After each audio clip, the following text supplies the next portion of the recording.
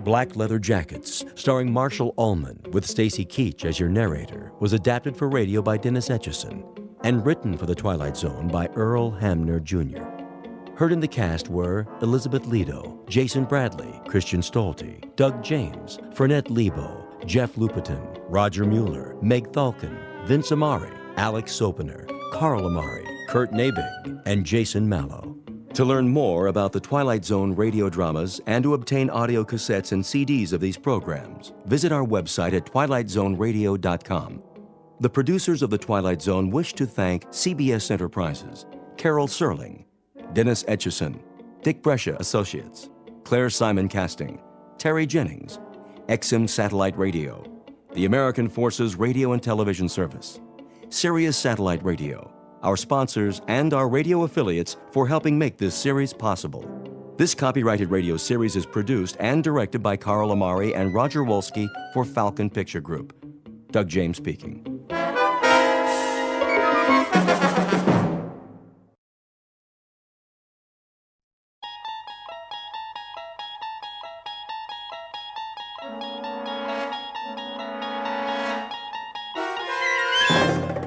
You unlock this door with the key of imagination.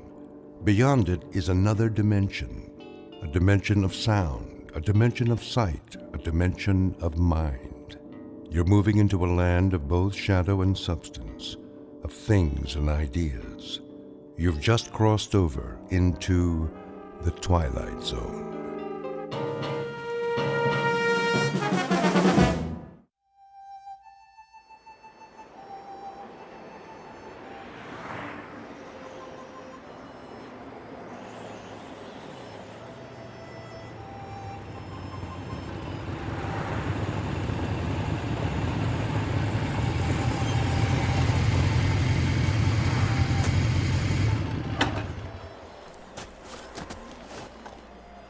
Why here?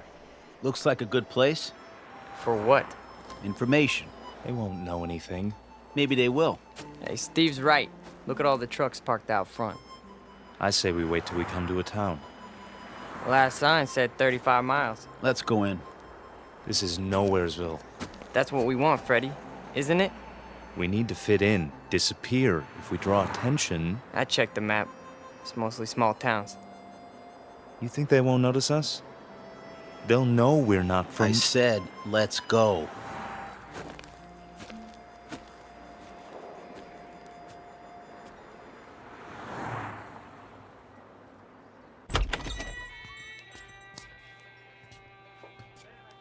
Hiya, boys. Sit anywhere you like.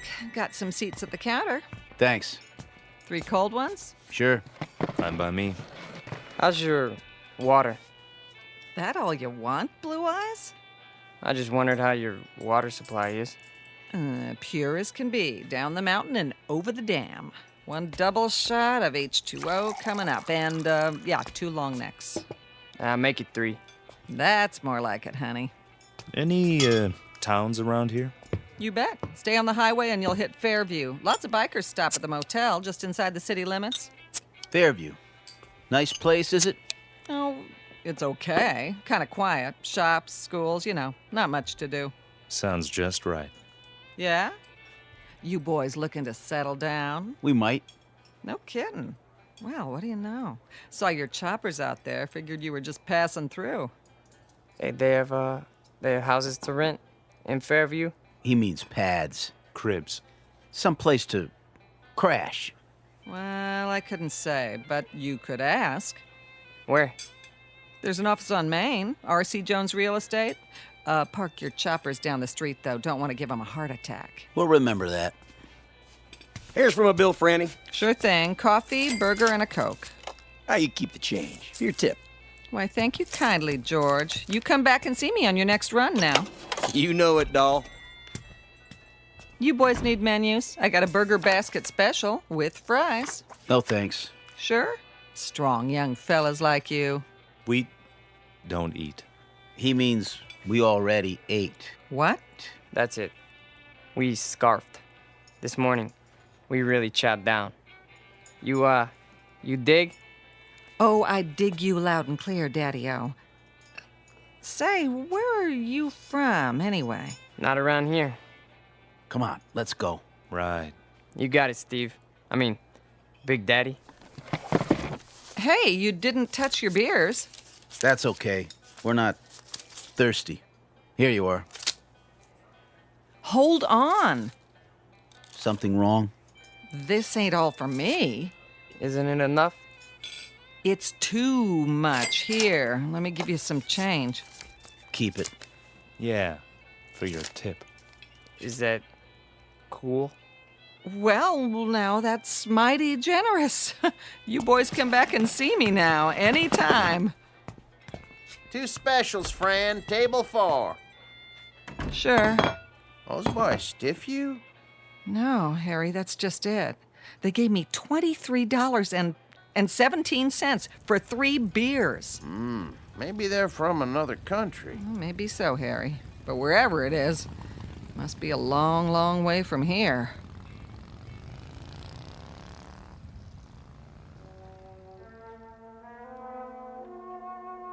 Three strangers on motorcycles dressed in black. We call them Steve and Scott and Fred, though their names aren't important. They look a bit dangerous, but in truth, they're just passing through, at least for now. They're on their way to a small town with tree-lined streets and white picket fences. A quiet town in the Midwest. But take a look in the eyes of these young men, and you'll see something deeply mysterious. Because they are most definitely not from around here. The truth is, they have arrived to lead us all into the Twilight Zone.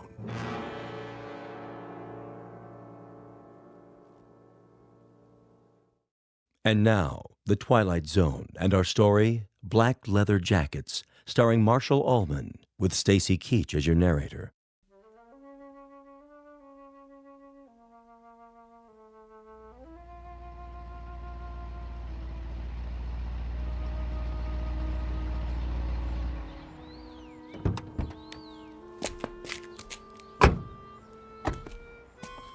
Well, this must be the place.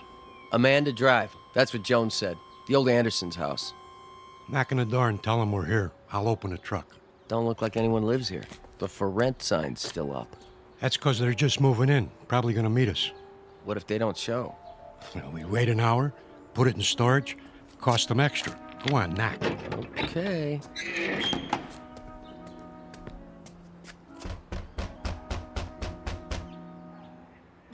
Nobody here.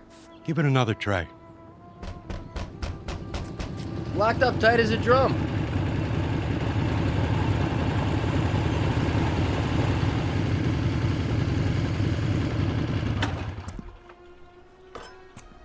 Well, looky here. A couple of creeps messing around our property. You the guys that live here? We ain't the fuzz, that's for sure. Got your stuff in the back. Open the door and we'll move it in. Hey, careful with the big cases. They're fragile. Whatever you say, pal. Somebody got the key to the house. Watch your feet, bozo. You're walking all over my grass. I might want to smoke it later. Get it? Grass? Smoke? I still need the key. Well, we don't. Yeah, we don't need no stinking keys. Scotty? Yeah, I'll take care of it. Done. Hey, how'd you do that? He didn't even touch the doorknob. He just stared at it. Quit, John, and start humping boxes. But it was locked. I tried it myself. Ain't you got any furniture? Chairs, rugs, stuff like that? I said move. Now. Yeah, move it. Okay, Mac. Yeah, creep. Make like a leaf and shake it. Come on, boys. We got work to do.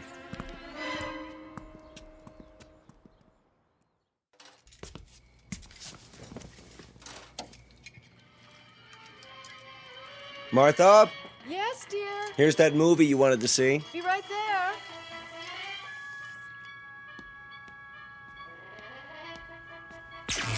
What in the... Something wrong with the TV? I don't know. Do you have it on the right channel? It's not the set. All the lights went dim for a second. Did they? I thought it was just the kitchen. It was the whole house. Anything still running in there, the dishwasher? No, the dishes are all put away. There it goes again. Maybe it's the antenna wire. I doubt it. It slipped loose once before. That's easy enough to check. What do you see? It looks all right to me. Then what do you suppose? Martha, come over here. See something? The roof next door. There, against the moon. What is that? Looks like some kind of electrical device. Now, that wasn't there this morning, was it? No, the Andersons didn't leave anything. Must be something those men put up. Right, the 3 who moved in. Wouldn't that be just our luck? What? Not only are they motorcycle-riding hoods, they're ham radio operators.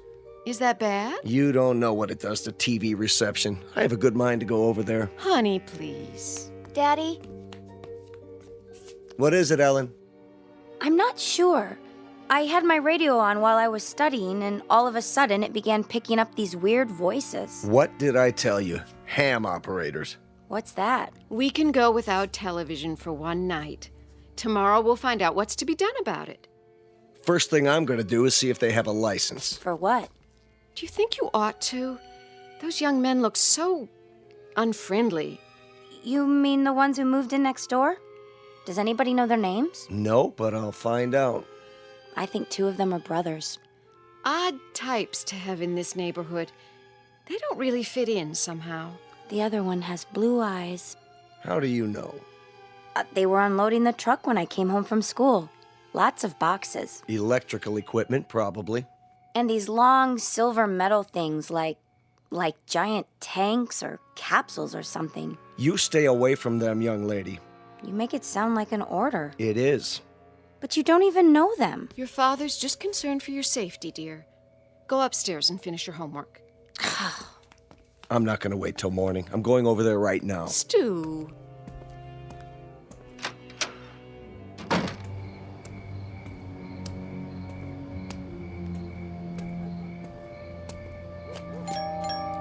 Hello? Anybody here? Yeah? What's it to you? Hello there. I'm Stu Tillman from next door. No kidding. Been having a little trouble with my electricity flickering off and on. You boys wouldn't be ham radio operators by any chance, would you? What's so funny? Big Daddy here wants to know what's so funny. Yeah, ain't that a crack up? Who are you boys, anyway? We're monsters, Daddy-o. What's that supposed to mean? Yeah, we got a lease on the place. That okay with you? Where did you come from? From outer space. Woo! Take us to your leader. All right. Now listen. I don't have to stand here and listen. Hey, watch your step, Daddy-o. It's pretty dark in here. Hey. Yeah, you might trip and fall. Yeah, you might trip and fall What are and you hit your doing? head. What are you doing? Hey, you better keep it cool, mister. Or he'll disintegrate you with his ray gun. Take your hands off of me. Ah, look at him go! Stop it. Hey, this cat can really dance. A real cool Hey. cat. Yeah, move it. I said let go of me. Go, Daddy, go. Not to worry. Spaceman won't hurt Earth creature. Earth creature. Crazy man! Real crazy. All right. I'm calling the police. Then I'm calling my lawyer. No, you're not. That would be uncool. Definitely. Just you watch. You're some kind of hoodlums. Cool it. The police probably have warrants for your arrest. They'll be very interested to know where you are. I told you to cool it. Stay away from me. Look in my eyes. You're gonna be plenty sorry for this. Just wait till I... Forget it. What? Forget everything. There. Feel better now? Yes. Better.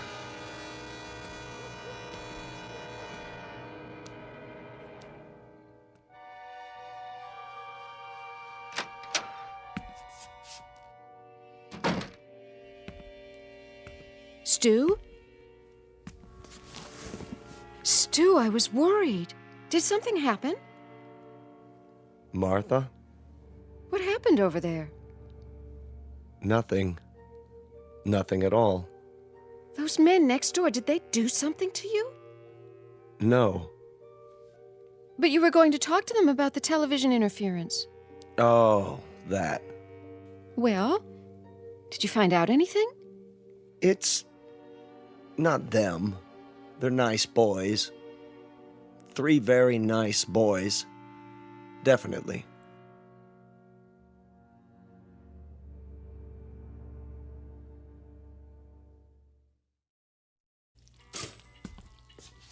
Morning, Mom. Gotta go. Oh, no, not till you have your breakfast. But I'll miss the bus. Then you'll just have to walk. The exercise will do you good. I can't walk in these shoes. Here, I'm eating my toast, see? And your juice. Where's Dad? He decided to sleep in. I think he's coming down with something. Well, kiss him for me. Bye. Not so fast, young lady. I've got some scrambled eggs here.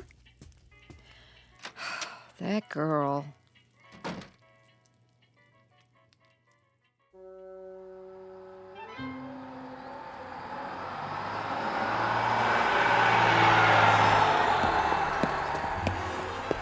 Hey, wait for me!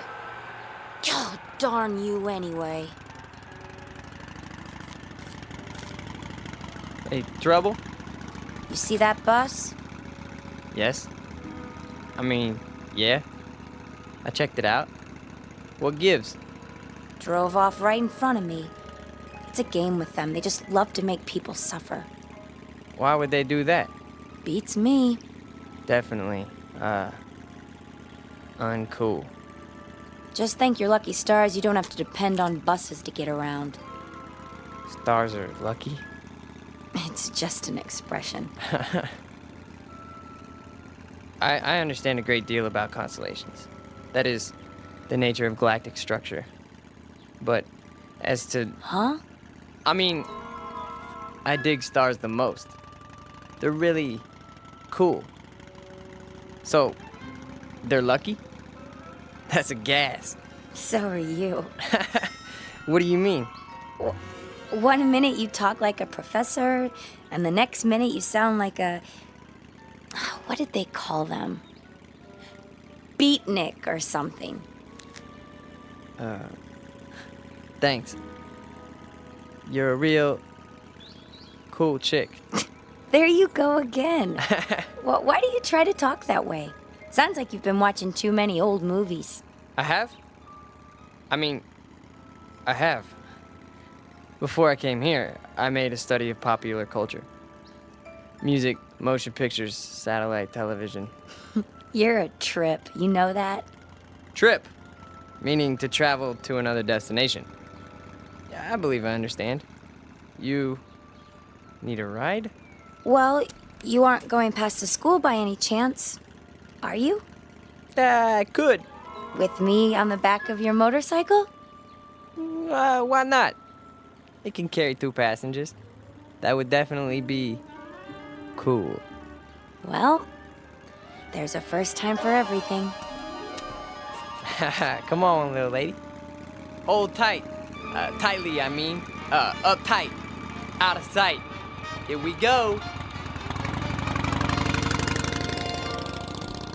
Just look at that. What is it? She's on the back of his motorcycle, our daughter. Come away from the window. I told her to keep away from them. She missed her bus and he offered her a ride, Stu. I'm sure that's all there is to it. I could have given her a ride. But you're not a handsome young man in a leather jacket, dear.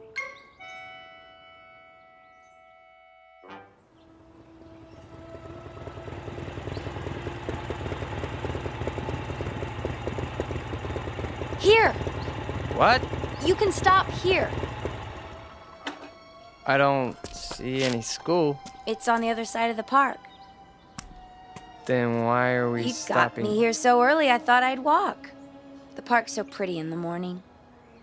How much time do you have? My watch says 8:30. Class isn't until 9. Oh. Would you like to take a walk? Sure. That bench over there is my special place. We could sit for a while if you want. Okay.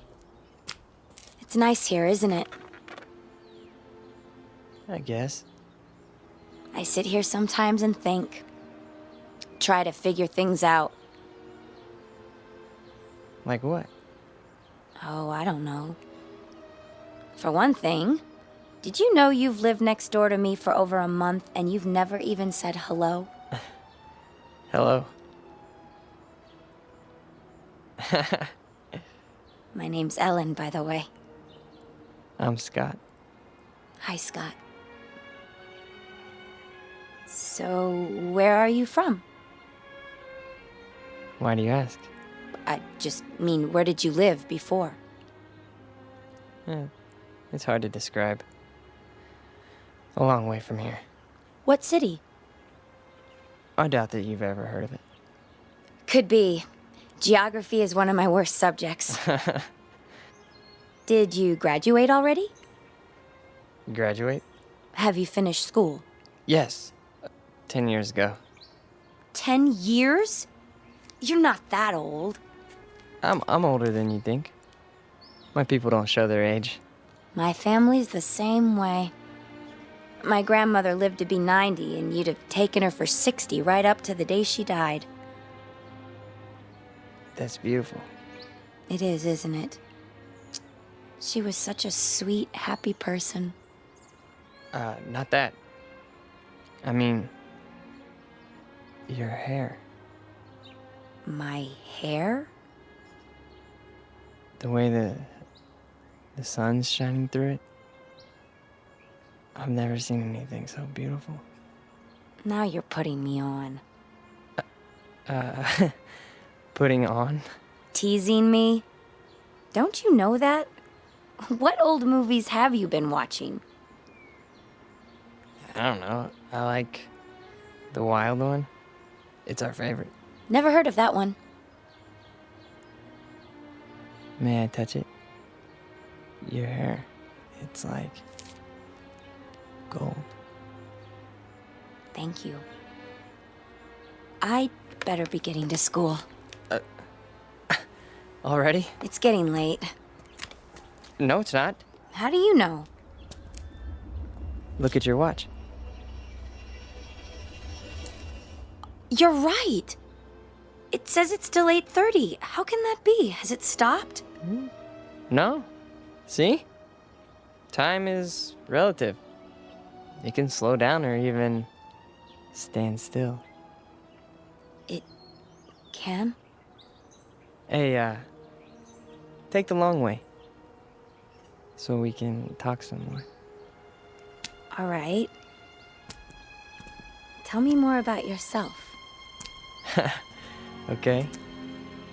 But only if you walk on this side of me. Why? So I could see the sun shining through your hair.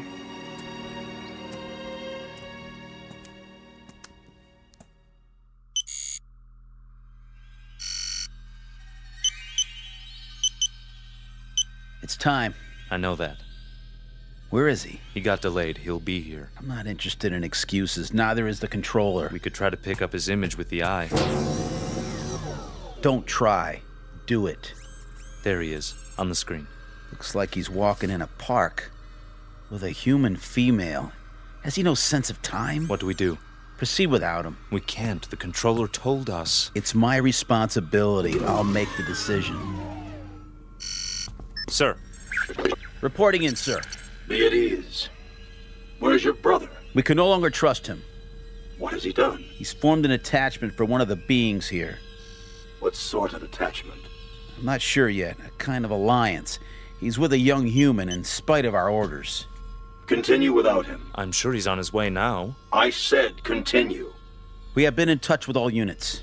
Good. The second wave has landed successfully and are now concealed as planned. With the arrival of the third wave, we will be in key positions throughout the continent. Excellent. The locals, are they suspicious? Not a bit, sir. They're a stupid race, exactly as our research told us. An inferior breed given to hatred, cruelty, making war, and killing one another because of greed. The universe can well do without them. You will receive your instructions for the final move in a few Earth days. Very well, sir. I'll tell brother as soon as he gets here. No time for that. We have to bring him in, now.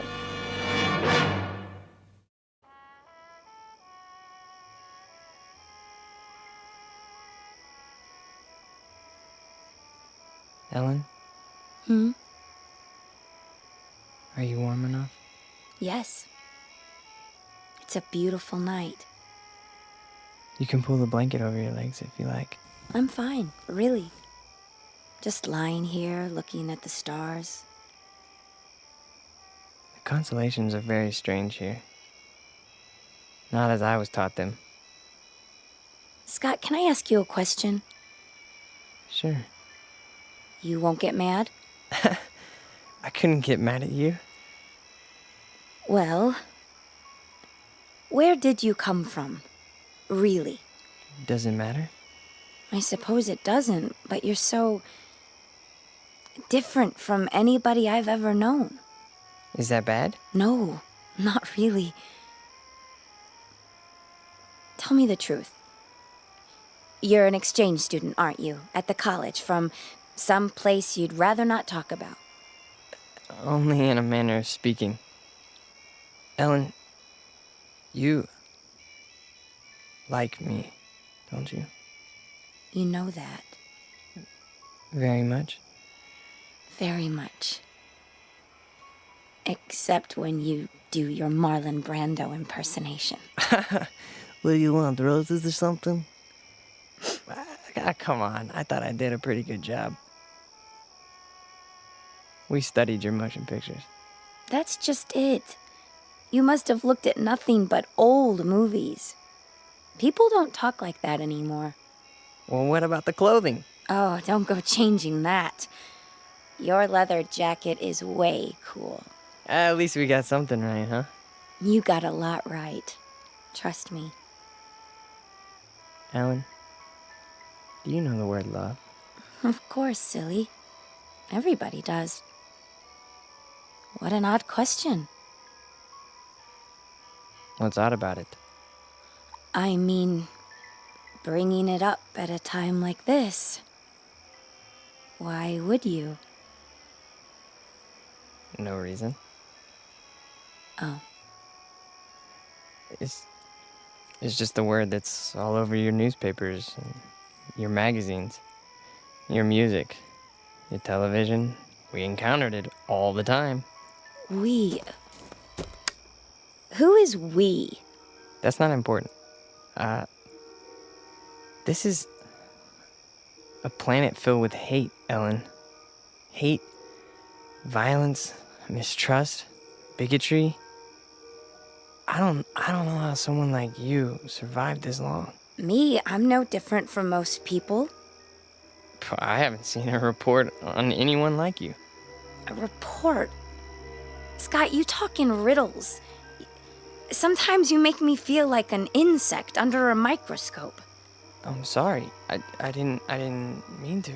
Please, I'd like to go home. Why? You've been lying to me. You're wrong. Don't make it any worse. I don't know why or what it is you're trying to hide, but I know you're not what you seem. And what if I'm not? Do you think you're in any position to judge me? Any of you? I said I want to go home. I'm truly sorry, Ellen. You can believe that or not. I guess I expected too much.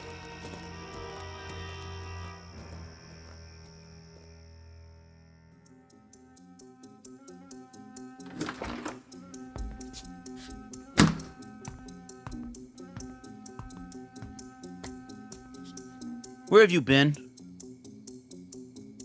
I told you, I was riding around. Every day for the last 5 or 6 days? Yesterday when I sent you to the ship for food? Or last night when you were supposed to be on guard? You think I don't know? I've had the eye on you every minute. If you know, then why are you asking me? I told them before we came you were too young. You'd lose your head, run into situations you couldn't handle. There's too much at stake. I've done no harm. Haven't told her a thing yet, huh? No. Well, now you won't have the chance. We're too close to finishing this mission. Yeah, well, you better go to the control room. Your master's calling. You're a master, too, and don't forget it. From here on out, you're just along for the ride. You're not a good enough risk.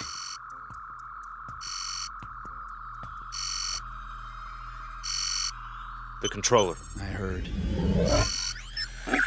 Report. Bacteria Unit 59 reporting in. The test has been an unqualified success.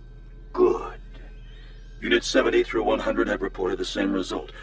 What is your time estimate? 30 minutes to the reservoir. Approximately 24 hours for the bacteria to multiply to saturation. How soon before you see results? Within 30 hours, we should witness 50% fatalities. I estimate a total of 48 hours before total extermination. Have you coordinated with other units in your area? We have. And the result? There are 29 bacteria units near the water supplies in this state. We should reach complete contamination of the population within 2 days. Very well. Begin Operation Invasion, Phase 2, at once. Yes, sir. At once. So, the time has come. Ah, brother. You've decided to do your duty. It's not what I was told would happen. Of course it is. Not this way. A portion of the population was to be saved. For study, if nothing else. The controller's word is final. Yeah, well, not if I can help it. Where you going?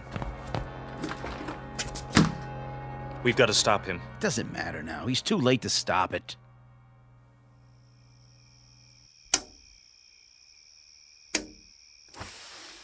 Who's down there? Come down. Now? I've got to talk to you. It's late. This is important. All right.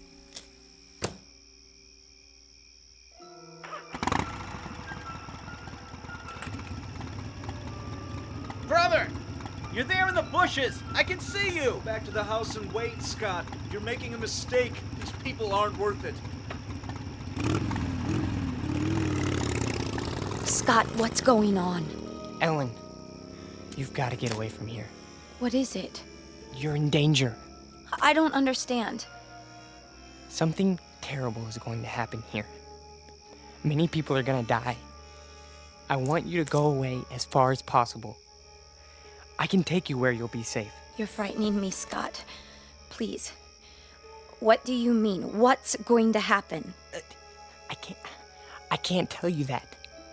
And it wouldn't matter if I did. Look, we've got to leave right now.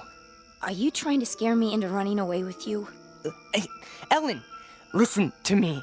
In 24 hours, every man, woman, child, cat, dog, anything else alive is going to be dead. Don't, please. No, not just in this town. All over your country. All over your world. My world? It's your world too? No, it's not. What do you mean?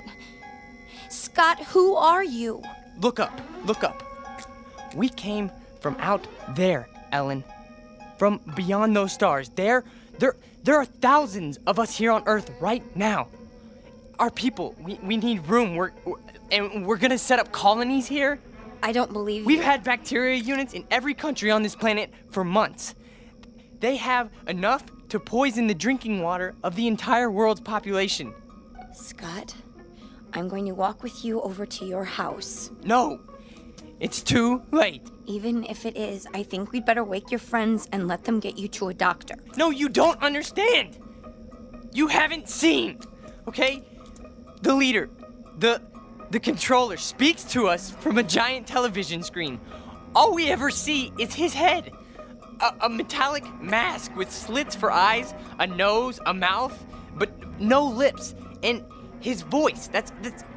Scott, I love you, but you're not well. You're... Oh, Scott. Ellen! Ellen! Ellen!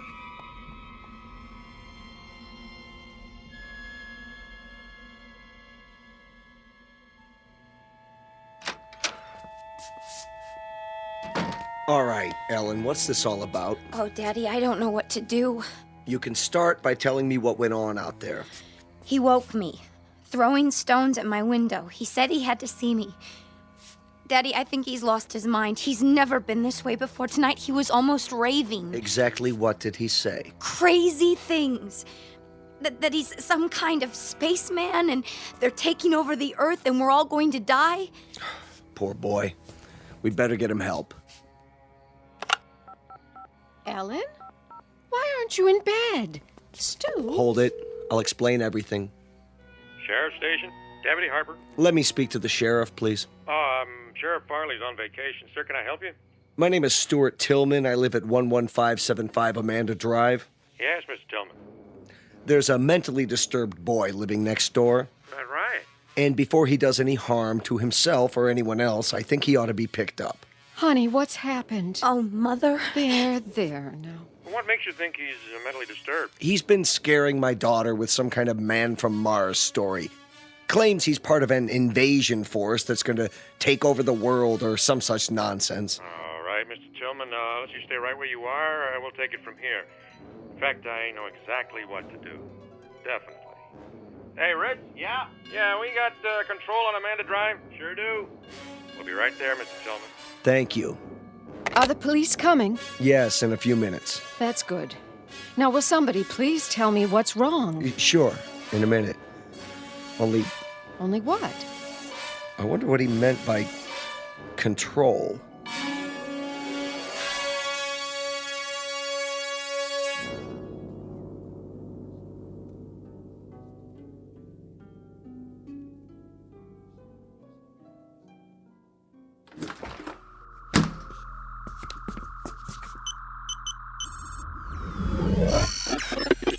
Yes. Please, sir. This is an unauthorized transmission. No, sir, I beg you to listen to me. You may speak. What we're doing is wrong. You question my judgment? No, we should save these creatures, not exterminate them. It's true. They murder and hurt one another and are subject to unreasonable hate and prejudice, but the murderers, the cruel ones, are the brutes found in any race. These people have capacity for love. I know it. Our research disproves that. They are a world of angry, frightened people. No, I tell you. I have lived among them. They learn love from their God, and they teach it to their children. There is more of love than hate here. There's no need to kill them. It's too late. Not if you order the plan to stop. For you, a defector, a traitor to your own kind. No, I'm not. You are a traitor. This transmission is ended.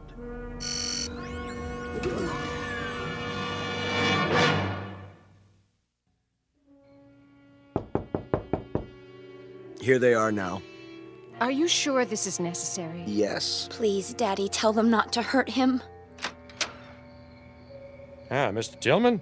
No, I'm Deputy Sheriff Harper. This is Deputy Miller. Evening, sir. Come in, please. Now, what about this neighbor boy? Tell him, Ellen. I don't know where to start. All right, your father said he was mentally ill. What made you think that? Ellen, please listen to me. There's no more time. Scott, I'm sorry. I didn't know what else to do. No. Come on in, son. Just tell me all about it. Don't listen to him. He's one of us. He's part of the advanced units. Now, come on, calm down. What kind of unit was that? No, get out, Ellen. Run as fast as you can. It's too late for me. It's coming. It's almost here. Oh, Scott, you're only making it worse. Who are they?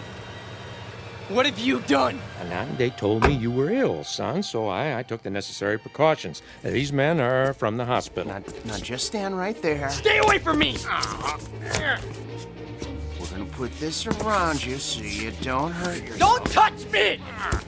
No, not a straitjacket. It's for his own good. Got him. Get us leather jacket off first. Get it Easy off. now, boy. No! Oh, don't fight it, son. That'll only make it more difficult. No! You don't understand. I'm begging you. Listen to me, please. No. Please, no. You'll see that he gets help. Don't worry, folks. We'll take good care of him. And someday, I'm sure he'll thank you. You have a good evening now. They left his leather jacket. Can I keep it for him until he gets out? I don't see why not, honey.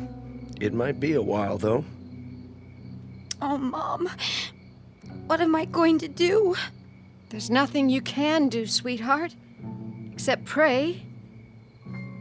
It's for the best, you'll see. Now, come and sit down. I'll get you a glass of water.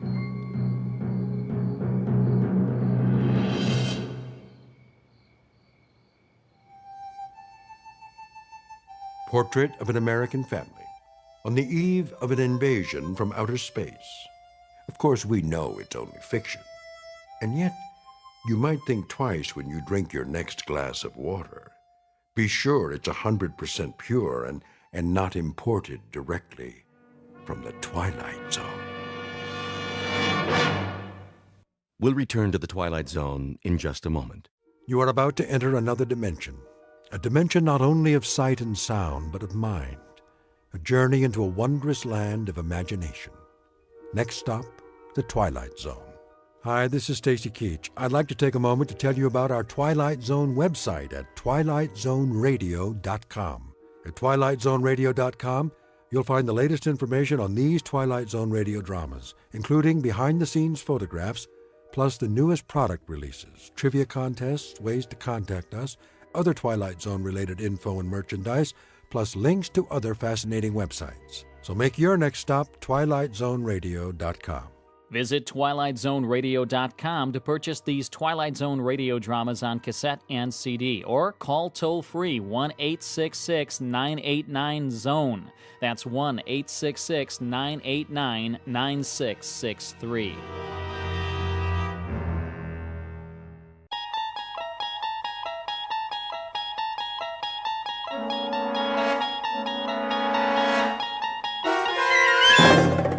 You unlock this door with the key of imagination.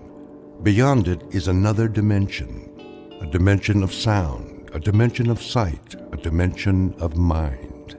You're moving into a land of both shadow and substance, of things and ideas. You've just crossed over into the Twilight Zone.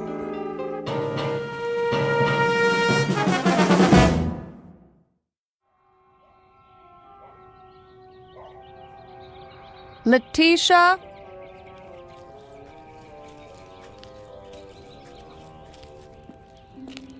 Yes, Miss Winter? Would you get me my sun hat? Right here. I knew you were going to need it, so I brought it from the house special. Thank you, Letitia. What about my dark glasses and my sun lotion? Right over there by the wet bar. Get them for me, will you? Yes, ma'am. Can I bring you some iced tea? No, thanks. How about a nice glass of lemonade? A vodka and orange juice would be more like it. Yes, ma'am.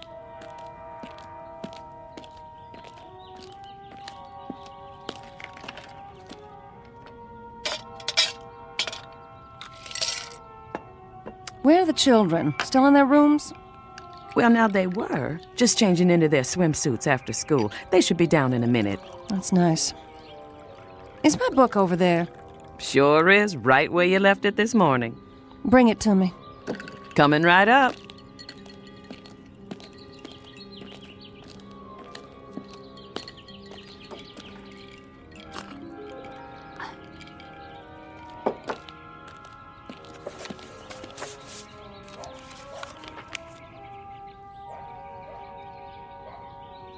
I don't know why I bother to read these things. They don't do one bit of good. I'm okay, you're not. Somebody's making a fortune telling people what they already know. Yes, ma'am.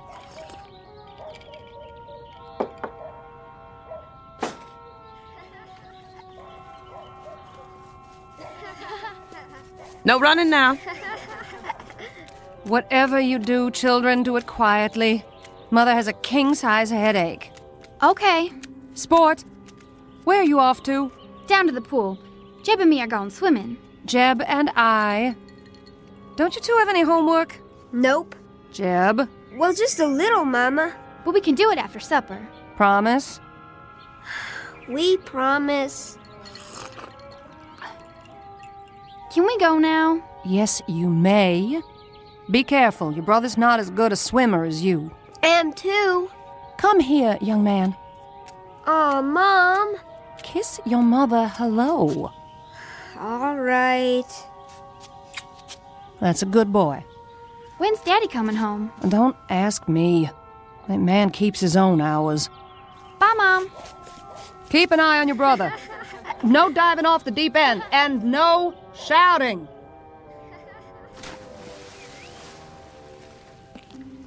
Will there be anything else, Miss Winter? Just one. Yes? Make me another drink. Yes, ma'am.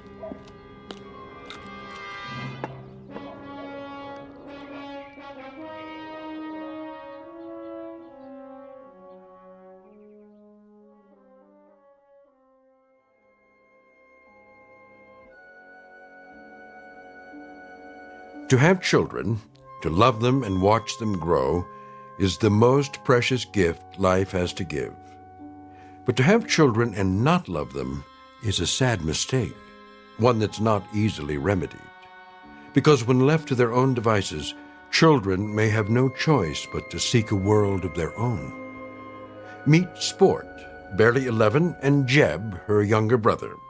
They don't know it yet, but they are about to be cast adrift in a mysterious place called the Twilight Zone.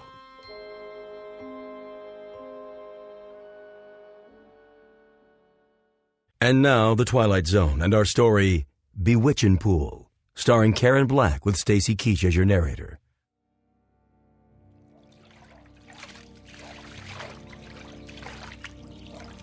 Jeb, what are you doing? Holding your breath? You're gonna suffocate yourself. What are you doing that for, anyway? It's the only way I can keep quiet. Mama didn't mean we couldn't talk. It was the yelling and hollering that made her have a headache. I'm just a natural-born screamer. Can't play unless I holler. I know a quiet game. Yeah? How do you play? Well, look down there, in the water. That's not a game. Jeb, come on. Okay, I'm looking. Now what? What do you see? A swimming pool. What do you think? Do I have to explain everything to you? It's a pretend game. Well, what do you see? A river. You and me floating on a raft, just like Tom Sawyer. No! Now we're coming to an island. What's on the island? It's all full of caves and rattlesnakes and pirates. And witches? Well, I guess you can have one witch. Just one. A fat one! Who ever heard of a fat witch? I don't like skinny ones. They're scary. They don't make fat ones. It's my witch. I can make her fat if I want to. It's my game. You loud-mouthed kids! Pipe down over there! I better shut up. Mama will get mad at me. No, she won't. She loves you. Then why does she yell like that? It's just the way she acts. 'Cause of her headaches. You know something, Sport? What? I love you. You're the best sister I ever had. You're silly. Come on, let's go swimming. Yeah!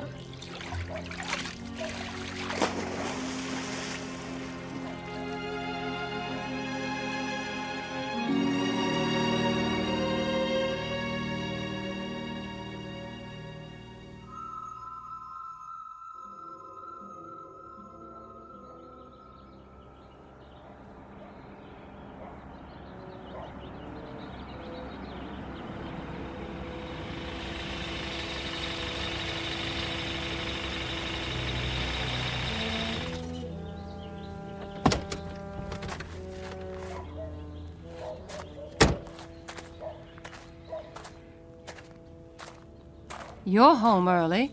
What? I said, you're home early, darling. Where are the kids?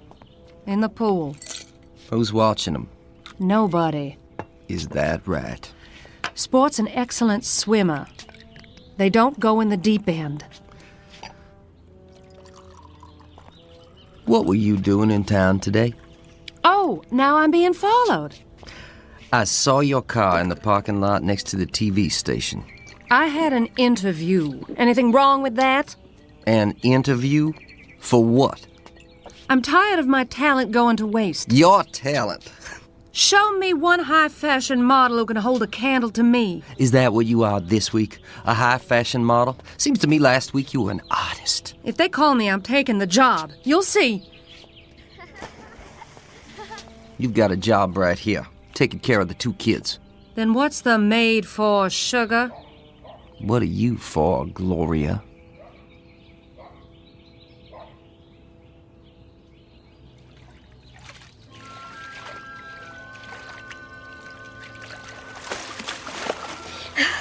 I can see it. Can you? Yeah. In the yard is a big old swing made out of a tire. You're good. Then what happens? Well, the little boy gets tired of swinging and goes in the kitchen. It smells like chocolate cake. There's a lady there. She picks up the little boy and hugs him. The little boy feels happy. The lady gives him a piece of cake and... You might as well know here and now I'm fed up with the whole mess. What mess are you referring to? I'm referring to the fact that I'm tired of footing a bill for your every little whim. Art school, modeling, dance lessons, guitar lessons, acting lessons. You've got time for anything and everything except being a mother. There's old Tom Sawyer again. He's in the cave trying to rescue Becky Thatcher from Injun Joe. See, Jeb? I think so. I got a business to look after. I know what kind of business you're looking after. Now Tom's leading Becky along the cliff. Must be about a 1,000,000-mile drop, but Tom isn't scared. Jeb, are you listening? If that's what you think, why don't you come on down to the office? Come down to the office. That's what you said when I married you. Well, I came down to that stinking factory of yours, and all I could see was pretty little secretaries flirting with everyone in sight. Are they yelling because we've been bad? Heck no. Maybe I was bad and I didn't know it. Don't worry. They'll stop in a while. I don't know why I bother even talking to you. Then don't. Hey! What's that? Hey, yourself. Who are you?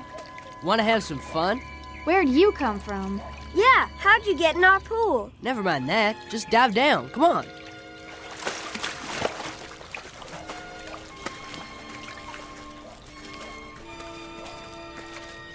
What is going on over here? Nothing. I can't even have a conversation without you brats yelling. We were just talking to this boy. What boy? In the water. He was here and then he was gone. There's nobody else in the pool. But he's gotta come up for air. No, Jeb. We were just playing pretend. Pretend? You fool kids. Where'd Daddy go? He went in the house. Supper will be on the table soon. You'd better be dried off and ready. Don't you go off and play. I mean it. Yes, Mama.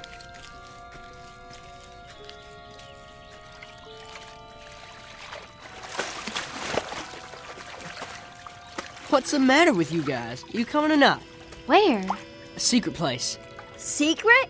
Where's that? Who are you, little boy? Where'd you come from? You'll find out. Let's go. Do we have time? Well... I'll have my supper now. You think I'd cook for you after the way you talk to me? You can drink your supper. Oh, like you? I wish I'd left you years ago. Well, what's keeping you? Come on, Jeb. Let's go with that boy. She said not to leave. When I think of the career I gave up for you, it makes me sick. Career? That's a laugh. I hate this house and everything in it. I hate you. They don't care what we do. What if they hurt each other? I'm older than you, and you have to do what I say. Now follow me.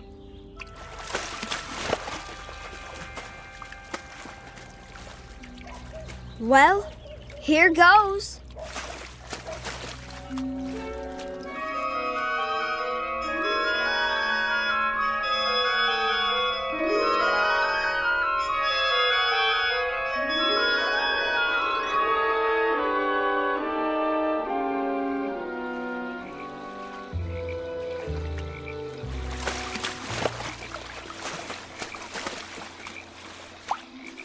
There he is, sitting on a rock. What's he doing? Fishing? Don't you know anything? Hey, you guys. Come on out. He looks just like Tom Sawyer. He does, kind of. Hey, where are we? Come on, Jeb. Let's find out.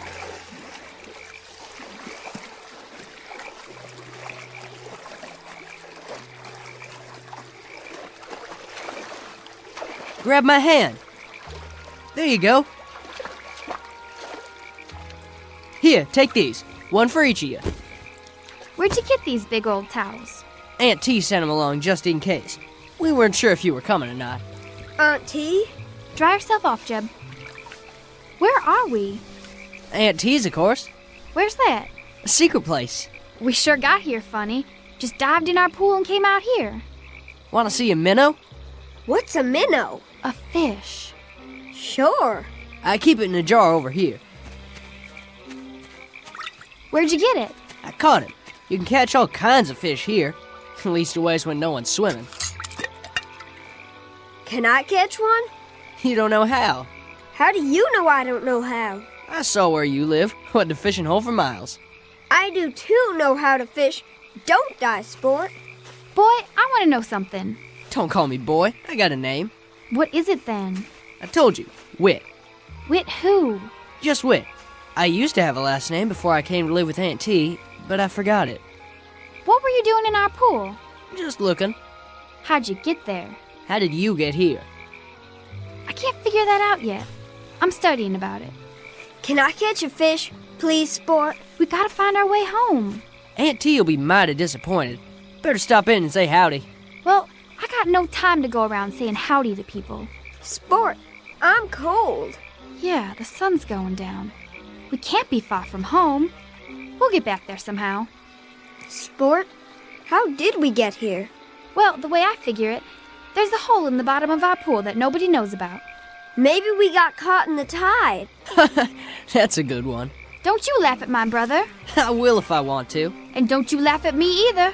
You're just a girl. I'll chew you up and spit you out in little pieces, boy. Ha, let's see you. All right, then. You better put your hands up, boy, because I'm going to sock you right in the jaw. Ha, can't catch me. Just you watch.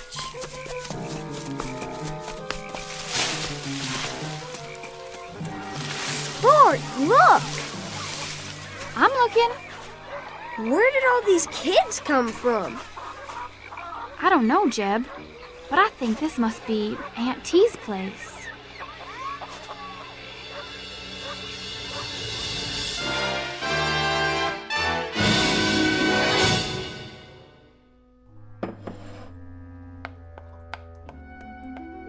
There. Lots of frosting. And a fine cake, if I do say so. Aunt T! Aunt T! Why, whatever's the matter with it? She's gonna beat me up, Aunt T. I sure am, boy.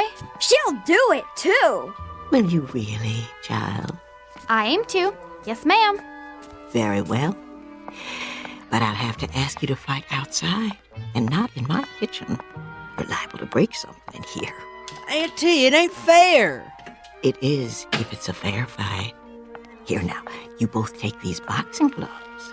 I'll keep some put away just in case. And remember, don't hit a man when he's down. No hitting below the belt. You know the rules? I do, but maybe she doesn't. My sister knows everything.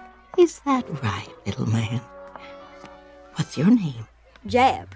Well, Jeb, I'll tell you what. While they're settling their grievances, you can finish icing the cake. Would you like that? Can I? And then, if those two have any teeth left in their heads, they can help us eat it. Go on outside now. Jeb and I have work to do. Is this real chocolate? Why, it sure is. Nothing but the best in my kitchen. Chocolate's my favorite. Mine, too. There you go. Use a knife and smear it right on. You're very accomplished. Have much experience frosting cakes? No, ma'am. This is my first one. Do tell. I'd never have guessed. Why, what are you two doing back here? Back already? We didn't go yet. No. Why not? May I try that too? And me? I thought you couldn't wait to beat each other up. Later. We'd rather do this. That right, Whit? Yup. I mean, yes, Auntie. Very well. Here's a knife for each of you. Take your time, Jeb. Do it right. I am. My, you are such solemn children. Don't you know how to laugh? Sometimes. But not now. What's there to laugh at? Oh, you have eyes? Take a look around. I'm a rather ridiculous old party, wouldn't you say? You could laugh at me. You're not funny. You're nice. Thank you. Out of the mouths of babes. Riddles, then. Who knows a riddle? I do. I do. Me too. You. Let's hear it. Why wouldn't the mommy horse let her baby go outside and play? That's a good one. Why? Because he had a sore throat and he was feeling a little hoarse. That's a good one, Jib. Me next. Me. Young lady. What is the laziest mountain in the world? The laziest mountain in the world? Who has the answer? Give up? The laziest mountain in the world is Mount Everest. Oh. My turn. All right, Whit. What do you call someone who crosses the ocean twice and doesn't take a bath either way? Oh, that is a hard one. Somebody who crosses the ocean twice and doesn't take a bath. A dirty double-crosser. Oh. Aunt T, all the frosting's gone. And just in time. What a handsome job you've done with the cake. Looks kind of lopsided to me. Nonsense. It's perfect. While it's cooling, I'll assign you new children your chores and show you where your rooms will be. Come along. This way. What's the matter? We didn't come here to stay.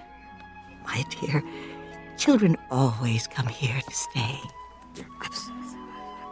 What? No. But I want to. Jeb. What are you hugging me for, boy? I want to stay. You come back here. I'm staying with Aunt T. She's a kidnapper. Oh, no, my dear. Mind you, I've seen children I would have stolen if I could. What for? To get them away from unworthy parents. But I've always resisted the temptation. Then why are all these kids here? Because their families didn't deserve them. All they wanted was to be loved, so they could grow up right and get out on their own. But some moms and dads didn't realize what they had. Somebody needed to give these little ones a chance. How about me? Oh, I found you on a doorstep when you were only a few hours old. It was a lucky thing I came along on that cold winter's night. What did I look like? You were as red as a beet.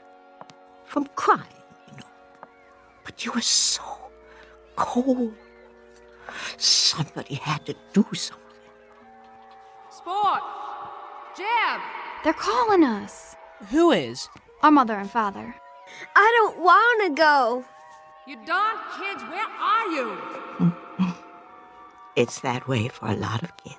We better go home now. These voices you hear calling. At first they seem quite strong, but they get fainter and fainter, and after a while they fade out. And one day you simply cannot hear them anymore. Sport! I'm calling you, young lady. Don't pretend you can't hear me. We've got to go home. Can you tell me why? I've got everything you need right here. Why, there's the swimming hole down by the creek. And the days are long, with all manner of things to do and see. And then there's always a hot meal and lots of children to play with. Blind Man's Bluff, Ringalivio and the Red Rover, all kinds of games. Some I bet you never heard of. See that little girl out there with the pigtails? When she came here, she never had smiled. Not once. All that changed pretty quick, let me tell you. Now all she does is laugh all the livelong day. Makes my heart glad to see them so happy. That's why I bake a big cake every day, just the way they like it. We've just got to. Because that's where we belong. They're children and they love us. And well, we love them. In that case, you must go back. No. You too, little man. Your sister's reasons are good ones. I cannot argue with. Can you tell us one thing? What's that? How do we get home? Oh, the same way you got here. But I don't know how we got here. I think you do. Try to remember. It isn't far. Come on, Jeb. We'll come see you again real soon, won't we, Sport? No, my darlings, I expect this is our goodbye. Finding your way back here would be difficult, if not impossible, but I want you to know that I consider it an honor to have met you, however briefly. You will always have a place here, in my heart.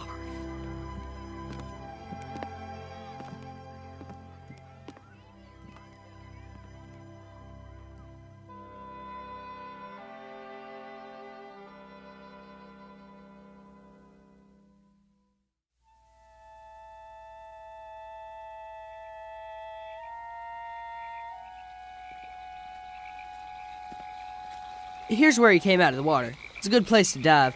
Just stand out there on that rock, take a deep breath, and jump. You'll see. It's easy. Stand next to me, Jeb. Do we have to? I'm your big sister. You have to do what I say. Bye, Whit.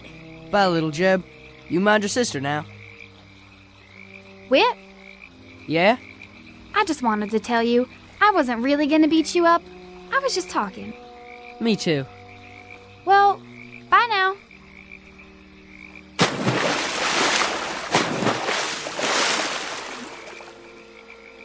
Bye, Sport. Don't let the bugs bite.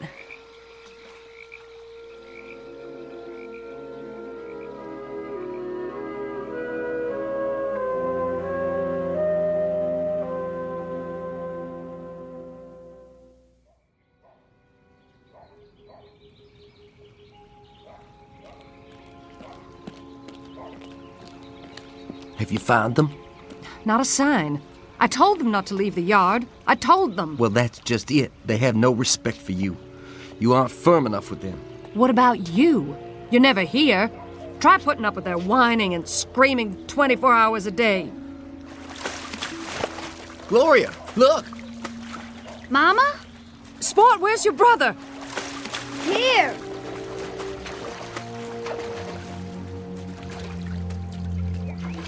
Where have you two been? We've been calling you for an hour. In the pool. You're lying. I looked in the pool. We really were, Daddy. And we came up on the other side and we helped make a cake with Aunt T. What's he talking about? And Whit caught a fish. He's not making things up, Daddy, honest. He's lying to cover up whatever devilment the two of you have been into. Jeb, come here. But it's true, Daddy. Come here, I said. Look at me. I want the truth out of you. No more lies. You understand? It wasn't a lie. It wasn't. It was. Now you listen to me. Get in your room and stand in the corner till you can tell me where you've really been all this time. Do I make myself clear? Yes, Daddy. He understands now. It was a game, Daddy, that's all. Just a game. We were pretending. There isn't any Aunt T. I should hope not, but I want to hear it from him. Do as your father says. Go to your room. And forget about any dinner tonight. You've missed it. Both of you.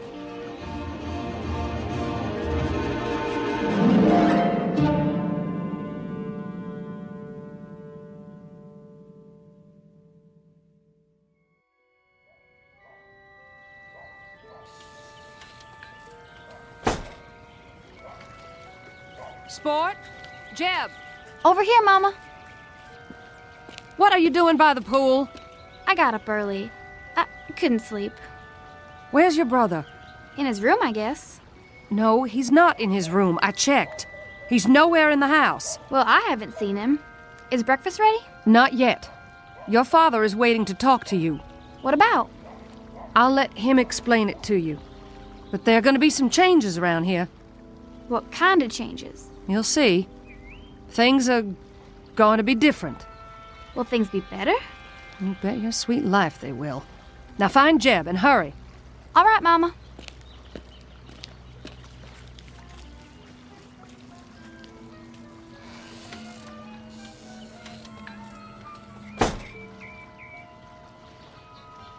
Here goes.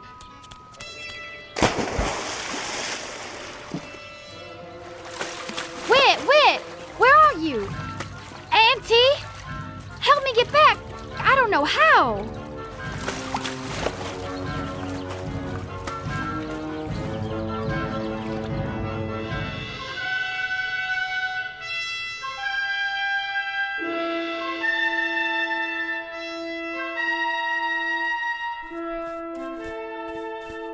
Auntie, Yes, Jeb? what are you making that quilt for? Because we need quilts. Lots and lots of them. To keep the children warm and snug at night.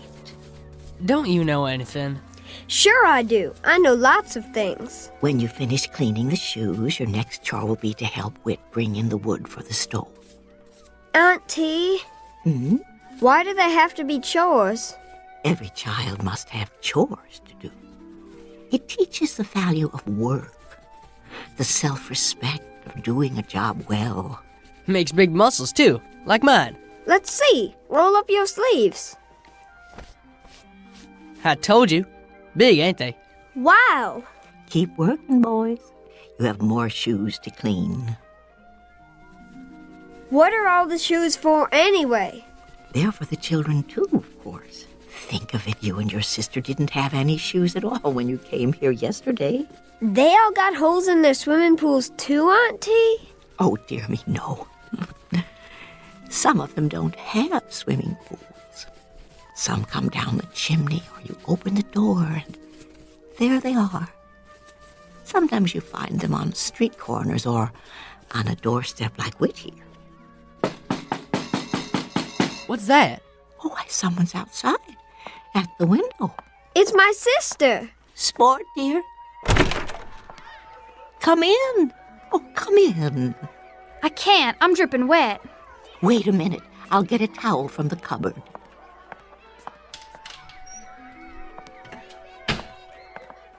Here you are, my dear. Thanks. I told you she'd come. I'm surprised that either of you made it. It's very rare for anyone to find the way here a second time. I'm sorry to bother you, ma'am. You're not bothering me in the least. As a matter of fact, I'm delighted to have someone here who can help me with the quilting. You do so. No, ma'am. Oh, well, you'll be surprised at how quickly you'll learn. I can't stay. Oh? I only came to get Jeb. I ain't going. It'll be different at home now. Mama told me. Told you what? They aren't going to yell at each other anymore. Is that all? We're going to take trips together. Where? Oh, everywhere. Disneyland and Ohio and Australia and the North Pole. Anywhere we want to go. I don't want to go to those places. Jeb Sherwood, are you coming or do you want me to throw you over my shoulder like a sack of potatoes and carry you home? Have things changed where you live? Yes, ma'am. Everything's going to be better now. In what way? They're going to love us. Really? Mama told me, and she wants to tell Jeb too. You know, Jeb, it would look quite undignified if she threw you over her shoulder like a sack of potatoes. Don't you think so? If I were you, I would go willingly. I'm staying. If we live this time, we won't ever get back here again. Besides, I've got chores to do.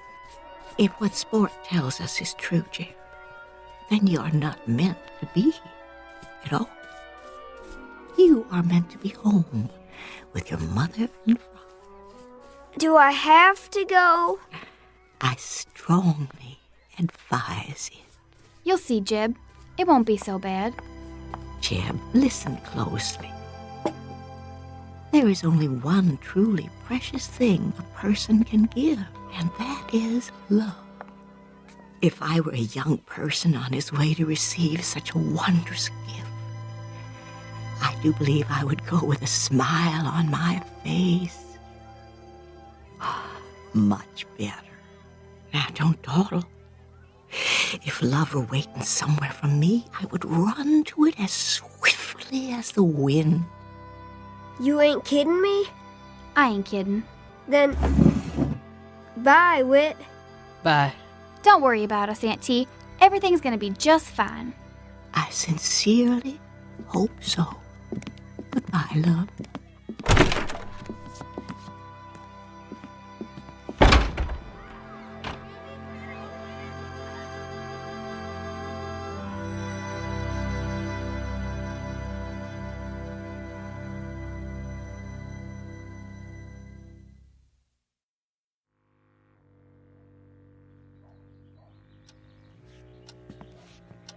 Maybe we should wait till tonight. No.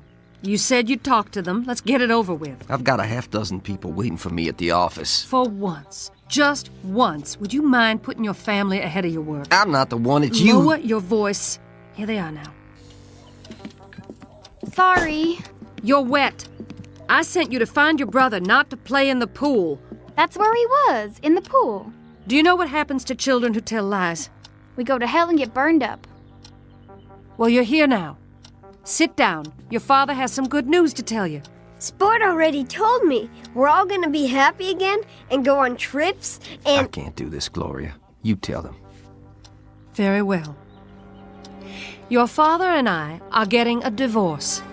If you don't know what that is, it means he's going to live in one place and I'm going to live in another. Where? As far apart as we can get. But... What we want to know is, do you kids want to live with me, or do you want to live with her? I suppose we could split you up if you'd prefer. No, I want to be with Sport. It's up to you.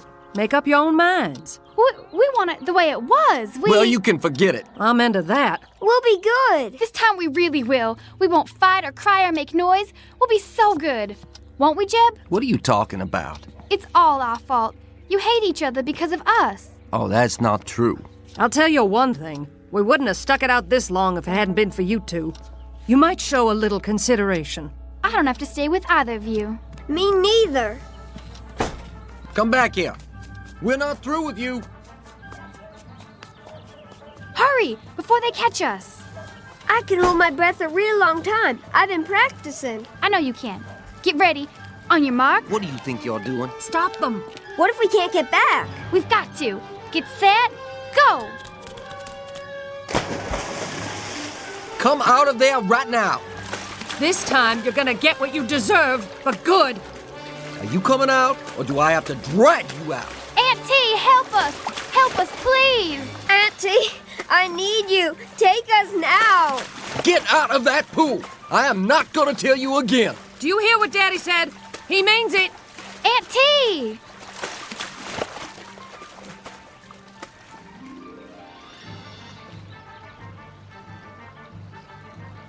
Gil, they're staying down there a long time. I know. Do something. They're drowning. All right. Don't let them drown. Don't let them drown. They're not down there. But they've got to be. It's broad daylight. They can't just disappear. Where could they go?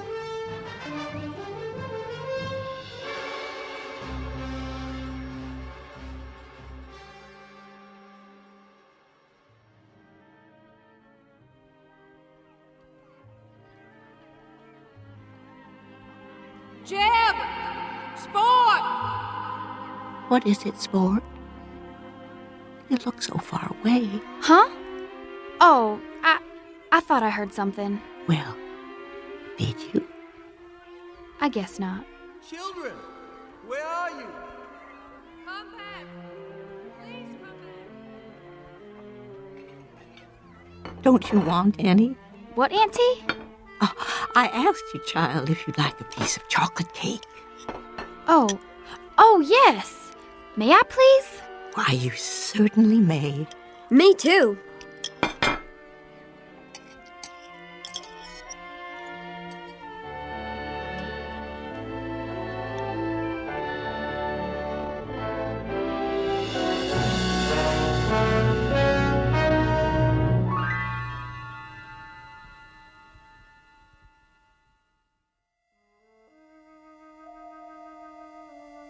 The end of an odyssey for two children who were cast adrift for a time. They took a chance searching for love and finally found it in the Twilight Zone.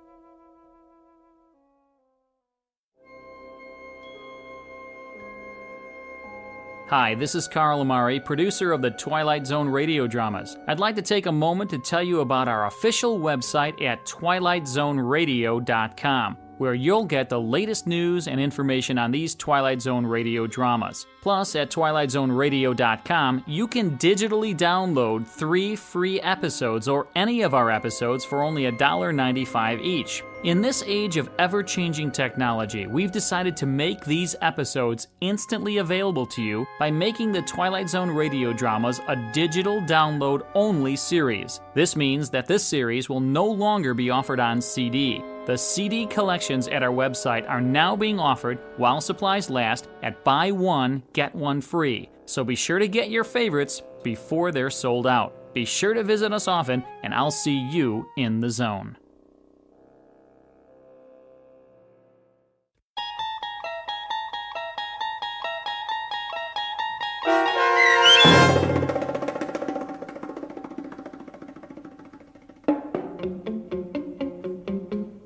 Bewitchin' Pool, starring Karen Black with Stacy Keach as your narrator, was adapted for radio by Dennis Etchison and written for The Twilight Zone by Earl Hamner Jr.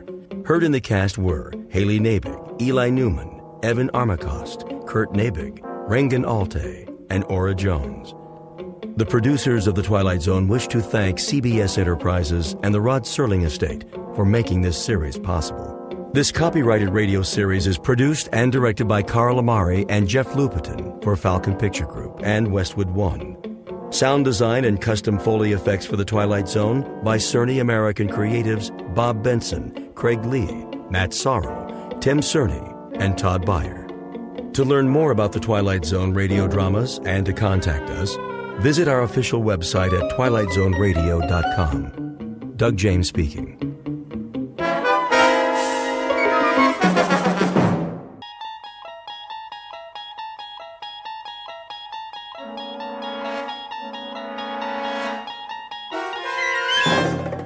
You unlock this door with the key of imagination.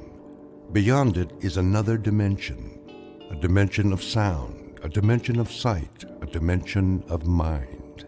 You're moving into a land of both shadow and substance, of things and ideas. You've just crossed over into the Twilight Zone.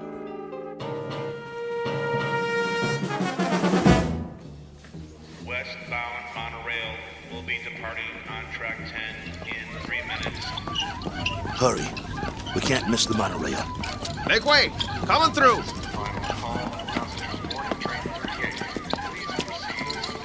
Keep pushing. I'm doing my best. Ah, wait a minute. One of the wheels fell off again. Get it while I hold him up. Okay, I got it. Here. Let me slip it back on. Hurry. Will be departing on track 10 in 2 minutes. All aboard for all points west. Excuse me, conductor. Yeah? Is this the monorail to Kansas? Sure is. Better get on board, though. But you know, you should have checked your cargo. This ain't cargo. It's a B-2. A what? A B-2. Whoa! What is that? Is that a man? Is he alive? That, sir, is a B-2 boxing robot. Wow. He sure looks real. Yeah, he looks even better in the ring when we activate him. Westbound monorail will be departing on track 10 in 1 minute. Conductor, we bought a ticket for him. Here you go. He's fighting tonight. We have to keep an eye on him so he doesn't get damaged. Well, he's got a ticket, so get him on board. We're pulling out. Sure thing. Okay, I got this end. Okay, ready? 1, 2, 3, lift. Come on. Oh, my goodness. How much does this guy weigh?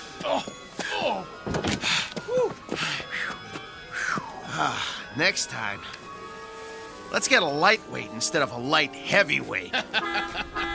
All aboard!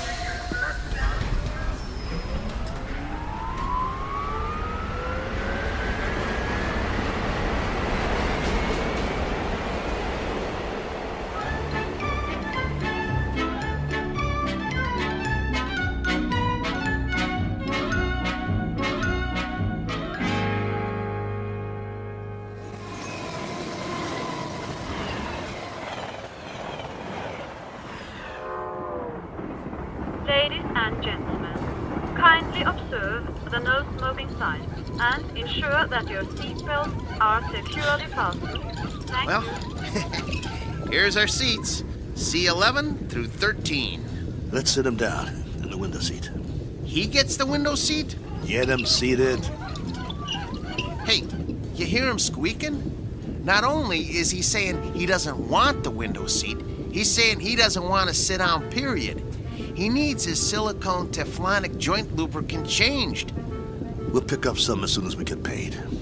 Well, first we gotta find some. Shouldn't be no problem. Come on, I told you. They don't make it anymore.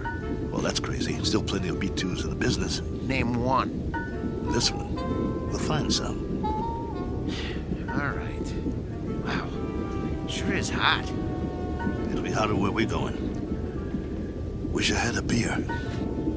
Well, it wouldn't do you any good. I already had 3 and I'm still thirsty. Not Maxo. He don't need a thing. Never complains. Then, why does he squeak so much? You think he'll be all right? Yeah, if he doesn't get hit. Can it, Pole? Hey, come on. No use glaring at me, Steele. You know he's shot. That ain't true.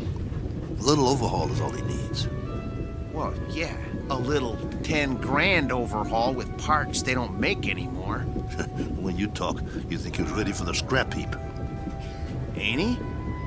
No, he ain't. Just because he's a little old? Well, try ancient. Plenty of fight left in him. Well, you think he's okay or not? Steele, I don't know. And that's a fact. He needs work. Like what? Well, for starters, the trigger in his left arm. It's been rewired so many times it's just about had it. He's got no protection left on that side. Plus, his eye lens is cracked. Leg cables are worn out, no tension left in him. Even his gyro's off, not to mention he needs silicone Teflonic joint lubricant. We'll get him some. Where? I'll find it. Yeah, after the fight. What about during? He'll be creaking around that ring like an antique steam shovel. This ain't 1940. It's 2040. Be a miracle if he goes 2 rounds. It ain't that bad, Paul. Actually, it's worse. Wait till the promoter gets a load of battling Maxo from Philadelphia. We'll be lucky to get monorail fare back home. The contract is signed. You can't back out. Well, the contract is for battling Maxo in fighting shape, not this bucket of antique hardware. Just you wait. Maxo's gonna do all right. Against a B7? It's just an experimental B7. It ain't got the bugs worked out yet. That's why they took a bout with us. Well, after tonight, battling Maxo's new nickname will be One Round Maxo. That's enough. He's been doing okay for 5 years, and he'll keep doing okay. So what if he needs a little work? So what? If he wins some money, we can get him all the silicone Teflonic lubricant he needs, and a new trigger for his left arm, and new leg cables, and everything.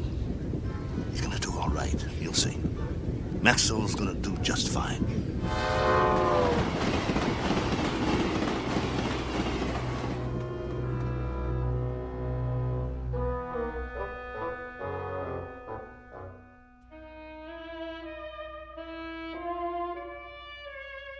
Sports item from the not-too-distant future.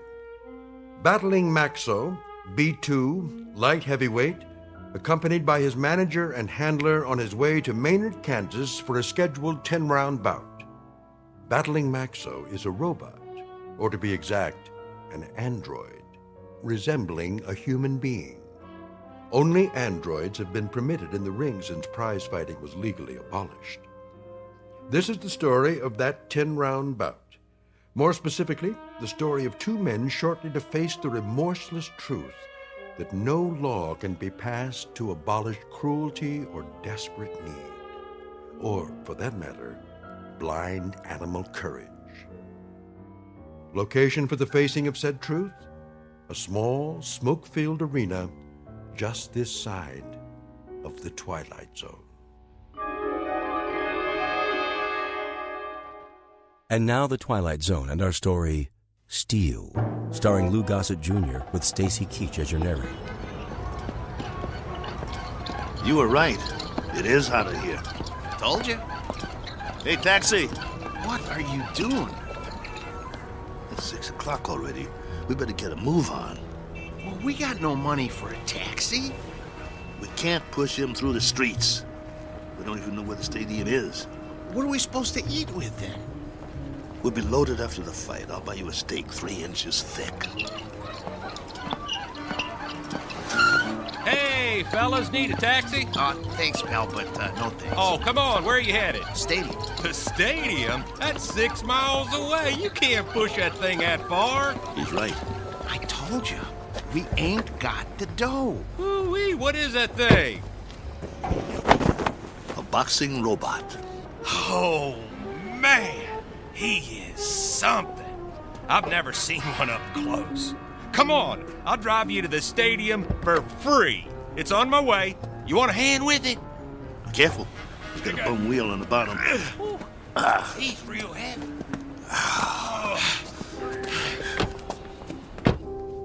Oh boy, this is a real honor taking a fighter to the stadium. Well, thanks. Hey, which robot is that? This is Battling Maxo from Philly. Maybe you heard of him? No, but you know, I'm no expert. He was almost light heavyweight champ once. No kid. Yes, sir. You ever heard of Dimsy the Rock? Don't think so. Why don't you give it a rest? Dimsy was number 3 in the light heavy ranks, on his way to the top. Well, my boy took him out in the 4th round. Left cross, bang! Almost put Dimsy to the ropes. It was beautiful. No kid. Yeah. Used to be in the game myself. Light heavy. Before they passed the law. Called me Steel Kelly because I never got knocked down. Not once. I was number 9 in the ranks before they outlawed human boxers. Wow. That's something. Anyway, tonight is going to be a good fight. Driver, have you ever seen a fighter from here called The Flash? Oh, yeah, you bet. Man, that is one good fighter. Won 7 straight. He's riding a bullet to the top of the rankings. You just wait. Matter of fact, he's fighting tonight, too. They're bringing in some heat from back east to fight. Flash is gonna slaughter him. Oh, where'd you guys say you were from? Philly. Oh, man, you're not. We are. Oh, look, I didn't mean nothing. I didn't know. Skip it. Forget it, pal. Doesn't matter. You're right. Why don't you shut your trap for once? Look, fellas, I'm sorry. Well, you guys need anything else? Anything? Do you know where we can get some silicone teflonic joint lubricant? Oh,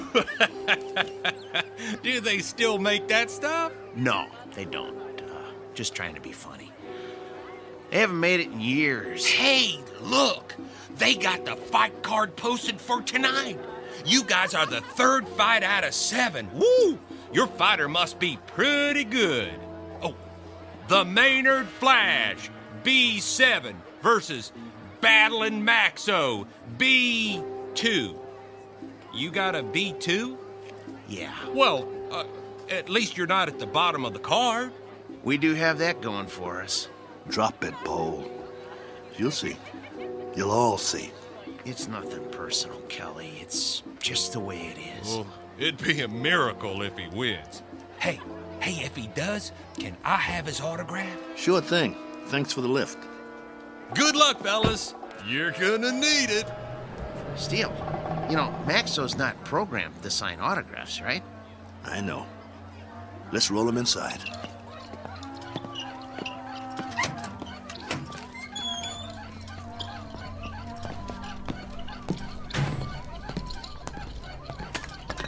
The wheel fell off again. I got it. I got it. Keep pushing. Put it back on. Well, what's the point? Put it back on. The office is just down the hall. I want Maxo to make a good first impression.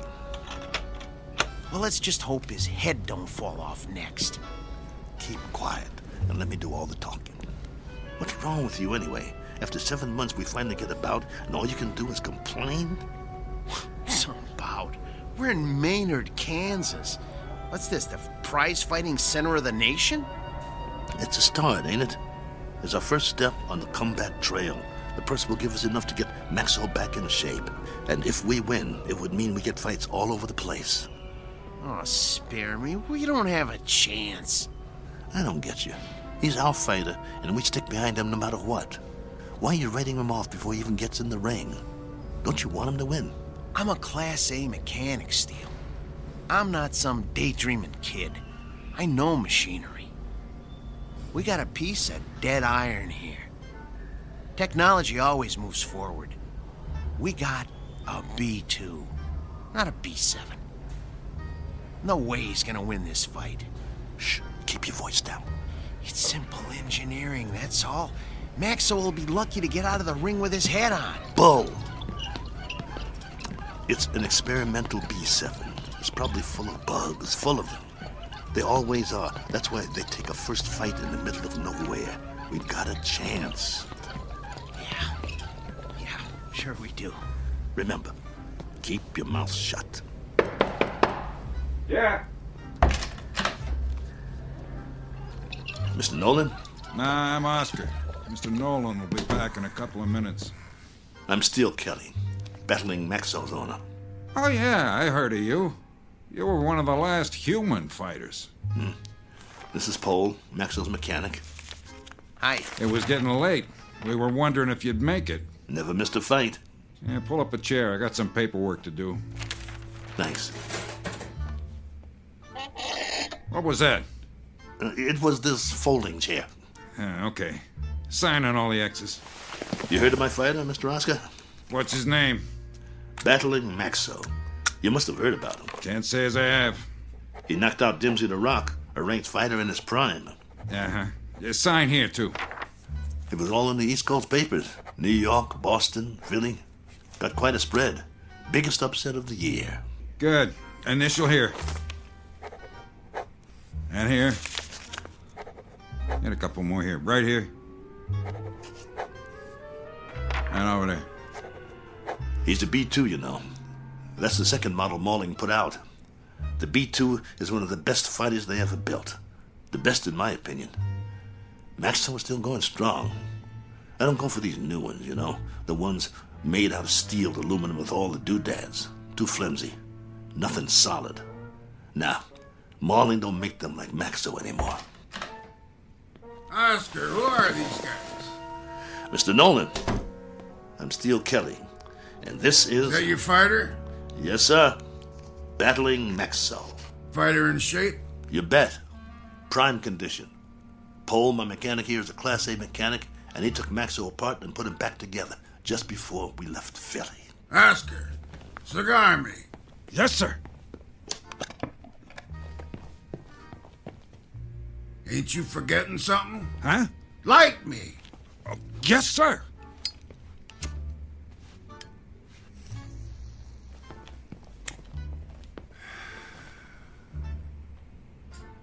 You know, Steele, you were lucky to get this bout. We ain't staged a bout with nothing less than a B4 in must be 2 years now. The fighter we had scheduled got run over by a truck in a loading dock at a stadium in Detroit. I needed somebody on short notice. So that's the only reason you're here. You got nothing to worry about, Mr. Nolan. My fighter's in shape. He's the one that knocked out Dimsey the Rock in Madison Square Garden a few years ago. Maybe you... I just want a good fight. And you'll get it. Maxwell's in top shape. No first-round knockout. No, nothing like that. People pay to see action. Do you have a prep room we could use? We want to check him over and make sure he's perfect. Down the hall, third door on the right, next to the janitor's closet. Thanks. Your bout is at 9. Got it. You won't be sorry, Mr. Nolan. I don't like guys that are late. Understood. Poe, let's get Maxwell to his prep room. Mr. Nolan, I was wondering... I know what you're wondering. You get your money after you deliver a good fight, not before. No problem. We'll get him ready. And Steele. Yeah? Don't slam the door. I hate loud noises. Come on. I'm coming. Oh, my stomach hurts. Don't be scared. It'll be okay. Oh, I ain't scared. I'm hungry. I haven't eaten all day. How can you think of food at a time like this? This one counts. It's our chance for a comeback. We've got to get him in that room, and we've got to check him out real good. What time is it? I'm busy pushing. Come on, check your own watch. I don't have a watch anymore. I had to pawn it. The one your wife gave you? Ex-wife. Hey, look, we got 2 hours before the bout begins. Have we got time for a sandwich? I want you to check him out real good. His arm, his gyro, everything. What for? Did you hear me?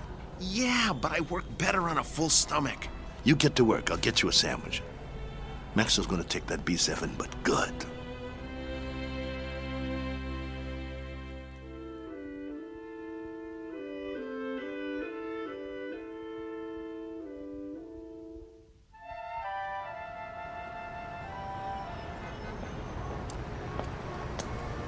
Excuse me, sir. Do you know where I can get a Philly cheesesteak? Try Philadelphia. Just kidding you. Oh, there's a nice little place around the corner, but I doubt they'll have something like that there. You new in town? Yeah. Where you from? Philly. Well, that figures. What brings you to town? I got a fighter in the third fight tonight. Really? Well, you must have one good fighter if you brought him halfway around the country for a fight. He's a great fighter. He's fighting an experimental B7. A B7 fighting a B6 could be interesting. He's not a B6. A 5 might stand a chance. He's better than a 5. He's a classic B2. A B2? Oh, well, I've never seen one of those, but I hear they're great bleeders. Good luck. Oh, by the way, at the diner, I recommend the roast beef on rye. Bloody rare.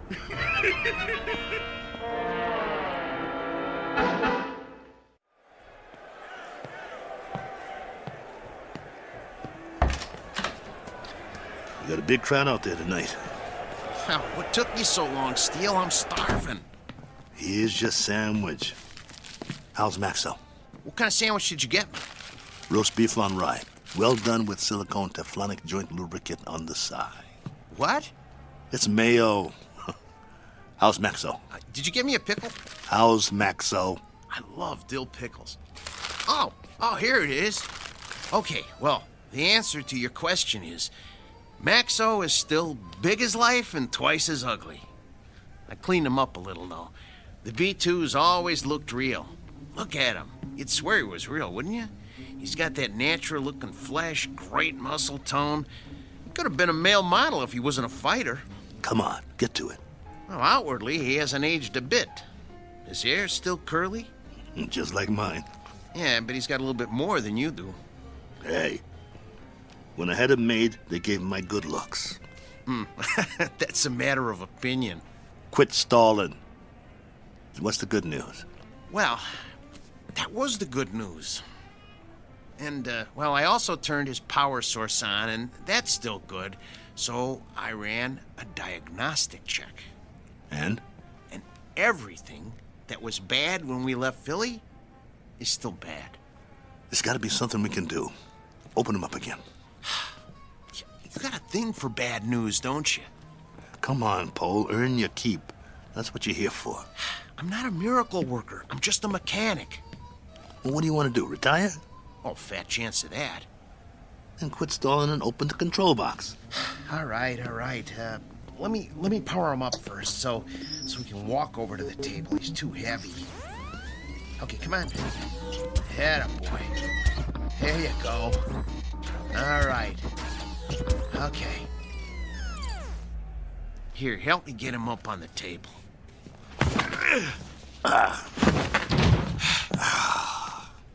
That's my boy. The doctor will see you now. Lift his arm.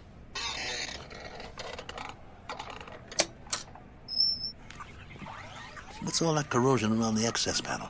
Dried sweat. All the B2s sweat like bulls. It's nothing to worry about, though. You hear that, Maxo? Nothing to worry about. We'll get you cleaned up. Hand me that probe.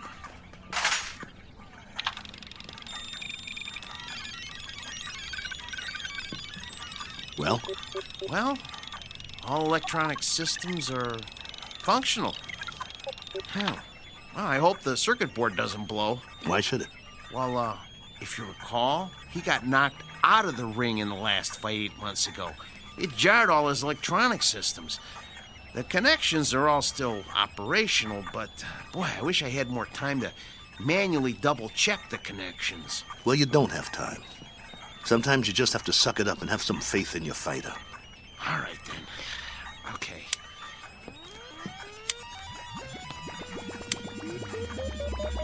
Well, I activated all his systems. Keep your fingers crossed and just hope nothing blows.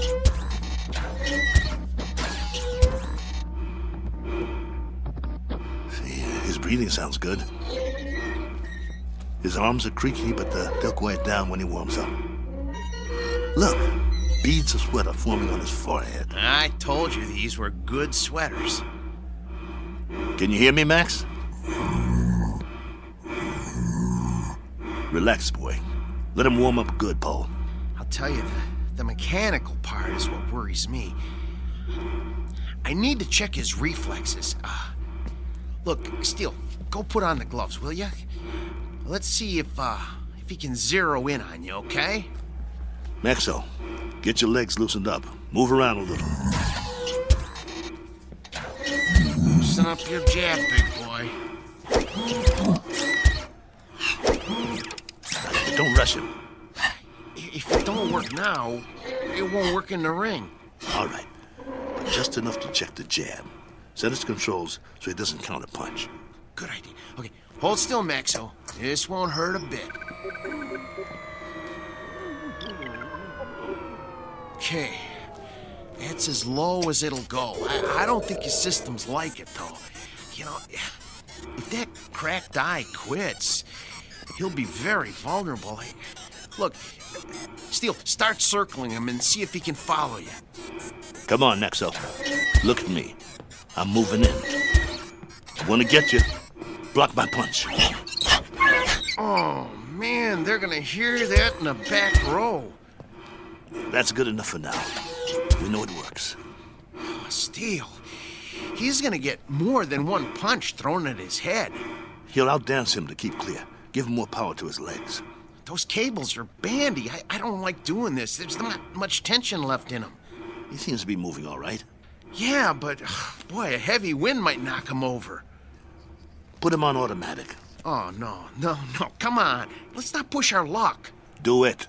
All right. Here goes nothing. Maxo, gloves up. That's it. Beautiful. Now, let's see if he can move in for the kill. Kelly, Steele, no. Leave his systems on defense.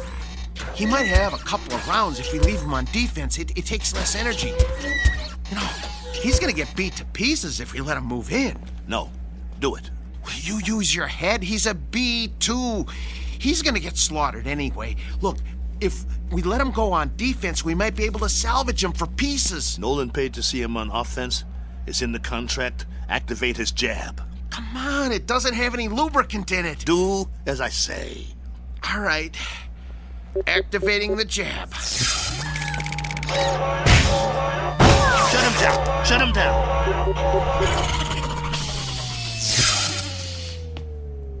What did you do? What did I do? I told you to take it easy. It was on the lowest setting. I told you to check the arm. What's the matter with you? So help me if you broke that arm. If I broke it? Yeah, you. Look, Steele, I kept this heap running on borrowed time for 3 years now. Before we left Philly, I told you we needed to fix things and replace parts. We couldn't let this chance go. Please, open them up and see what you can do. Steele, you know, try finding another mechanic that could have kept this antique working as long as I have. I dare you to. Please, see what you can do. Hold the arm up. Oh, man. Oh, no. Come here. Take a look. You see that? The trigger spring came right off. Can you reattach it? I can try, but You know, it's just gonna pop off again. That's what happens when a joint doesn't get enough lubricant. Well, I'll try to stretch it.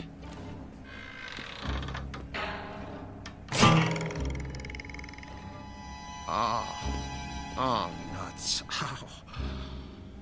Oh. Well, that's that. No. One jab too many. We gotta do something. What? Fix it. I can't. You just can't fix a spring.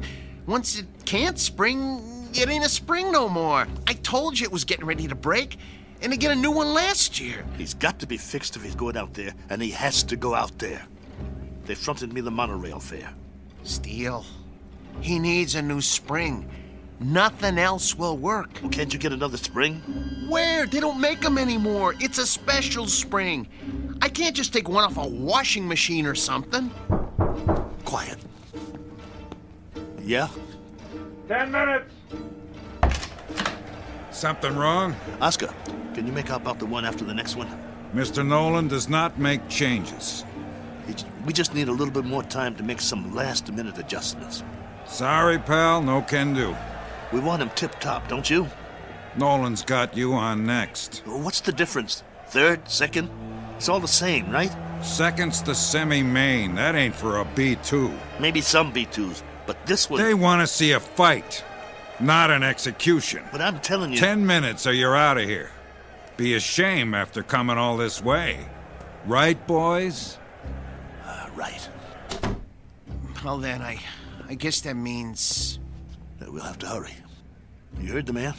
I heard him, but it's over. We're finished. No, we're not. There must be a way. What? Sell them for scrap and get a couple of monorail tickets? We hung in there as long as we could, but this is it. I have to hand it to you, Steele. You wouldn't give up. Quiet. I'm thinking. There is one way. It just might work. What might work? If they don't watch the fights. Who? Nolan and Oscar. Maybe they don't even come out of their office. What are you talking about? Oh, no. Oh, no. Oh, no, no, no, no, no, no, no. No, you can't do this. Get the trunks and robe off Maxwell. I'll change my clothes. Steele, you are out of your mind. You can't go into a ring against a B7. I used to be pretty good. I can get through a couple of rounds. Just bob and weave, throw a punch every once in a while. You'll get killed. You heard that, Tub. We deliver a fight or we don't get paid. Steele, come on. You're never gonna get away with this. They won't let you. Who's gonna stop me? You can't make them think you're... Steele, for God's sake. I can if you help me. Nobody here knows what Maxwell looks like. If Nolan and the other guys don't watch the bout, we'll be all right. Steele. The crowd won't have a clue. B2 sweat, bleed, and bruise just like the new ones. Give me the boots. Look, I got an idea. You know what I can do? I can wire my sister. She'll send us the dough to get us back east. Tape up my hands. Steele? Steele. I got another idea. Wait. Look, hold still. I know a guy in Philly who wants to sell a B5 cheap. We could hustle up the cash and, Concentrate on wrapping my hands. If you don't take them right, I could break them on the first punch. Steele, this is suicide. It's a B7 out there. Don't you get it? It's a B7. You're gonna get mangled. Quit talking. I gotta do this. Hurry up. There's no more time, Paul. Put the gloves on me. Oh, I don't want to do this. Please don't do this. Look, let me go into the office and let me talk to them. Maybe they'll understand. No, they won't understand. So you're not going anywhere. You're gonna stay right here and lace up my gloves. Ow! You'll help me or I'll beat your brains out on this wall. But you're gonna get killed, Steele. Then I'll get killed. Better me than you, right? I got us in this mess. I'll get us out of it. Get the heap out of there! You heard the boss. Lace my gloves up tight. We gotta fight.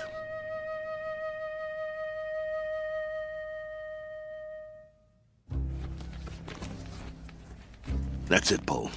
Tie him off tight. Oh, you really want to go through with this? Yes. Let's go. How do I look? Like a broken down old fighter. So I'll pass for a B2? That's what I said. You look like a broken down old fighter. Here, let me put a towel around your neck. Pull up the hood on my robe, too. I'll keep my head down so they can't see my face. You better do that in the ring, too. Let's go.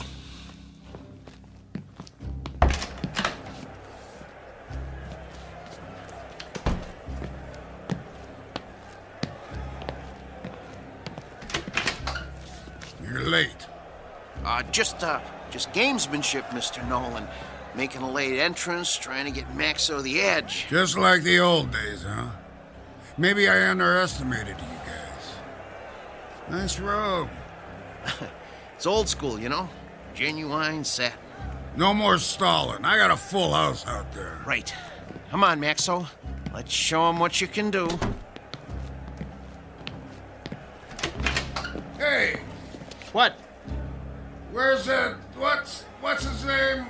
The owner. Oh, you mean Steele? He's already out there. We're one step ahead of you.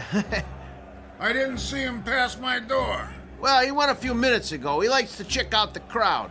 You boys better put on a good show. Yes, sir.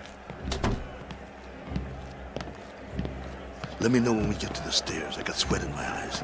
I should have told him. If you had, I'd killed you. Okay, first step. Careful, Steele. Grab my waist. Wipe my eyes. Can't see my feet. Gee, Steele. You're already sweating like a pig. You'll have to towel me off between rounds, just like a real B2. Between what rounds? You won't last long. Whose side are you on? Steele, you're not up against some punch-drunk fighter. You're up against a machine. I said shut up. You're not gonna get away with it, though. They ain't seen a B2 in years. Nolan said so. Steele, you're never gonna pull this off. This is your last chance. Just get me to the ring.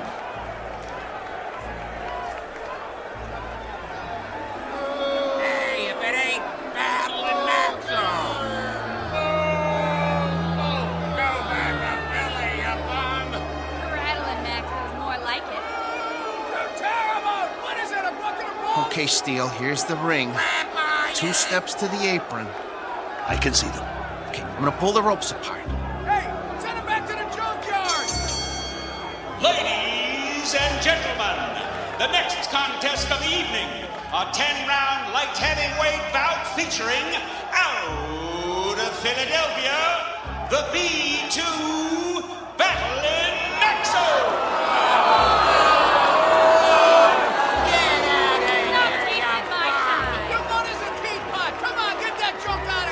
I'm gonna take your rope off now. Keep looking at your shoes. Try not to blink. Stay in my corner. Of course I will. Breathe through your mouth. Come on. Little breaths. Come on. Breathe. Not too fast. I need a drink. Sorry. The water bottle is filled with B7 hydraulic fluid. And now, entering the ring, his opponent, our own B7, the pride of Kansas, the Maynard Flash!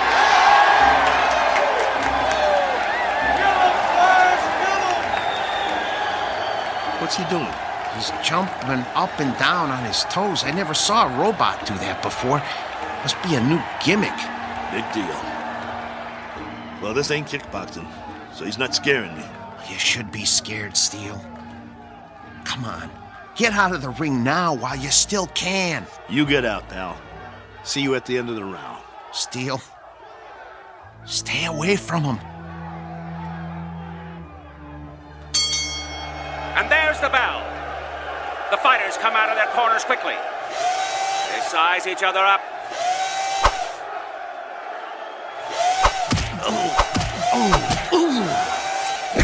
Oh, the Flash landed a vicious right. And another. And another. Come on, get away from him. Get away from him. Maxo backs away. Come on, I got money on this fight! Come on, I can take it. The Flash is the aggressor. He backs Maxo into the ropes. Hey, no holding. Get your B2 off the ropes. See how you like this? Bring it, you bum. I can take it. There's thunder in those punches. Your mother's scrap metal. Maxo, backpedal. The Flash swings wildly. If he lands one of those, he'll take Maxo's head off. The Flash is coming in for the kill. That one was lethal. Stop the fight. Come on, somebody stop it. Stop it. Maxo is down. It's over. It's over. It's over. Come on, stay down. It's over. Just get me up. I've never been knocked down. I'm Steel Kelly. In the time of 1 minute and 22 seconds of the first round, your winner, the Maynard Flash! That's it. Haul him out of here. Move it. Is he broken or what? No, he's okay. Just a second, okay? Steel, can you stand? Come on. Talk to me. Are you bleeding? Put the towel over my face. Yeah, sure. Get the robe. What? The robe. I'm gonna walk out of here like a man. Come on, before they start throwing things.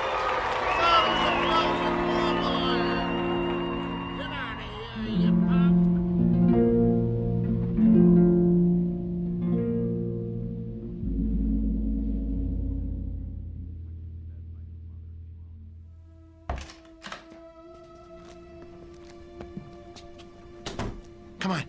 I'm gonna help you. Let me help you up on the table. Come on. Here we go. Sit. Come on.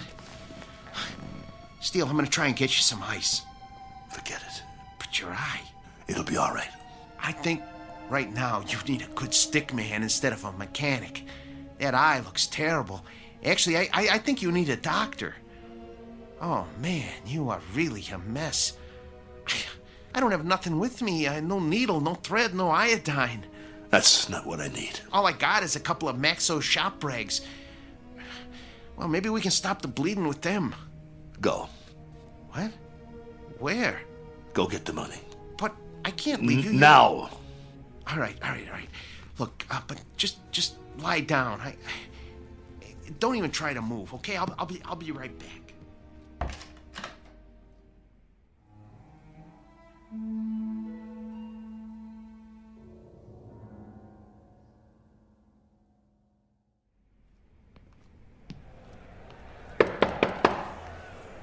Yeah?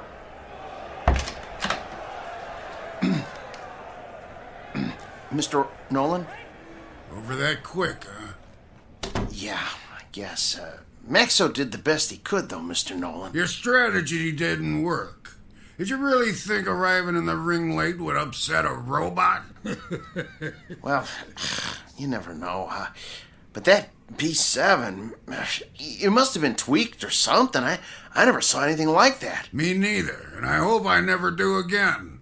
Get your boy and clear out. Yeah, we will. Only first. You heard the boss. Well, you see, my boss Hiding out, huh? Don't even want to show his face. Something like that. Come here. What? Mr. Nolan says you should come over to the desk. Okay.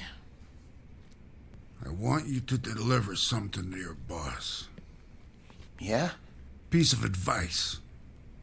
Can you handle that? Yes. Now listen real close.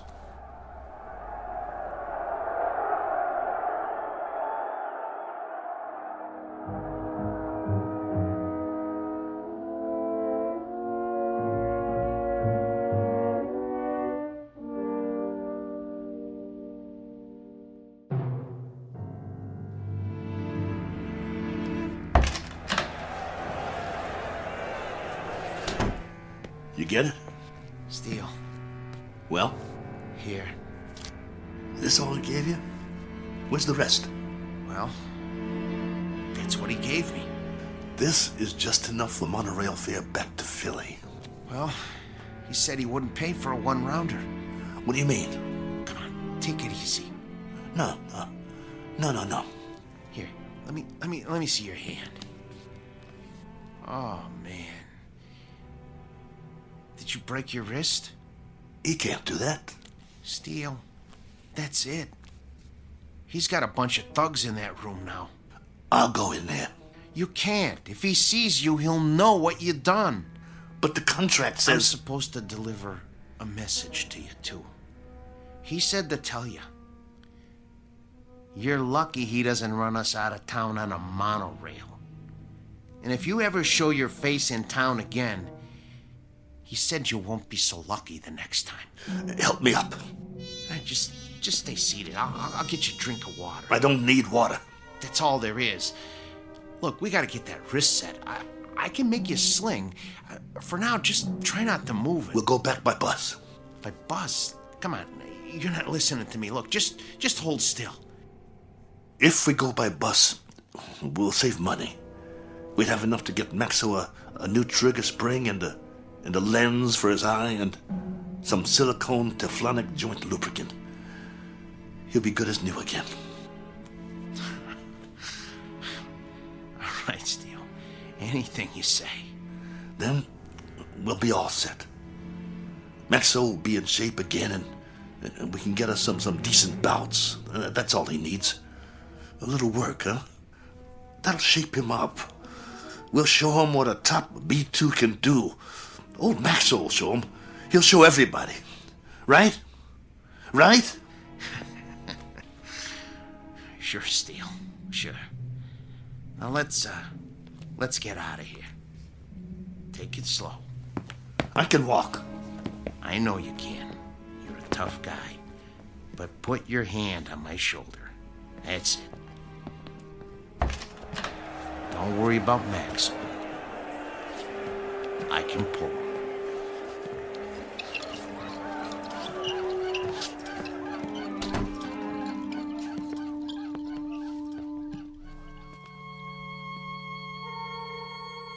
Portrait of the Losing Side.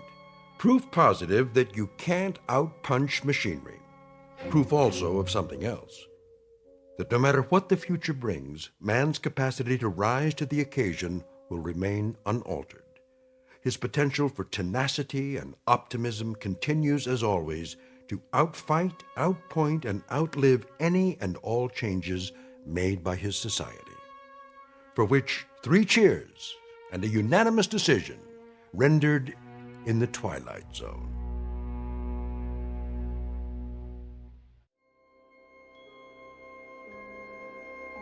Hi, this is Carl Amari, producer of the Twilight Zone radio dramas. I'd like to take a moment to tell you about our official website at twilightzoneradio.com, where you'll get the latest news and information on these Twilight Zone radio dramas. Plus, at twilightzoneradio.com, you can digitally download 3 free episodes or any of our episodes for only $1.95 each. In this age of ever-changing technology, we've decided to make these episodes instantly available to you by making the Twilight Zone radio dramas a digital download-only series. This means that this series will no longer be offered on CD. The CD collections at our website are now being offered while supplies last at buy one, get one free. So be sure to get your favorites before they're sold out. Be sure to visit us often, and I'll see you in the zone.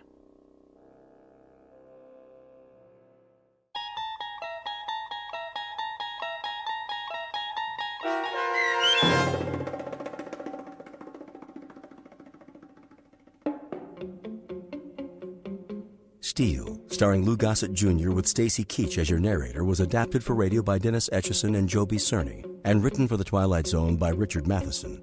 Heard in the cast were Joby Cerny, Danny Goldring, Rich Komenich, Sam Darrence, Pat Fraley, Tim DiDavo, and Jennifer Joy.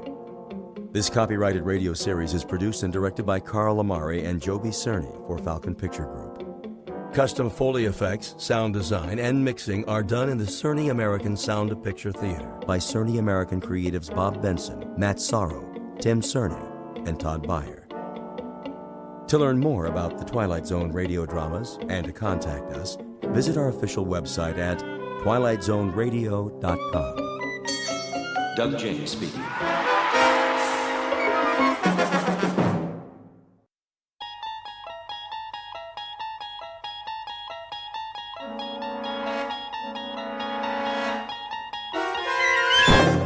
You're traveling through another dimension. A dimension not only of sight and sound, but of mind. A journey into a wondrous land whose boundaries are those of imagination. Your next stop, the Twilight Zone.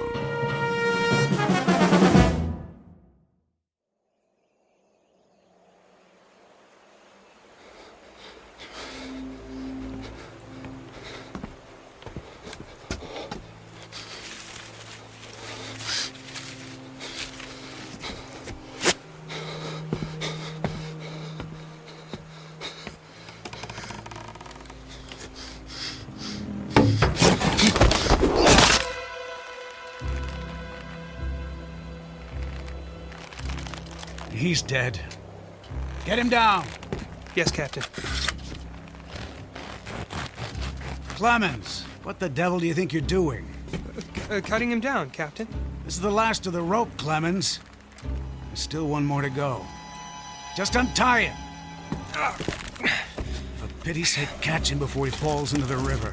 Traitor or not, he deserves a decent burial. Captain, the rope's looking pretty frayed. I'm not sure it'll take the weight of another prisoner. It'll have to. But, Captain... I said it'll have to. Yes, sir.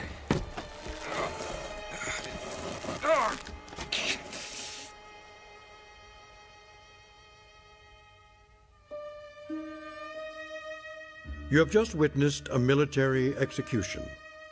Death is a dignitary who, when he comes announced, is to be received with formal manifestations of respect, even by those most familiar with him. This particular execution occurred on Owl Creek Bridge in northern Alabama during the war between the states. You might find it in the works of that past master of the incredible Ambrose Bierce, but its proper home is in the Twilight Zone.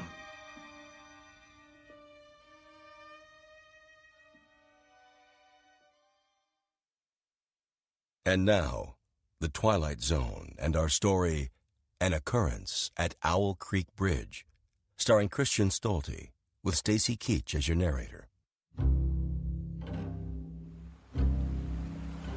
Hurry up, Clemens. I want to get this last one hanged while it's still daylight. Almost got him, Captain.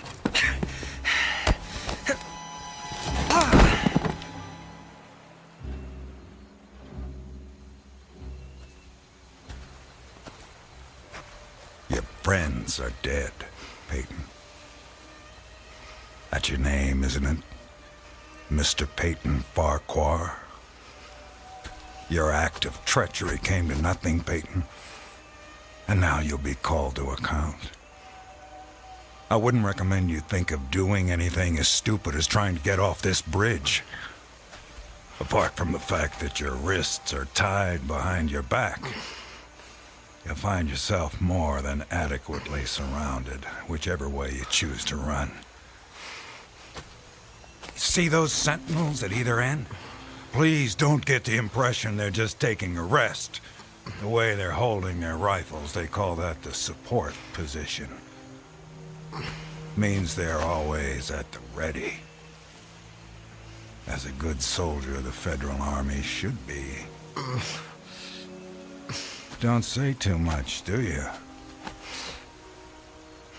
Huh? Peyton?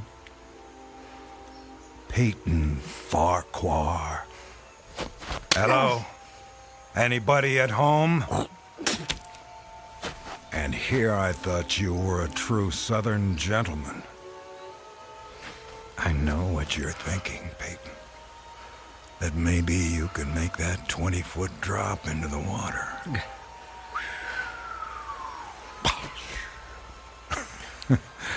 And who knows, maybe you could at that. But after that, your chances for continued survival become pretty slim. Look over there on the bank of the stream. You know what that is? It's the muzzle of a cannon. You see, there's an outpost near here. If you really squint, you can see a company of infantry at parade rest. Think of them as spectators if you want. But if you sincerely want to swim for it, you might just as well be giving them target practice, which, believe me, they don't really need. You want to leave your wife a pretty-looking corpse, don't you? Still not in the mood for talking, huh? Well, I can understand that, time like this. A man needs to get his thoughts in order, ready himself for, you know. Perhaps I can help you with that. From a purely practical standpoint, I mean. I'm not a priest or anything like that. Truth to tell, my knowledge of matters theological doesn't amount to very much at all. But I can tell you a little bit about how it'll happen. Me and Clemens will escort you out to the center of the bridge, then introduce you to Captain Newman. He's a nice man. You'll like him. Me and Clemens salute the captain, then we stand behind him, leaving you face to face with the sergeant. Now, he's not such a nice man, sorry to say, but... Oh, I forgot. You two have already met. Well, when the moment comes, you'll both be standing on opposite ends of the same plank. He stands on the safe end, but you probably already guessed that. And you probably guessed that it's his job to hold the plank in place. Then, when the captain feels the time is right for him, not for you, he gives a signal to the sergeant. The sergeant steps aside, the plank tilts, and down you go. Nah, never having been hanged myself, I can't give you any information on what your final moments on this earth might feel like. But I can tell you, I've seen more than a few of these. And I'm sorry to have to tell you, it doesn't look any too pleasant. Anything to say about that? Well...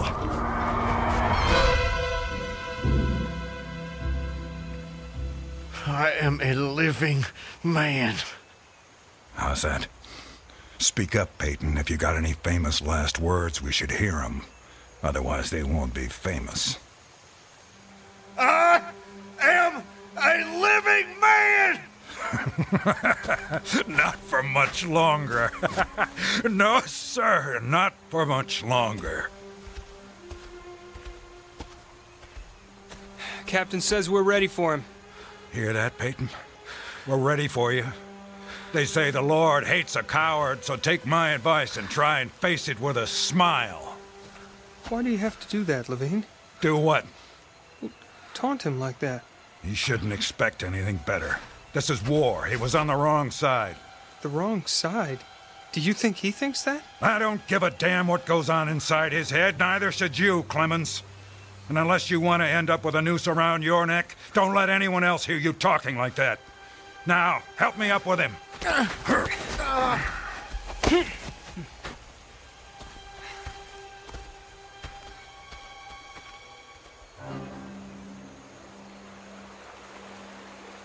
Oh, Elizabeth. Elizabeth, my darling, what have I done? What have I done to you and the children? I promised you. Promised I'd come back. What is a man if he's not as good as his word? What am I? Secure the noose. The noose. If only I could free my hands. Perhaps I could throw off the noose. Perhaps I really could dive into the stream. I might evade the bullets, and if I swam vigorously enough, reach the bank, then take to the woods and get away. Get back home. Yes, home. And back to you, Elizabeth. Thank God home is outside their lines. My wife and little ones are still beyond the invaders' farthest advance. That pounding. What is causing that pounding? It's like the stroke of a blacksmith's hammer on the anvil. Is it distant, nearby, or both? Perhaps it's my death knell. Feels was like a knife being thrust into my ear. Damn them, what's taking them so long? If you're gonna do it, just do it! Sergeant, step away. Too late. My God, it's too late. Oh, Elizabeth.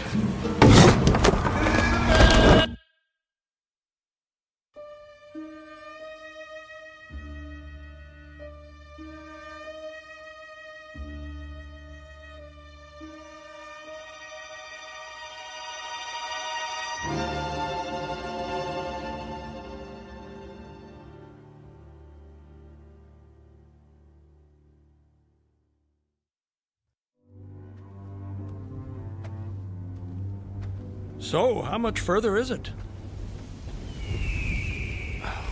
What? Much further to where? Where am I? You're home, Mr. Farquhar. How much further? A little further. Yes, a little further. Just keep along this road. I'm sorry, I'm somewhat confused. Hardly surprising. You've just woken up. It usually takes me a good half hour and a stiff drink before I know my own name. Say, you wouldn't happen to have a stiff drink on you, would you? Oh, I'm afraid not. Too bad. No, wait. I can't have been sleeping. Why not? Look at me, I'm walking. How could I fall asleep walking? Horses fall asleep standing up. But not walking. Well, I don't know about you, but I've got to the end of plenty of days without the faintest idea what I've done. Of course, as I explained to you, Mr. Farquhar, I drink a bit. You know my name? Mm-hmm. You're Mr. Peyton Farquhar. How do you know my name? You told me. I did. Sure you did. Right after I found you on the bank of the river. The bank? The southern bank. When I discovered you, you were digging your fingers into the sand, throwing it over yourself in handfuls, and almost blessing it. That doesn't sound like the sort of thing I'd do. You don't remember? No. Well, it's what you did. You said it reminded you of diamonds, rubies, emeralds. I said that? I got the impression there was nothing beautiful you didn't think it resembled. Naturally, I was quite convinced at that moment that you were insane. No offense, sir. Sounds like a very natural reaction. I would have come to the same conclusion. And then you said something that captured my attention. And what was that? Still don't remember? Please, refresh my memory.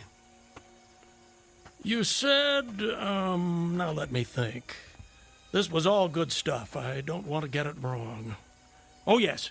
You noted a definite order in the arrangement of the trees. That a strange roseate light shone through the spaces among their trunks, and the wind made in their branches the music of Aeolian harps.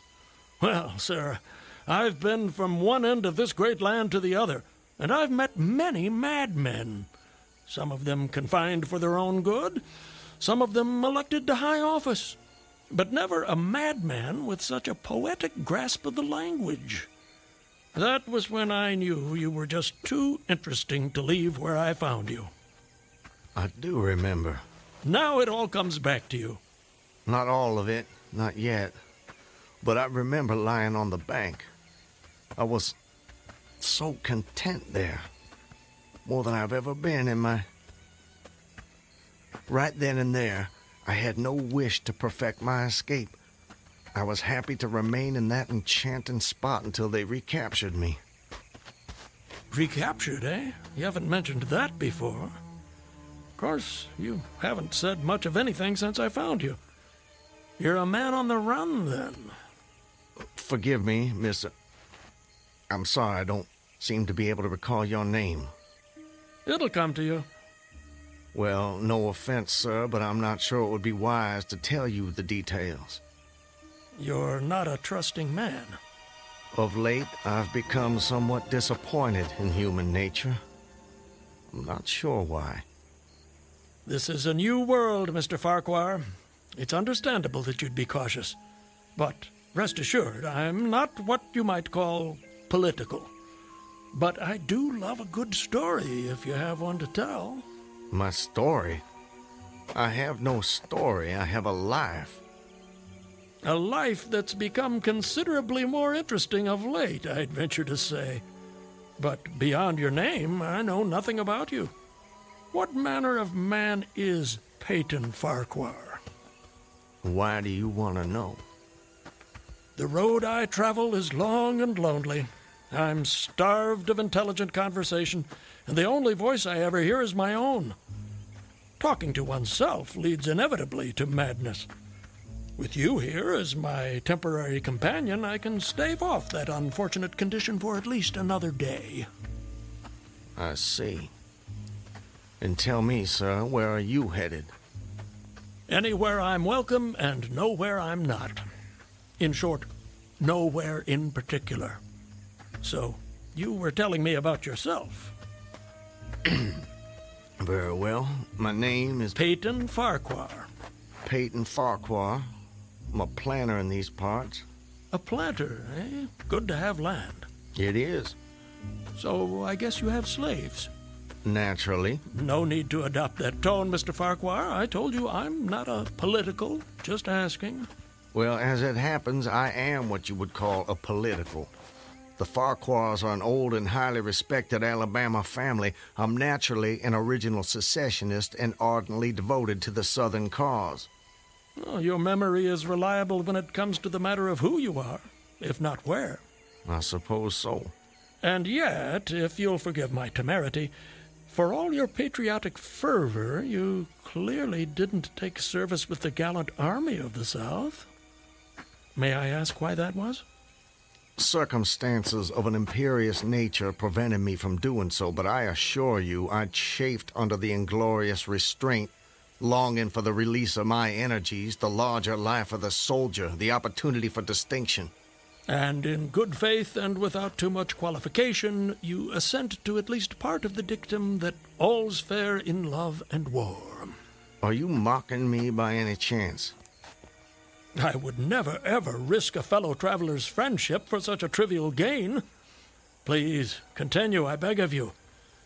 I imagine that the opportunity to serve your birthplace came at last, as it comes to all men in wartime. It did. It was one evening, as I was sitting under the magnolia trees near the entrance to my grounds. I was with my wife, Elizabeth. The children were playing nearby.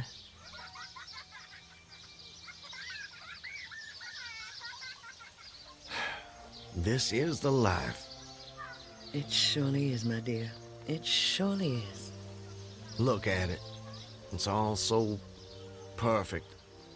I'll tell you frankly, Elizabeth, if I should die this very moment, I'd die a happy man. Peyton, darling, I wish you wouldn't say such ghoulish things. I can't bear the thought. I have no fear, Elizabeth. I have no intention of passing away from sheer bliss. I just wanted to make the point that, well, that on such a beautiful evening as this, it's almost impossible to believe there is a war. I wish there weren't. But there must be. Why, Peyton? For them. For the sake of the children. They deserve the best future we can give them. Isn't that worth dying for? I understand that, Peyton. I do. It's just that... I sometimes wonder if we couldn't... Peyton, look! That soldier. He's one of ours. Water. Please. You're exhausted. Peyton, should I fetch one of the slaves? By no means. We'll take care of him ourselves. Get him some water, Elizabeth. Let me help you down, sir. Oh, thank you. You must be starved. Come inside, my man.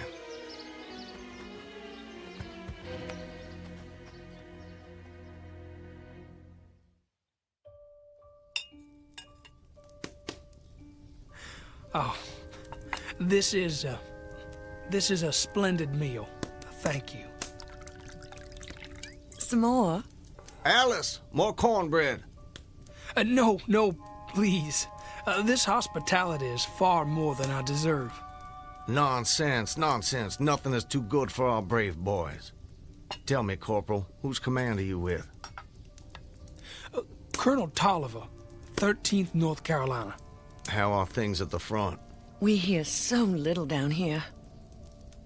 I'm sorry to say things are not going so well. Not so well at all. The Yankees are repairing the railroads in preparation for another advance. They've reached the Owl Creek Bridge. Owl Creek Bridge? Yes, sir. They've put it in order and built a stockade on the north bank. I'm sure you know what that'll mean. Yes. If they can run trains over the bridge, there'll be nothing to stop them. Damn those sons of... Forgive me, Elizabeth. You shouldn't be subjected to this manner of talk. Peyton, I understand. Go and see what's keeping Alice with the cornbread. As you wish, my dear. Something on your mind, sir? Corporal, refresh my memory. It's about 30 miles to Owl Creek Bridge? About that. Maybe even a little less. And there's no force on this side of the creek? Only a picket post a half-mile out, on the railroad, and a single sentinel at our end of the bridge. Suppose a man, or perhaps several men, civilians and persons of intelligence, should elude the picket post and perhaps get the better of the sentinel. What could they accomplish? Accomplish? Well, sir, I was there a month ago. I saw that the flood of last winter lodged a great quantity of driftwood against the wooden pier at this end of the bridge. Driftwood, eh? It's dry now, exceedingly dry. If someone were to put a light to that driftwood, it'd burn like tow. That it would, sir. And that would mean the end of the Owl Creek Bridge. I don't think the Yankees would care for that. Not one damn bit would they care for it. And it goes without saying that such a conflagration would seriously hinder the northern effort. Oh, it would. But you should know, sir, the Commandant's issued an order declaring that any civilian caught interfering with the railroad, its bridges, tunnels, or trains will be summarily hanged. I've seen the order. It's posted everywhere. Risk is a part of life, soldier. You face it every day. I do. That I do. And in my own small way, I've done what I can. No service is too humble to perform in the aid of the South. And should the opportunity present itself, no adventure would be too perilous to undertake if consistent with the character of a civilian who is at heart a soldier, of course. Mr. Farquhar, you are a true son of the South, and a very brave gentleman.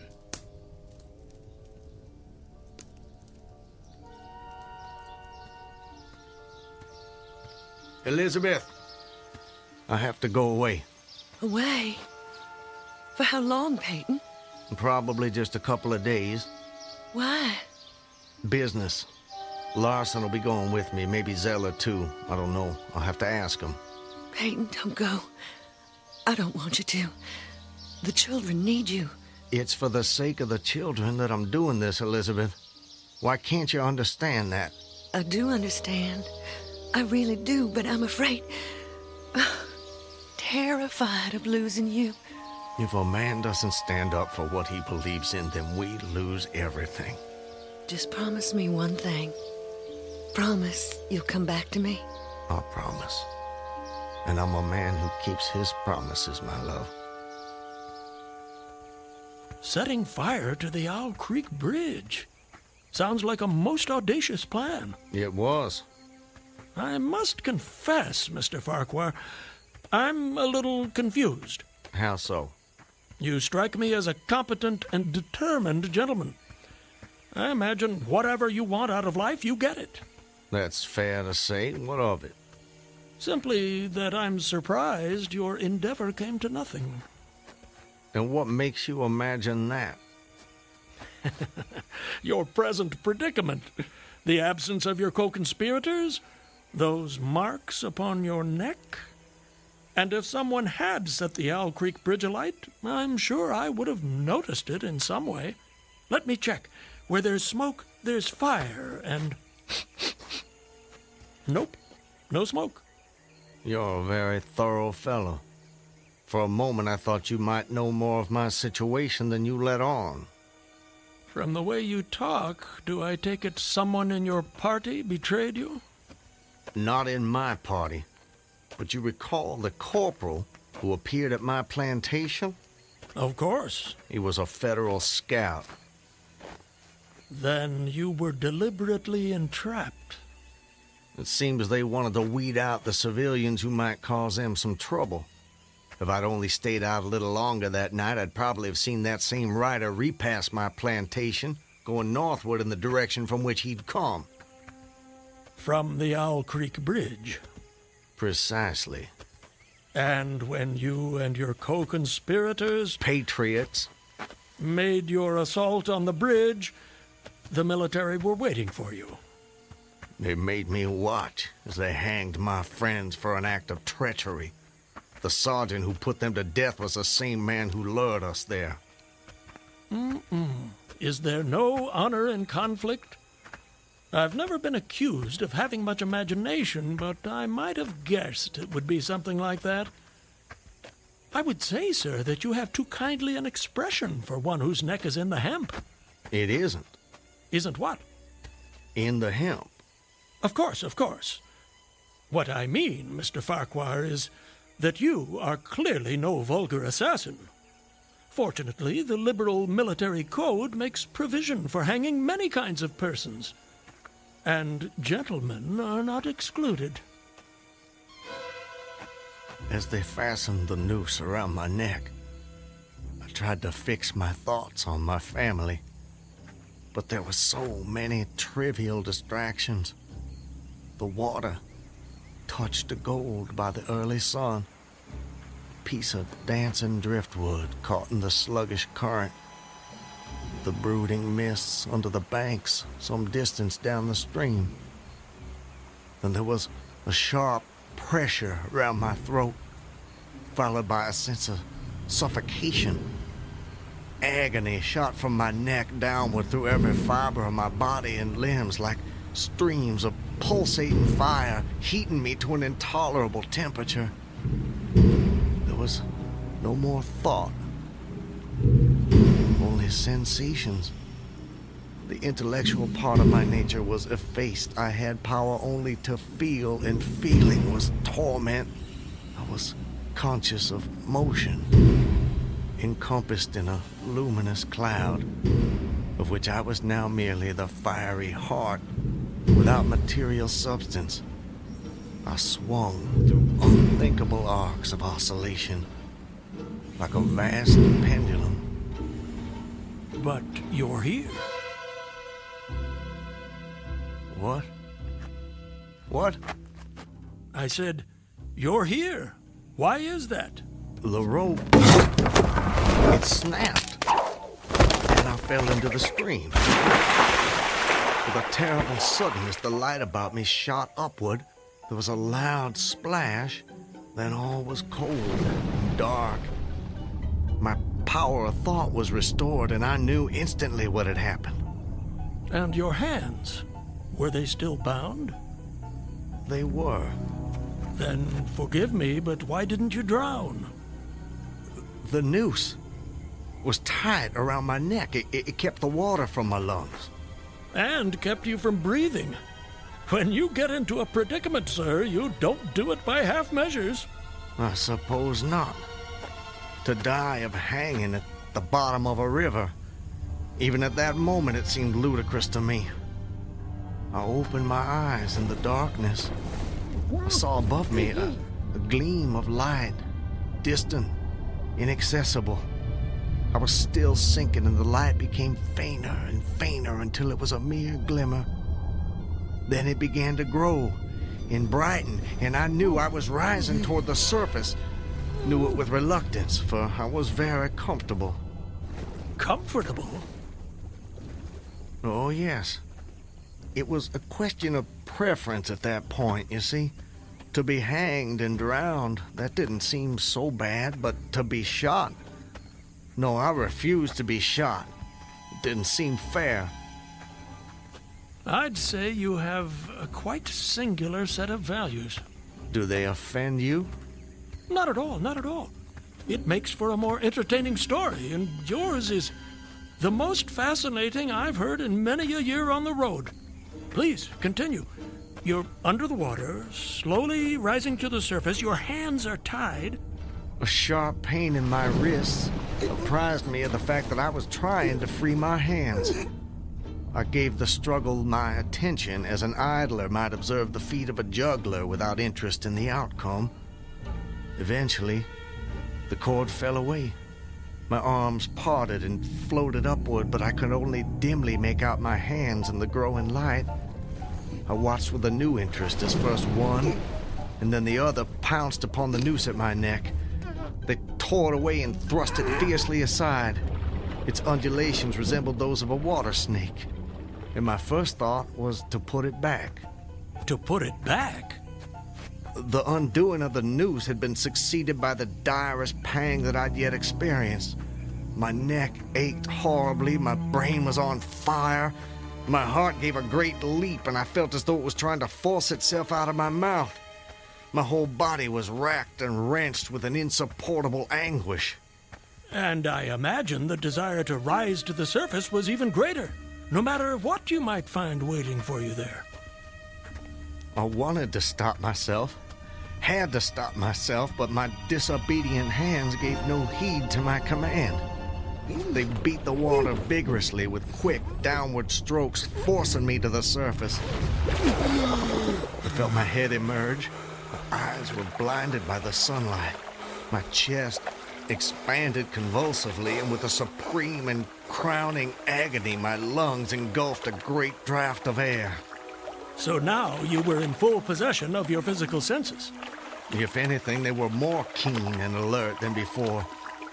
I felt the ripples on my face, heard their separate sounds as they struck. I looked at the forest on the bank of the stream, saw the individual trees, the leaves, and the veining of each leaf, saw the very insects upon them, the locusts, the brilliant-bodied flies, the spiders stretching their webs from twig to twig, the prismatic colors in all the dewdrops on a million blades of grass, the humming of the gnats that danced above the eddies of the stream, the beating of the dragonflies' wings. They all made audible music. Remarkable. If you'll forgive my saying so, you missed your life's calling. You have quite a turn for descriptive language. I'm surprised you had the time to note your surroundings in such detail. It may only have been a few seconds, I'm not really sure. I seem to have lost the ability to judge the passage of time accurately. Or perhaps you've gained a greater appreciation of time. There's a whole world in every second. You have a singular turn of phrase yourself, Mr. I'll get it in a minute. No doubt. Did you acquire this philosophical outlook during your travels? Hard to say. See, it often seems like I've been traveling my whole life. But enough about me. I long to hear your story. You've painted a beautiful background for me, but it strikes me there are more pressing issues in this particular picture. For example, your executioners. My would-be executioners? That goes without saying, surely. Very well. I saw them, silhouetted against the blue sky. They shouted, they gesticulated. Their movements were grotesque and horrible, their forms gigantic. Suddenly, I heard a sharp report and something struck the water smartly within a few inches of my head, spattering my face with spray. One of the officers had his rifle. At his shoulder, there was a light cloud of blue smoke rising from the muzzle. I was surprised he missed. I read somewhere that marksmen with gray eyes are the keenest shots. This fellow was the exception to the rule, it seems. The marksman had gray eyes? Mm-hmm. How could you see that? I'm sorry? He was on the Owl Creek Bridge. You were in the water. And you must have drifted some distance. So, how did you know the marksman had gray eyes? I don't know how I know. I must have noticed it on the bridge. Just before your execution. My intended execution. As you say. Doubtless the detail was burned into my mind. Doubtless. I told you how much more alive my senses had become at that moment. Alive. Yes, indeed. That you did. That you did. At that moment, a counter-swirl turned me half around. I was looking into the forest on the bank opposite the fort.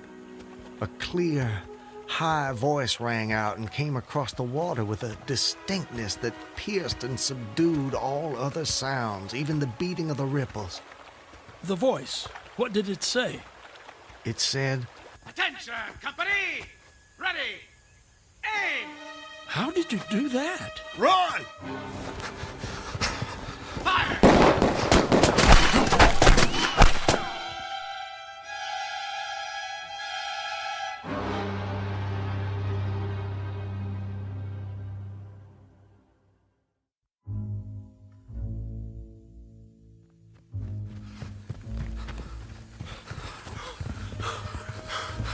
Are they still behind us? No, I don't think so. All right, that's enough for now. No more running for my life. Your what? Wait, I need to get my bearings. I have to know how close I am to my destination. Closer than you think, I'm sure. Eh? Does anything look familiar, Mr. Farquhar? Yes. This way. I think. Yes, this way. Can you see your home? Not yet. But it's not far now. I intend to be back in my wife's arms by close of day. You gave her your word. That I did. And that's important to you. It's a matter of honor. And honor, Mr. Honor means as much as love to a man of the South. A very moving sentiment. Now, where were we? Where were we with what? Your story. My story? Yes. You were just reaching a most exciting point when we were interrupted. I long to know what happened next. Are you quite insane, sir? I don't believe so. But I thought the same of you when I first met you, so I suppose it's a fair question. I am in full possession of all my faculties, Mr. Everything except the memory, eh? Don't try my patience, sir. I wouldn't dream of it. You asked me an important question, and I'm doing my best to answer it. But you'll appreciate it's difficult to judge these things when one spends so much time alone. If I had a constant companion, someone to tell me if and when I appeared to be losing my senses, that might be helpful, but that's not what fate has in store for me. And as I say, I try to avoid talking to myself because that seems to me the fastest route to madness. But mad or sane, I know a good tale when I hear it, and yours is the most entertaining I have heard in all my years. Yes, sir, I shall cherish the memory of your experiences when I have long since ceased my wanderings. Please, go on.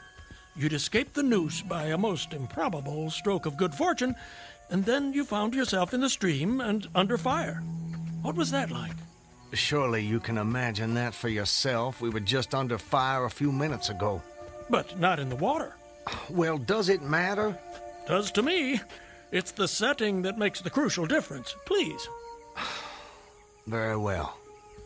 I suppose it might make the journey shorter, at least. Not mine. I dived to avoid the shots, dived as deeply as I could. Water roared in my ears like the voice of Niagara, yet still I heard the dulled thunder of the volley. those heightened senses of yours? I rose again towards the surface and was met again by more shining Yankee lead. One shot nicked my cheek, do you see it? I see it. Well, the next time I dove, I was a long time underwater, and I made damn certain I swam farther downstream and nearer to safety. Just as well, since the soldiers had almost finished reloading. The two sentinels positioned at either end of the bridge fired again, independently and ineffectually. I saw all this over my shoulder. I was now swimming vigorously with the current. My brain was as energetic as my arms and legs. I thought with the rapidity of lightning. I reasoned, you see, that the captain had probably already given the command to fire at will. And you surely couldn't dodge all the shots. You're not invulnerable. No man is. Then an appalling splash, just 2 yards away, was followed by a loud, rushing sound which seemed to travel back through the air to the nearby fort and died in an explosion which stirred the very river to its deeps. A rising sheet of water curved over me, fell down upon me, blinded me, strangled me. The cannon had taken a hand in the game. Did I tell you about the cannon? You must have done. Well, anyways, as I shook my head free from the commotion of the smitten water, I heard the deflected shot humming through the air ahead. And in an instant, it was cracking and smashing the branches in the forest beyond. I was certain they wouldn't be so far from their target next time, and it was a good gun. The report lagged behind the missile. But surely the smoke would have apprised you of another shot. So long as you kept your eye on the gun, you had a certain advantage. Am I correct? You are? The problem was how to reach the shore without turning my back on the cannon. You have my complete attention, sir. How did you manage it? Well, I don't know.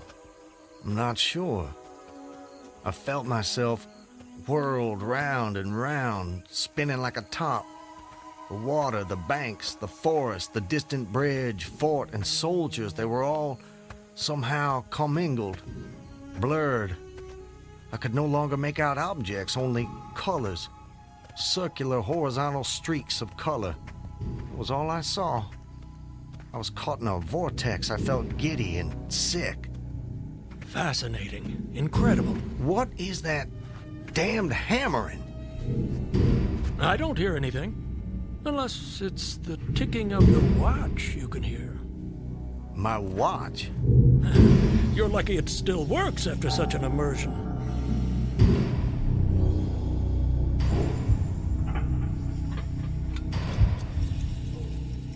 It is my watch.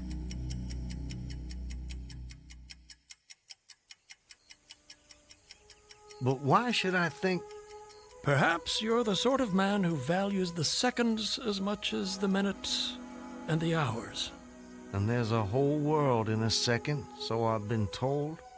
So how did you fight your way out of this vortex? I really have no idea. The next thing I knew, I was on the road with you at my side, heading for home as I promised. Surely not. I mean, you obviously avoided the cannon and struggled to the bank. Obviously. But I have no memory of it. And of our meeting? I recall only what you told me about it. Most curious. Stop! What is it? This is it. We're here. This is the path to my home. Excellent. Well, I suppose this is where we part company, Mr. Farquhar. May I say, it's been a rare pleasure. You wouldn't care to come in? I'm sure the servants could prepare you a meal.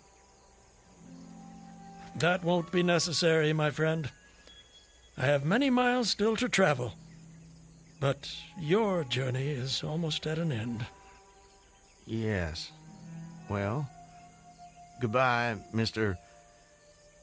I'm sorry, I thought I could recall your name, but it just escapes me.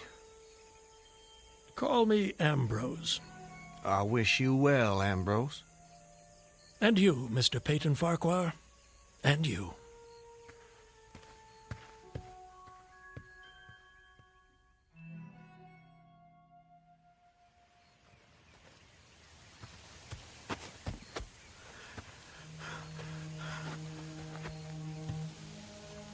Home. Almost home. How long? How long since that damn imposter rode down this road? How long since I was drawn to the Owl Creek Bridge? I would say, sir, that you have too kindly an expression for one whose neck is in the hem. It is. Isn't what? In the hem. Of course, of course. I promised I'd return, Elizabeth. All so perfect. They couldn't keep me from Just you. before your execution. My intended execution. As you say. Not even a noose around my neck could stop me from coming back to you, to the family. Yes, indeed. I told you how much more alive my senses had become at that moment. Alive. Yes, indeed. Saw them. John, don't tease your sister. I want you Elizabeth! both on your best behavior when your father returns. Elizabeth! Hey! Elizabeth! You're not invulnerable. No man is. Elizabeth! Elizabeth! I swore I'd come back to you. I promised. Hey! Elizabeth! Hey! Elizabeth! Peyton! Oh, Peyton. Peyton, my love. Elizabeth, let me hold you. Let me take you in my... There's a whole world in every second.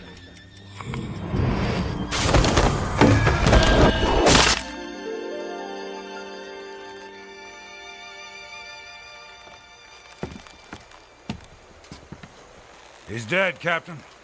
Good work. That's the last execution for today. Get him down! You know, Levine, for a moment there, I thought that rope wasn't gonna hold. It's strong enough. It did its job. Do you ever wonder what goes on inside a man's head in those last seconds before death? Like I said before, Clemens, I don't give a damn. And neither should you.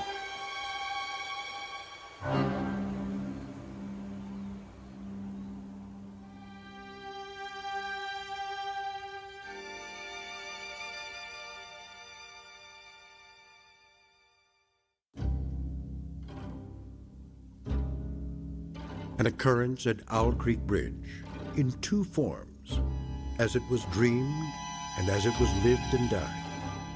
This is the stuff of fantasy, the thread of imagination, the ingredients of the Twilight Zone.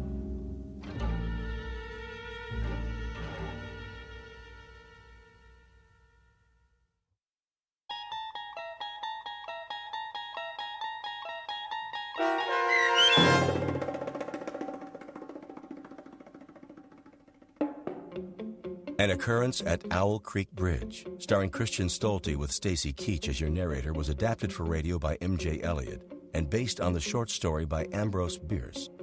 Heard in the cast were Rob Riley, Danny Goldring, William Dick, Susan Hart, Gonzo Schexnader, and John Hogenacker. The producers of The Twilight Zone wish to thank CBS Enterprises and the Rod Serling Estate for making this series possible. This copyrighted radio series is produced by Carl Amari and directed by Joe B. Cerny for Falcon Picture Group. Sound design, custom Foley effects, recording, and editing are done in the Cerny American Sound to Picture Theater by sound designers Craig Lee, Todd Beyer, and Tim Cerny. To learn more about the Twilight Zone radio dramas and to contact us, visit our official website at twilightzoneradio.com. Doug James speaking.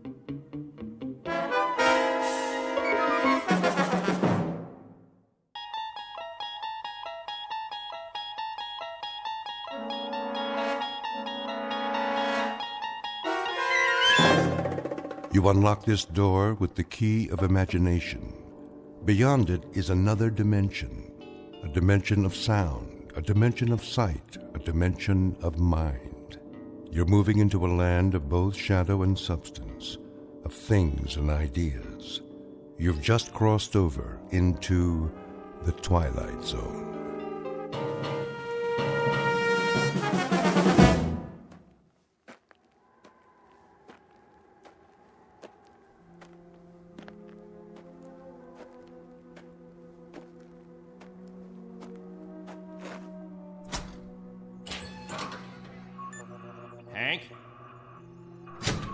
Hank. Oh, morning, Captain. Anything on the radar? Not yet. No signal at all. Try 4.0, true. It'll probably come from that direction. I had her on that all morning, sir. Still nothing. You're past your time, aren't you? Who's your relief? Al Baines, Captain. Baines? I'll see what happened to him. Yes, sir.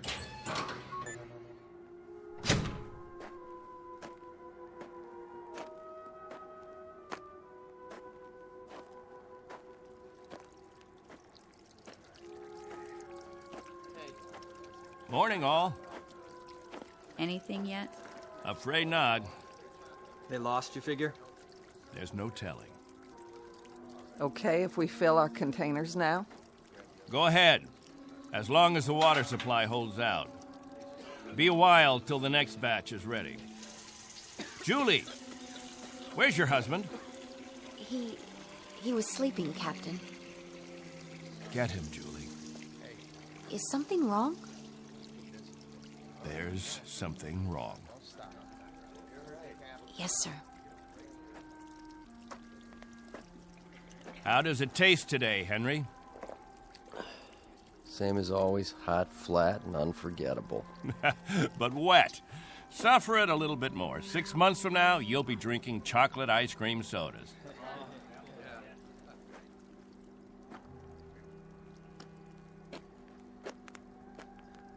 You want to see me, Captain? There's a man in the radar tower who'd like to see you, Al. He would have liked to see you 2 hours ago when you were supposed to relieve him. I overslept.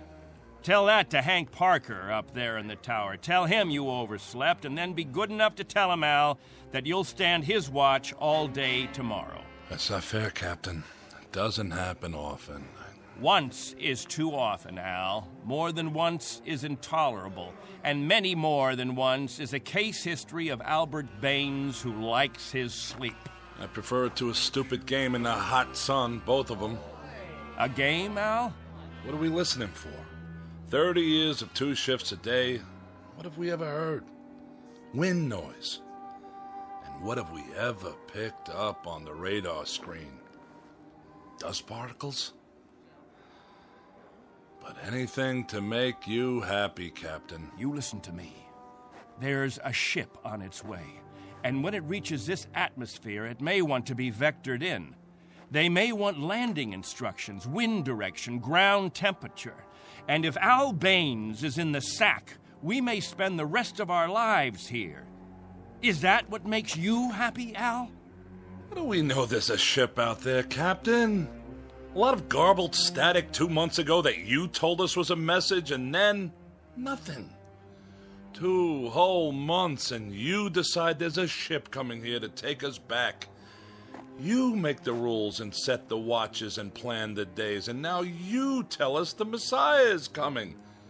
And you tell us to pray? The difference between you and me, Captain Benteen, is that I do my dreaming when I'm asleep. You do yours on your feet. There's a ship coming, Al. All of us believe it. Because he tells you to. And we believe him. Whatever Captain Benteen says, that's what will happen. Sure you believe him. He tells you this is the best of all possible worlds, and by God, you break into song. You're sweating your lives away on this rock, but the captain says it's paradise, and we have to clap our hands. Rule by hypnosis. Al, there's a ship coming. This happens to be a fact. There's a ship coming. Believe it. I tell you, it'll happen. And you know it's real, just as you know this is real. You haven't forgotten our ship, have you? The Pilgrim 1? The first spaceship sent up to colonize the outer regions? And this plaque, placed here by the 130 men, women, and children who established the first off-Earth colony. We owe them our belief. Because they had faith. Don't ever forget that. Now, if you'll excuse me, I better go check on the generator.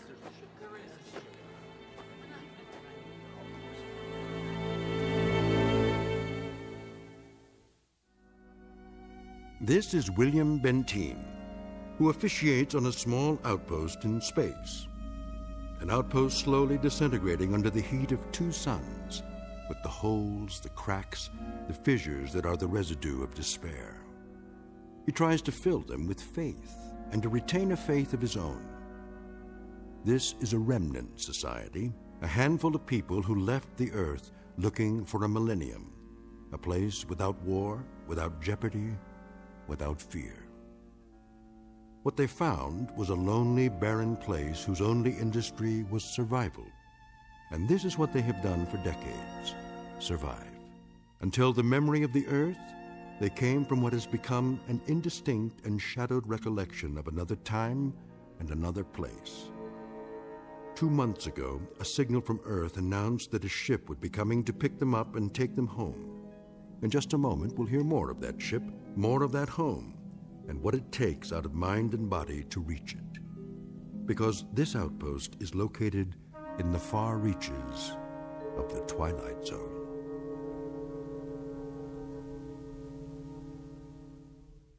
And now, The Twilight Zone and our story, On Thursday We Leave for Home, starring Barry Bostwick with Stacy Keach as your narrator.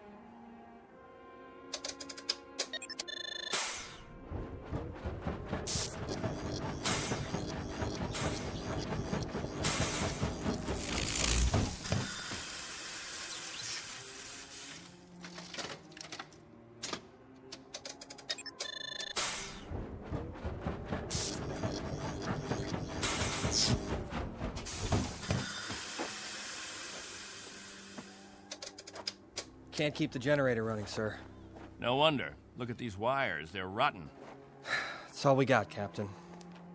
No backup? This is it. Any insulation? That's all gone, too.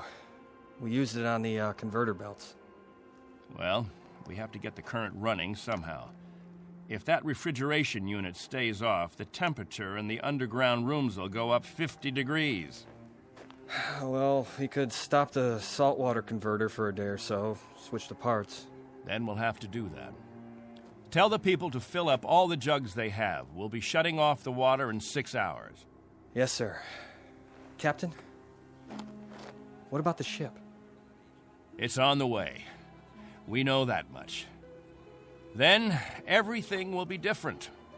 When we get back, the things that are old and worn out, we'll throw them away. Just throw them away. Captain Benteen. What? The main square. Come quick.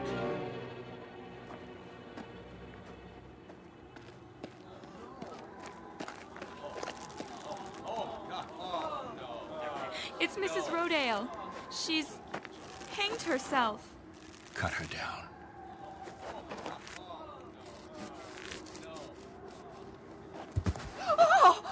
Mommy, what happened? Is that lady all right? Get them out of here. Come, children. God have mercy on her. You men there prepare her. We'll bury her in an hour. Yes, sir.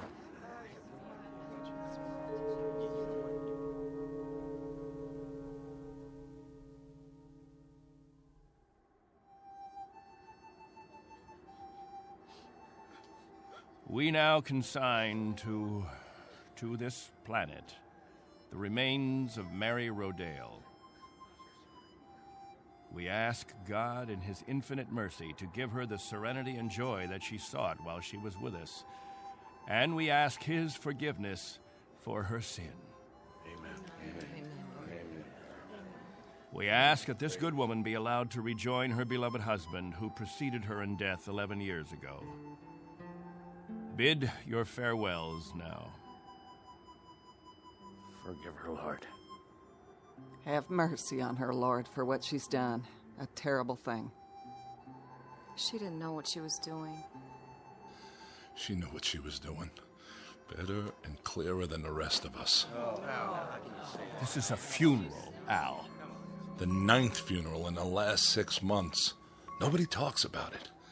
We just let it go by. But there have been 9 people who thought that maybe heaven is a place where they can get a drink of water without salt in it, where they'll be able to breathe air without choking on the heat of it. If you want to talk blasphemy, Al, take it away from here. I'm I'm talking truth, Captain Benteen. I'm saying that this woman and the others, they took their own lives because living became intolerable. And I say that dying was their right. Anything else? Just this question. I put it to everyone here. Al, please. No!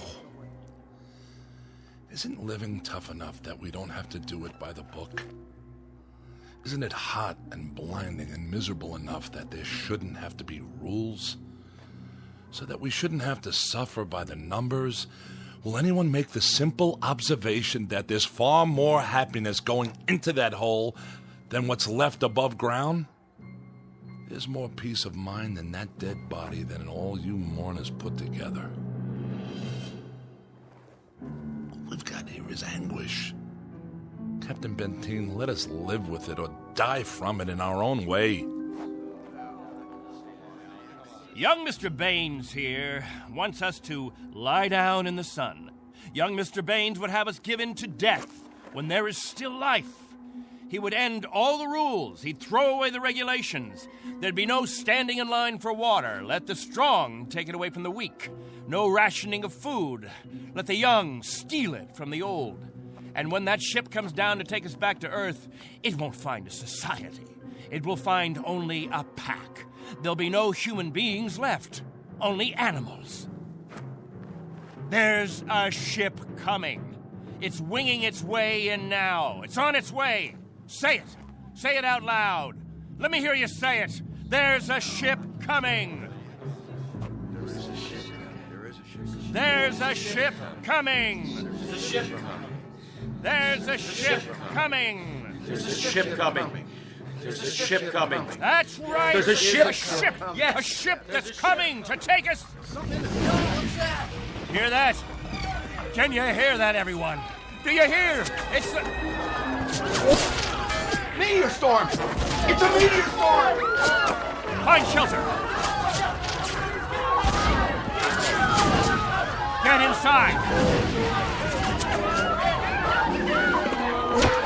Up to the cave. Get up to the cave. Julie! It's Julie. She's bleeding. Quickly, we have to move. I can't. Something hit my arm. I think it's broken. Stand aside, I'll carry it.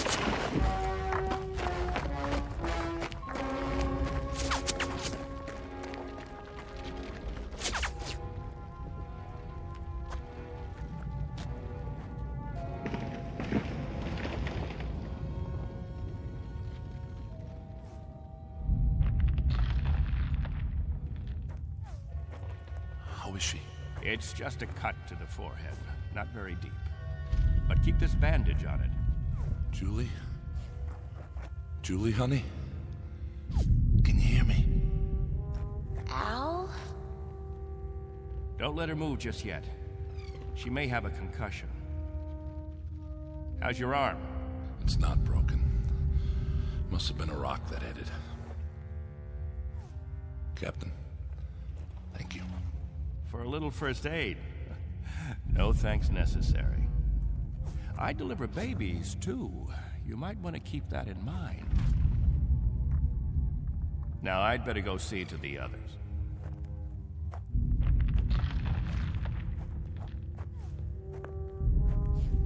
Will it go on much longer, Captain? I wish I knew.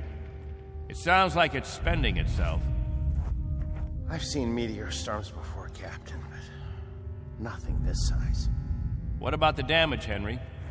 2 underground cells destroyed. At least, that's what it looked like from out front. Everybody accounted for? I think we're all here, Captain. I've checked. Nobody's missing. Thank God. Everyone try to stay calm. The worst of it is over.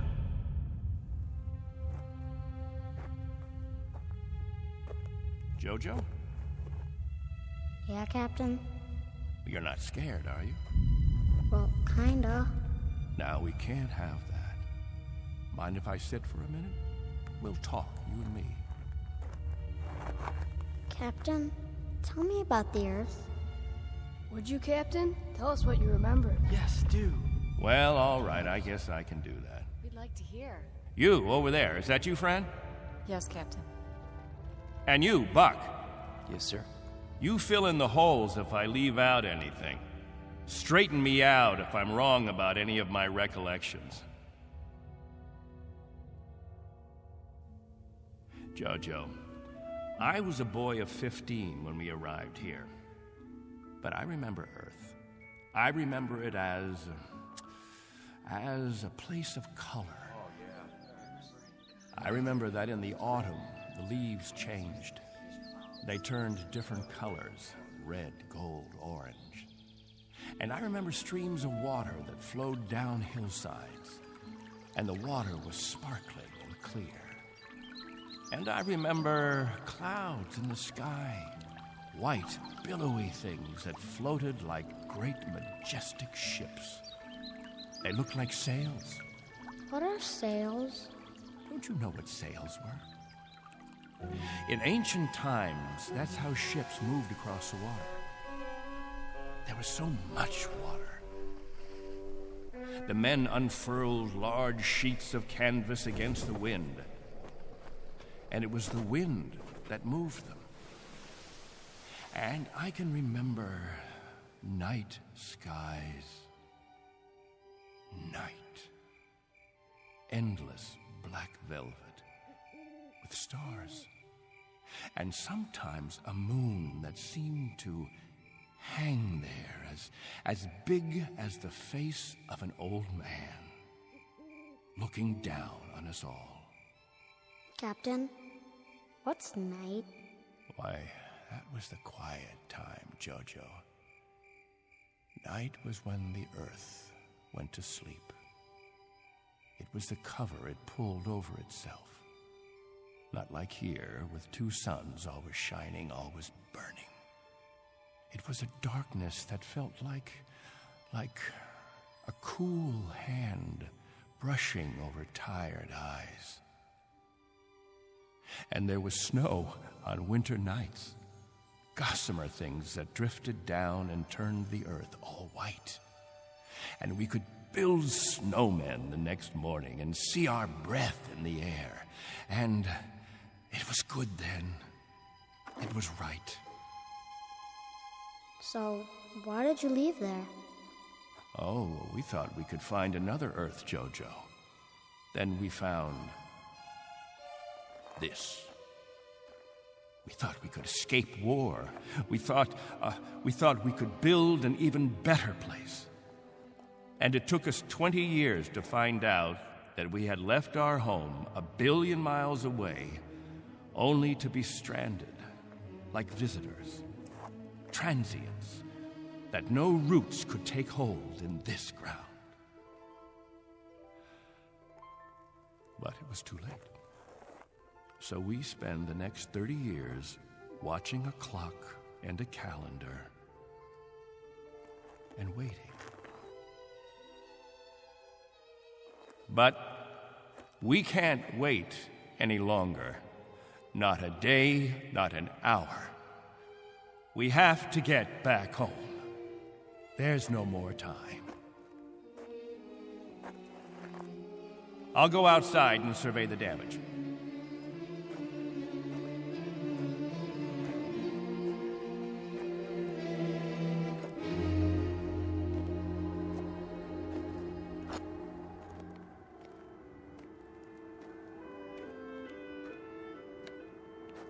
Not much harm.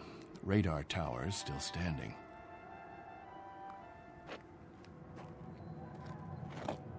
What? Why, it's... Al! Al Baines, do you hear that noise? All of you, come out here. Do you hear it? What is that? That's not a meteor shower. That's not a meteor, and it's not wishful thinking. Not this time. Those are rocket engines. Look, I remember the sound of them. That's the ship. The ship has come at last.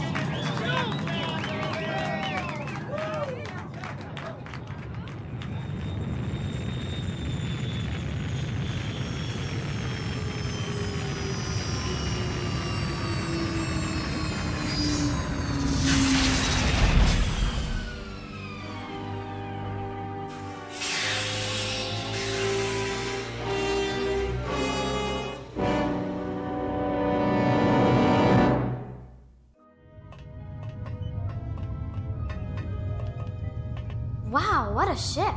How fast can it go? Oh, pretty fast. Watch your step. Looks like you got plenty of room for everybody. Do you have any water? Clean water? We have enough. Oh, doesn't that sound wonderful? Delicious. Careful. I better talk to your leader. You have one, don't you? Sure do. Captain Benteen. I don't see... He's standing over there. Hey, Captain, come see the ship. Mr. Benteen? I'm Benteen. Colonel Sloan. I command the Galaxy 6. Our orders are to transport you all back to Earth. Colonel, what took you so long? 6.5 months, Mr. Benteen. 100 times that. We've been waiting for 30 years.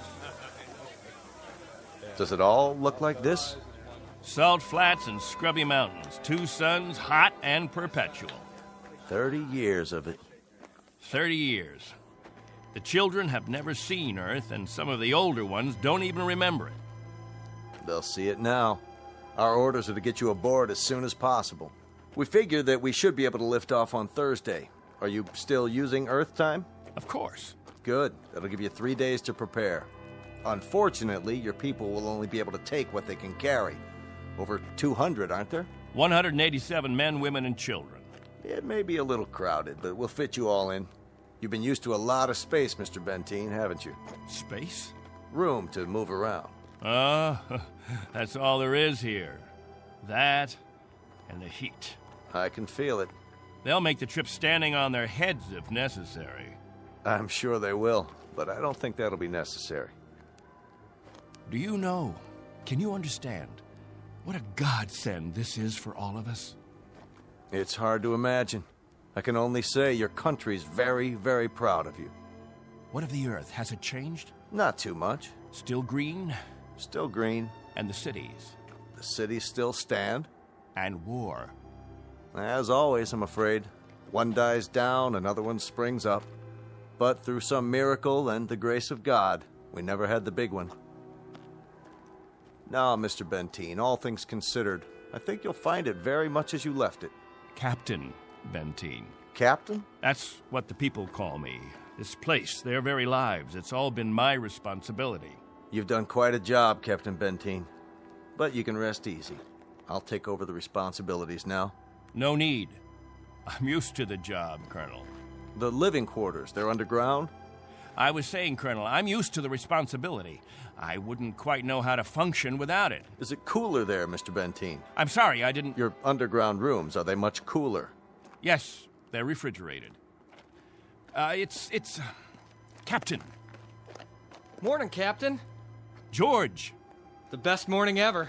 We just wanted to say thank you, Captain. Why? For what? For keeping us alive all these years. That's right. Without the captain, none of us would be here. That's not necessary. You better believe it, Colonel. I do. I do believe it. Captain Benteen. Go ahead, Colonel Sloan. That's all right. I'll see to the others.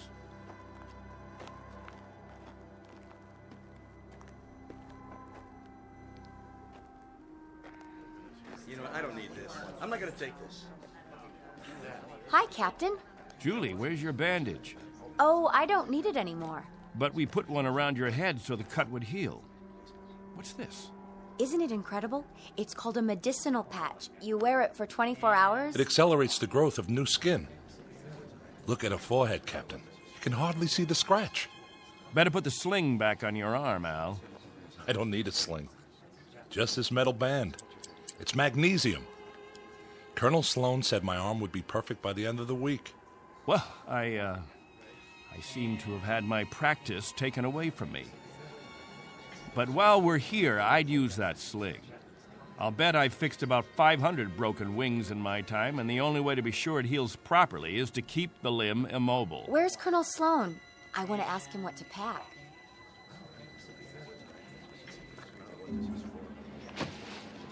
Eleanor, let me help you with that bundle of clothing. Thank you kindly, Captain. I'll carry it for you. No, thank you, crewman. I've got it. Here you go, ma'am. I don't know how to thank you. Are all the crew as strong as you? That's our job, ma'am. Nothing to it.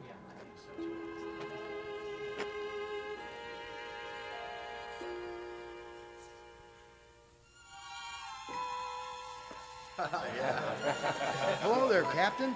Will, I'm so excited. How much longer? not long. Be patient. May I have your attention, everyone?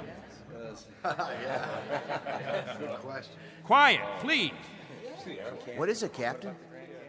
As all of you know, we have less than 36 hours before we depart. And as I told you earlier, there is a maximum allowance of 14 pounds per person. Soon we'll begin weighing your belongings, and if we're over the limit, I'll make up a list of necessary items. I hope I'm not intruding, Captain. I was just telling them about the weight requirements. We'll handle all that tomorrow. I heard you'd called a meeting here in the cave, so I brought Lieutenants Engel and Rafferty with me. Everyone has so many questions about Earth, I thought perhaps this would be a good time. Actually, Colonel, the purpose of this meeting is simply to make some last-minute arrangements. Colonel, I used to live in San Diego. Is California still the same? Sunny and warm most of the time, but not this warm. Los Angeles has become the biggest city in the world. These kinds of questions, we could just as well handle them when... Colonel Sloan? Are there still major leagues? My dad used to tell me about baseball and the World Series. The leagues are just as before, American and national. What about the Dodgers? They came in 10th last season. I'm told they need pitchers pretty desperately. I'll tell you what, when we're finished here, we'll improvise a ball and bat and have ourselves a game. How's that sound? Yes! That'd be great. Let's do it. I think it's a little hot for that kind of activity. What we could do is have some group singing. We haven't done that for a while. I got an old sack. That'll be the ball. Who's got a stick? What are we waiting for? Let's go. Please, wait. We haven't finished yet.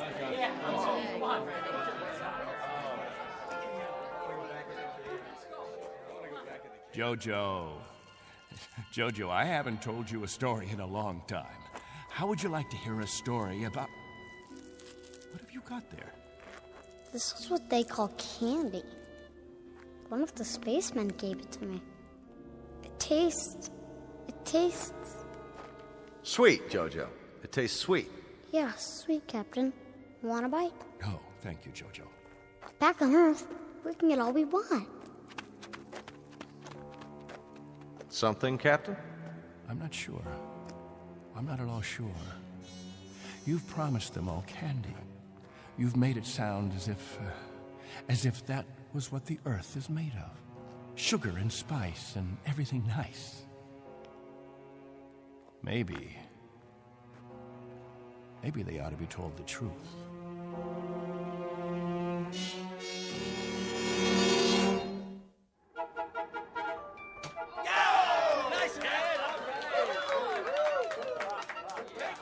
The universal language.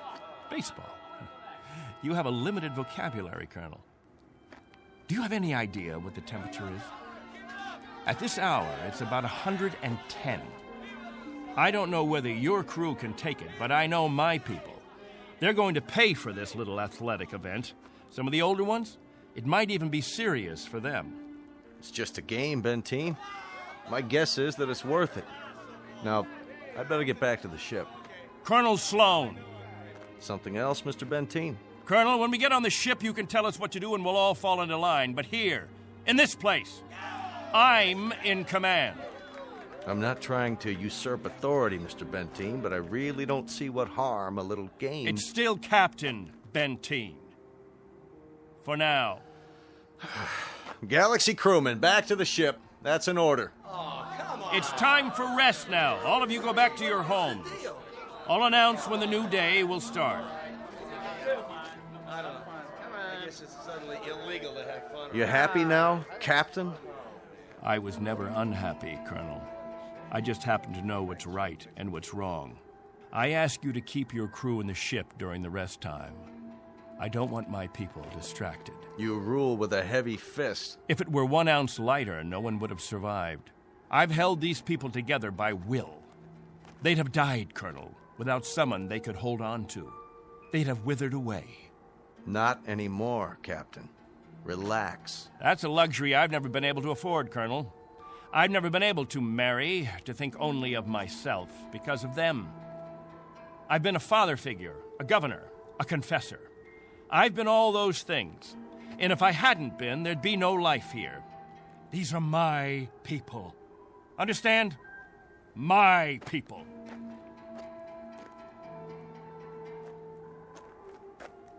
What's with him, Colonel? I'll bear with him a little bit longer, fellas. He's really quite a man. He's got just one minor aberration. And what's that? He believes he's God. As far as he's concerned, we're booting him out of heaven.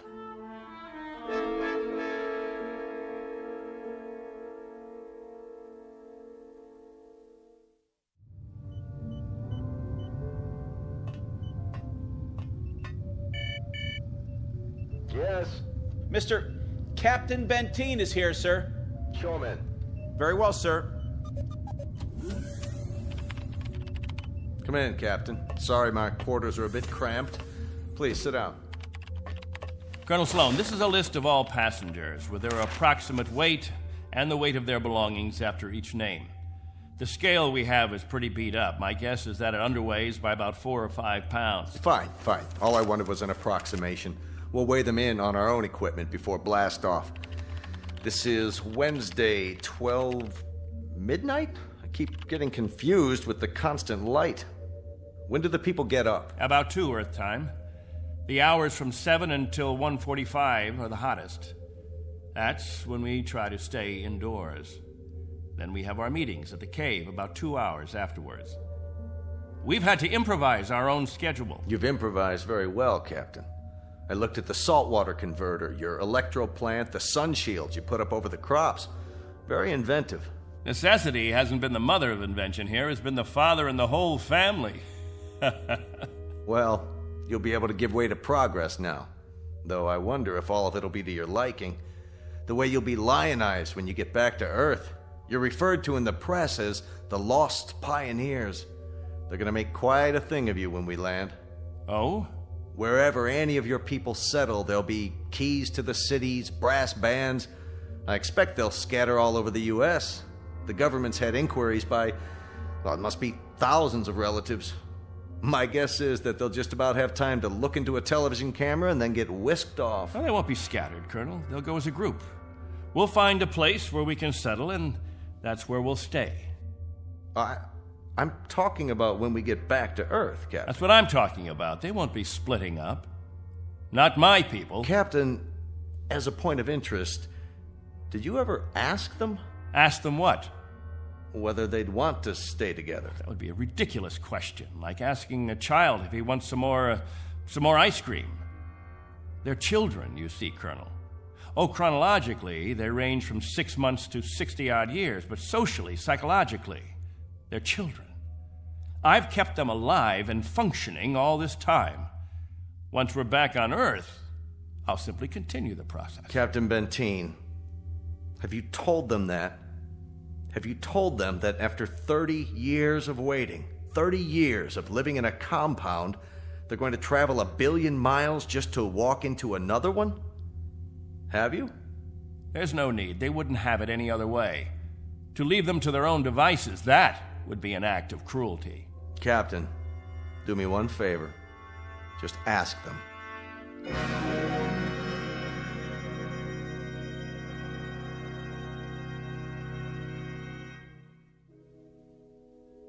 Naturally, we won't have to concern ourselves with the colder climates, the northeastern states, the upper regions of the Great Plains. We'll find an area much farther to the south, perhaps Florida or Texas.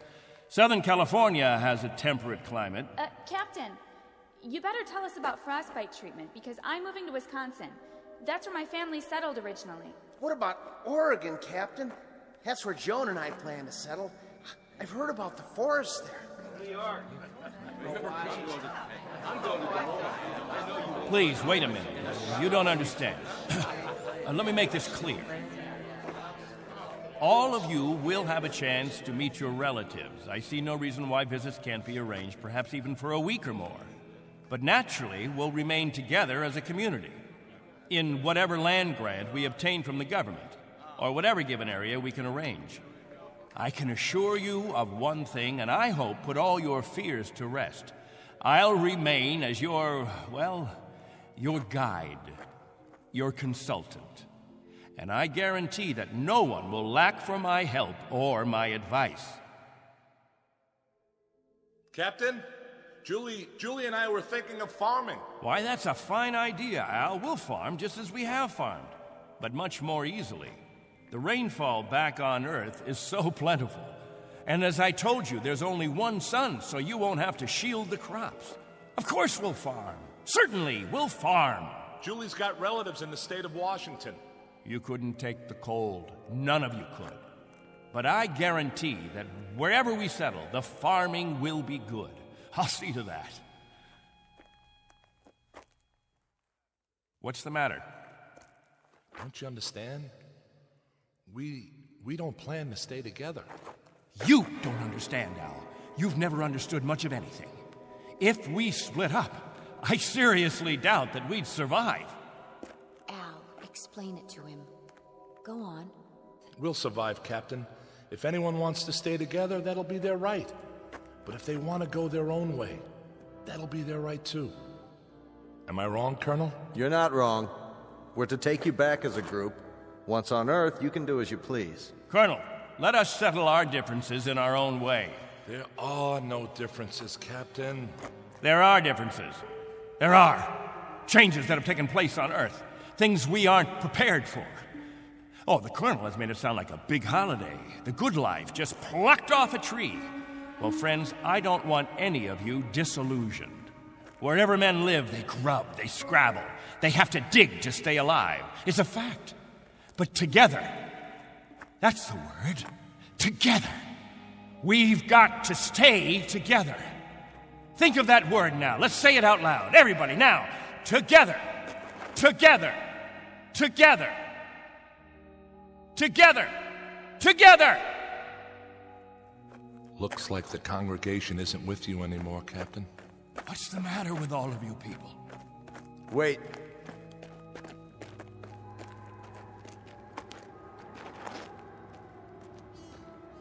I've made the compartment assignments. I'd like to go over them with you. Assignments? There's not much time, and there's some things we have to check off. There's a decompression problem that we've got to tell them about, and a moment of weightlessness shortly after we leave the atmosphere that I want to explain to the children. Do you know what we called you while we waited for you to come?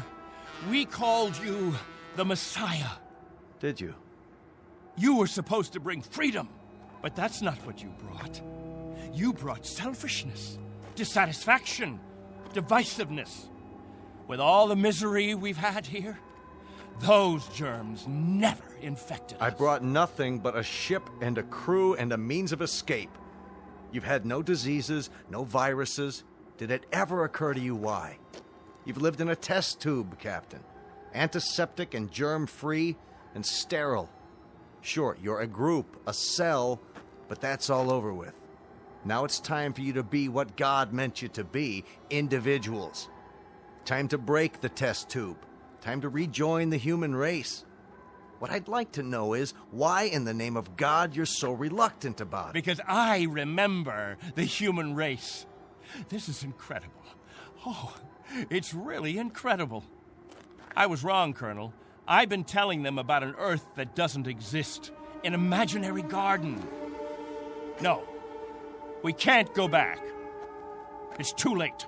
Captain, really?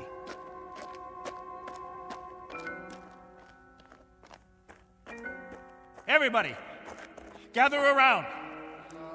I've got something to tell you. Listen to me, all of you. I want to tell you all. Listen to me, all of you. I want to tell you about the real Earth. Captain, are you all right? Let's talk about the diseases. What? The viruses, the cancers, the floods and the freezing, the wetness and the cold. And there are other miseries, worse than anything we've experienced. Hatred, jealousy, violence. Listen to me. It's an Earth we don't know. We can't leave here. We'd be committing suicide. We'd die of things we've never been exposed to before. We'd die of the loneliness that animals get in a zoo. Because we don't belong. We don't belong to his kind. Do you understand me? We don't belong there. Captain Benteen, why don't you let your children vote on it? Only if they know what's waiting for them. Only if they understand that Earth isn't any garden. It's never been, and it never will be. That's fair enough. I'll tell you what Earth is. The same as it's always been. It's a race struggling to survive, just as you have survived. Captain Benteen is right when he tells you that it isn't all a place of beauty. There may still be wars and prejudice and strife. I suppose there will always be jealous men and angry men and unforgiving men. But it has one thing you don't have. Every man is his own master. There won't be anyone telling you when to eat and when to sleep and when to meet, what to sing and how to play. Instead of heat, you may feel cold, and instead of thirst, you may feel hunger. But you'll be men and women. You won't be sheep. You won't be a kindergarten. And when you pray to God, his name won't be Benteen.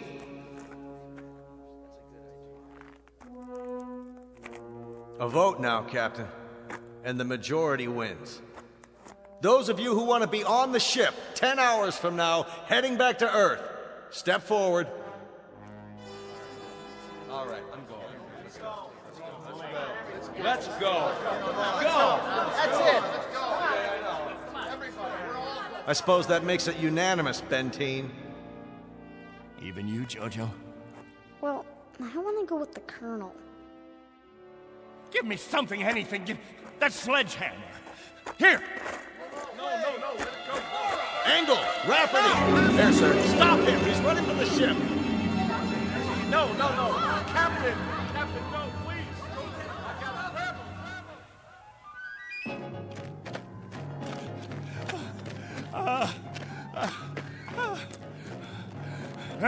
We'll see how far you get without a tail fin. Put it down!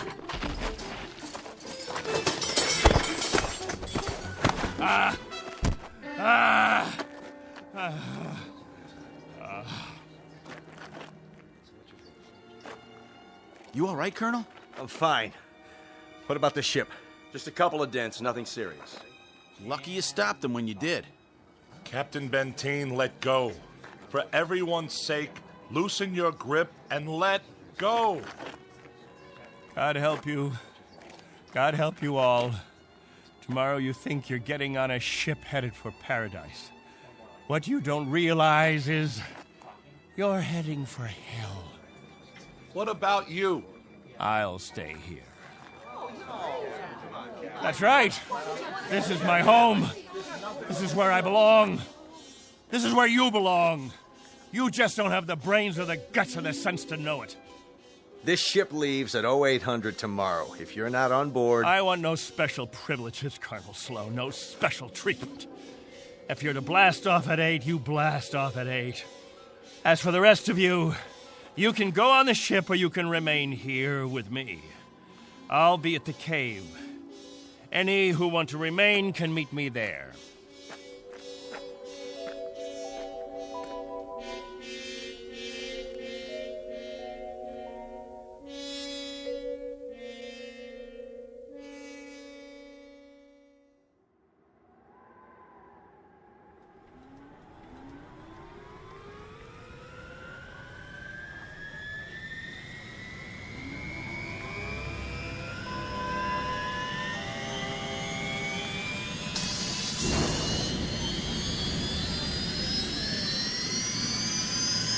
That's it, folks. The rocket's fired up. Everybody on board, single file.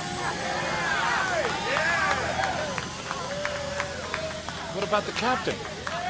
I'll give it one last try. Lieutenant Engel, see to the passengers. I'll be right back. Yes, sir. Where you going, sir? To the cave.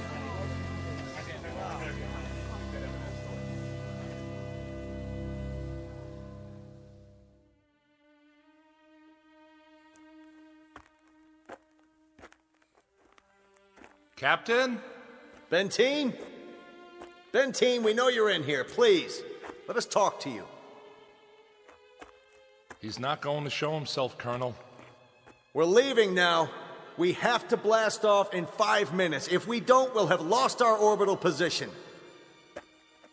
Benteen, it has to be now. Captain, please, come out. Remember this. If we leave without you, there'll be no other ships. This is where you'll live the rest of your life. And this is where you'll die. All right, Benteen. As you prefer. Let's go, Baines. Goodbye, Captain.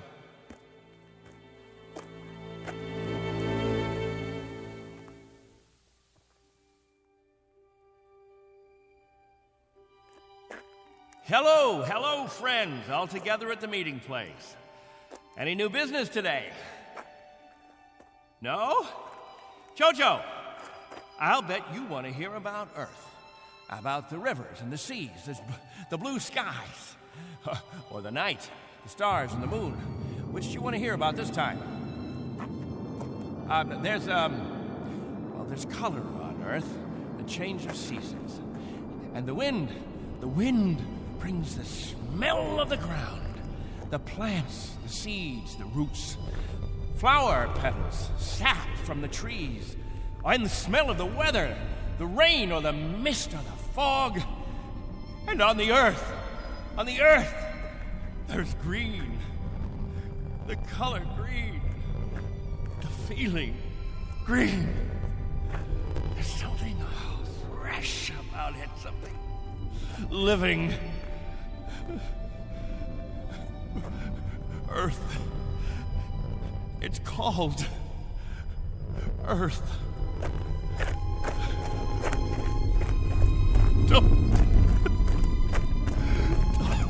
Don't leave me. Please. Oh, don't leave me.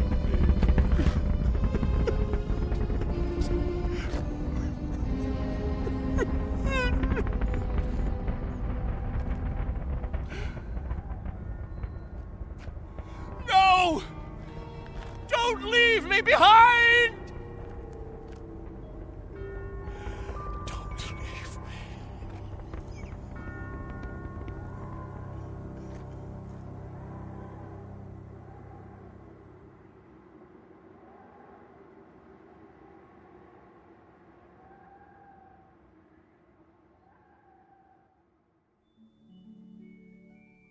A man named Benteen, sometimes known as Captain, who had certain prerogatives. He could lead, judge, legislate, even dictate.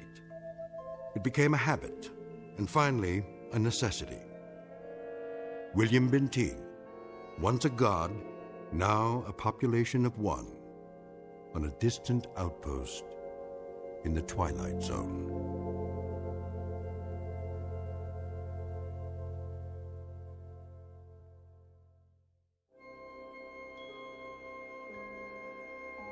Hi, this is Carl Amari, producer of the Twilight Zone radio dramas. I'd like to take a moment to tell you about our official website at twilightzoneradio.com, where you'll get the latest news and information on these Twilight Zone radio dramas. Plus, at twilightzoneradio.com, you can digitally download 3 free episodes or any of our episodes for only $1.95 each. In this age of ever-changing technology, we've decided to make these episodes instantly available to you by making the Twilight Zone radio dramas a digital download-only series. This means that this series will no longer be offered on CD. The CD collections at our website are now being offered while supplies last at buy one, get one free. So be sure to get your favorites before they're sold out. Be sure to visit us often, and I'll see you in the zone.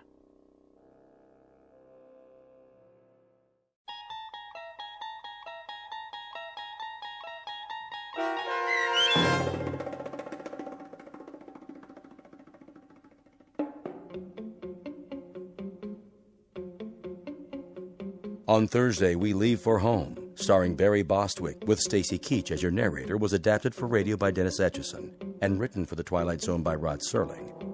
Heard in the cast were Mike Starr, Christian Stolte, Elizabeth Lido, C.J. Amari, Richard Hensel, Justin Kaufman, Kurt Nabig, Joby Cerny, Jennifer Joy, Meg Thalken, Tracy Hernandez, Jake Salins, Doug James, Jeff Lupetin, and Amanda Amari.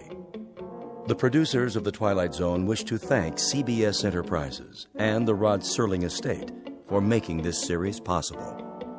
This copyrighted radio series is produced and directed by Carl Amari for Falcon Picture Group.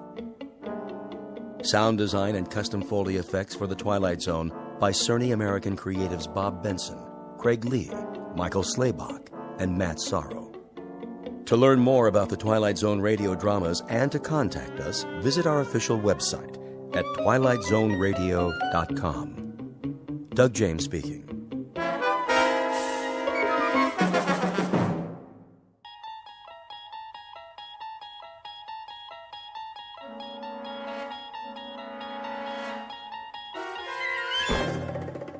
There is a fifth dimension beyond that which is known to man.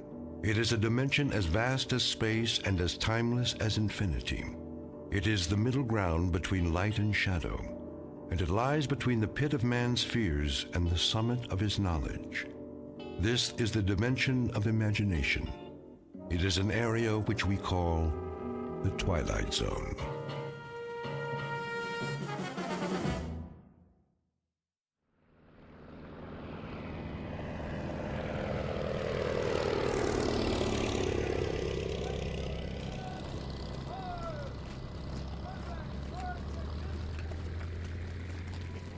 So it's goodbye again. Yes. We should be used to goodbyes by now. You'd think, wouldn't you? You know, I used to think when I was a little boy back in America. You used to think what, Tony? Oh, it doesn't matter. Of course it does. I love to hear you talk about when you were a little boy. But you know something funny? I'm jealous. Jealous? Jealous of what? I'm jealous of those years. I'm jealous that you grew up and I didn't get to know you because we hadn't met. So many years. And I think now, what a waste that we didn't know one another then. We had time once, didn't we? All the time we needed. But not now. Now there is no time, Tony. Now there is only time for goodbyes. Now people fly by so fast, you want to call out to them. And then it's too late. They've gone. They've disappeared. It's time to take off, Lieutenant. The Luftwaffe is coming. I'm on my way. But, sir, the troops are moving out. Thank you, Private. Oh, my darling. Tony, sweetheart. Now, you must go. You must go. I know. Don't cry. Shh. No time for tears. I have a memory of you for my eyes. And a thought of you to hold in my mind. For my mind. As do I. And I a touch of you. For all of me. Oh, my darling. I won't forget you. Not forever and a day.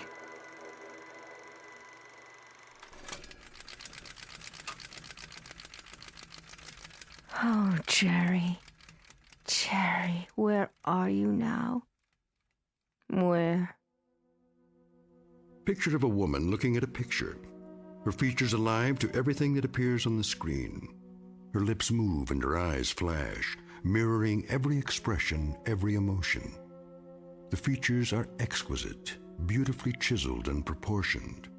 And even in the flickering light, she is easy to recognize. Like the face on the screen, this is Barbara Jean Trenton, movie grade of another era.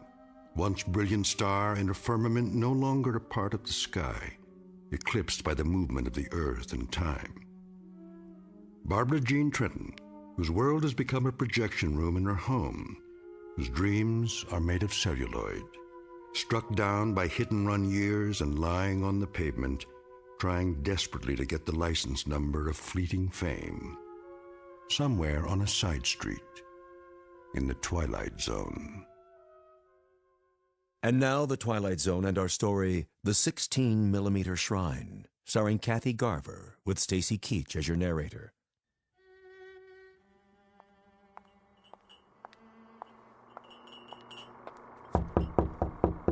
Miss Trenton?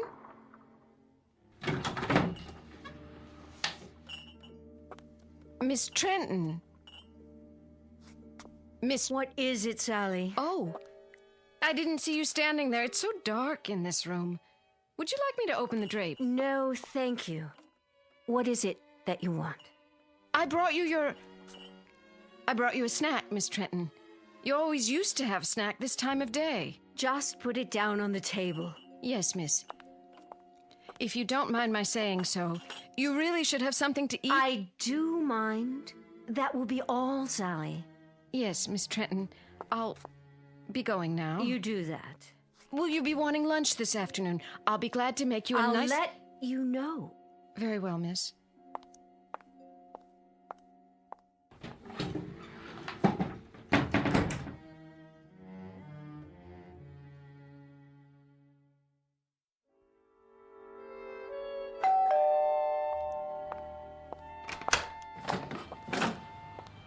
Oh, Mr. Weiss. How are you, Sally? Perfectly fine.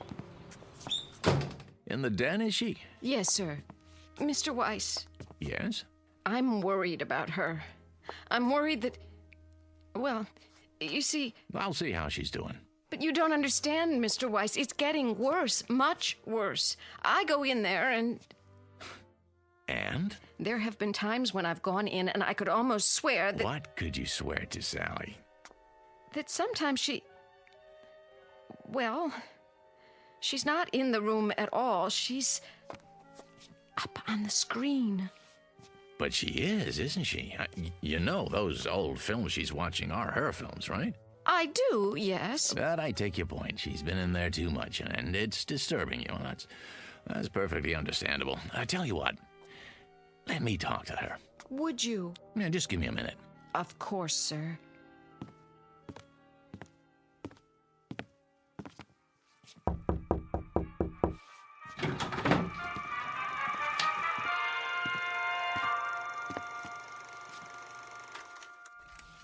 Barb? Fix yourself a drink, Danny. It's 11 o'clock in the morning. So, it's 11 o'clock in the morning. What about it? It's 11 in the morning and the sun is out, see? Oh, why did you have to do that? It's a beautiful day in Beverly Hills. There's no smog, it's 84 degrees, and it's lovely out there. What would I do without your daily meteorological reports? And the question is, what do you do with them? You sit here in this air-conditioned cave, showing one picture after another. Why? Haven't you seen them enough times? Let's skip that. Barbie, no good, honey. What isn't? None of this is any good. If you won't fix yourself a drink, then sit down and be quiet. You have a habit of looking poised, ready to spring. What was the picture? 2 of them. Farewell without tears. Now, let's see. 26 years ago, co-starring Jerry Herndon. Of course, co-starring Jerry. He was my favorite leading man. And then, A Night in Paris. 25 years ago. I know it was 25 years. Are you Father Time now? Barbie. Danny, should I have failed to make mention of this before? I hate clinical tiptoeing. If you don't like what I do, don't knock it. I have to knock what you do, and I have to get clinical when I see you enclose yourself in this room and stop the clock. You said things back 15, 20, 25 years. You turn your back on today, and you do this every day. Let me tell you something, honey. That's sick. That's real sick. Is that all? No, it isn't all. I got some news to deliver. What now? I set up an appointment for you over at International. You did? At International? Mm-hmm. When? Today. Part? Sounds like a good one. Is Marty Saul still running the studio? Sure is. Too bad. I never got along with Marty. Yeah, I remember. But he's older now. I think you'll find he's mellowed. He said I was the most temperamental star he'd ever worked with. Now, why would he say a thing like that? Danny, you know something. You're a nice guy. A very nice guy. A loyal friend and a good agent after all.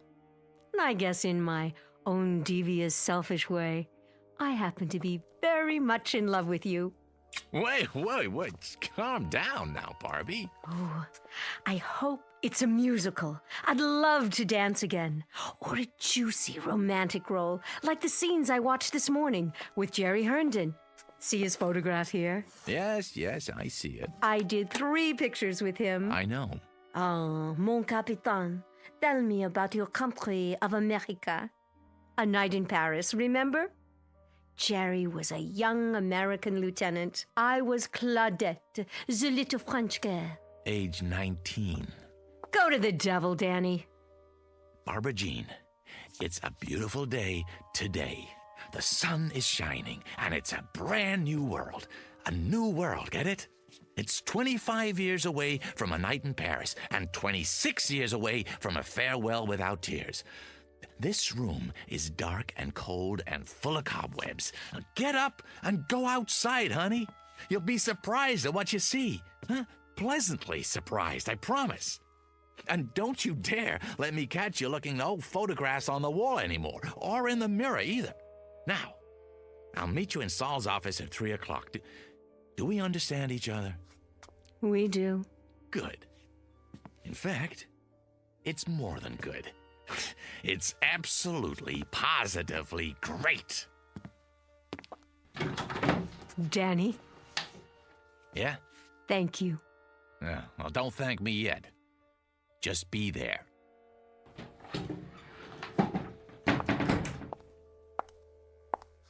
Mirror, mirror on the wall, am I still the fairest of them all?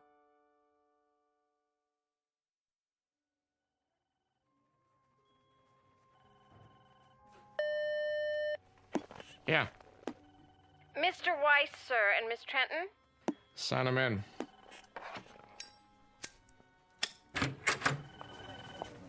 Marty, there you are. Good to see you, Barbara. You're looking... What, Marty? Spectacular? Yeah, something like that. Don't be afraid to say it. Any woman appreciates a compliment, as long as it's sincere. New dress, huh? New hat. Flowers, even. Veil. The whole schmear. You going somewhere? Why, no, Marty. It's all for you. I believe you know my agent, Mr. Weiss. Yeah. How you doing, Danny? Fine. And yourself? Sit down, please. My, you've redone your office. Did he tell you about the part? Not exactly. I think it fits you. It's not big, but it'll be a nice showcase. How big and how much of a showcase? I meant to tell you, Barbara, it's not the lead, more like a special cameo appearance. Very special. Surely Danny's told you what my requirements are. Mm-hmm. Why is it, Barbara, you and I always get off on the wrong foot? And what foot is that? The one in your mouth? Oh, excuse me, that's a cigar.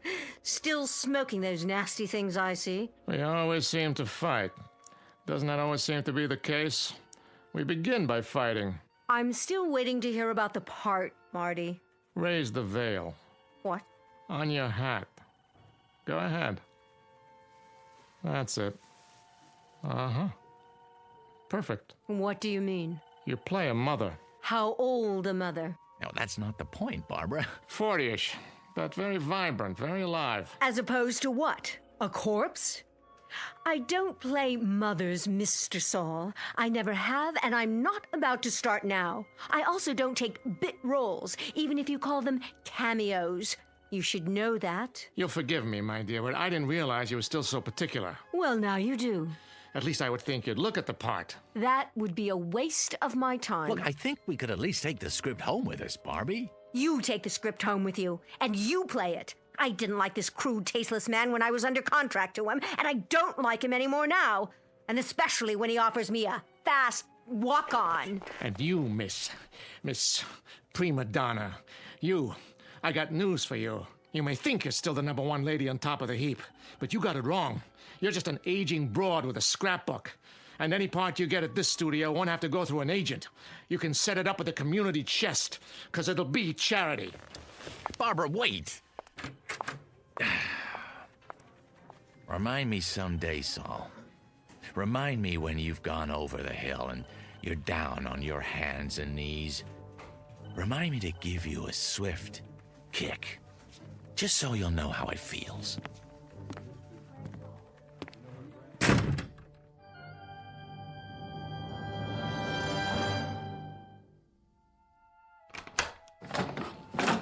Oh, Miss Trenton. And Mr. Weiss, I didn't expect you back so soon. That will be all, Sally. Yes, miss. You'll excuse me, Danny. I'm going upstairs to rest. Well, don't you think we have a couple of things to talk about? Not now. I'm feeling tired. Barbie! What? You're right about him, Barbie. He's a tasteless man. He's got a mean temper and a dirty little mouth. You shouldn't pay any attention to him. Are you talking about Saul?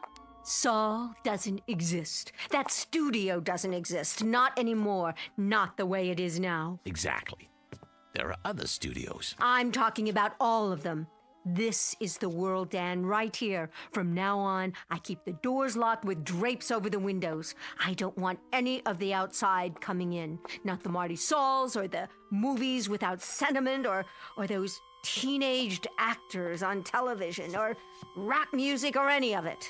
Barbie, whether you like it or not, that's the way it is. That's the way things are. What can you do, Barb? Shut your eyes? Say it doesn't exist because you can't see it? It doesn't have to exist. If I shut my eyes, it disappears. Yes, it does. I can wish it away. But that doesn't make sense. It makes sense to me. Perfect sense. And you know what else makes sense? As of right now, as of this minute, this is the old Hollywood, with all the charm and romance, with all the glamour. It's a carefree world again, Danny, just like before, in this house. Barbie, none of that's true. It's nostalgic and nice, but it's not true. Are you listening to me?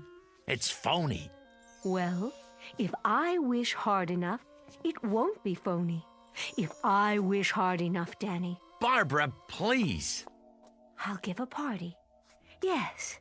Tell all of my friends, Danny. Tell them. Tell Paul Nader and Jerry Herndon and Steve Black. Oh, now there's a man for you. Tell them I'm still at the same address. And tell Barbie!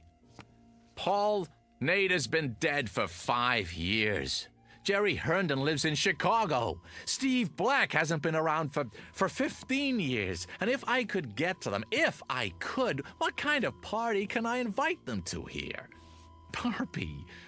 Barbie, this is a graveyard you're creating, a mausoleum. Understand? You're wishing for things that are dead. We'll see about that.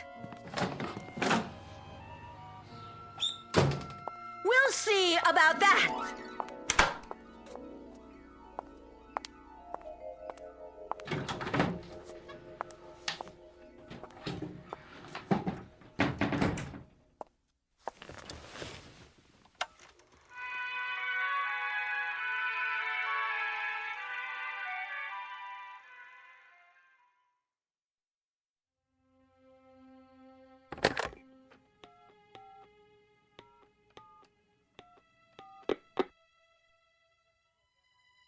Mr. Mosa, please. Tell him it's Danny Weiss. Hey, Walt. Long time, huh? No. I didn't go to the awards. Congratulations, by the way. Heck of a picture. Yeah. Say, listen, Walt. I got an idea, and I wanted to run it by you first, before I shop it around. Yeah, that's right. Yeah, nobody yet. Well, you know the actor who just won for Best Supporting? Uh-huh. Well, About Time is right. Yeah, he's all over the talk shows, giving interviews left and right. No, I don't represent him. But he's been in this business a long time, started as a teenager. I know, at your studio. That's why I'm calling. See, here's what I think's gonna happen. A brand new interest in the greats of our industry who made it what it is today. You know, I can see it coming. Not nostalgia exactly, but a wave of appreciation, reevaluation. So I was thinking, why not put together a special project just for them? The ones who've been out of the limelight a few years. Stars who never got an Oscar but deserve to. Yeah, I tell you, the media will lap it up. Yeah, no, I don't have a script yet. Yeah, I suppose so. I'm a sci-fi fan too. Sure I am. Yeah, so it makes. So make it like Star Wars meets, I don't know, On Golden Pond or something. I'm just riffing now, but really, you never saw it? Oh, great flick. Eben Fonda. No, Henry. Yeah, a whole generation that. Well, they would if you set it up right. The what? Oh, a series of pictures, huh? Based on video games. Yeah, I see. Well, of course they have to be young. Still, when you think what a great name could bring to the package, well, Barbara Jean Trenton for one. No, she's not dead. No, I assure you. A highlights reel. Yeah, I don't think she'd mind. Sure, I understand. Well, give me a call when you get back in town, huh? Yeah, well, looking for it. All right, take care now. Yeah, you too.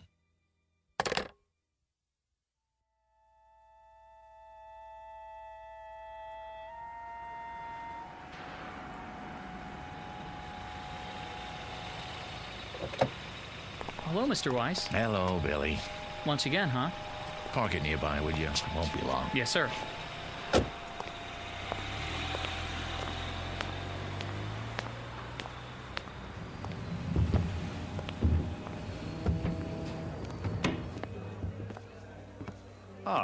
Good afternoon, Mr. Weiss. Table for two? Not today, Jimmy. I don't need it, after all. Very good. I'll get your waiter. I don't have much of an appetite, just the bar. Of course.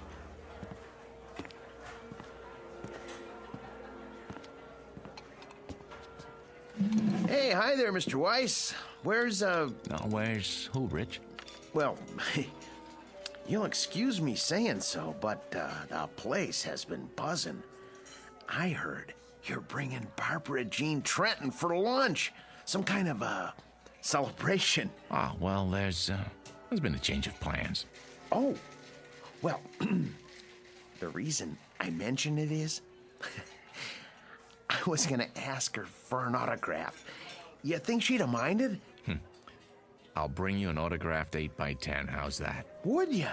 Oh, that'd be great. Just a scotch and water for now, Rich. Coming up. Make it a double, will you? Sure, no problem. Mr. Herndon? Telephone call for Mr. Herndon. Mr. Herndon? Telephone call for Mr. Herndon. Oh, hold on. Did you say Herndon? Why, yes, sir. Well, that wouldn't be... No, forget it. Pardon? Why, it's not for a Jerry Herndon, by any chance. I wouldn't know, sir. Well, I was just wondering. Jerry Herndon. Sounds familiar. Didn't he used to be in the movies, too? Sure did. A long time ago. Telephone for Mr. Herndon. Right here, son. Jerry? You can take it at the bar, sir. Thanks. Oh, and this is for your trouble. Thank you. I'd know that voice anyway. I don't believe I've... Danny? Danny Weiss? What in the world are you... I just stopped in for a drink. Oh, same here. Couldn't forget this place, like old times. Old times is right. What are you up to these days? Oh, still in the business. What else do I know how to do? Listen, can I buy you a drink? I'll buy you one. Come on, sit down. Talk about a coincidence. I was just mentioning you to someone. Pull up a chair. You'd better take that call. Forget it. They'll call back. We've got a lot of catching up to do. Listen, Jerry, there's something I want to talk to you about.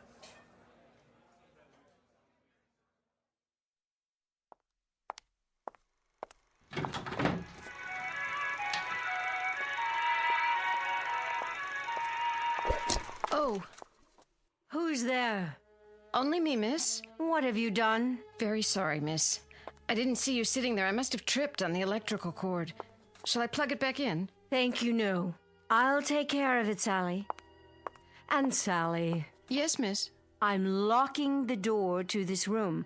I don't want to see anyone. I understand, miss. Sorry.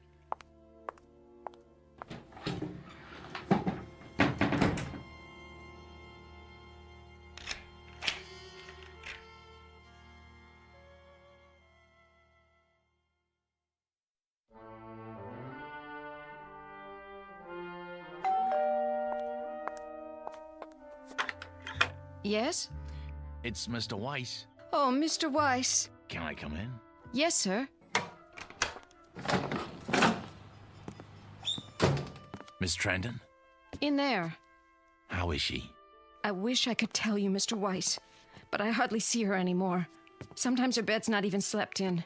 What are you talking about? She's in that room all the time, day and night.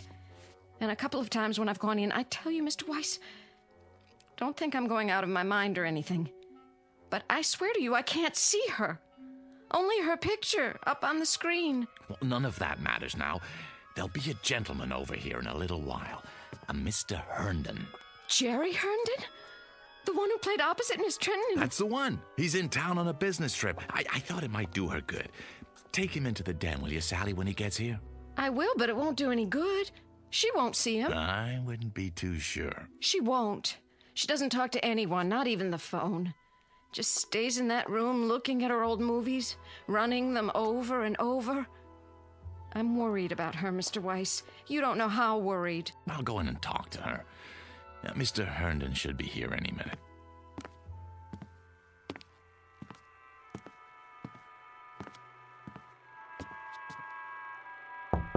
Go away, Sally. I said go away. I don't want anything, and I don't want to see anyone. Barbie, it's me, Danny. Now, please let me in. Why should I? Please, Barbie, I got something to tell you.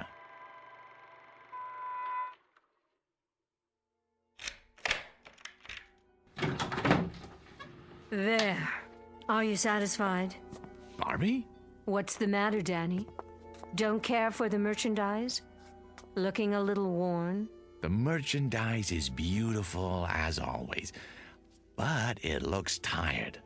Looks as if it hasn't slept in days. It needs some air and sun. Outdoors on the tennis courts or by that pool you never use. I have everything I need in here. I'm quite satisfied, thank you. Hail and farewell, Daniel. The door's the one you used when you came in? I have some good news. Oh, do you? What is it?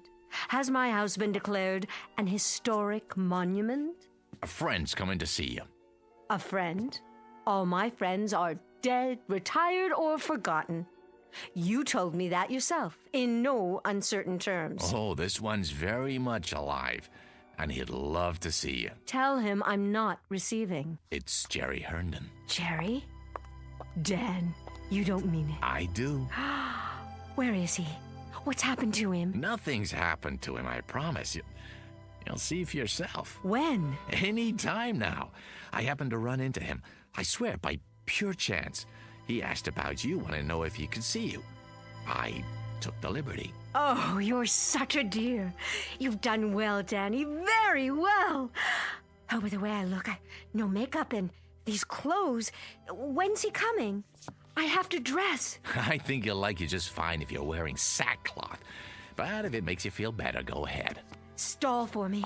I need at least a few minutes. Oh, show him to the living room. Oh, Jerry. Jerry, after all this time.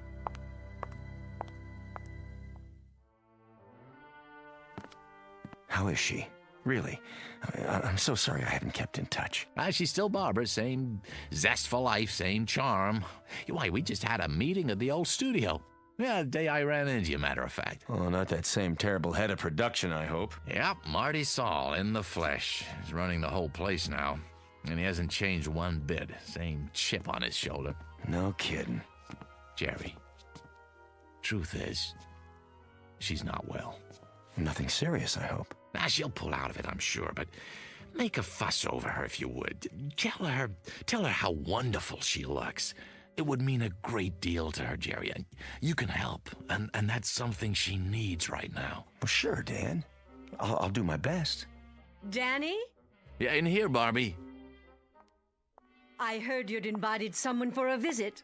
Let me guess. Could it be... Hello, Barbara Jean. Who's... Jerry? Oh, no, but this can't be Jerry. Are you playing a trick on me again, Danny? Is that it? Been a long time, huh? A lot of water over the dam. Oh. Oh, well. Yes. Jerry's just in town for a few days on business. I see. You're looking downright lovely, if I do say so. Isn't it odd the way we picture people as they were, never as they are? You haven't changed, Barbara Jean. Hardly at all. Well, I thought you'd be here on a white horse or in an officer's uniform. Why, isn't that silly of me? I thought you'd be as I remembered you, Jerry. A young man. I was. 20, 30 years ago. And do you know I had a crazy idea? That we might even do a picture together again. Not much chance of that. He's not an actor anymore. No, I gave that up a long time ago. Went down the drain, along with my youth. You don't act anymore? What do you do? It's not so bad. I run a chain of supermarkets outside of Chicago. A chain of supermarkets? In Chicago? I'm doing really well, in fact. More than I ever made in the picture business. You're joking. No, you're not. You're not joking at all. Barbie. See this photograph? This is the one I expected. This is the one I wanted to come see me. With that darling little mustache. Well, I've still got one. Only it's gone white, like the rest of my hair. So you have. But you're not the one in the photograph, are you? He's dead. He's dead, like all the others. Barbie, honey. Go away, please. Both of you. Will you just go away? It was very nice to see you. Goodbye, Barbara. Goodbye, my dear. Take good care.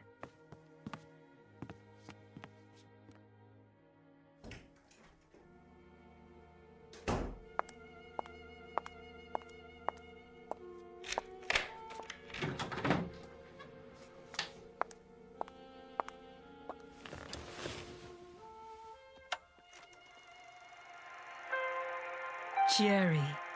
There you are, Jerry. How well you look. How young. How wonderfully young. There was an old man here a while ago. A tired, worn-out old man. And he said he was you. Can you believe it? Oh, Jerry. Jerry, I wish I could be where you are. I so wish I could, Jerry. Oh, how I wish.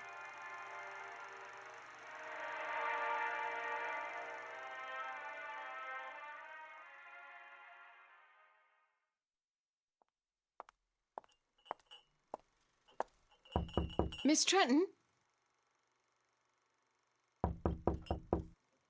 I brought you a little snack, Miss Trenton. Coffee and sandwiches. Wouldn't you like some?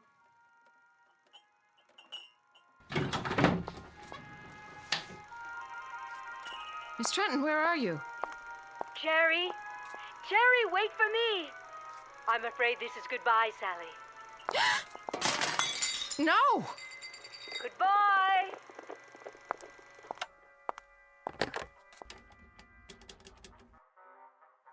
Mr. Weiss, sir, I think you'd better come over here right away.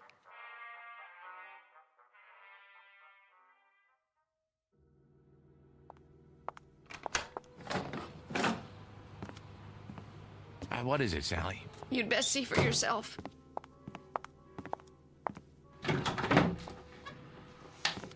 Sally, I don't see anything. What's the big mystery? That's just it, Mr. Weiss. I don't see anything either. She's not here anymore. Was the projector running? It was. When was that? About an hour ago. Who shut it off? I did. Then I called you. Well, have you looked in her room? Maybe she's taking a nap. That's the first place I looked. Then I went to every room in the house, even the pool in the yard. She's not here. At least not in the way you'd mean. You know how to work this thing? It's just that little switch there. Are you going to run it, Mr. Weiss? Yes, Sally. I'm going to run it. Mr. Weiss, I can't stand to watch. I don't know what I'm going to see. Shh, quiet. All right, darlings, that's enough for now. Let's go outdoors. We'll finish our cocktails by the pool. Everyone go ahead. I'll be right with you as soon as I change out of these heels. What is this film, Mr. Weiss? Not one that I've ever seen. It's funny, it doesn't look like a set. Wait, those French doors, I'd swear it's this room. This one right here. It can't be. But it is, Mr. Weiss, it is. Look at that scarf. She bought it only last year, and those shoes? They're the ones she wore when Mr. Herndon came by. Barbie! Barbie, please! What? It's Danny. Please, don't do this. Danny? Oh, there you are. Care to join us? The old gang's here. We're going to have such a time, just like we used to. You know I can't do that. I can't just step into a movie screen. It isn't real. None of this is real. Well, then, goodbye, Danny. Be a dear and hold on to my high heels for me, will you? I can't very well swim in them. Barbie, don't! Keep them to remember me by. Jerry! Where are you? Barbie, please. Over here by the bar. I just stopped to freshen my drink. Care for another one, Barbara? Oh, don't tempt me. Now we simply must go outside. Everyone's waiting. In that case, race you to the pool? You're on! Barbie, come back! Come back! Sally, these shoes by the French doors, you didn't drop them here, did you? No, Mr. Weiss. And this scarf on the patio? No. Well, they must be Barbie's then. I guess I'll just have to hold on to them. In case she comes back. Oh, Mr. Weiss, what are we going to do now? Well, the only thing we can do. Wait. Meanwhile, here's a toast to you, Barbie. And to wishes. To the ones that come true.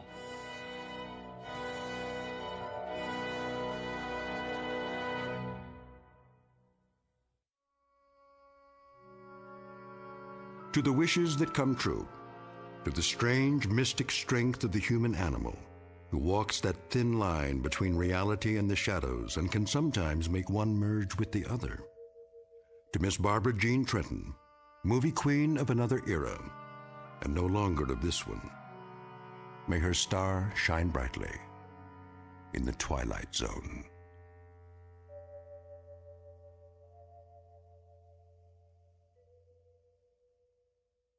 More from the Twilight Zone after this.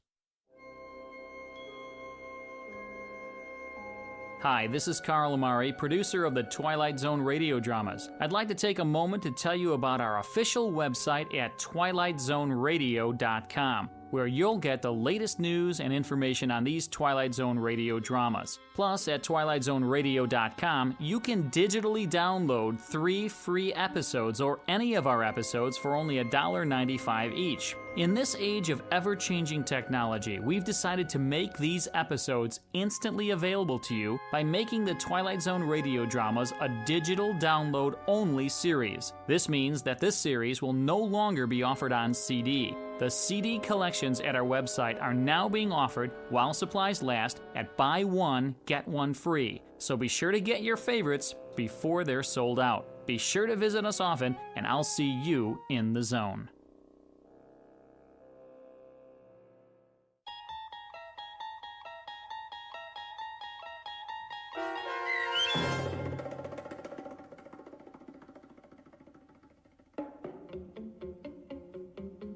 The 16mm Shrine starring Kathy Garver with Stacy Keach as your narrator was adapted for radio by Dennis Etchison and written for The Twilight Zone by Rod Serling. Heard in the cast were Christian Stolte, David Darlow, Fernette Lebo, Doug James, Roger Wolski, and Carl Amari. This copyrighted radio series is produced and directed by Carl Amari for Falcon Picture Group and Westwood One. Sound design and custom Foley effects for The Twilight Zone by Cerny American creatives Bob Benson, Craig Lee, Matt Sorrow, Tim Cerny, and Todd Beyer. To learn more about the Twilight Zone radio dramas and to contact us, visit our official website at twilightzoneradio.com. Doug James speaking.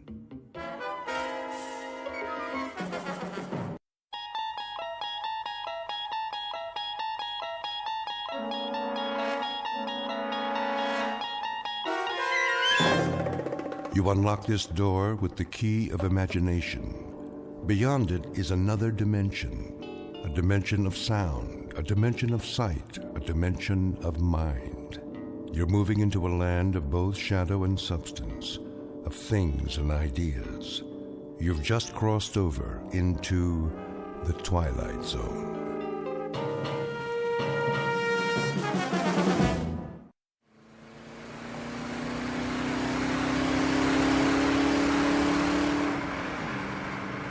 Don? How fast are we going? Oh, 60, 65. Steady as she goes. Are you sure the speedometer's working? I think so. Why?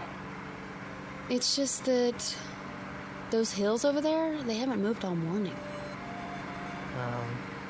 Hills don't move, you know that, honey. But we've been driving for hours. Shouldn't we be a little bit closer? This is the wide open spaces. Objects are not closer than they appear. You can say that again. What you have here, ma'am, is the great American Southwest. Desert to the right of us, desert to the left. Amber waves of cactus and all that. Where are we, anyway? Well, if it's Tuesday, this must be New Mexico. Where's the map? I got it. You're wrong. Me? I'm never wrong. First time for everything. Actually, it's Arizona. You're kidding. Nope. Nope? Yep. Could have fooled me. There should be a town pretty soon. I'll watch the signs. You need a rest stop? Oh, it might be nice to stretch our legs. Get some lunch, don't you think? I think that's a capital idea, Mrs. Carter. Say that again. What? Mrs. Carter. I like the way it sounds. So do I. How long has it been? Let me see. 238 hours and 17 minutes. Wow, you're good. You're right, I am. Don't forget it. Not much chance of that. You want a soda? There should be some in the back. All gone, I already checked. Then we better hope for a town. We could use some gas, too. Dawn, look out. What does he want? Gosh, I don't know. To go around us? Well, let him. Don't worry.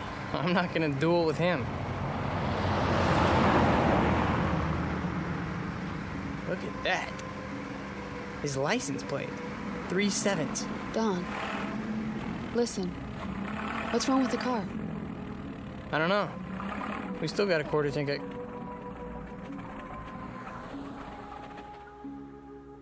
Oh, great. There'll be a tow truck anytime now, you'll see. How do you know? 3 7s. You don't really believe that. Watch.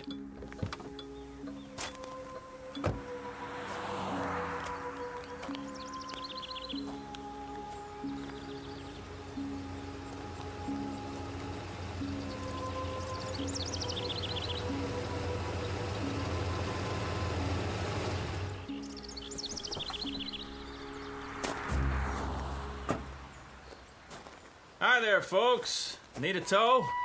As a matter of fact, we do. Well, come on then. Hop in the front seat. Gas station's about 20 miles. They got a mechanic? Oh, sure do. Fix it right up. What did I tell you? Huh? Let's go, honey. You are so lucky, Dawn.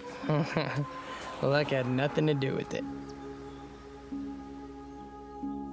Don and Pat Carter, honeymooning couple on their way back to New York. They've had the time of their lives, and they'll be home in a few days.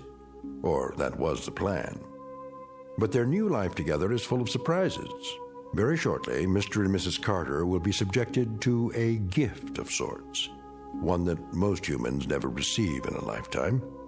They will be given a glimpse into the future. The price of that glimpse?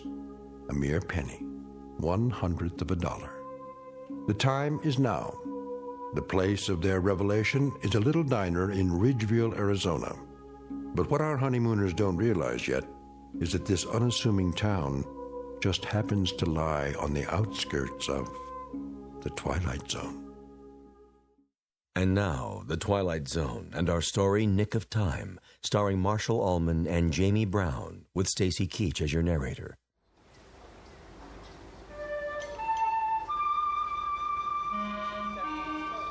How long is he gonna take? Relax, honey. He just put it up on the rack. How can I relax in this heat? You could fry an egg on the sidewalk. Well, that's not a bad idea. I'm getting pretty hungry. I'd settle for a cold drink. There's a water fountain at the side of the station. Fine, I hope it works. Go ahead. I'll talk to him and see what's going on. You do that. Dawn, all I want to do is go home. Me too, baby. There's a lot of miles between here and Manhattan. And you have to be back at work next week, remember? How could I forget? There's a promotion hanging on the balance. Look, I'll see what's up, then we'll have some lunch. Okay? Okay. I don't mean to complain. Good luck.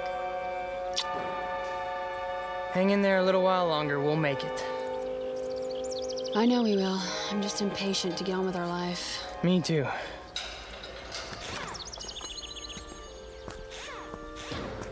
Oh, hi, Mr. Carter. Hi there. How's it coming? Oh, she's coming. You got yourself a bad fuel pump is all. That right. Well, can you fix it? Sure. I can fix it. Be a while, though. Oh. Why's that? Won't take but an hour to put it on. But I got to order one from Klingman. How long's that gonna take? Well, if I send the truck over now, hour and a quarter each way. Oh. You know, my wife would like to get going as soon as possible. I'll bet she would. Can't keep every part in stock, though. Don't see cars like this all the time. Can you get right on it? I'd appreciate it. We can't wait around all day. Oh, I'll get it done before long. Don't worry. Why don't you and the missus take it easy? Have some chow. Where would you suggest? Diner's right down the street. Best in town. Ask the truckers, they'll tell you. Thanks, I'll do that. We'll be at the diner then. Let us know when you're finished. Sure thing.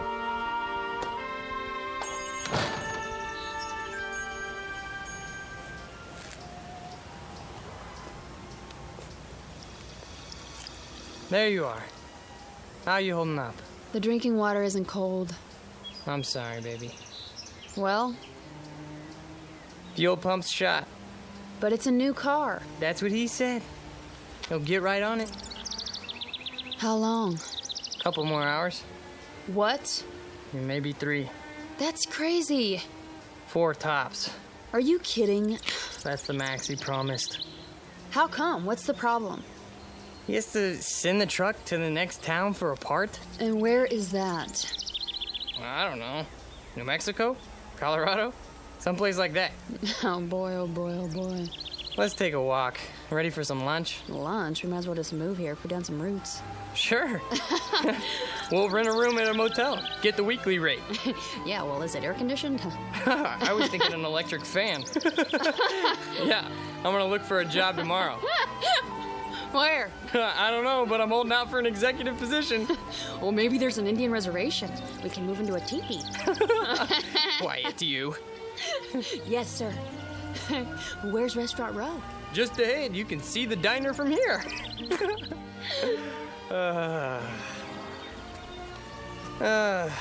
Speaking of jobs, you think I should phone the office again? Easy, lover. You're going to lose that promotion if you keep pestering them. I'm probably gonna lose it anyways. Oh, that's a fine attitude. I thought I married a man on the way up. Who's the best man for the position? Me. There you are, then. Thompson has seniority. Doesn't mean a thing. Take it from me. Little Mary Sunshine, huh? That's my name. Whoops. What's wrong? Don't step on the cracks in the sidewalk. Why? Or I'll break my mother's back. I'm only trying to save her life. Thank you, dear. Here we are, the best coffee shop in town. The only coffee shop in town.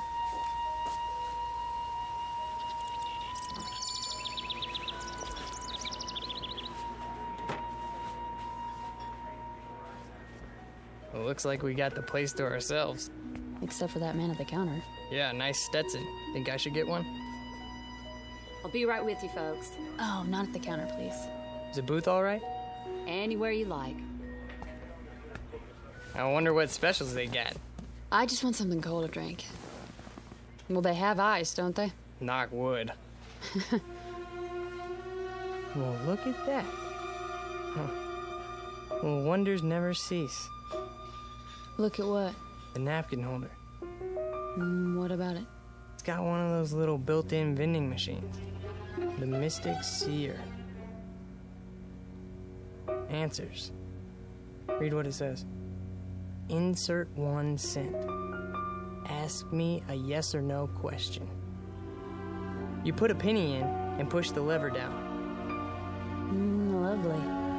The plastic devil's head's a nice touch. I'll bet it even wobbles when the coin goes in. I'll bet it does. May I see a menu, please? The Mystic Seer knows all. Does he, she love me? Will I become rich? Is my future bright? I can answer those questions for free. Well, let's find out what the Mystic Seer says. You're like a little boy. Come on. It'll be fun. I got a penny somewhere. Here's a question. Anything exciting ever happen around here?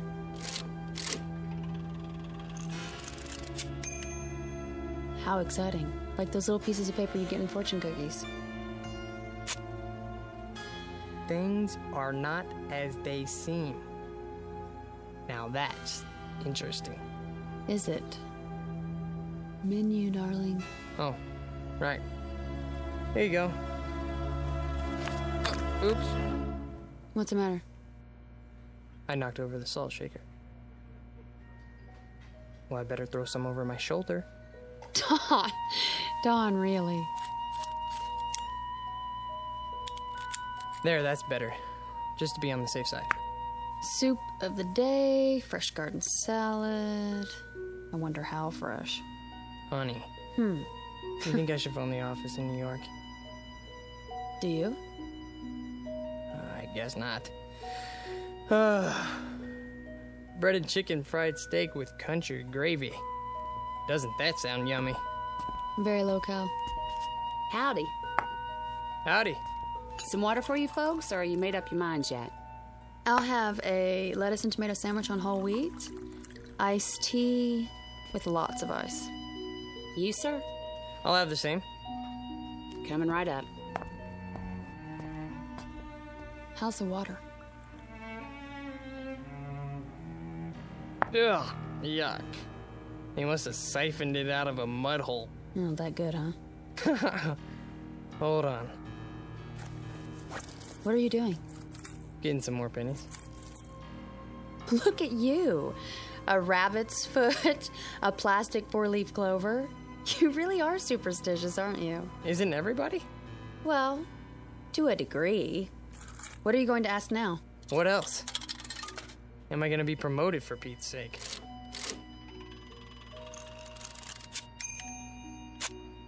Ha! What does it say? It has been decided in your favor. See? Your worries are over.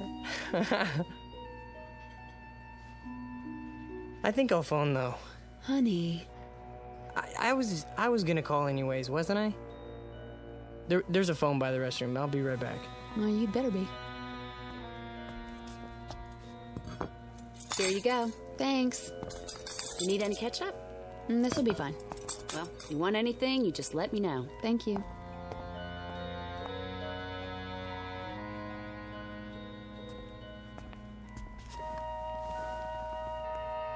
I started already. I hope you don't mind. Not in the least. What are you so happy about? You are now looking at the youngest office manager in the history of the company. Honey! I'm so proud of you. I told you, didn't I? So did he. Who? The Mystic Seer. Well, I told you first. You sure did. How's this sandwich? Passable. Office manager. Oh, that's amazing. We should ask him something else. He really came through on that one. And while you're at it, ask him why he didn't warn us. About what? That the whole wheat bread is stale. Let's see. Does she love me? Don't you know? Will I become rich? Wait, I know that too. I'm gonna be the first millionaire accountant in the company. Office manager, dear.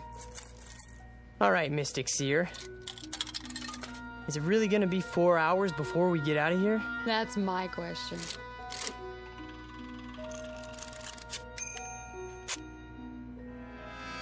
You may never know.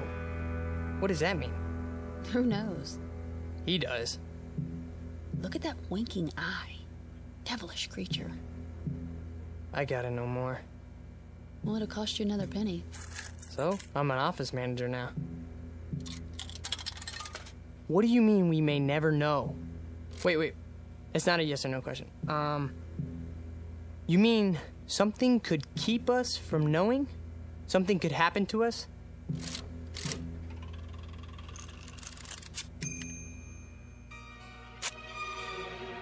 If you move soon.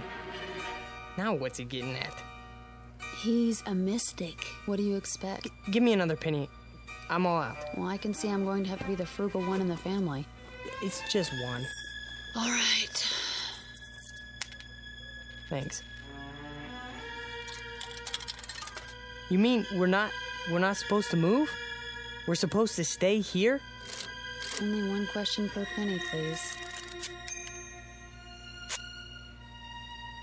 That makes a good deal of sense. Well, I'm not staying unless I get some dessert. One more. Give me another penny. You're gonna break me.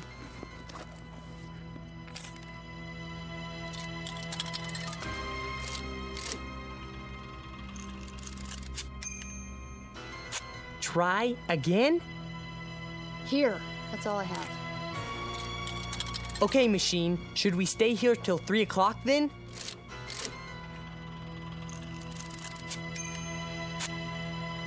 Look at the slip. There is no question about it. Let's go for a walk. Funny. Every answer seems to fit. You're joking, aren't you? I mean, Dawn, no more.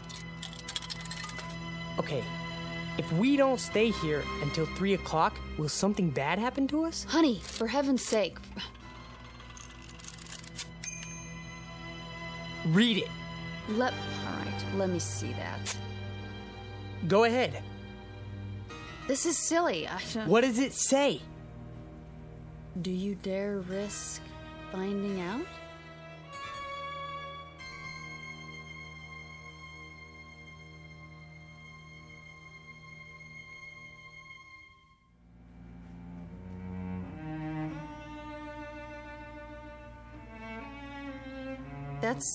That's what it says.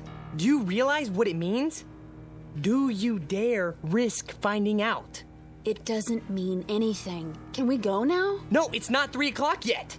I asked if we don't wait until 3, will something bad happen? And it said... That's exactly right. It. You're talking about a machine, Dawn. We're not talking about... Okay, let's order some ice cream. Are you stalling? No, of course not. But you said you wanted dessert, didn't you? Look, I think you're taking this a little too seriously. Taking what seriously? It's something to pass the time. Besides, it's hot out there, isn't it? I suppose some ice cream would taste good. Over here. Ready for your check? Not yet. 2 dishes of your best ice cream, please. 1 vanilla, 1 chocolate. Yes, sir. Now, we'll sit here and enjoy a cool dessert. Then we'll both feel better. Do you agree? If that's what you really want.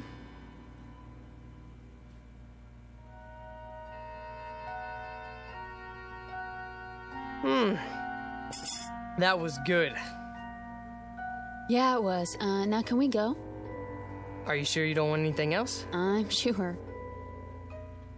Some more iced tea? Dawn, please, let's go. Okay. Yes. I suppose we should. It's 2:45 already. Do you have enough cash? Of course. I'll go pay. Just leave it. If you don't mind, I'd like to get out of here. We've done enough sitting lately. No problem. Well, I guess that's it then. That's it.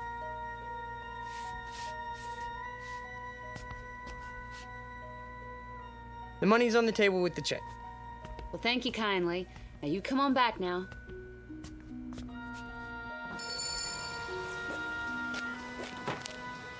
Whew, still hot. Yeah. Hotter than ever. Maybe it won't take them 4 hours to fix the car, you think? Maybe. Don. What? Tell me one thing. Yeah? You didn't really want to stay in there till 3 o'clock, did you? No. Honey? No. But what? Why was it so specific? Specific? You saw the answers. If you move soon, that makes a good deal of sense. Try again. You've memorized them? There's no question about it. You may never know. Do you dare risk? Dawn! What? It's a novelty machine, a napkin holder in a cafe in Ridgeville, Arizona. Not something... Don't you think I know that? Well, I'm glad you do, because for a while there you were freaking me out. What about my promotion? Then, huh? Didn't it tell me it has been decided in your favor? Dawn, listen to yourself. Oh, forget it. Don't say it. Superstitious. Well? It's like you married an alcoholic, isn't it? Only instead of bottles hidden around the house, it's rabbit feet and 4-leaf clovers in my pocket, in the car, all over the place. And you're all mine. I wouldn't have it any other way, honey. Truly? Have I ever lied to you? No. Let's walk over to that garage and see how the car's coming. Maybe he took some pity on us and got the fuel pump finished ahead of time. Wouldn't that be nice? You're always looking on the bright side of things, aren't you? That's me. What are you doing? I'm not doing anything. You keep looking around as if you're expecting something to happen. Do I? You are worried, aren't you? I wouldn't say that. Oh, honey. You make me wonder when you act like this. Like how?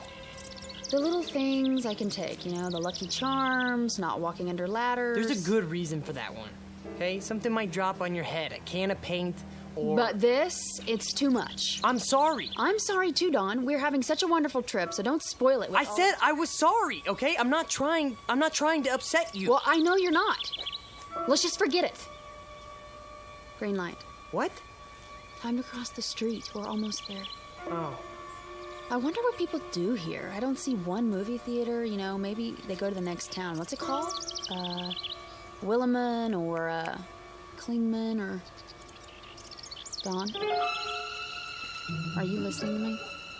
What? Yeah, I heard what you said. That doesn't change the facts, though.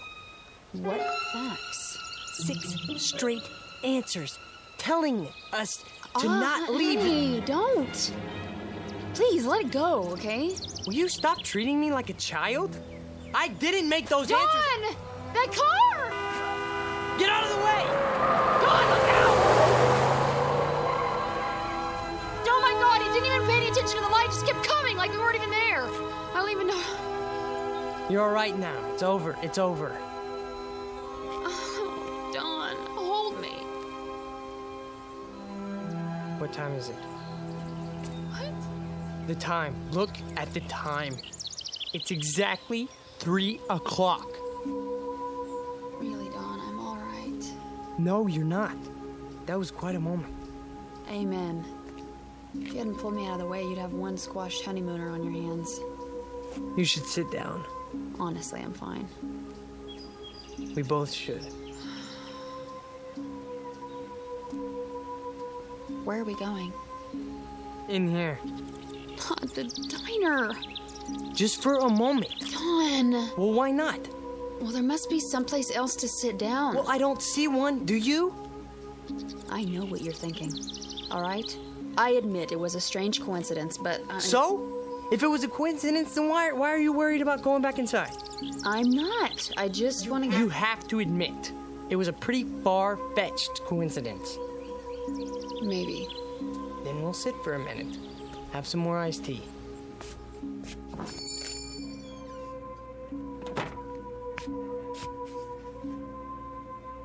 Well, hi, you two. Back already?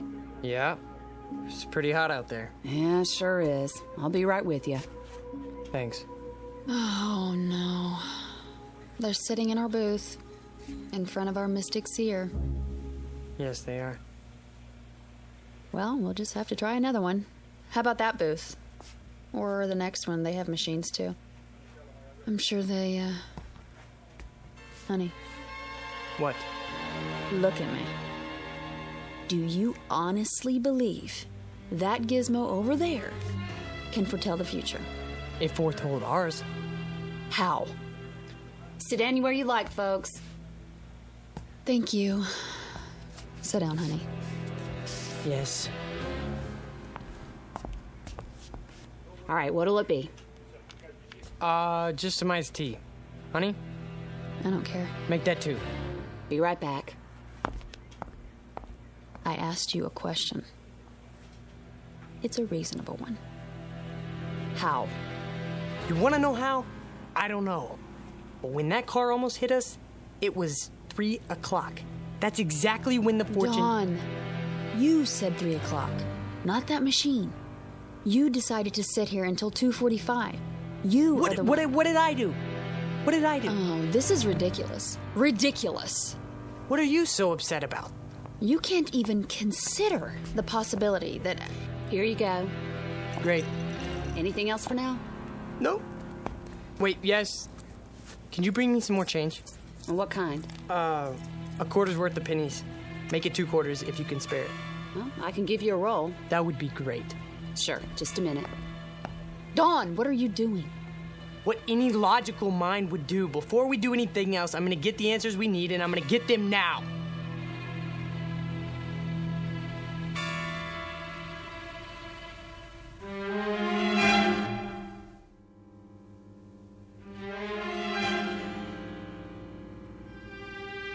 Logical. How can you call this logical? Could you keep your voice down? If you can't see that you made up all the details yourself, and all that thing gave you back was generalities, then I don't know what to do. Honey, would you listen to me? Will you listen? Go ahead. I have nothing more to say. I'm not going to argue with you. Sure, I filled in the details. What does that prove? Could the machine make them up? All it has inside are answer slips that are already printed. Then we agree. What are you... Let me finish. You heard me talk 100 times about mathematical probability, right? It's my job. It's what I work with. I know that. There are probably thousands of these machines in diners all over the country. There are at least 10 of them in here alone. And every one of these thousands of machines are hundreds of little answer slips arranged in some kind of order. Probably a different order for every machine, right? So? So, it's mathematically possible that the way the slips are arranged in just that one machine at this particular time might apply to our future. How can you say that? Iced tea for 2. Right. And your pennies. You know, too bad that thing's not a slot machine. Isn't it, though? All right, you need anything else, just wave. I'm here all day. Got it. I'd appreciate it, honey, if you wouldn't act as if I were losing my mind. Well, aren't you? Is that what you think? Let me try to explain. You don't have to explain anything. But I do. Try to follow what I'm saying. There is a higher realm of mathematics that goes beyond probabilities. Some of it comes from quantum physics. Why are you telling me this? Hear me out, please. Jung, the psychologist, talked about synchronicity, meaningful coincidence. The point being that there are no pure coincidences. Everything is interconnected.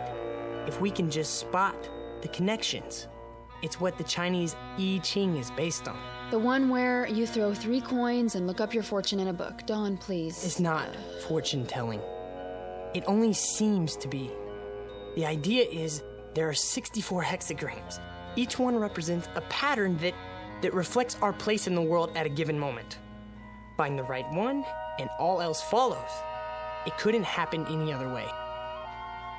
But the coins could come up in any combination. No, that's just it. Given everything else, at a particular point in time, there is only one pattern that fits. The Qing is just a means of identifying that pattern. So, you do believe in fortune telling? You're not listening. I said... How can you let yourself be controlled by such a thing? Can't you see what you're doing to yourself? What am I doing? What about the questions you asked? Were they mathematically determined too? I don't know. All I know is that the answers matched them. They would have matched any questions you asked. Does he love me? You may never know. Will I become rich? If you move soon. Is my future bright? There is no question about it. Ask anything, okay? It will always seem to fit. Honey, that's not the point. What is the point? We're about to find out. They're leaving. We can have our old booth back. Oh, Don. Bring your glass. Now we can test the hypothesis.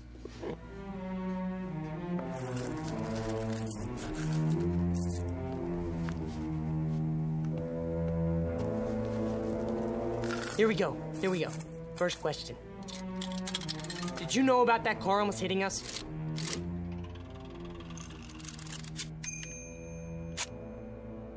What do you think? Oh, that's conclusive. Will we reach New York City all right now?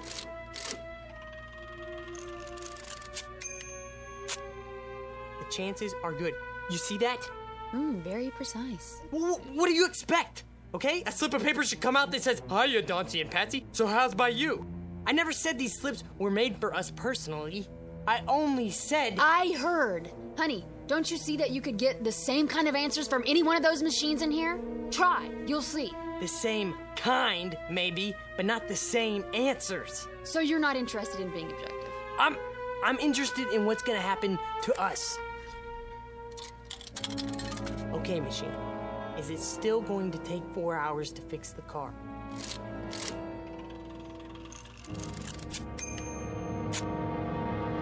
It has already been taken care of. Swell, that's it then, let's go. Wait! Maybe it doesn't mean... Mean what? Mr. Carter? Yes. Oh, hi. From the garage. I thought you'd like to know your car's ready. Is it? Had a lucky break.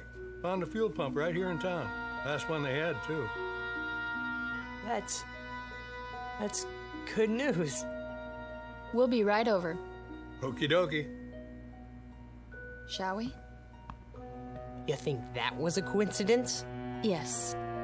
Why don't you ask it some questions then? Or are you afraid to? All right, if that's what it takes. Okay, go ahead. Here's a penny.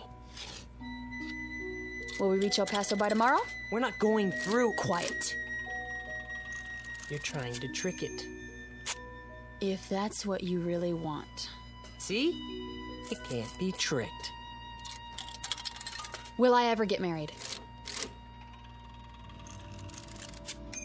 Read it. The answer to that is obvious. Mystic Seer. It isn't possible to foresee the future, is it? What does it say? That's up to you to find out. You're a stupid piece of junk, aren't you? It all depends on your point of view. I don't want to stay here. Even if it's true? Sit down. Especially if it's true. What are you talking about? I've had enough. We're not finished with the test. Maybe you're not, but I am. I think you are afraid of it. Not of it, Dawn. Of what then? Don't you know? Can't you see it on my face? Fine, then I'll finish it for you. Okay, machine. Are we always going to live in New York?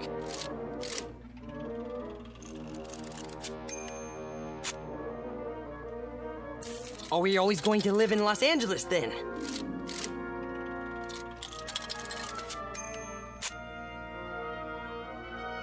Well, then are we going to live in the Midwest? Then are we going to live in this country? Dawn. Dawn! No more. What? Let's go. No! Put those down. Are we just going to stay here? I don't know! Sweetheart, listen, please. If you love me, listen to me. No, you listen to me! I believe that this machine can tell what's going to happen to us. I believe it, Pat, based on empirical evidence. Do you think I'm just gonna leave it behind? We can't afford to do that. There's too much at stake, but you won't even admit it's possible. All right, it's possible. Is that what you want to hear? I'm not talking about that anymore. I'm talking about you. Us, Pat! Us! I know, but are you just gonna sit here and let this machine run your life? Run my life? Well, isn't that what you're letting it do? Dawn, it made you phone the office before. It made you stay here instead of leave. It made you afraid to walk down the street. Now it's telling you where you're going to live. That's not true. Honey! It's as if every superstitious feeling that you've ever had is all wrapped up in this one machine. It isn't just a matter of whether it can foretell the future. It's a matter of whether you believe more in these predictions than you do in yourself. Honey, you can decide your own life. You have a good mind, a fine mind. Don't waste it trying to justify a penny fortune machine to yourself, okay? We have such a wonderful life ahead of us, but only if we depend on ourselves to make it wonderful. Not if we, you know? Oh, Pat. Shh. Come on. I don't want to be told what's going to happen to us. I want us to make it happen. Together. All right, baby. Don't cry. Something wrong, folks? No. We're okay. It's all right, baby. We'll go now. We'll go. I'm a jerk. You're not. You're wonderful. Sure I am. Come on. I'm the world's biggest jerk. You want my handkerchief? Come on. We'll go get the car, all right? Don't do it just for me, Dawn. Honey, that's the best reason I have right now. Just give me time, huh? I'll shape up. I love you so much. I love you too.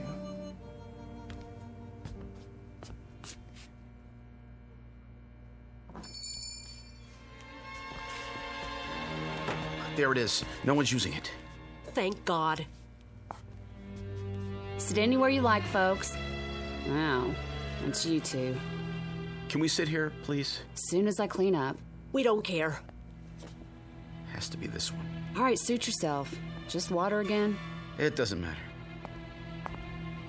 Do you have any more pennies? I think so, yes. Then go ahead. Can we ask some more questions now?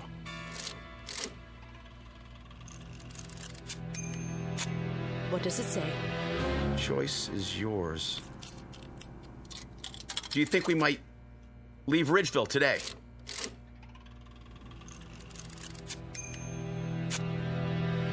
Let me see. Oh. Well, where are we going to get some money to live on?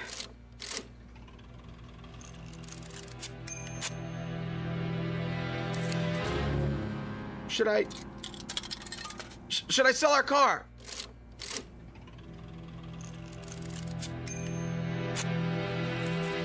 What? Then.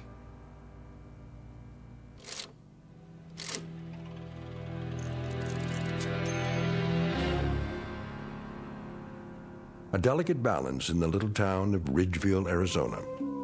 Two people who have escaped from the tyranny of fear and superstition. Two others permanently enslaved by it. One couple able to face the future with confidence. Another couple facing it with hopeless dread. Victims of life imprisonment in the darker regions of the Twilight Zone.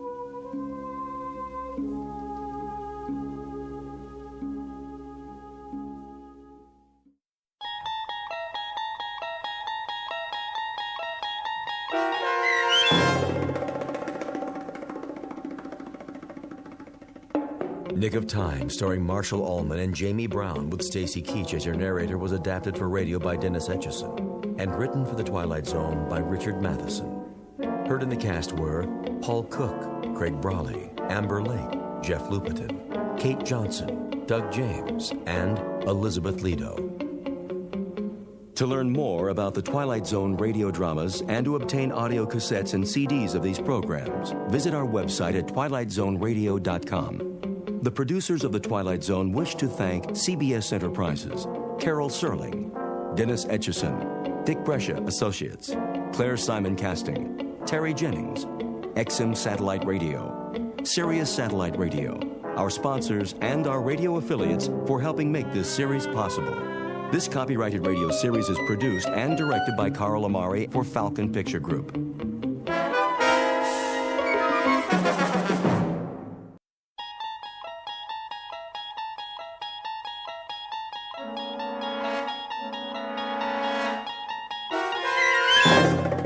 You're traveling through another dimension. A dimension not only of sight and sound, but of mind. A journey into a wondrous land whose boundaries are that of imagination. Your next stop? The Twilight Zone.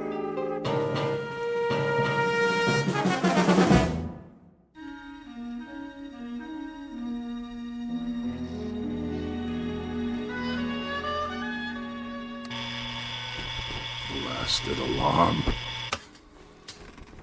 Let me sleep. Oh, all right, I hear you.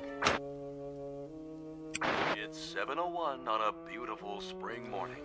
What's so beautiful about it? And this is Mike Munn, here with some more sunshine music on your favorite listening station, Radio K-Rand. Oh, you shut up. So, whether you're on the way to work or just waking up, relax. We'll be with you all day long, bringing you melodic masterpieces around the clock. Off, I say. I did not set this radio to go on at all. And before we start another set of timeless hits, here's a special message for one of our favorite listeners, Bartlett Finchley. What? Mr. Finchley, we know you're out there, so put on a happy face. Take some time to smell the coffee, and remember, we love you madly, but we'd love you even more if you'd get out. Nobody wants you here, so you may as well pack up and get out now. We'll see about that. Of all the outrageous gall.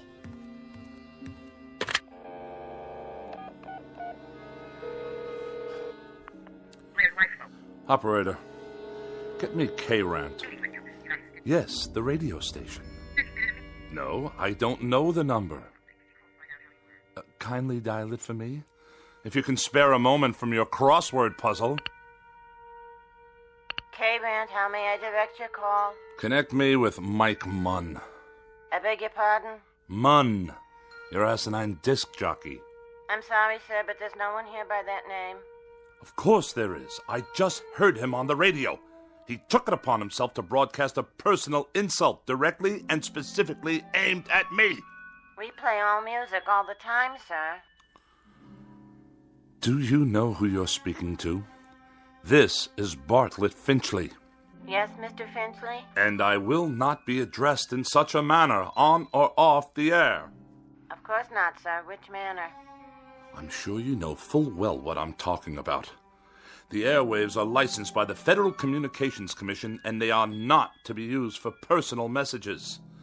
I'm sure the FCC will be most interested in these blatant violations. They'll pull your license so fast it'll make your empty head spin like a top. But we don't have disc jockeys. We don't broadcast any messages at all. Only beautiful music 24 hours a day. Plus commercials, of course. Let me speak to your station manager. Yes, sir. Please hold. And don't you dare place me on hold, you high school dropout.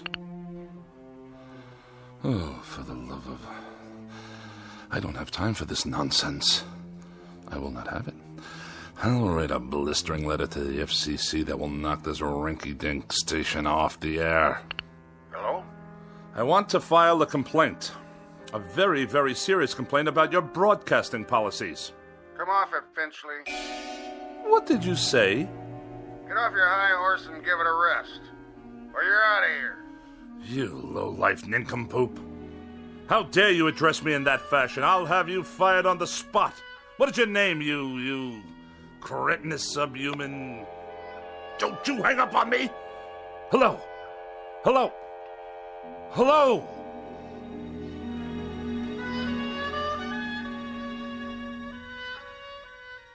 This is Mr. Bartlett Finchley, age 42, a practicing sophisticate and dedicated misanthrope who writes very special and very precious things for gourmet magazines, critical journals, and the like.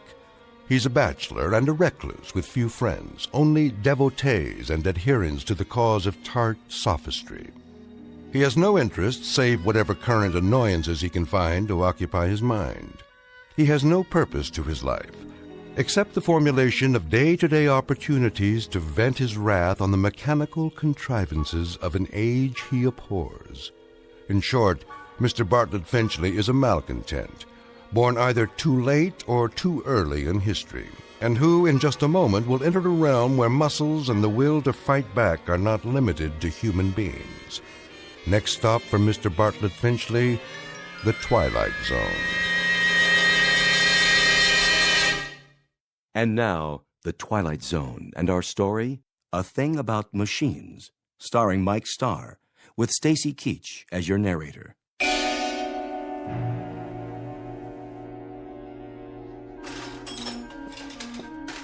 How are you today, Mr. Finchley? I'll answer that burning question after you tell me what's wrong with this electronic abomination in my living room. You mean your TV set? And also acquaint me with how much your current larceny is going to cost me. Well, let's see here. 2 hours labor, new circuit board, new oscillator, new comb filter. How very technical and how very nice. Speak English, man. Well, you asked me what was wrong. Never mind the subterfuge. I presume I'm to be dunned once again for 3 times the worth of the bloody thing. Well, I didn't charge you for my travel time. The total. What is the total? Here you go, Finchley. Oh, surely you jest. All right. I'll give you a break on the sales tax, seeing as how you're a regular. But this is the price of a meal in a 4-star restaurant, with wine. Labor don't come cheap nowadays. And neither, apparently, does my peace of mind. I requested that the device be restored to working order, the alternative being more disruptions to my writing schedule. Well, you could just get a new one every time. Might be easier all around. Last time I was here, Mr. Finchley, you'd kicked your foot through the picture tube, remember? I have a vivid recollection. It was not working properly, like every other electronic contraption in this house. I tried to rehabilitate it. By wrecking it? After a certain point, that is the only option left. I disposed of a clock radio in a similar manner this morning. Unfortunately, I must view a cooking program this evening in order to write my review of their fare, which I'm sure will be abysmal as usual. if the television should choose to operate at all. Why don't you just horsewhip it, Mr. Finchley? That'd show it who's boss. What do you say we cease the small talk? Let's get down to the petty larceny and be done with it. I'll put it on your tab. Send me a check before I come out the next time. I sometimes wonder exactly what is the purpose of the Better Business Bureau in such transactions. You got a complaint about my work? When they allow you itinerant extortionists to come back week after week, move wires around, busily probe with ham-like hands, and accomplish nothing but the financial ruin of every customer on your route. We're not a jip outfit, Mr. Finchley. We're legitimate repairmen. But I'll tell you something about yourself. Spare me, please. I'm sure there must be some malnutrition analyst with an aging mother to care for whom I can contact for that purpose. Why don't you hear me out, Mr. Finchley? That set doesn't work because you obviously got back there and yanked out wires and heaven knows what else. You had me over here last month to fix your tape recorder because you'd thrown it down the steps. It did not work properly. Well, that's the point, Mr. Finchley. Why don't they work properly? Offhand, I'd say it's because you don't treat them properly. I assume there's no charge for that bit of analysis. What does go wrong with these things, Mr. Finchley? Have any idea? Have I any idea? Now that's worth a scholarly 10 lines in your repairman's journal. Bilk the customer, but let him do the diagnosis. Well, the reason I ask that is because whatever it is that really bothers you about that television set and the radio and all the rest, it's something you're not telling me. Aside from being a rather incompetent clod, you're a most unreceptive listener. I've explained to you already. The television set simply did not work properly. And as for that original Marconi operating under the guise of a radio, it gave me nothing but static. You sure that was all that was wrong with them? I choose my words very precisely, thank you.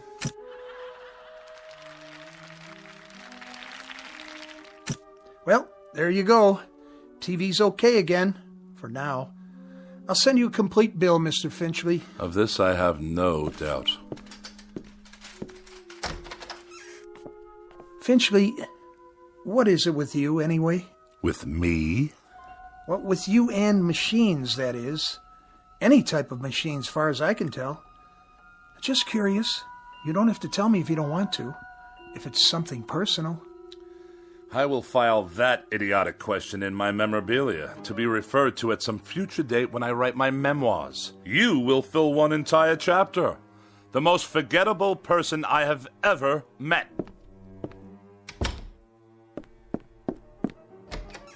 It just so happens, you boob. It just so happens that every machine in this house refuses to cooperate on any level. They behave as if... There! You see what I mean? Enough! I said that will be just about enough of that. Stop! Stop! Stop! Please!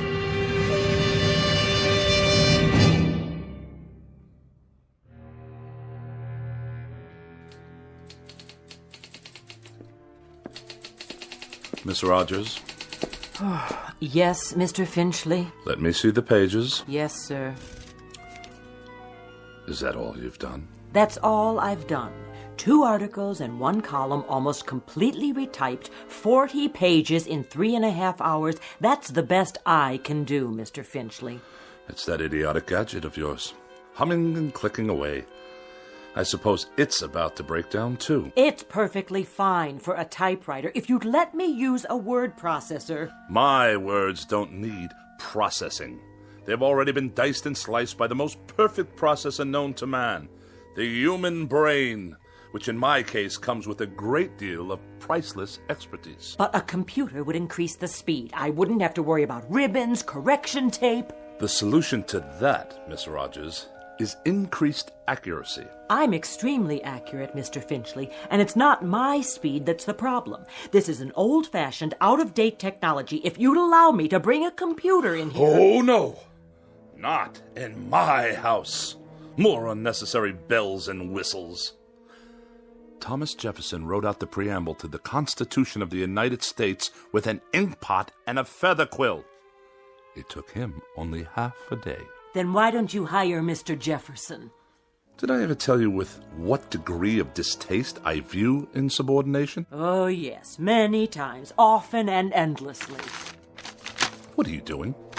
What does it look like? I'll tell you what, Mr. Finchley. From now on, you can get yourself another girl. Somebody with 3 arms and roughly the same sensitivity as an alligator. Then the 2 of you can work together till death do you part. As for me, I've had it. And you are going where? Where? I think I might take in Bermuda for a couple of weeks, or Mexico, or maybe a quiet sanitarium on the banks of the Hudson. Now, Miss Rogers. Any place where I can be as far away as possible from the highly articulate, oh so sophisticated bon vivant of America's winers and diners, Mr. Bartlett Finchley. Miss Rogers, you don't mean that. And surely you're not serious. You've even got me talking like you, but I'll tell you what you won't get me to do. You won't turn me into a female Finchley with a pinched, scornful little heart and a mean, petty, yellow-jaundiced view of everybody else in the world. Miss Rogers, please. Please don't leave. I beg your pardon? I wish you'd reconsider. Speak up, I can't hear you. I wish you'd stay for a little bit longer. You what? I don't mean to work. All that can wait. Then why? I was just thinking, well, we might have dinner. You're not serious. Or something, perhaps a cocktail. You are serious. I am. I'm not very hungry, and it's too early for cocktails. What's your trouble, Mr. Finchley? You sound like a half-hearted orphan whose idea of a lark is a square dance at the local grange. I'm merely suggesting to you, Miss Rogers, that we observe the simple social amenities between an employer and a secretary. I thought we'd go out, even take in a show or something. How very sweet, Mr. Finchley. Thank you, but no, thank you. Tonight I'm taking a hog-calling lesson. You know what a hog is, don't you, Mr. Finchley? He's a terribly bright fathead who writes for gourmet magazines and condescends to let a few other slobs exist in the world just to take his rudeness and run back and forth at his beck and call. Good day, Mr. Finchley. Miss Rogers, before you go, have a cup of coffee or anything at all. If you must know, I'd like very much not to be alone for a while. Are you ill? No, not as such. Then what's the trouble? Does there have to be trouble because I'm desperately tired. I've hardly slept for 4 nights. And the very thought of being alone now, well, frankly, it's intolerable. Things have been happening, Miss Rogers. Very odd things. Go on. That TV set in the corner. It goes on late at night. It just goes on all by itself. I see you got it fixed. And the clock radio I kept in my bedroom, it went on and off, too, of its own accord, whenever I tried to catch up on my sleep. I'll let you in on a little secret. There's a conspiracy afoot in this house, Miss Rogers. Really, Mr. Finchley? That's exactly what it is. A conspiracy. The television set, the radio, electrical devices of every sort. That miserable car I drive. Even the clock on the mantelpiece. There's no clock on the mantel. I know. I threw it away. Why would you do that? What I'm getting at, Miss Rogers, is that for as long as I've lived, I've never been able to satisfactorily operate machines. Mr. Finchley, I think you ought to see a doctor. A doctor? Oh, the universal panacea of dreamless idiots. If you're depressed, see a doctor. If you're happy, see a doctor. If the mortgage is too high and the salary too low, see a doctor. You, Miss Rogers, you see a doctor. I am a logical, rational, intelligent man. I know what I see. I know what I hear. And for the past 3 months, I've been sharing this house with a collection of wheezy Frankenstein monsters whose whole purpose is to destroy me. Now, what do you think of that? I think you're terribly ill. I think you need medical attention. You obviously haven't heard a word I've said. I think you've got a very bad case of nerves from lack of sleep. By no choice of my own, I assure you. And I think that way down deep, you yourself realize that these things are nothing more than delusions. Now I know what you really think of me. That I'm to be pitied. That I'm a poor wretch, not in my right mind. That... Think what you like. Now where are you going? You don't need company, Mr. Finchley. You need analysis. You're no better than a cogwheel robotic machine yourself. You haven't an iota of compassion or sympathy. Mr. Finchley, please, let go of my arm. I'll let you go when I get good and ready to let you go. Mr. Finchley, let's not make an ugly scene here. Now, come on, let me go. Mr. Finchley, let go of me! Get out of here and don't come back! With distinct pleasure and manifest relief. Don't ever come back. I'll send you your check. I will not be intimidated by machines, so it follows that no empty-headed little secretary with a mechanical expression is going to get away with anything either.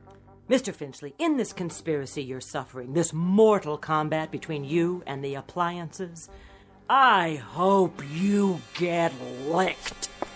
Good riddance! What? More typewriting? Oh, you think you'll turn yourself on any time you feel like it, do you? Let's see what you've written. Get out of here, Finchley. Get out of here, Finchley? Who are you to tell me to get out of my own house? You're a machine, a silly machine, an inanimate object.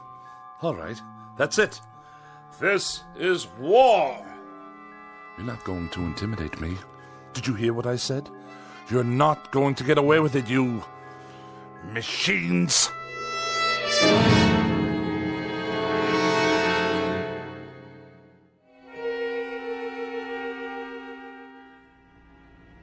Nice day, huh? Define your terms. I was only making conversation, Mr. Finchley. Just see to it that this elevator takes me all the way to my destination without a mishap. 19th floor. I'm surprised I got here in one piece. Pardon, sir? No matter. You wouldn't understand. You couldn't, since you choose to collaborate with these infernal contraptions all day long. Yes, sir. Good afternoon, Mr. Finchley. Is it? I just meant... I know what you meant. The warm, languid weather outside, fluffy white clouds scudding across a pale blue sky, the sort of day when a young woman's thoughts turn to romantic mush. Disgusting. Mr. Finchley, I assure you Well, I'll have none of it. Do you hear? Excuse me. Editorial department... Ah, another telephone. Mr. Alexander Graham Bell's most loathsome invention. It undoubtedly knows my whereabouts at all times. Please hold. Mr. Finchley, did you want to see the editor? No need. I simply wish to drop off my manuscripts for the next issue, the reviews and the personal opinion column. Oh, and kindly note, the final pages are handwritten this time. Oh, did your computer crash? By no means. My typewriting apparatus is in the shop. Actually, I prefer this method. It allows me to make last-minute revisions directly from my hand to your eye, as it were. I'll tell them it's here. Then I shall take my leave. Out into the blinding white heat of the cruelest month. Reflux Publications? Iron Gourmet Magazine? Just a moment, please.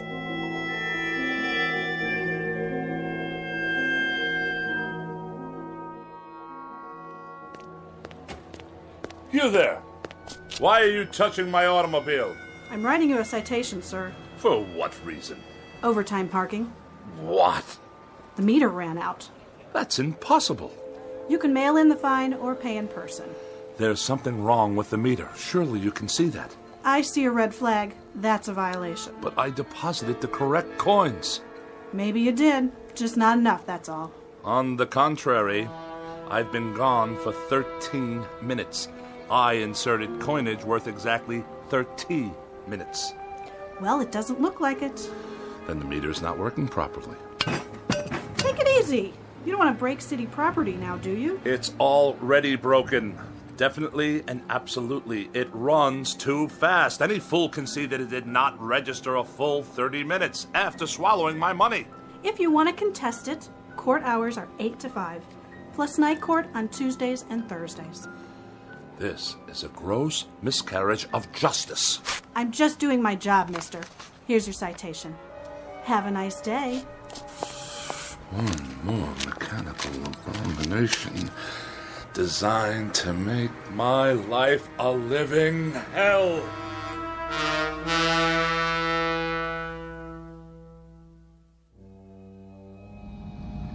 One side, madam. You, sir. Move your vehicle out of my way. Watch it, Mac. Watch what exactly, you imbecile? This is my lane. Park it, Pops. Of all the insolent. Get that rail trap off the road. Stand aside.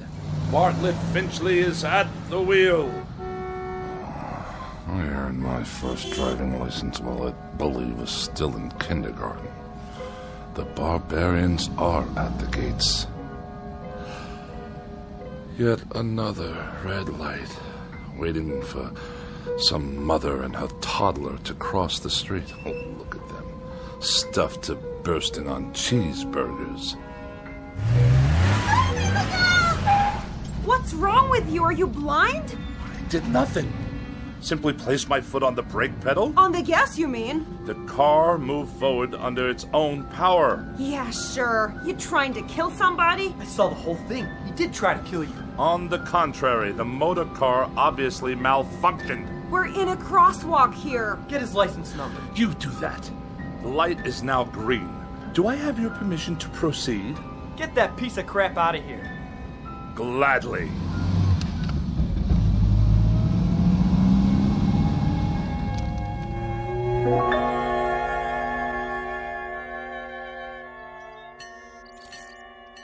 Pardon me, attendant.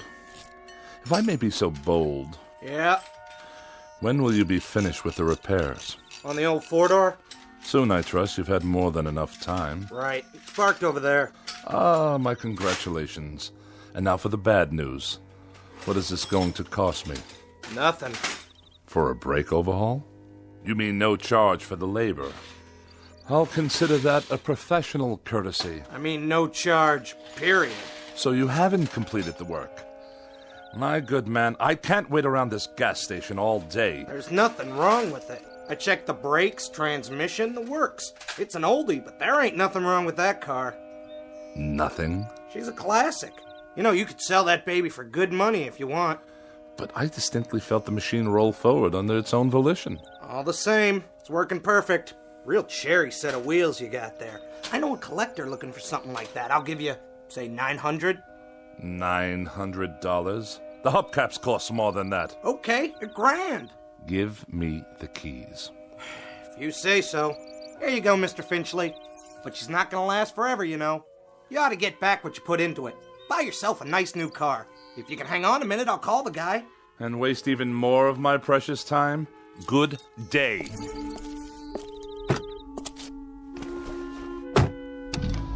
Wait up! Ah, now you deduce what's wrong, as I'm about to drive away. $1,100. Cash on the barrelhead. Oh, go tighten your fan belts or whatever it is you do in this incompetent establishment. Knuckle-dragging dolt. At least I can hear some decent music. Get out of here, Finchley. More abuse. Just go, Finchley. We don't want you here. Pack up and get out. Before it's too late.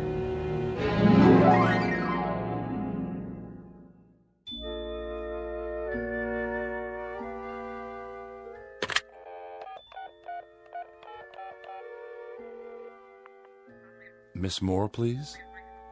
Oh, is that you, Agatha? Bartlett Finchley here. Yes, my dear, it has been a long time. Too long. Which indeed prompts this call. How about, dinner this evening? Yes, with yours truly.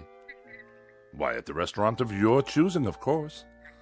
Oh, no, you're quite mistaken. There are establishments that meet my standards. In this city, well, I'm sure there are. Well, it is short notice. But yes, I see. Some other time, then? I'll call you again. You have my pledge on it. Not at all. And good evening to you.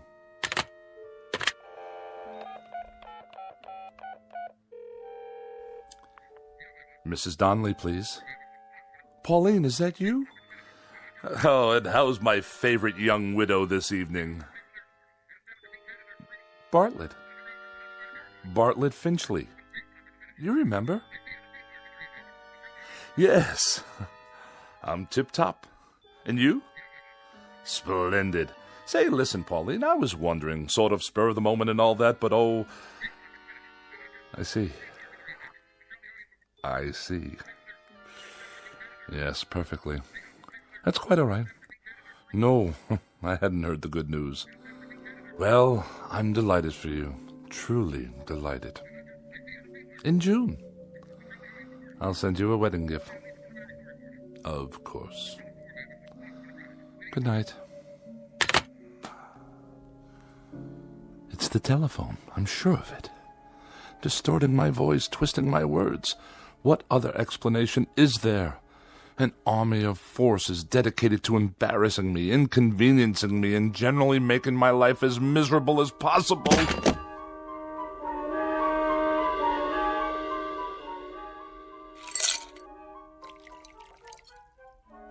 How much longer, may I ask? The phone's all fixed, Mr. Finchley. One in the bedroom, too. So you say? Yeah, she's operating all right now. Had to replace a handset, though. Shouldn't give you any more trouble. I'm deeply indebted. Convey my best to Mr. Bell for his reliable invention. Yeah, sure. Is there something else? Well, you tripped over the cord. Is that what you said? If that's what I said, you may rest assured that's what happened. Well, you're the boss, Mr. Finchley. Reason I asked, though, those wires sure looked like they were yanked out. Do they now?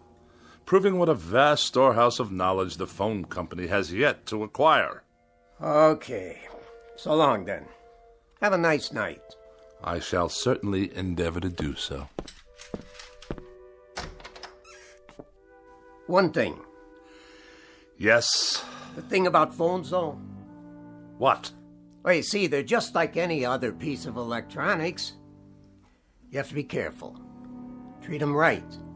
Because if you don't, they won't do what you want. Kind of like people, I guess. Kick them to the curb, and they won't be there when you need them. You get back what you give out. But, well, I figure you know that already, don't you, Mr. Finchley? A smart man like you. Good night. So be it. Another evening alone. Just as well. At least this way I'll have the company of a person of quality.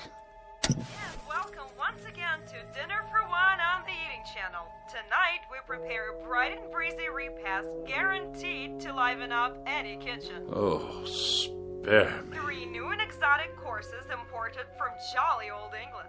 For appetizers, a wonderful discovery called the Scotch egg, followed by an exquisite cold watercress sandwich. And the traditional pièce de résistance, bangers and mash. Sound excited? Well, it is. So sit back and enjoy and keep a pencil and paper handy. Now for something completely different. Balderdash, not worthy of a review.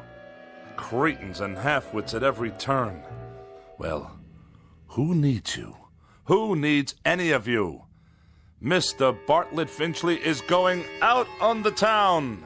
He's going to have a wonderful evening with some good wine, and who knows what lovely lady I may meet during my nocturnal meanderings. Who knows indeed?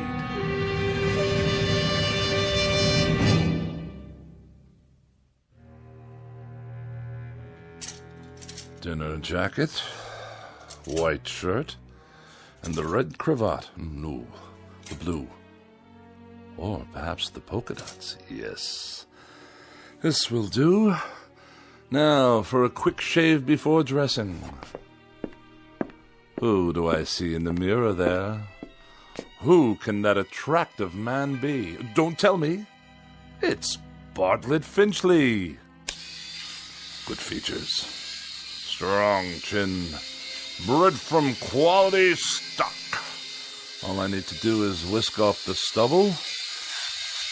Ow! Bit me. The shaver actually bit me. I'm bleeding. Get away, you filthy bugger. Finchley. Who's there? Finchley. Look in the mirror. What do you really see? Huh? Who's speaking? Take a good look. You're ugly, Finchley. That's not my face. It can't be. An ugly, dried-up old man. Do yourself a favor. Do us all a favor. Use a straight razor. Stop speaking at once. You have no right.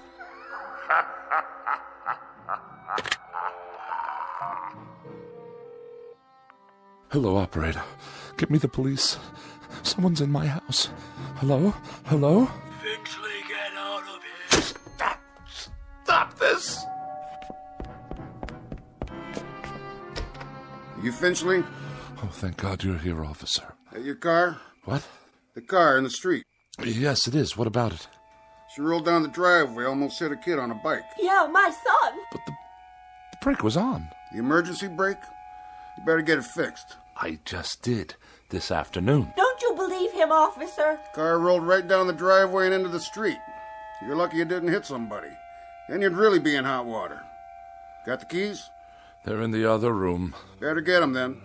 Might want to put on some clothes while you're at it. Look at him standing there in his underwear. I have a robe on, madam. Some robe? It's called a dressing gown. And tie it shut. I'll write you up for indecent exposure, too. Oh, yes, of course. All right, fella, you better pull her back in the garage. I'll give you a warning this time. Have those brakes checked first thing in the morning, understand? Perfectly. There is another matter I'd like to discuss with you, officer, now that you're here. And what's all the noise in his house? He's always throwing stuff, yelling at the top of his lungs. That true? No, I fell, that's all. Tripped and fell on the stairs. That why your face is bleeding? Precisely. What's the other matter? Matter? You said you have something to discuss. It's difficult to explain. You wouldn't understand.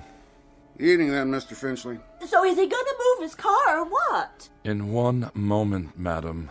For now, you may remain on my property until I return with the keys. At that time, I should like you to be out of my yard. Otherwise, I shall solicit the aid of this gendarme to forcibly eject you. Idiots! I need a drink.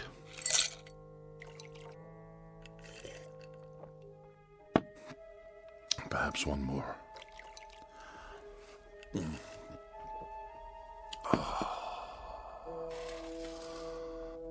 That's better.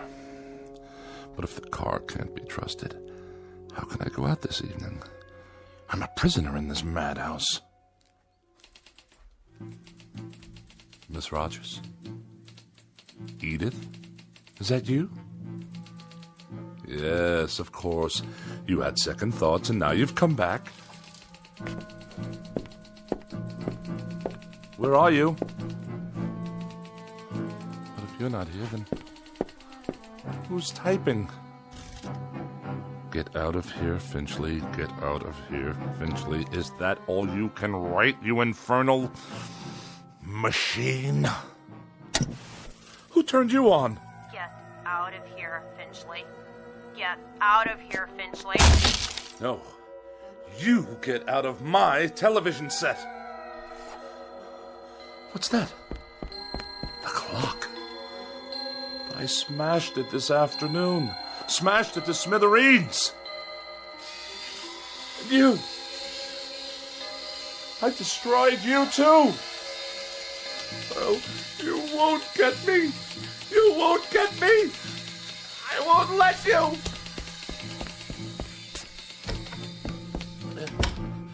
Help me, please. Someone. It's Bartlett Finchley, your neighbor. Let me in.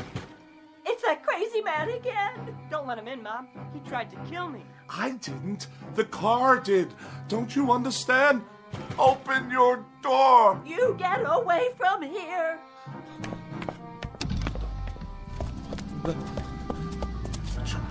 You can't follow me. You're only a car. My car. Stop. There's no one at the wheel. You must stop. I demand it. Back to my house. Then it can't follow me to the house. Locked. Wait. I have the keys after all. It can't get in here. I'm safe now. Safe. Where's the light switch? Burned out. Just as well. I'll hide here in the dark until the car goes away. Yes, that's it.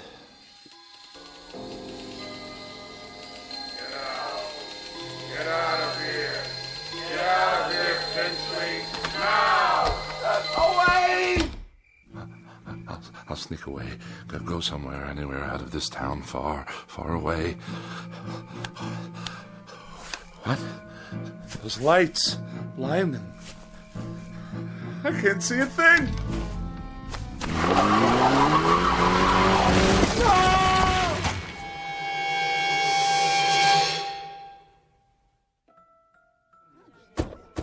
I have your 1019 on Woodlawn Drive. What is the status? Cancel that call for backup. Paramedics have arrived, waiting their decision. Do you have a positive ID? Finchley, first name B for Bartlett. Stand by, 10-4. That man. He was running in his bathroom. Never saw anything like it. What's his condition? Flatline. He's gone. I'll put him down as DOA your arrival. Heart attack? That's what it looks like. What happened here, you know? Neighbors said they heard him shouting about something last night. He sounded scared. What about? Yeah, whatever it was, he took it with him. Was he out here? Right here on the porch, slumped down against the door, eyes wide open like he saw a ghost. I figured he was on his way to his car. Which one? At the curb. Never got to move it like I told him. He must have been drunk. You can smell it on him. Good thing he forgot his car keys or he might have done some real damage. Yeah, not now, though. Poor old guy. He was a royal pain, let me tell you. That's all over now. Maybe he did see something. Who knows? Maybe so.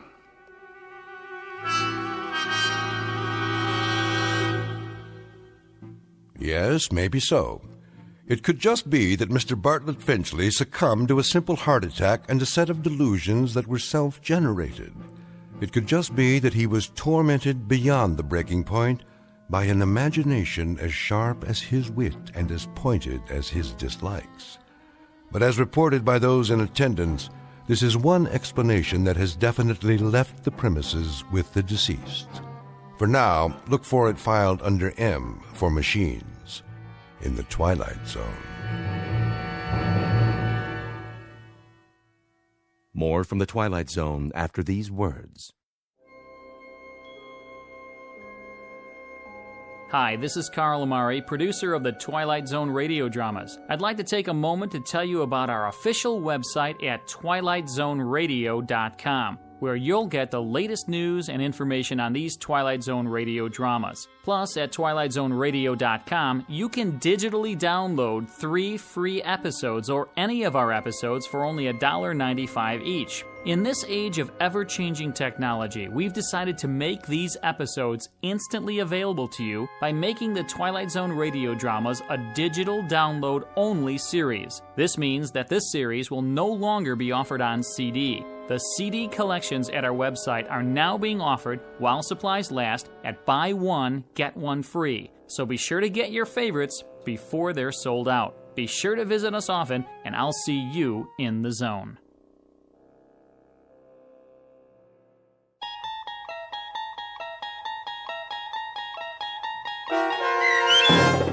A Thing About Machines, starring Mike Starr, with Stacy Keach as your narrator, was written for The Twilight Zone by Rod Serling and adapted for radio by Dennis Etchison. Heard in the cast were Doug James, Peggy Roeder, Rich Komenick, Turk Muller, Guy Burrill, Larissa Borkowski, Irene Olson, Heath Corson, Lynn Foley, Natalia Reed, and Peter DeVito. To learn more about the Twilight Zone radio dramas and to obtain audio cassettes and CDs of these programs, visit our website at twilightzoneradio.com. The producers of The Twilight Zone wish to thank CBS Enterprises, Carol Serling, Dennis Etchison, Dick Brescia Associates, Claire Simon Casting, Don Longo, Terry Jennings, the American Forces Radio and Television Service, our sponsors, and our radio affiliates for helping make this series possible. This copyrighted radio series is produced and directed by Carl Amari and Roger Wolski for Falcon Picture Group. Doug James speaking.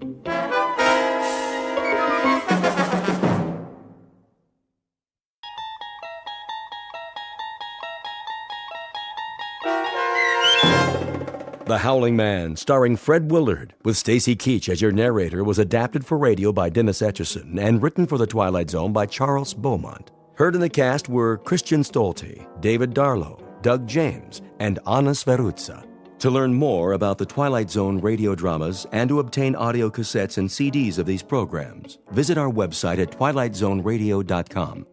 The producers of The Twilight Zone wish to thank CBS Enterprises, Carol Serling, Dennis Etchison, Dick Brescia Associates, Claire Simon Casting, Terry Jennings, XM Satellite Radio, Sirius Satellite Radio, our sponsors, and our radio affiliates for helping make this series possible. This copyrighted radio series is produced and directed by Carl Amari and Roger Wolski for Falcon Picture Group. Doug James speaking.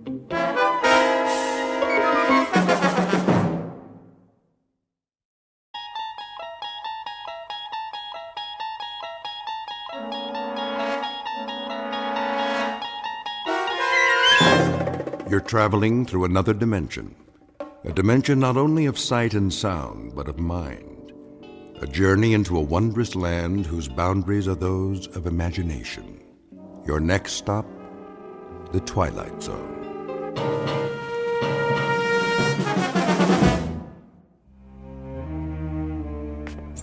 Thank you, Mrs. Dunphy. I'll be back shortly. You're going out? I'm afraid so.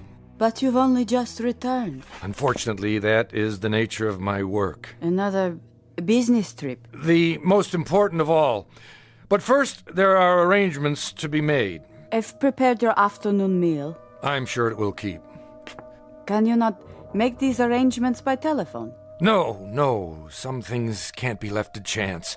In the meanwhile, follow my instructions precisely, to the letter, Mrs. Dunphy. Do I make myself clear? I believe so. You believe so? Then let me make it absolutely clear. Sit down for a moment. But if you're on your way... It's necessary that you understand. And the only way to be sure is to tell you how it began. Please. If you wish, sir.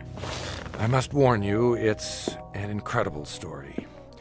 I, of all people, know that. So incredible that you won't believe me at first. But I'm going to tell you everything. Then you will believe. Because you must. You must believe. Do you know Central Europe? Europe? Only as a child, sir. It started there many years ago, after the First World War. I was on a walking tour of France, Belgium, and Germany. I decided to travel alone with only a small pack. The confidence of youth. Germany was magical then, a place of valleys and mountains and swift, dark rivers. There was nowhere else like it, a fertile land where everything grew tall and straight out of the earth. I was struck by the richness of the soil, the verdancy of the hills. Stepping across the border from Belgium, where the mustachioed guards saluted like tin soldiers, I entered a different world. Everywhere I looked, a swelling green ocean. On the farthest hills, tall, ancient buildings of stone. Estates, monasteries, castles, or what have you. Some of them in ruins. I stood a moment at the border and watched the hawks circling above, wondering how such a miracle could be. It was as if I had passed through an invisible door from a musty room into a magical kingdom of winds and light. But so much can change in an afternoon. By nightfall, clouds filled the sky and the storm moved in to darken the landscape. The nearest village was miles away. I was unprepared, dressed for a stroll up the Champs-Élysées, perhaps. In minutes, I was drenched and chilled to the bone.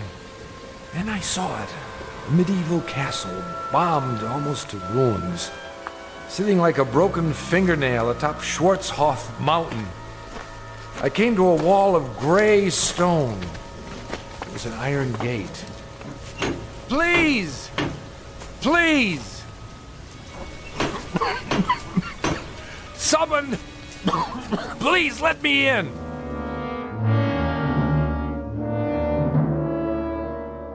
A story told years ago by a man who recalled it from his youth. Fortunately, or perhaps unfortunately, he was never able to put it out of his mind. It begins with a wayfaring traveler. His name is David Ellington, scholar, seeker of truth, and to his dismay, a finder of truth. A man approaching exhaustion, who will confront a problem that has haunted the world since the beginning of time. A man who knocks on a gate seeking sanctuary, and instead finds that he has just crossed an unmarked border into the far edges of the Twilight Zone.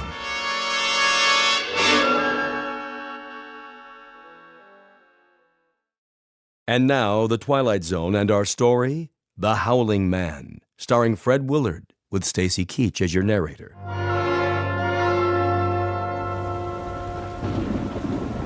I found a rope by the gate and pulled it. Please!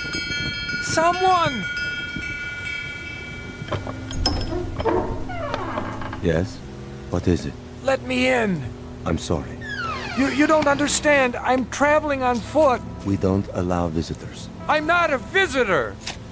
What is this place? It's called the Hermitage. And I'm a stranger caught in the storm. Your robe, the cross around your neck. You're a man of God. I'm lost. Don't you understand? Lost. Very well. Follow me. Thank you, brother. You're ill. I'll be all right. Once I dry out. This way. What are these rooms? A barred window in each door. They look like, well, cells. All are empty now. I see, but what were they? Wait here. What for? I'll speak to Brother Jerome. Who?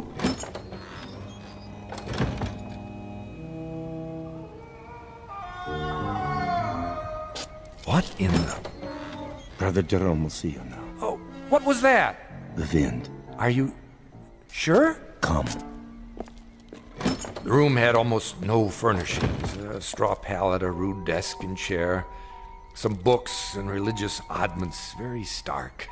The abbot himself was a fierce El Greco painting of a man, stooped and withered, but strong in every part of him. Like the monk who came to the gate, he wore a shepherd's cloak and carried a crooked staff. Why have you come here? My name is David Ellington. I got lost in the storm. Then I saw a lantern in the window. And what is it you want of us? Want? Only a little shelter, some food. We cannot help you here. You will have to leave. You call that a Christian attitude? Now, Mr. Ellington. Oh, for the love of... All right, if that's the way you want it. Sorry to have troubled you. Give me a minute. I'll be out of here in... Brother Christophorus. Yes? Carry him out of here. At once. Right away.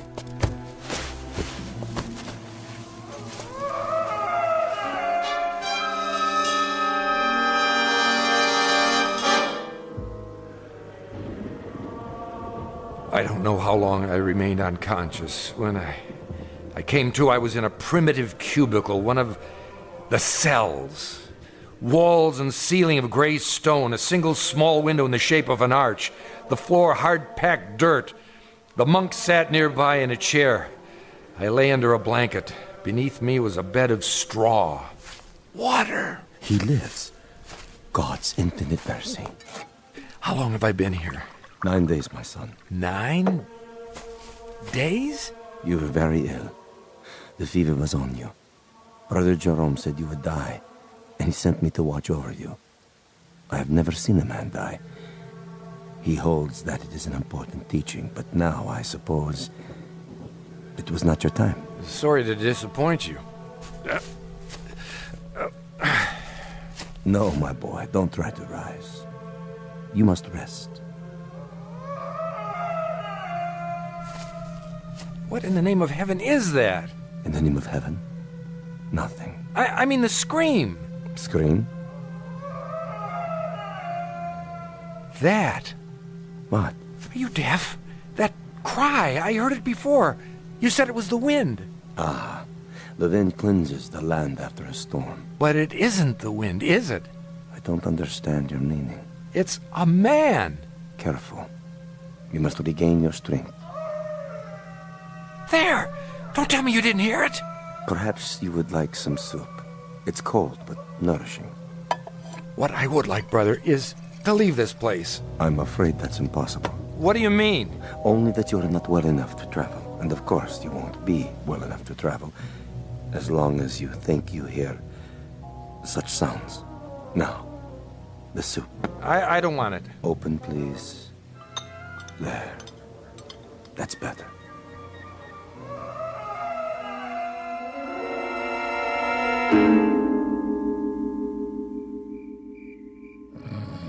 Over the next few hours, my strength did return, or at least some of it. I waited until the monk had fallen asleep. Then at last I made my move. The door was held shut by a simple iron bolt. I had only to slide it a few inches without waking him. I was almost free, but I could not remember which way we had come. When I turned into another corridor, I realized I was lost. It was a maze of dark passages and doors. Here, a part of the ruined ceiling was broken away, and I saw that the moon had risen. In the naked light of the moon, I saw one door different somehow from the others. At first, I was not sure why. Then I realized that in place of a bolt, it was held shut by a piece of wood, a mere stick, crooked and curved, like the peculiar staffs carried by the monk and the abbot, only in miniature, no greater in length than my forearm. On this door, in this door alone, a small wooden staff replaced the iron bolt. How odd! I looked through the opening in the door. Inside, a filthy, shadowed hovel, no table or chair, no straw for a bed. It appeared to be empty. What? There was a man, huddled in the corner, holding his knees and rocking, head back like an animal. In the soiled moonlight, I saw his dirty beard, his rotted clothes. Who are you? Help me.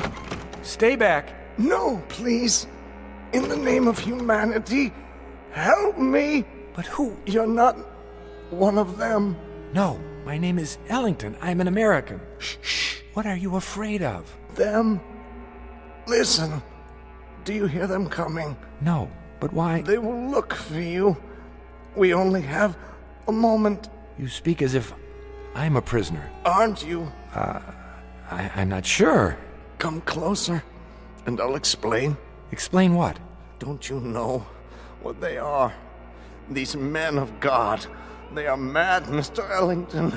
All of them, raving mad. Why do you say so? I was in the village, in Schwarzhof, doing nothing out of the ordinary, walking the street with my woman.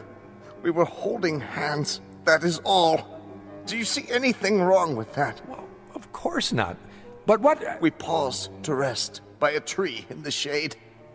And then We kissed.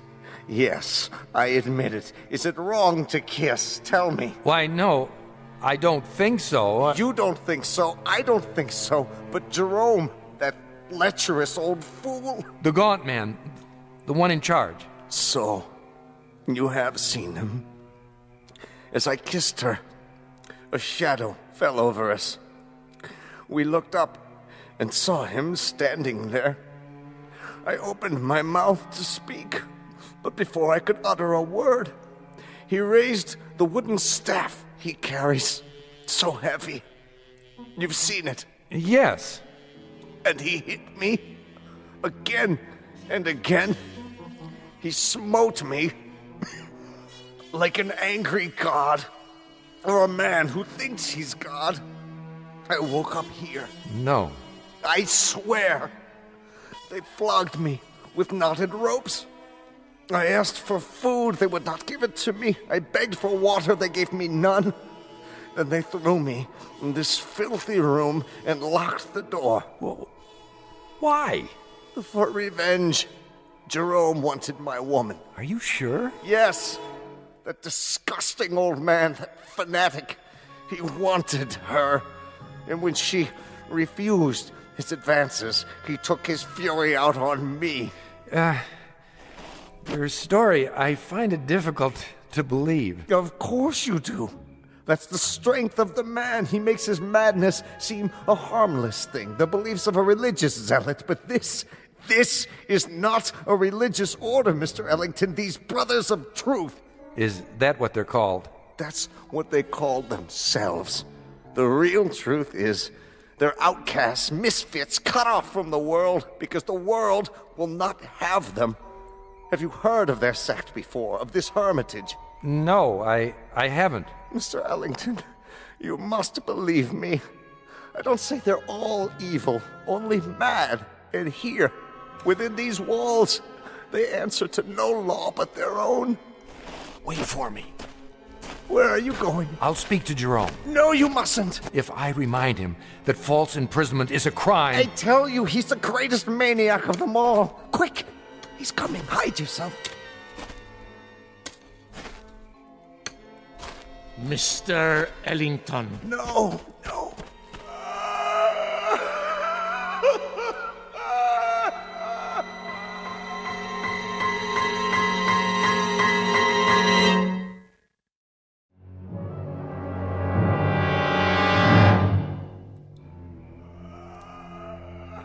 Brother Jerome? I did not know you were well enough to walk. I still feel weak. Brother Jerome... Come with me, please. Look here, This way. Where were you going? I was looking for you. It was unwise for you to wander on your own. The corridors can be treacherous. Oh, can they? In what way? The building is very old. One might trip and fall without a torch. Or go where one is not meant to go, is that it? See something perhaps that you're ashamed of? I do not know to what you refer. Don't you? Oh, then you don't know the grounds very well. I saw something just now that violates the law of this country and of humanity. I must ask you. And I must ask you, Mr. Ellington, to leave the hermitage at once. We lack proper facilities to care for the ill. You certainly do. Arrangements can be made in Schwarzhof. Just a minute. No, not a minute. Not an extra second, Mr. Ellington. Now. I thought you were concerned about my health. I am. But now you want me gone regardless. Why? I have explained that. You've explained nothing. Based on what I've seen, I question your motives. I question your entire operation here. You are making assumptions. I certainly am. Now, look, no one invited me to come here. I realize that. I arrived unexpectedly, and you're not prepared for visitors. But I had no choice. And there is no excuse for your behavior. I suppose it was only a matter of time before you brought out the knotted ropes so that you could flail me or whatever it is you do for amusement. My son. I'm not your son! There are many things you don't understand. That's right, I don't. So begin with this one. Tell me, why are you in such a hurry for me to leave? What more are you afraid I'll find out? More? Besides the man you've got locked up in that cell. What man is that, Mr. Ellington? The one we just left. The one who's been screaming his head off. I am not sure what you're talking about. That's it, isn't it, brother? Or is he only one of many? Well, it isn't a secret anymore. I know. And what do you think you know? I... The chair. Sit. You are still weak. Brother Jerome, I know very little about this cult of yours, what's permitted within these walls, but I doubt very seriously that you can imprison a man against his will. That is quite true. We have no such authority. Then why have you done it? No man has ever been imprisoned at the Hermitage, Mr. Ellington. He claims otherwise. Who claims otherwise? Who do you think? The man in the cell at the end of the corridor. There is no man in the cell at the end of the corridor. I was talking with him. You were talking with no man. And you think I'm hallucinating? Mr. Ellington, you are ill. You still have a fever. In such a state, delirium may cause one to see and hear things that do not exist. Do you mean to tell me you don't hear that? Hear what? Look at me. Dreams can seem very real. And honest men make unconvincing liars. The brother who's been caring for me. Brother Christophorus? Yes. He has a way of looking at the floor when he tells me I'm imagining things. You look at me, but your voice loses its command. More imaginings. I don't know why, but you're both very intent on keeping me away from the truth. What do you know of the truth? Which is not only poor Christianity, Brother Jerome, it's poor psychology, because now I'm very curious indeed. Curiosity is a dangerous thing. Oh, I was taught it's a sign of intelligence. There are some things best left alone. Like sleeping dogs, a nest of snakes. I'll uncover the facts eventually, you know. Meaning what? Just what I say. I imagine the local police will be interested to learn that you're keeping a man locked up here. I tell you, there is no man. All right, let's forget it. I'll deal with it in my own way. And what way is that? However I see fit. It's no concern of yours now. Oh, and I apologize for not dying. Maybe some other time, brother. Mr. Ellington. A last word? Bon voyage? Don't bother yourself. I'll make it to the village with no further delay, I assure you. Mr. Ellington, the prisoner in the cell, it's a delicate matter. Ah! So you admit it? A terrible thing. He's violent, dangerous, more dangerous than you know. We are obliged to lock him in the cell. I'm sure you can understand. I understand that you're still lying to me. Goodbye, Brother Jerome. Would you really go to the police? If you were in my place, wouldn't you? Very well. Close the door, Mr. Ellington. I have told you the truth, but only a part. Now I see that I must tell you the whole of it. May God forgive me. Then you do hear it. As I have heard it every hour of every day for 5 long years. Why did you lie? I didn't. Oh, but I think you did. And now the skies darken. The storm returns. I should have known. When I told you that no man screamed in the abbey, I spoke the truth. It is not a man, you see, Mr. Ellington. It is the devil himself. You're joking with me, aren't you? No, Mr. Ellington, I am not. Would that I were. It would be so much easier. But the prisoner in the cell, our only prisoner, is in fact Satan. Oh, come now. Otherwise known as the fallen angel, Ahriman, Asmodeus, Belial, Diabolus, the devil made manifest. You asked for the truth. Now you have it. Do you believe? What? Oh, sure. Now it is you who are lying, Mr. Ellington. You don't believe me at all. To the contrary, You're even more certain of what you've suspected all along, that I am mad. Well, sit down. I will tell you a story. And then we'll see how certain you are of my madness or of anything else. Drink. What did you say? Some brandy. For thy stomach and thy infirmities. No, thank you. Don't worry. It's not poison. A very old vintage. I'll drink with you. What is it you wanted to tell me? I presume, Mr. Ellington, that you consider yourself sophisticated, a worldly man. Why do you say that? You're young, rich by your clothes, and reasonably well educated. Harvard? Yale. Exactly. Having a last fling before settling into the family business. How did you... You are an open book, printed in very large type, with pictures. Of course, you consider us primitive, because we're living in seclusion away from the real world. To you, we're misfits. Please, I know all the theories. I assure you, brother... No, Mr. Ellington. It is I who am assuring you that I am not the ignorant fanatic I might seem. I coped with your world for 40 years before I left it, and rather successfully by your standards. The best schools, a degree in philosophy, a job that took me to all the corners of the earth. This beard and this staff and this face represent nothing but a different point of view. If you understand that, then perhaps you will listen to what I have to say with an open mind.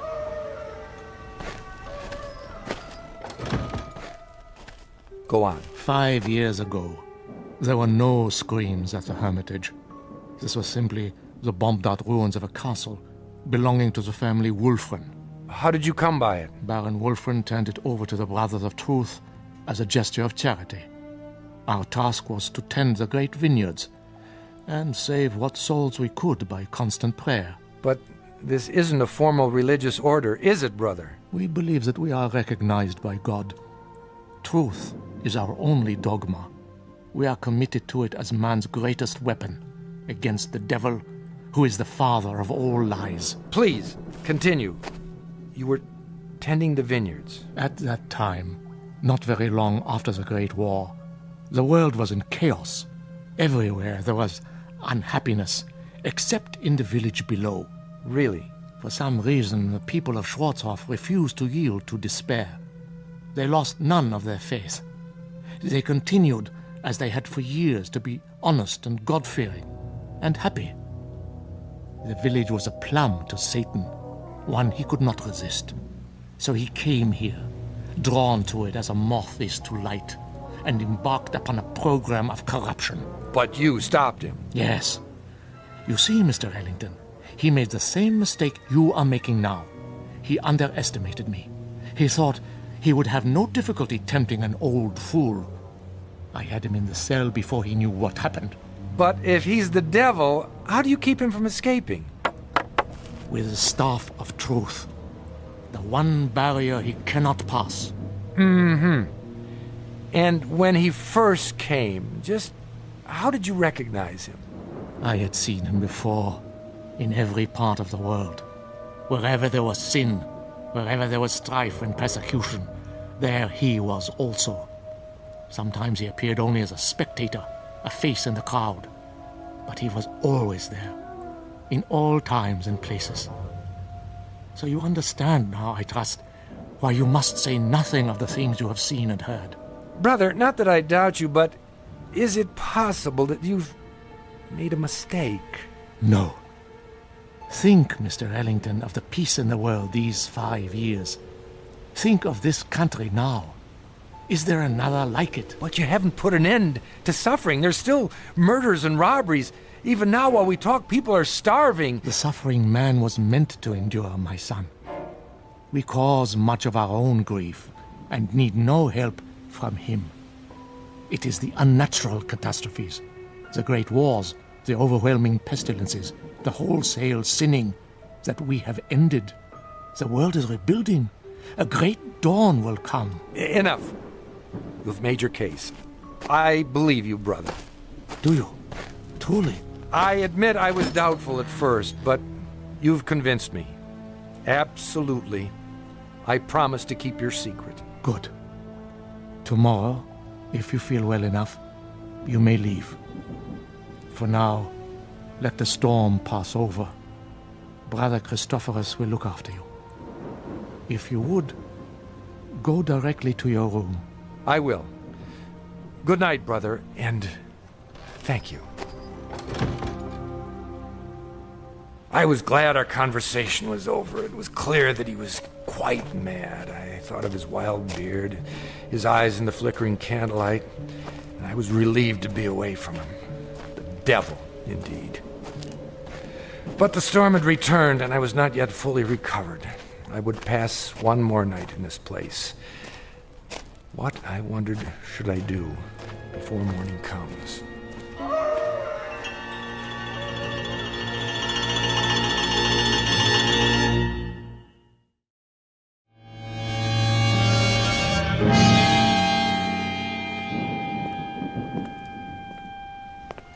The corridor was dank and empty. I felt as though I were the last sane man in an insane world.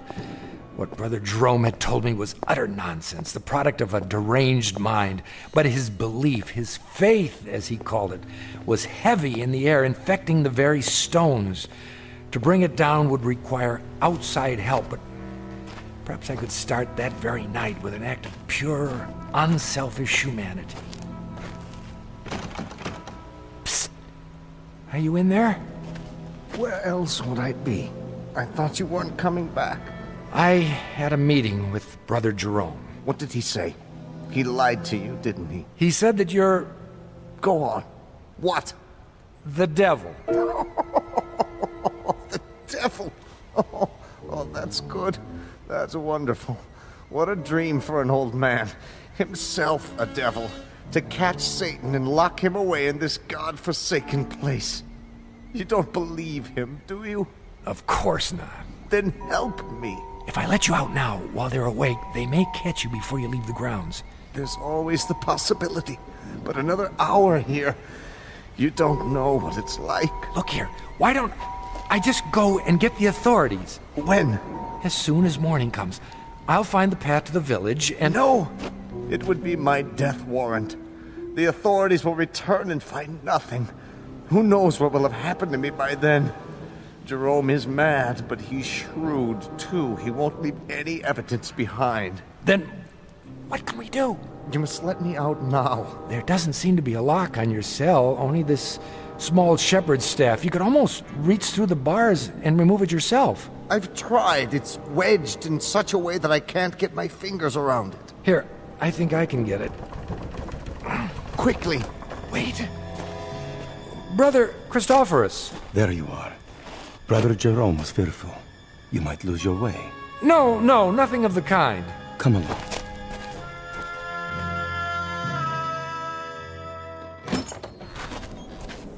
I'll light the candle. There is bread and water on the table, and more soup to give you strength. Thank you. Rest now, Mr. Ellington. Remember, you're still a very sick man. I'm feeling much better. Nonetheless, Brother Jerome has asked me to watch over you. Really, that isn't necessary. It is my duty. The chair is sturdy, and the candle is fresh. Wait a minute. Why are you locking the door? To protect you. But you're locking us both in. Never fear. I have the key. It is not long till morning. But... Sleep, Mr. Ellington. You are a weary traveler. Soon you'll be back with your own kind. What a comfort, eh? You will forget all you have seen here. I watched the monk as he sat heavily in the chair. I was a prisoner, no doubt about it. How much longer, I wondered, for both prisoners? What if the morning came and Brother Jerome chose not to release me as he promised? I might remain here for... How long had the Howling Man been in prison? 5 years? Lord, I imagined my beard growing, my hair wild, until I too was starved, crying to be let out, and no one would come. Who knew I was here? I'd drop off the face of the earth, forgotten, presumed dead. Brother Christophorus had the keys around his neck, but until he fell asleep, I was at his mercy.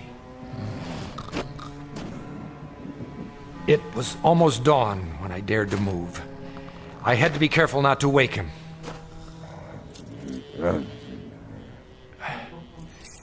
Yes, I finally had the key.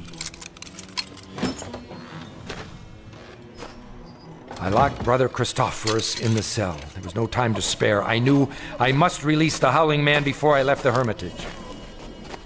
You've come. Good. What do you want me to do? Lift off the wooden bolt. Are you sure this is all that holds you in? A small carved stick? Yes, lift it off, I tell you. But surely you could have forced the door and broken it. Please! There is no time for talk in the name of mercy. If you fail now, they'll kill both of us. All right. Hurry. I'm trying. I just need to slide it out of the latch. Mr. Ellington, where have you gone? Hurry! Hurry! A moment. Stop him! Stop him! Now! Brother Jerome, come quickly. I am free. Stop! I command you. The other way. Now. Here is the gate. It's locked. I must get over the wall. I'll put my hands together. A hoist. Step up. Let not Satan escape us, O Lord. Let him not sow the seeds of evil throughout the world. I call upon you. Up, now! He stepped in my hands and climbed the gate. Now, reach down and give me your hand. Help me. Help you? Help you, mere mortal? Are you mad? And I saw not the foot of a man before me, but a cloven hoof. In a flash of lightning, with those horns grown suddenly from his forehead, then he turned and vanished in the moonlight. I am sorry for you, my son. What was he? As long as you live, you will remember this night. He is gone. Who? Tell me. Even now, you're not sure. But you will be. And then you'll know, Mr. Ellington.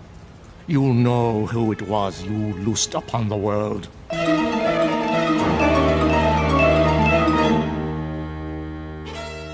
The monks were mad, I thought. Or the Howling Man was mad. Or I was, or the whole world. But Brother Jerome was correct. I could not forget. And when the pictures of the carpenter from Bromau Alm Inn appeared in the papers, I grew uneasy, for I felt I'd seen this man before. And when the carpenter invaded Poland, I was sure. And when the world was plunged into war and cities had their entrails blown asunder, and that pleasant land I had visited became a place of hate and death, I decided to spend the rest of my life tracking down the one I had released. Each night I dreamed of it, Mrs. Dunphy, and I kept dreaming through all the wars since, until this week. It took years, decades. But eventually I found him. And so the nightmare is finally over. Again. I see. And now, Mrs. Dunphy, I'm going to see about a chartered plane to have him transported back to Germany. Brother Christophorus is in charge now. I have already written him. He will be very relieved. And what you found, it is here? Have no fear. As long as the staff of truth is in place, he cannot leave the next room. The staff is very small, but very powerful. So you see why you must not, under any circumstances, go near that door. Nothing in the world is more important. Do you understand? I believe so. Oh, he'll do a bit of howling, but never mind that. It's a trick. I'll return as soon as possible. Until then, keep that door locked. Yes, sir. Oh my, such stories. Come here. Please. You must listen. He is insane.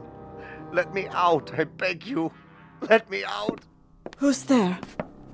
Behind that door. Are you all right? Sir? Sir, can you hear me? The little piece of wood, the staff. Remove it, please. I don't know if I should. Please, take it off the door. I implore you, please. Please.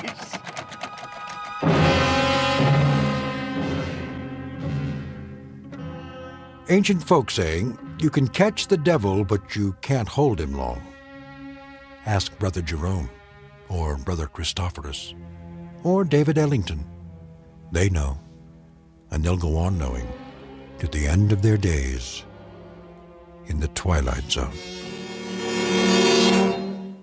More from the Twilight Zone after this. You are about to enter another dimension, a dimension not only of sight and sound, but of mind, a journey into a wondrous land of imagination. Next stop, the Twilight Zone. Hi, this is Stacy Keach. I'd like to take a moment to tell you about our Twilight Zone website at twilightzoneradio.com. At twilightzoneradio.com, you'll find the latest information on these Twilight Zone radio dramas, including behind-the-scenes photographs, plus the newest product releases, trivia contests, ways to contact us, other Twilight Zone-related info and merchandise, plus links to other fascinating websites. So make your next stop twilightzoneradio.com. Visit twilightzoneradio.com to purchase these Twilight Zone radio dramas on cassette and CD, or call toll-free 1-866-989-ZONE. That's 1-866-989-9663.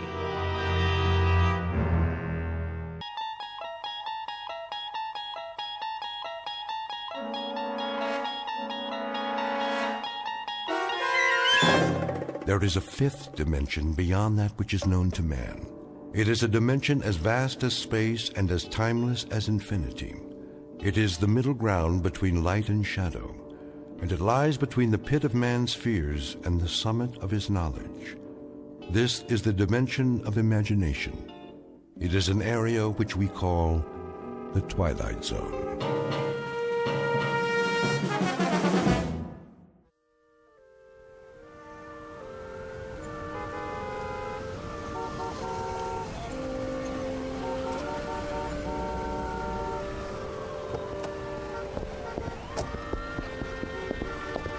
No double parking. Move it, son. Yes, I heard you. I said move it. Oh, but you see, I'm not double parked, not at all. Then what are you doing? That's a yellow zone, ain't it? So it is. But I won't be a moment. I just have to use the payphone. That one right there on the corner. All right, officer? Loading and unloading only. One call. That's it. I've been driving up and down for blocks, 10 blocks to be exact, in search of a phone. And there's phone booths all over the place. Yeah, and they're all out of order. Hard to believe. I know. In a city like this. Ain't my problem. No, but it's mine. I have a call to make, a very important call. Why don't you go home? You got a phone, don't you? Of course I do, but it can't wait. Layla might go out for the evening, and I gotta catch her first and tell her, ask her if it would be all right to. I'll give you 10 minutes. That's it. Or you get towed. You don't want that to happen, do you? Oh, no, not at all. $87 plus the ticket. Take my advice. Find a parking space. I tried that, but there aren't any. 2 minutes. You'll see. I'll be right back. Go on around. Keep it moving.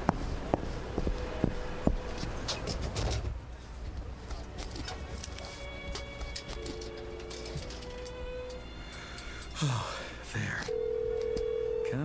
Come on. I'm sorry, but all circuits are temporarily busy. Please try again later. I'm sorry, but all circuits are temporarily... What is going on? Layla. Oh, baby, I'm trying to get through. Don't you know that? Can't you tell, darling? It's Roger. Roger, I need you tonight. Oh, Layla.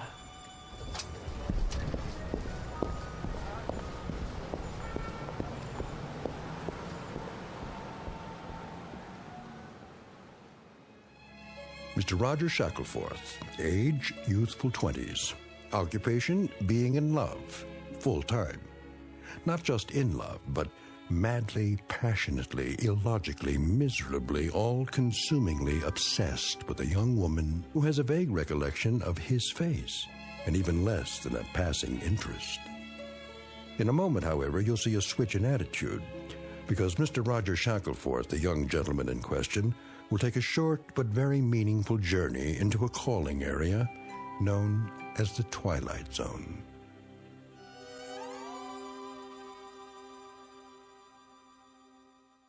And now, The Twilight Zone and our story, The Chaser, starring Stephen Tobolowsky with Stacy Keach as your narrator.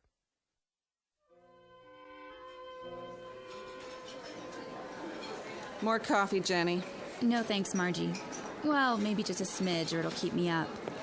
Miss, can I use your... All the way in the back. No, not that. The telephone. Do you have a public telephone? Sure do, on the wall. Good, I'll need some change. Here. Better get in line, though. What? The young man's been at it for... I don't know how long.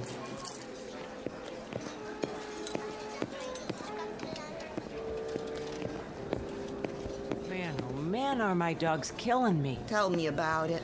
Back of the line, pal. This is madness.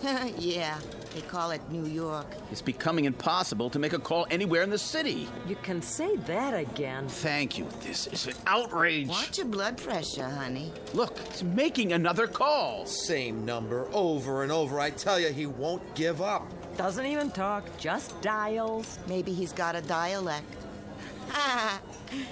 Gonna have to soak his finger in Epsom salts. Oh, I simply can't stand this. I must use the phone. Well, la-di-da. Who are you, Mr. High and Mighty? I have a business appointment and I'm late. Stand aside. Oh, no. We're all in this together. Look, I'll buy your place in line. $1 to get in front of you. $1? Are you kidding? All right, $5. Well, since you put it that way. How about you? Got another $5 on you? Certainly, certainly. Who's next? Don't look at me. But I am looking at you. Have you ever made $5 so easily? That ain't the point. I should first pay the same as place and show. How much do you want? Nothing less than a $1. 10. That's... Then take your business elsewhere. I don't come cheap. I can see that. Here we are. After you, sweetie. Time, young man. I've had quite enough.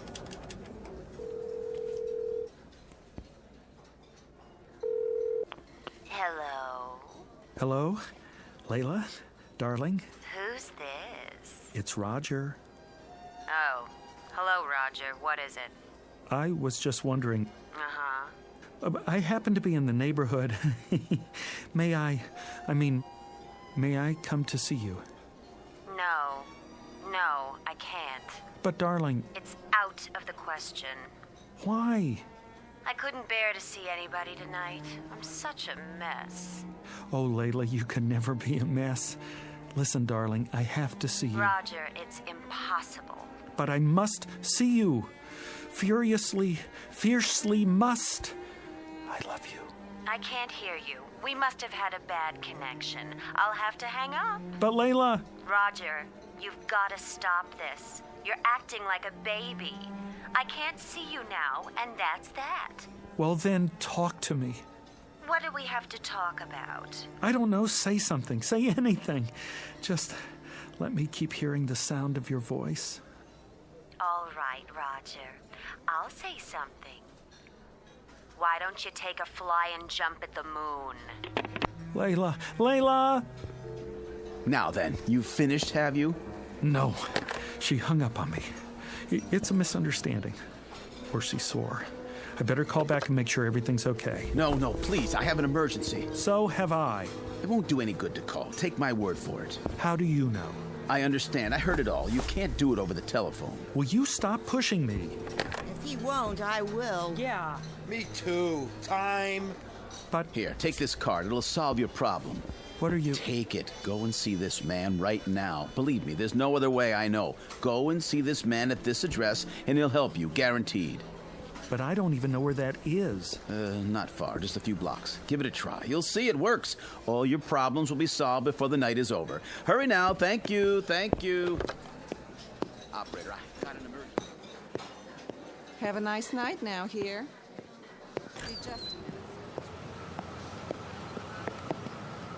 Hey, hey! Where's my car?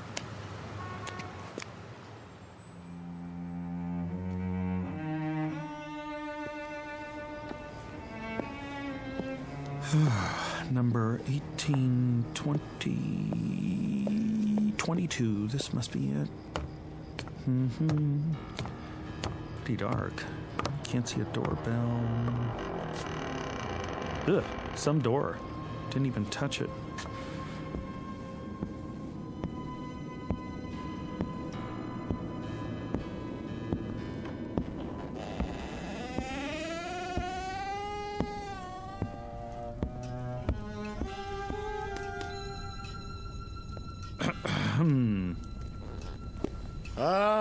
All right, I see you there. Stop skulking around. I wasn't skulking. I just didn't know if... Common disease, not knowing if. Well, don't just stand there. Sit down. Okay, where? Try that pile of books. Oh, you sure do have a lot of them. I never saw so many before. Is this a library? You might say that. A private one. Have you read all these? Some of them. The others are for reference. You never know what people will need. No, sir. Do I know you? A man gave me your card. It says Professor A. D-A-E-M-O-N. How do you pronounce that? Damon? If you prefer. And this address. I guess I'm in the right place? Oh, then you haven't come for a bottle of the glove cleaner. Glove cleaner? No. As a matter of fact... Perhaps another time. Well, as a matter of fact... You keep saying that. Come to the point. Well, the point is, I don't know why I came at all. You see, the man who gave me your card was a complete stranger. Oh, yes. Satisfied former customer, most likely. But I don't know why he gave it to me. I was standing there in the restaurant trying to make a call when... I know why you're here. You want what I've got. But how could I? I don't even know what you've got. A little bit of everything. Name your poison. Ointments, salves, powders, sovereign remedies, nectars, lotus blossoms, toxins, tonics, antitoxins, decoctions, concoctions, and potions. All guaranteed.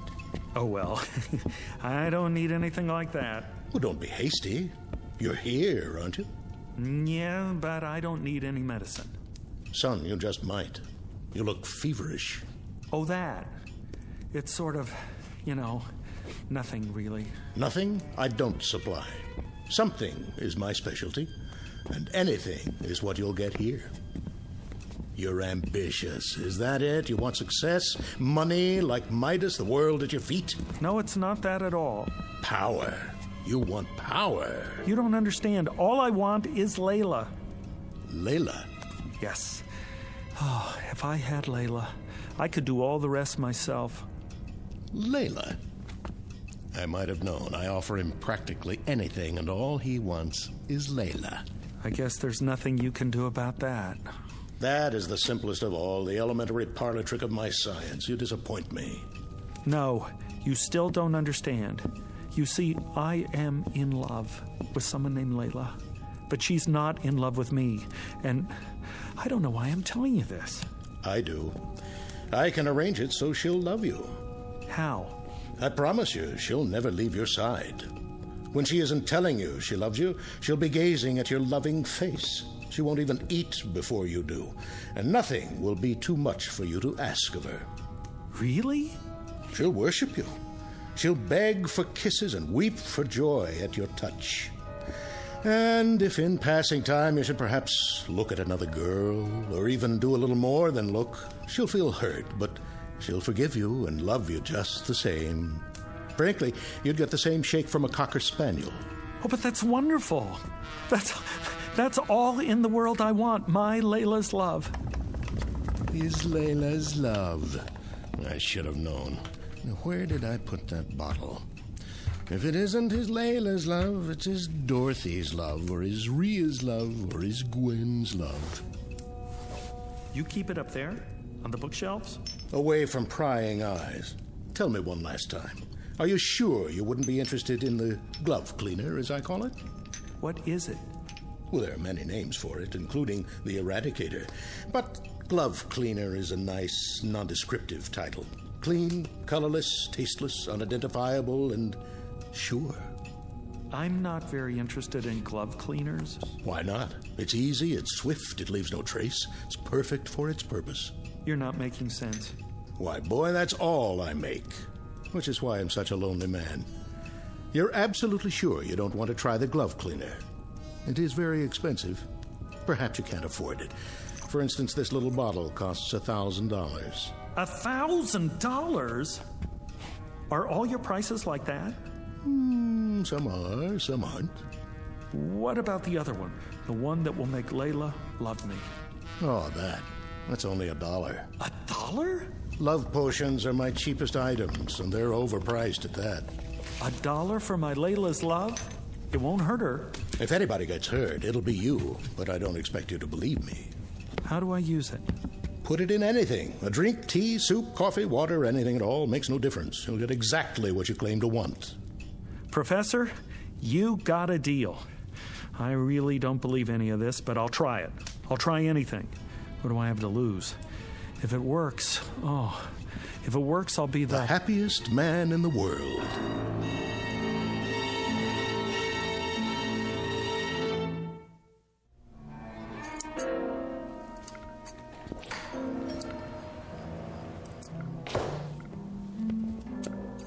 Yes? You're open. So it would appear. Lucky to find a flower shop open this late. May I help you? I certainly hope so. And the occasion? What? What is the event, sir?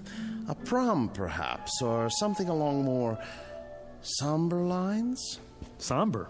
An injury, a lingering illness, leading to a departure. Dare I say, an interment? Oh, no. Nothing like that. Alas. A celebration! Ah. And what, may I ask, are we celebrating this evening? You may ask, and I'll tell you. We are celebrating fulfillment, contentment, consummation.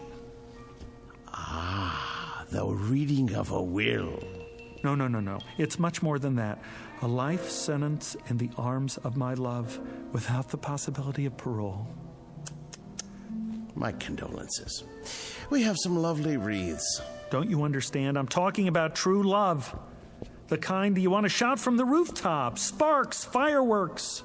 A boutonniere. No, something more. A wrist corsage, then. Or a tasteful nosegay.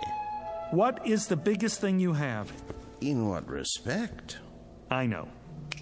A rose. By any other name. Color. How about blue?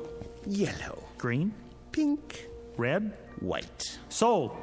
For purity. An excellent choice, I'm sure. 12 long-stemmed white roses. Will there be anything else? No. Yes. Champagne. And 2 glasses. Long stems on those, too. I'm afraid you'll have to visit your local vintner for those accessories. My sympathies to the blushing bride.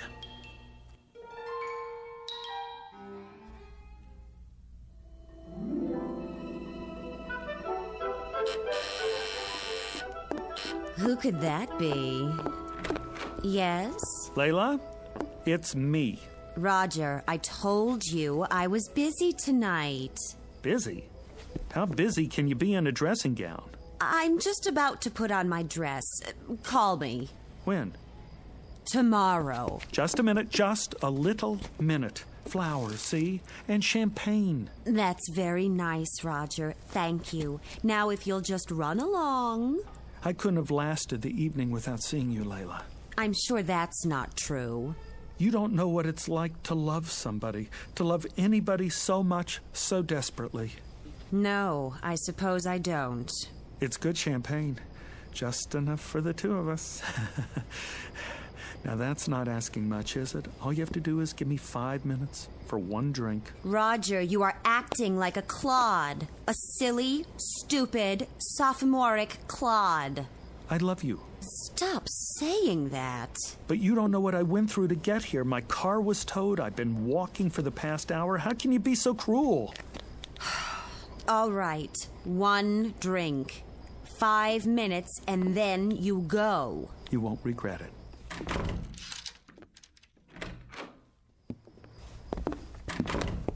Layla? Not so fast. I've got to put on my dress. Why? You look like an angel. I know, but wait here. Ha-ha! It's like a new millennium.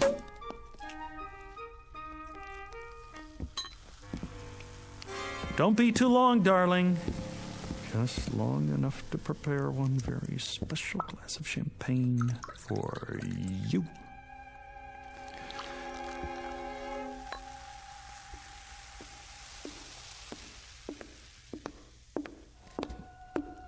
Well, let's get this over with. Wait, this one's yours. What's the difference? There's a little more in this one. If you say so. To us, darling. Well, time's up. Not so soon. Thank you very much for the drink and the flowers. Be sure to put them in water. Would you like me to do it for you? Goodbye, Roger. Excellent champagne, wasn't it? It'll pass. Very good year. No aftertaste. I suppose so. What are you looking at me like that for? In case it's my last look. All right, you've had it. The show's over. One last little kiss. Don't press your luck.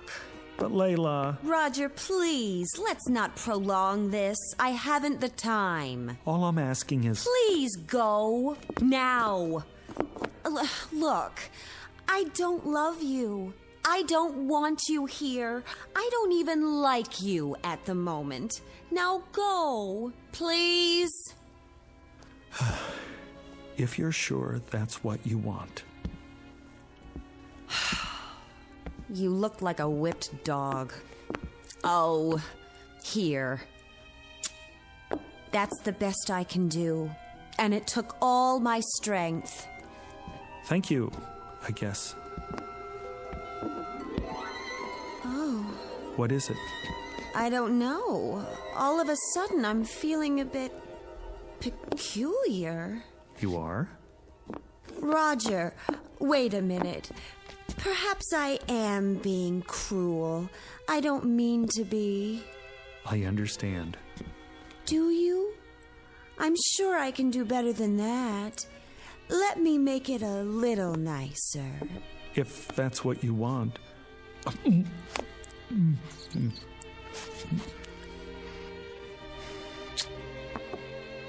That was definitely an improvement. What's happening? What is happening to me? Who cares? Come here, baby. Oh, Roger.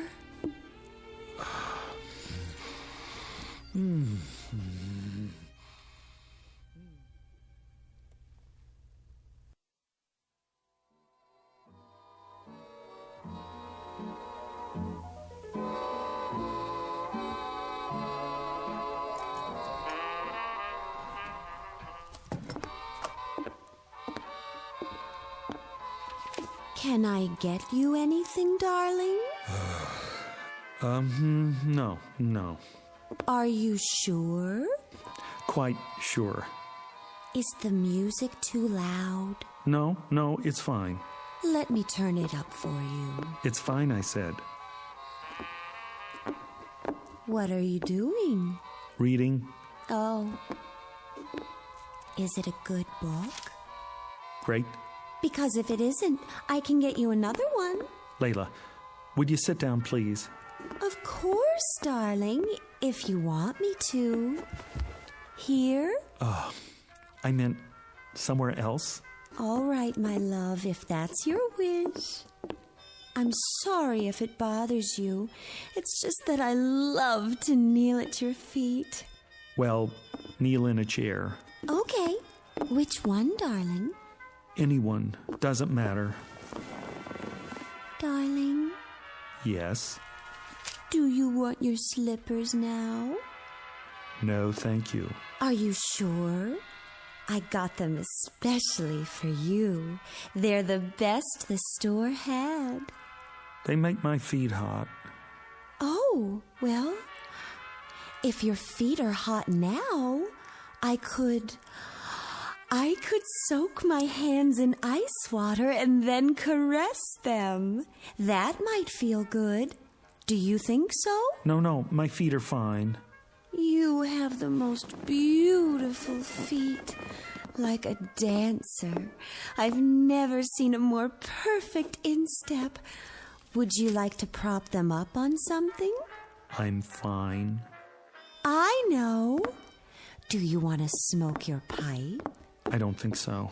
Why not? It burns my tongue. I'd be happy to break it in for you. I could smoke it all day while you're at the office, and then when you come home... Thanks, Layla, but no thanks. You're welcome. Oh, darling, I'm so sorry. I'll get you a cigarette. Don't worry about it. I should have put fresh cigarettes in the box by your chair. Here, I'll light one for you. Am I doing it right? Fine.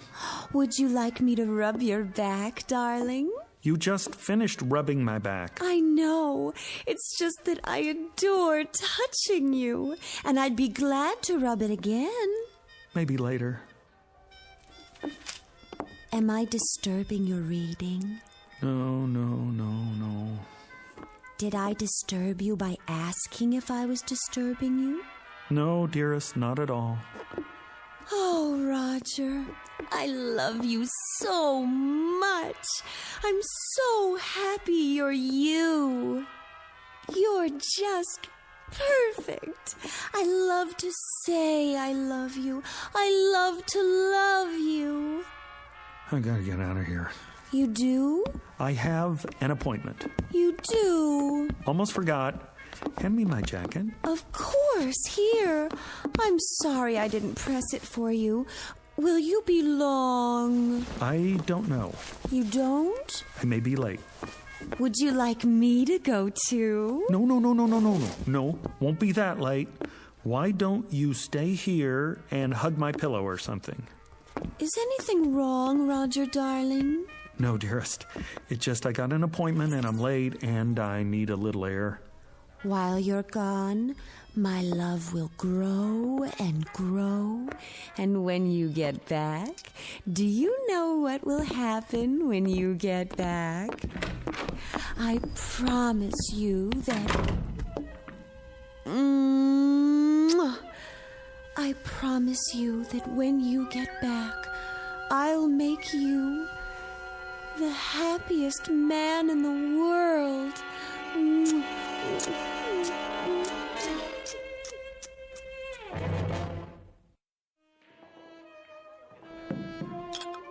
Here you go, buddy. Thanks. It's too bad it's not a happy hour. You're running up quite a tab. Happy hour. Haven't had one of those in 6 months. Let me guess. Your old lady? That's just it. She's not old. She's young and beautiful. Perfect face, perfect figure. What's to complain about? I don't have any complaints, except that she's too perfect. Huh? Waits on me hand and foot, sees to my every need, ready to drain off my tension at a moment's notice. Nice work if you can get it. Hey, take my advice. What's that? Sit back and enjoy it.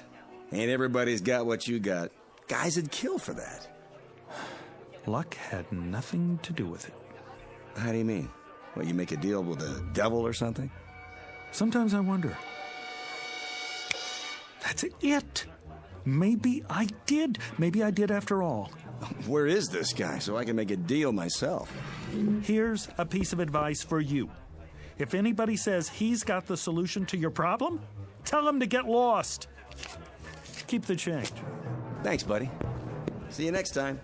I doubt it. With any luck, there won't be a next time.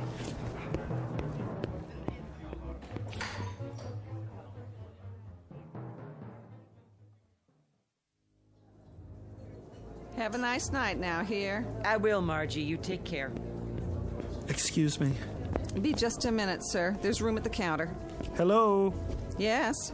You remember me, don't you? Can't say that I do. You must. I was here once before, tying up the phone, caused quite a scene, I'm afraid. People lined up out the door. When was this? 6 months ago, exactly. You don't say. Been in here much since then? Not once. I didn't think so. I was desperate to make a call, you see. I kept standing at the payphone, dialing over and over again, and everyone got terribly irritated. Happens sometimes, but I can't say I remember you. Listen, there was a man here that night, middle-aged, carrying an overcoat and a package. He said he was late for a meeting uptown. He bought his way to the front of the line, and when I finally left, he gave me some advice. Handed me his business card, this one right here. What's this now? So he told me to go to the address on the card, said it would solve my problem. I don't know anything about that. That's fine. What I want to know is, do you remember the man? Is he a regular customer? Because if he is, I have to find him and ask him what happened to his problem and what he knows about the address on this card. Anything at all. Sorry, mister. I can't help you. People come and go all the time. Could have been anyone. Then at least keep the card. And if you ever see a man trying to give out one like it, grab it, tear it up. You can't imagine how much grief you'll save some poor soul.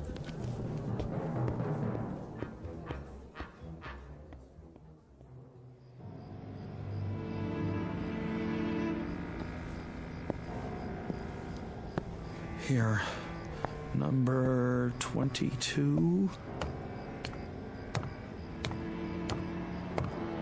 Yep, same as before. Now the second set of doors. Here we go.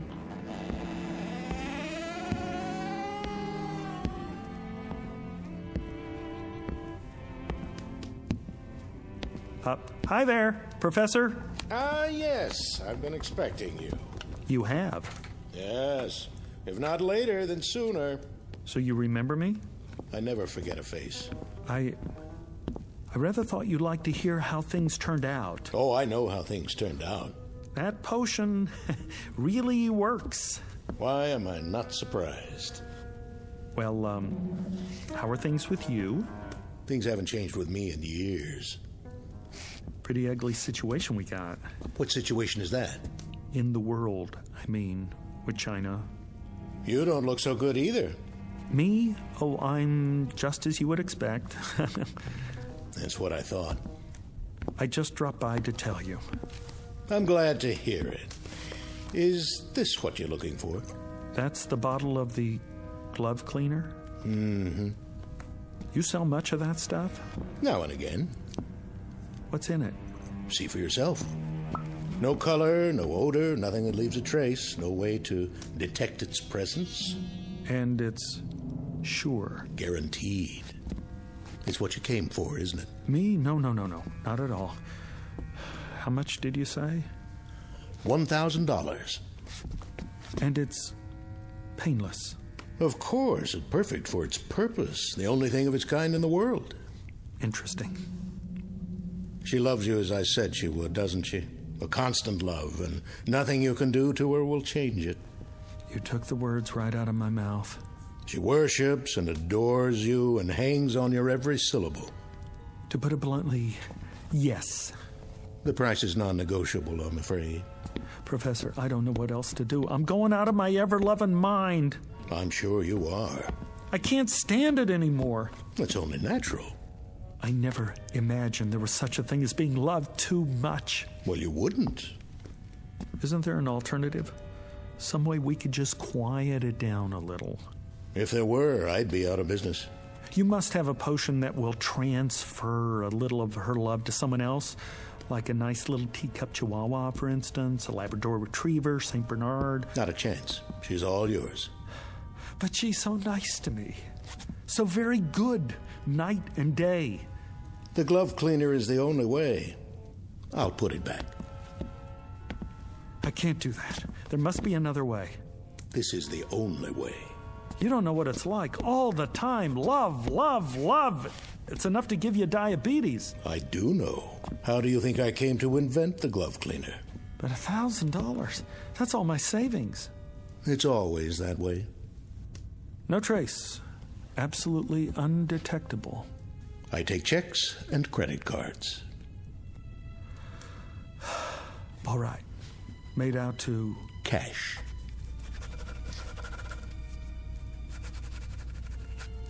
One thing I must caution you about. What's that? Use it immediately. Do you hear me? Immediately. It's imperative, and you must use it all. Why? Will it spoil? No, but you will. Once you delay, you're lost. Believe me, if you fail the first time you try to use it, you'll never have the courage to try again. Never. Goodbye, Professor. Farewell.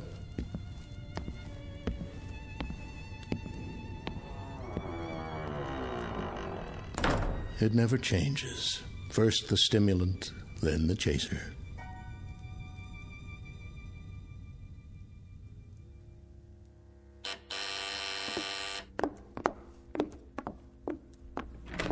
My darling. Hello, Layla. Come on, take the chain off. Of course I will. Oh, Roger, I'm so glad to see you. I know you are. Why, look what you've brought me. Oh, I thought we ought to have a party. Just the two of us. After all, not every couple stays married for 6 whole months. Roger, what a lovely surprise.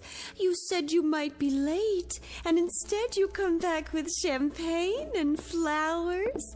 I'll put them in water. Later. I'll get the glasses. Can't have a party without glasses. It's just like the first time. Only tonight you don't have to beg to stay. Why don't you sit over on the couch? I'll open the champagne.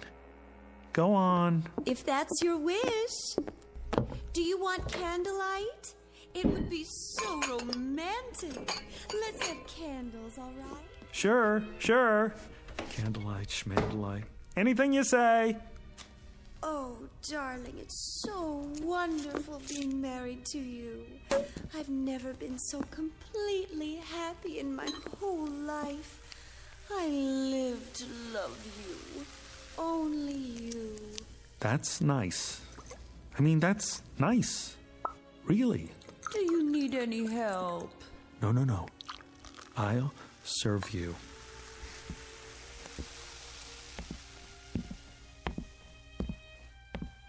Sweetest, how did you happen to think of champagne? Oh, I asked myself, what does Layla need? And it came to me like a bolt out of the blue. Here. Isn't that what you were thinking? Right. I remember. Go on, Layla. Drink up. Lover? My sweet lover marshmallow, sit here. Why not? Go ahead now. Drink up. I'm not very thirsty. Good to the last drop. I'm not sure it's a good idea this time. Why not? Sit closer. Careful. What's this? What's what? Between the cushions. Have you taken up knitting? In this book, Dr. Spock? I've got news for you, my sweet little rabbit. Rabbit? I just got word from the doctor. What are you talking about? The test came back today, and it's positive. Isn't that wonderful? You don't mean you're... Oh, darling, we don't need champagne. We've got each other. All 3 of us. I suppose I could have just a sip. That won't do any harm. No, don't. Maybe just a little toast to celebrate. Not now. Give me your glass. I'll pour it out. Are you sure? I'm sure. I couldn't have done it anyway. I could never have gone through with it. Think of it, darling. This is only the beginning. We're going to be even happier than we are now. And it'll go on like this for the rest of our lives. Yes. The rest of our lives.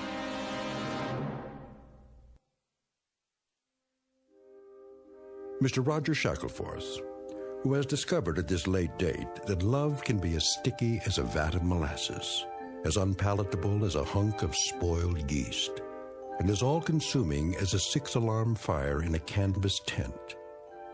Case history of a would-be lover boy who should never have ventured into the Twilight Zone. We'll return to the Twilight Zone in just a moment. You are about to enter another dimension. A dimension not only of sight and sound, but of mind. A journey into a wondrous land of imagination. Next stop, the Twilight Zone. Hi, this is Stacy Keach. I'd like to take a moment to tell you about our Twilight Zone website at twilightzoneradio.com. At twilightzoneradio.com, you'll find the latest information on these Twilight Zone radio dramas, including behind-the-scenes photographs, plus the newest product releases, trivia contests, ways to contact us, other Twilight Zone-related info and merchandise, plus links to other fascinating websites. So make your next stop twilightzoneradio.com.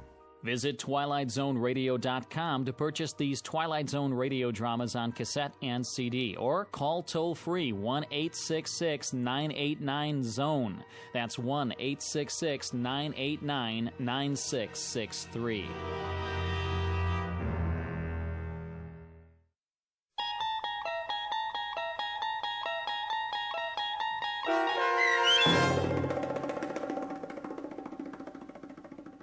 The Chaser, starring Stephen Tobolowsky, with Stacy Keach as your narrator, was adapted for radio by Dennis Etchison and written for The Twilight Zone by Robert Presnell Jr., based on a short story by John Collier.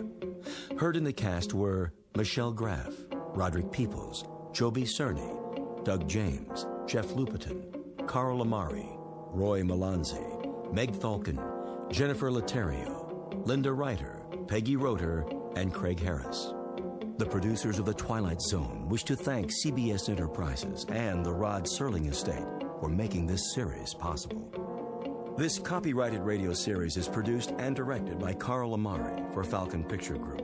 Sound design and custom Foley effects for The Twilight Zone by Cerny American creatives Bob Benson, Craig Lee, Michael Slaybach, and Matt Sorrow. To learn more about the Twilight Zone radio dramas and to contact us, visit our official website at twilightzoneradio.com. Doug James speaking.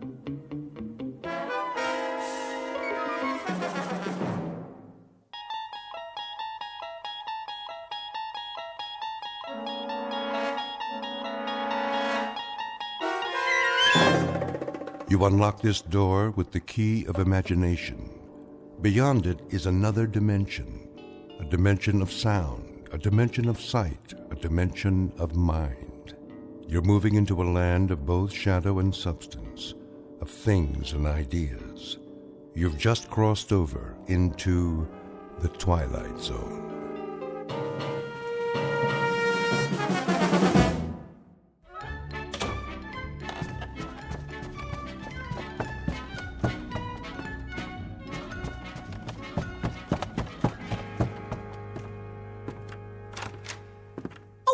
Morning, Mr. Poole. Morning, Mrs. Sullivan. Off to work? You know it. Oh, Mrs. Sullivan. Yes? I meant to drop off the rent last night. Oh, no hurry. It isn't due yet. I know, but I don't like debts. I'll make sure you get it this evening. That will be just fine. Well, have a good day at the bank. The same as every other day. Oh, excuse me. Were you going out? Just to bring in the paper. Oh, let me get it for you. You don't have to do that. No problem.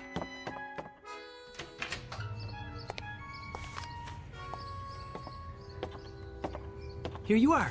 Why, thank you, Mr. Poole. You're the perfect tenant. Absolutely perfect.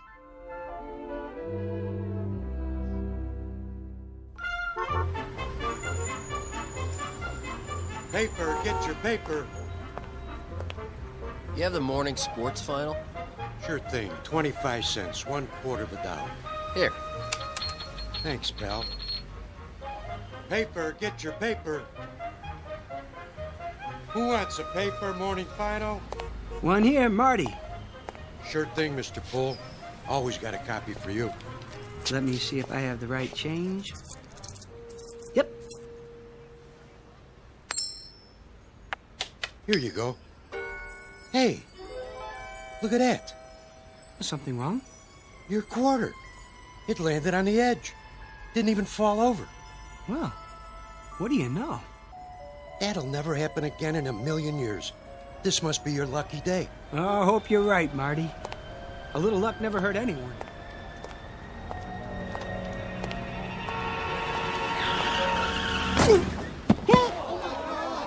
Oh, that poor man. What happened? That car had hit him. Did you see it? Somebody call an ambulance. Mr. Hector B. Poole, resident of the Big Apple, the Glass Canyon, hoping to survive an assault on his senses, all 6 of them. Flip a coin and keep on flipping it. What are the odds? Half the time it will come up heads and half the time tails. But in one wild, freakish chance in a million, it will land on its edge. Mr. Poole, a bright human coin on his way to the bank in the Twilight Zone. And now, The Twilight Zone and our story, A Penny for Your Thoughts, starring David Eigenberg with Stacy Keach as your narrator. Stand back! Look what you did! I didn't see him, honest. He just stepped off the curb. Where's the ambulance? Oh, whoa. What happened? Easy, mister. You all right? Oh, I think so. Just give me a hand. Look, lie still. I'll get a doctor. Oh, no. I don't need a doctor. I mean, if you'll help me get up. You sure? You ought to take it easy. At least get an x-ray. Why? No scrapes, no scratches, no broken bones. I seem to be fine. You should stay down. I would. Something like that, he could sue the guy's pants off. Pardon? Oh, I just said, wait till you get to the hospital. You never know. No need for that, really. Oh, you don't know how sorry I am, sir. Oh, no harm done. I swear, I didn't see you step off the curb. If you were hurt, God, I could never forgive myself. You clumsy idiot. I wish you'd broken your fool neck. What did you say? I said, if you were hurt, I could never forgive myself. No, not that. The other part. I see no reason for you to be abusive. Abusive? I should have been more careful, but it was equally your fault. Are you certain you're all right, sir? I think so. Thank heaven for that. I'm simply trying to say how grateful I am that you weren't injured. Lame-brained jaywalker. That asinine stunt took 10 years off my life. Now, see here, I'm not Let me brush you off. Where were you headed? I was on my way to work. Well, I'll be happy to give you a lift if you like. No thanks. It's not far. I think I'd rather walk.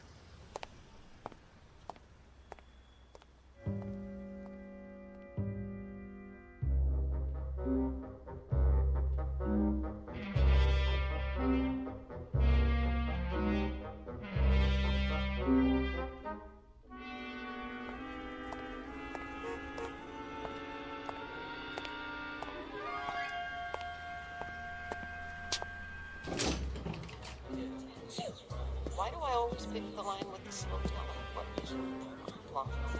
I've got to borrow against the life insurance as long as they don't call my husband. Wow, I hope they don't check my credit history. Did I turn the iron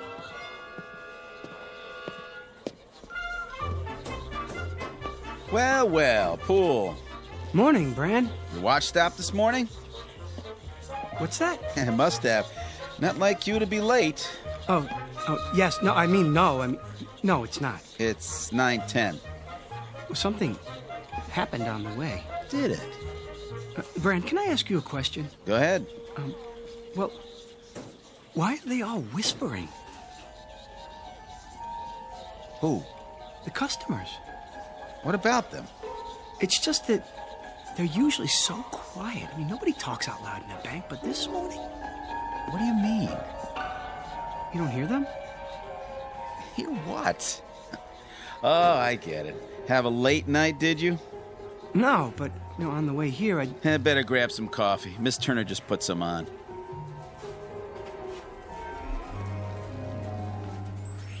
Boy, look at him. Like he doesn't know which end is up. Oh, if Bagby sees him this way, he's finished. Good riddance. Oh, where is he? Huh? Mr. Bagby.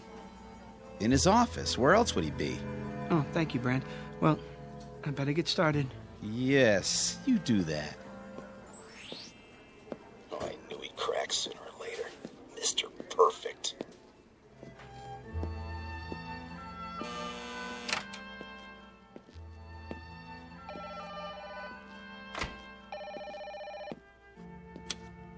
Hello? No, the vice president is on another line. May I take a message? Very well. Eileen. Morning, Hector. How long has he been here? A half hour. I wouldn't bother him, though. He's got an important call. All right, I'll wait till he's finished.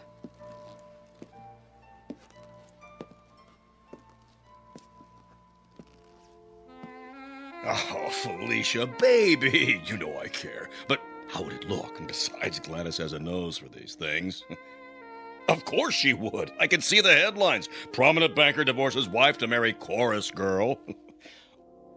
Oh, no, Felicia, you misunderstand. I love chorus girls. I mean, not all of them. Only you. Yes, that's right. Look, how about this weekend? Just you and me. Yes? Mr. Bagby? Come in. Hold on. Someone's at the door. Yes, what is it, Poole? Mr. Bagby, sorry to interrupt you, but I'd like to explain. Explain what? Why I was late, sir. Were you? 10 minutes to be exact. I didn't notice.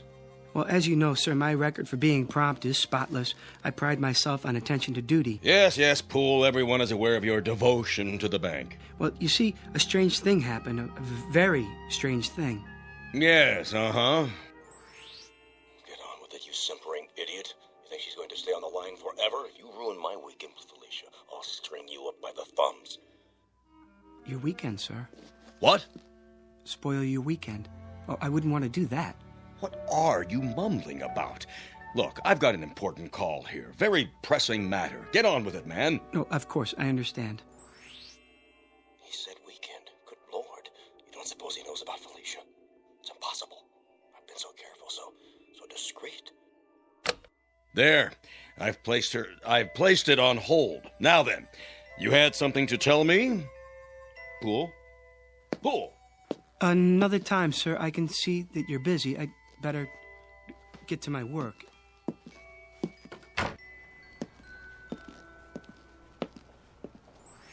Poor Mr. Poole. He looks so tired and pale. I'm all right. Oh, good morning, Mr. Poole. Good morning, Miss Turner. Did you say something? I didn't know I looked that bad. Oh, you don't. You look very well today. As do you. Oh, why, thank you. Would you like some coffee? Not just yet, but thanks for asking.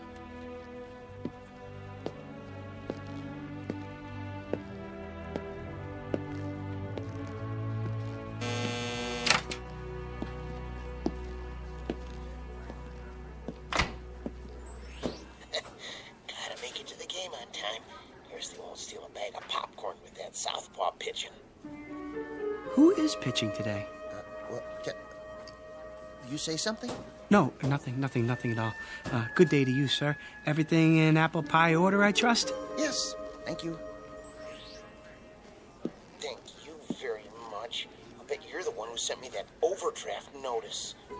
No, sir. No what? I don't have anything to do with overdrafts. I work over there in the loan department. You do? Just see one of the tellers. I'm sure that they can straighten it out for you. Sure. Sure. I'll do that.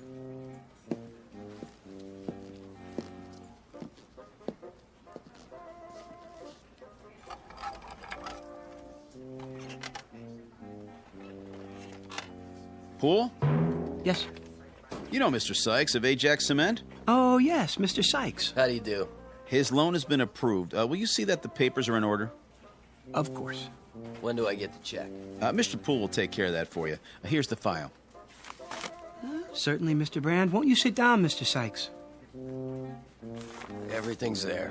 Oh, I'm sure it is. The check's for $200,000. I see. A loan for $200,000. That's quite a sum. Expanding the business, Mr. Sykes? That's right. Wrong. Well, which is it? Huh? You are aware that this loan must be repaid within 90 days. Sure I am. In full. Yeah. If I bet the money right, it'll come out to over $1 million. $1 million? No, 200,000. That's all I need. Put half on Lucky Lady in the 6. Split the rest between Nimble Runner and Crinoline at 5 to 1. Nobody will ever know I can pay back the loan with enough left over to save the company. It's gotta work. There's no other way. Or what? Bankruptcy? What did you say? Nimble Runner and Lucky Lady. Now look here, young man. And Crinoline at 5 to 1? What? That's a funny name. I don't have time for this. Am I gonna get the check or not? Everything all right here? It better be. I'm not sure. What's going on, Poole? Something wrong, Mr. Sykes. I don't know, Mr. Bagby. I signed everything. Well, then what's the problem? He just told me he's borrowing the money to bet on the horses. What? That is what you said, isn't it, sir? I said nothing of the kind. Well, and then he said that Ajax Cement was bankrupt. Ah, he's mad. Poole! Doubtless there's been a mistake. There certainly has. If you'll come with me, I'll correct it at once. I'll talk to you later, Poole. But Mr. Bag... In my office. Yes, sir.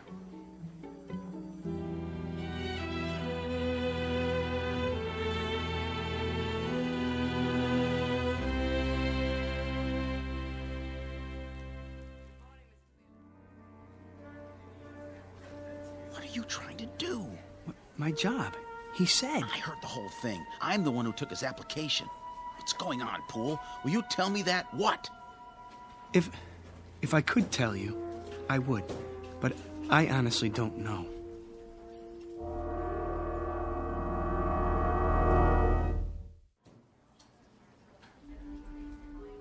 How would you like that, ma'am?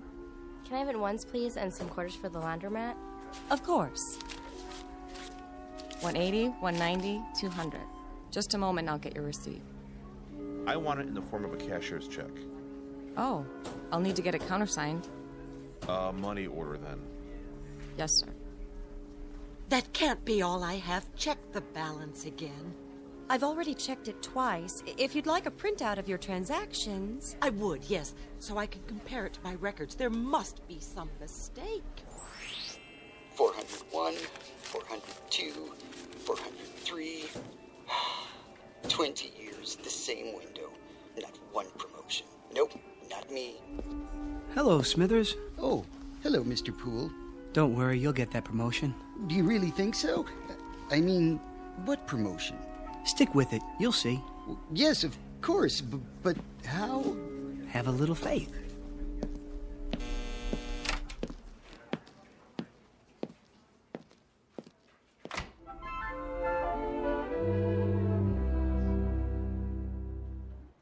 It's finally happening. It is? Yep, old nose of the grindstone seems to have flipped out. Who are you talking about? Poole, who else? He's been acting goofy all morning.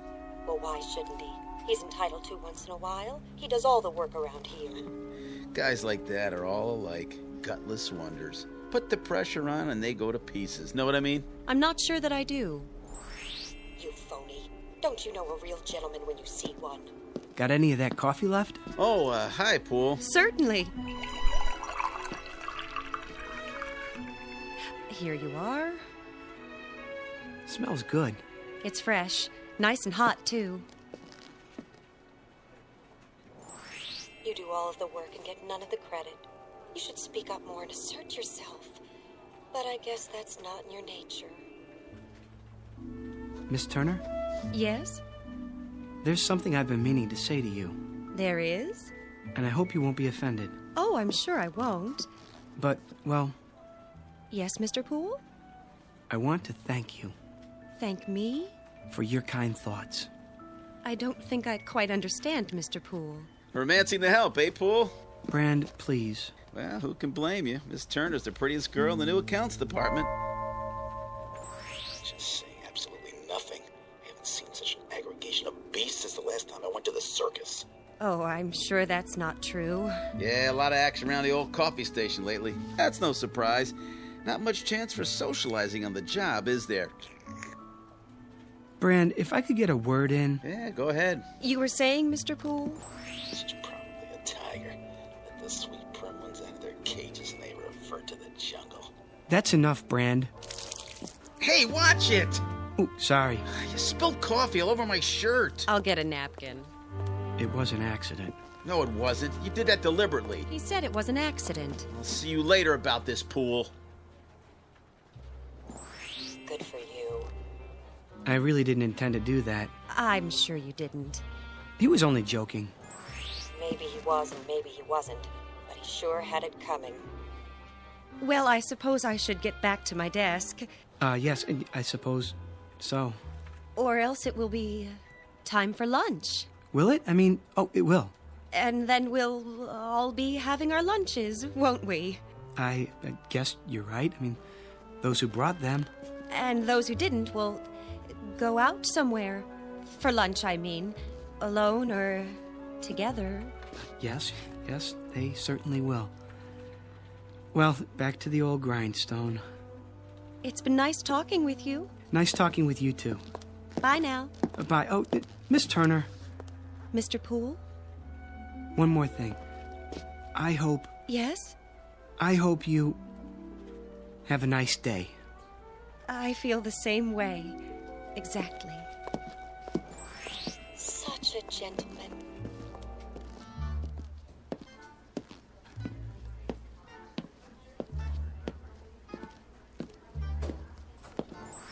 It isn't fair. It just isn't fair. I said, don't worry, Smithers. Who? Oh, Poole, were you speaking to me? Mr. Bagby's a fair man. Mr. Bagby?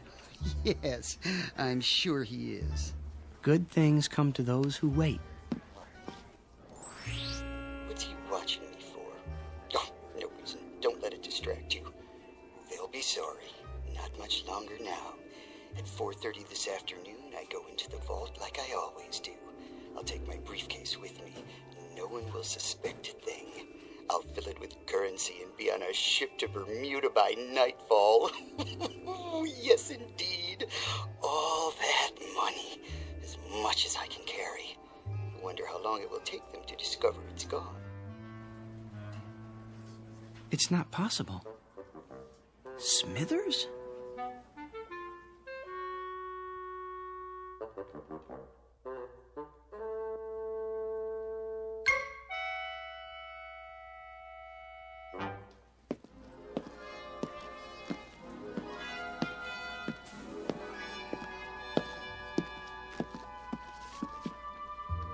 Oh, Miller. Hi there, Mr. Poole. Got a minute? Sure do. Pretty quiet morning. Is that what you call it?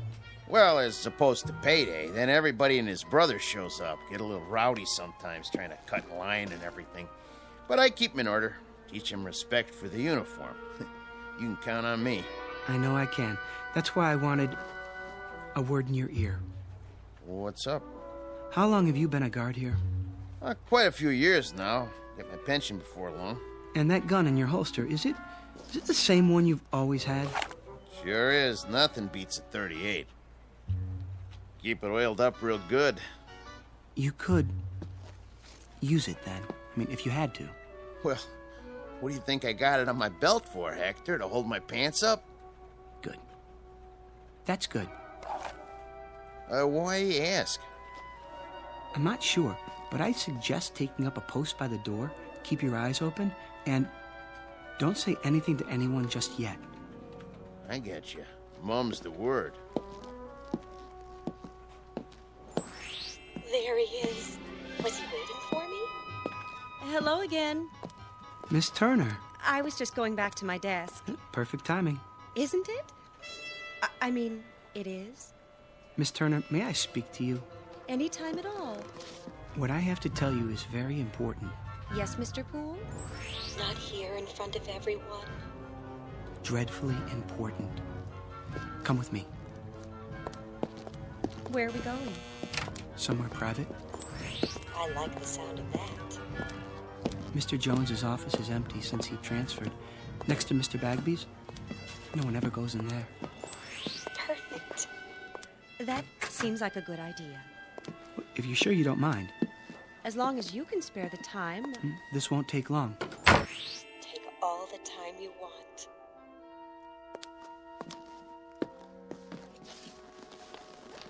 Well, what is it? You'll think I'm crazy. Is something wrong? Terribly, and I don't know who else to talk to. I'm here. Miss Turner, I keep hearing voices. People talking, their lips don't move. But I can hear their voices clearly. I've got this ringing in my head. Oh, no. Well, it's not what you think, Miss Turner. I mean, I can read people's minds. I don't know if I can help you with a thing like that. I'll prove it to you. Think something, anything at all. Well, I have to hand it to him. This is an original approach. Why did it take him so long to gather up his courage? Because it only happened this morning? What did? At least that was the first time I noticed it. He didn't notice me until this morning? No, not you. The voices. Mr. Poole... They won't stop. Perhaps you should lie down for a few minutes. Maybe later. I'm trying to tell you something. I know you are. No, this is serious. Do you think I enjoy hearing people's thoughts? I'm sure I have no idea. Well, try to imagine. It's like seeing people with their clothes off. Which people would that be? Well, Miss Turner, I have reason to believe that someone may try to rob the bank this afternoon. Mr. Brand was right. He's coming unglued. No, I am not unglued. It's true. I mean, at least I think it is. You heard them say that? Well, in a manner of speaking. Well, then, in that case, you should do something about it. But what if I'm wrong? You have a responsibility to the bank, to the stockholders and depositors. I suppose I do. We could talk about it over lunch. I mean, one could, two people, whoever they might be, if they wanted to, that is. Otherwise, just one, alone, talking about it to himself. Of course, that might be a bit lonely, for some people at least, unless... There's no time to waste. No, definitely not. I have to get out of here. Why? I mean, what's your hurry? Have we finished our conversation? I thought... I've got to tell Mr. Bagby.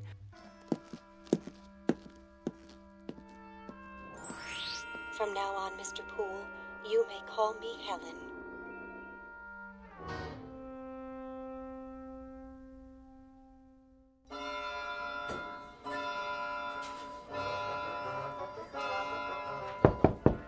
Come in. Mr. Bagby. Oh, there you are, Poole. I want to talk to you. Sir, I'm worried about you, Poole. About me? But sir... I've always considered you one of my best men. So why, Poole? Why what? Just tell me straight out. We lost the Ajax cement account this morning because of that nonsense a while ago. Something wrong at home? The wife, perhaps? I'm not married. Oh, well, something's bothering you. Yes. Have a seat. I'd prefer to stand. Then out with it. Well, I don't know how to put this, Mr. Bagby. Speak up, Poole. I'm with you. You won't believe me. Of course I'll believe you. You're as honest as the day is long. Well, you've been like a son to me. Well, a son-in-law, at least. If you were, which you're not, legally speaking. But nonetheless... Mr. Bagby, Mr. Smithers is... Smithers? Well, what about him? He's planning to rob the bank. Say what? See, I told you. Would you mind repeating that? Smithers. Old Mr. Smithers? Old Mr. Smithers. He's sitting on his stool right now, planning it out. At precisely 4:30, he's going into the vault. He does that every day. Exactly. But this time, he'll have his briefcase with him, and he'll fill it up with banknotes, as much as he can carry. And by tonight, he'll be on a boat to the Caribbean. How do you know? I heard him talking about it. But he's one of our oldest and most trusted employees. Well, he was here when I took over the bank. I absolutely refuse to believe. I swear it, sir. He has it all worked out. Wait a minute. I take your point. Who's the one who ends up stealing the company funds? Isn't it always the most trusted employee? The man you'd least suspect? The man who's completely reliable for years until that one moment when everybody relaxes their guard and... Gotcha! He strikes. Good work, Poole. I wish it weren't true. I sort of admire Mr. Smithers. He's always there, steady as a rock, going his own way. I wouldn't have believed it if I hadn't overheard it myself. Well, no time for sentiment. Quick now, tell me the details. Well, at 4:30 on the dot, it starts. Okay, and Mr. Smithers will finish counting out his drawer as he always does, by the numbers. Thank you, folks. Good night now. Don't work too hard. And as soon as we lock the doors... See you Wednesday. You take care now. Good night, Rich.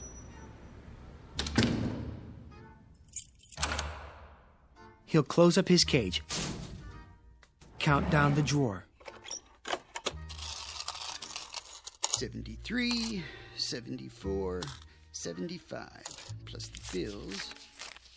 He'll stand up and go to the vault with the deposit, as he always does.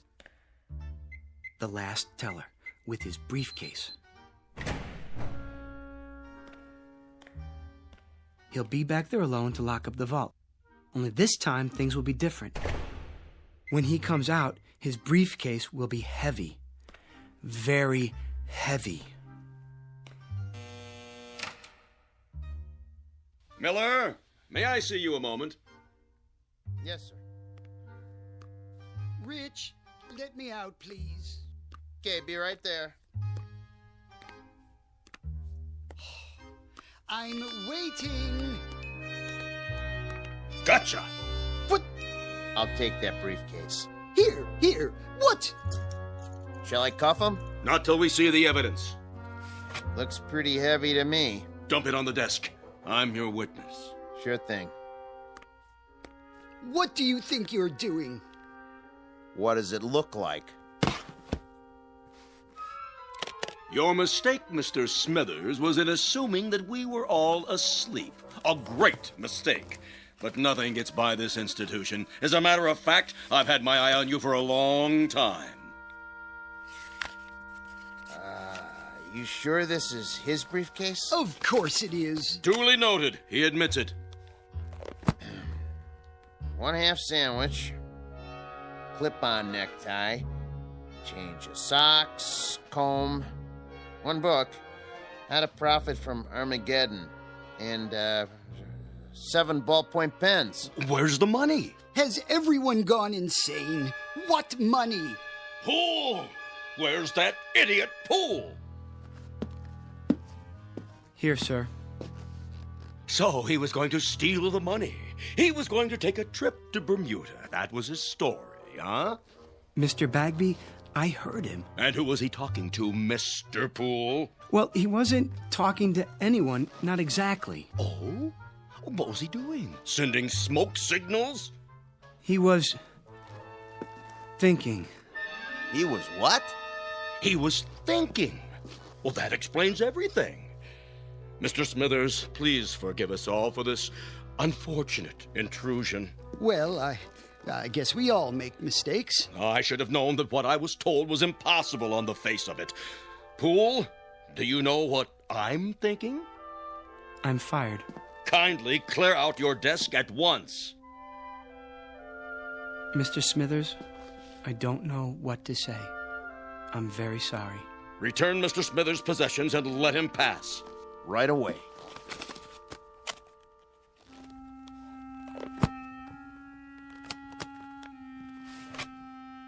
How did you know? What? It's true, of course, Mr. Poole. Yes, it's a little dream of mine. Have you ever had a dream? I have, often. People look at me and all they see is a funny little man, frayed and old, and they never know. I have the dream almost every day. I had it yesterday, and the day before that. Well, I don't always plan on Bermuda, though. Sometimes it's London, Paris, Fiji, beautiful, exotic places, thousands of miles from here. Places where there are no ledgers to keep, where I'm not a little man with no future and no past. I think of filling my briefcase with the bank's money, but I never go through with it. Do you know why? I've lived with it too long. I'm old and set in my ways. And besides, Mr. Poole, I'm a coward. Smithers, please. Will you open the door now, please, Rich? Sure. Take care of yourself.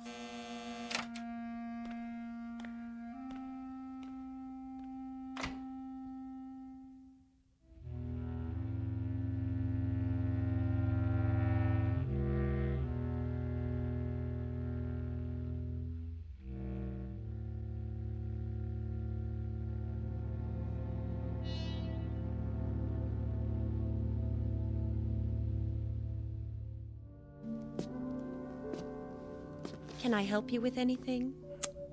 I've got it. I guess this is goodbye, Miss Turner. It may be a blessing in disguise. For your career, a man with your abilities.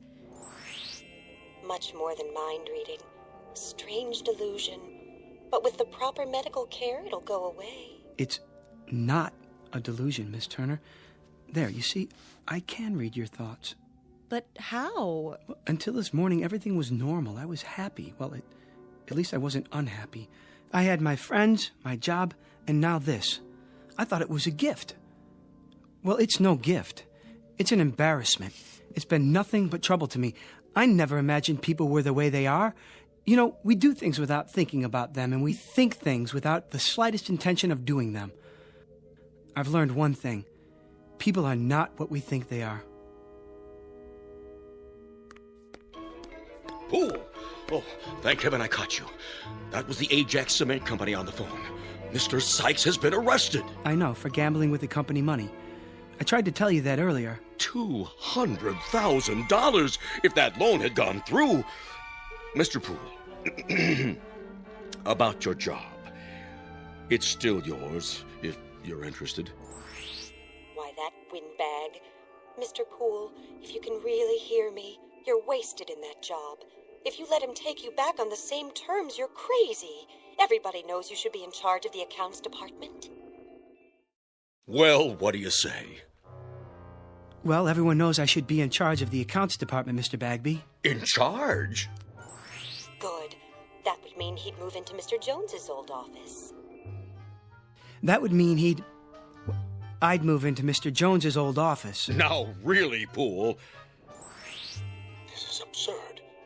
What am I standing here wasting time for? Don't let him bamboozle you. Felicia's waiting. Man, oh man, what a weekend this is going to be. Stand up for yourself. He needs you more than you need him. Would you excuse us, Miss Turner? We have some business to discuss. All right, if you're sure. I'm sure. Business? What business? The business of Felicia and your wife, Gladys. What? I know all about it. I know where you're meeting her and when. It's impossible. No one knows about the trip or the apartment on Riverside Drive. Riverside Drive, Mr. Bagby.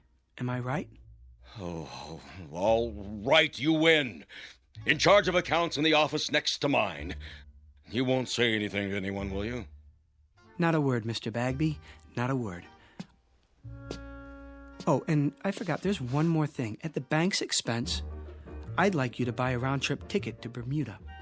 Have it made out in the name of J.L. Smithers. I think he'd like a vacation. Are you out of your mind? Mr. Bagby? Oh. One ticket to Bermuda. Shall we go, Miss Turner? If you like. I'd go anywhere with you, but I wish you'd call me Helen.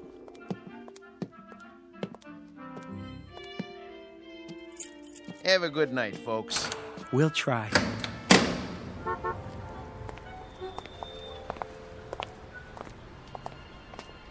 May I see you home, Helen? Well, I don't know. Of course you can, Hector. What do you think I've been waiting for?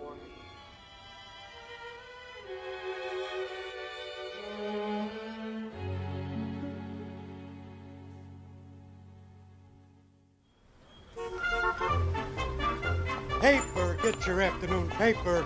Latest stocks. Oh, just a second. Do you mind? Not at all. Oh, hi, Mr. Poole. Well, was I right or was I right? Was it your lucky day? I'd say so. Give me a paper, will you? Sure, this one's on the house. Oh, no. I don't like to owe anybody. Heads. You win. Hey, why'd you do that?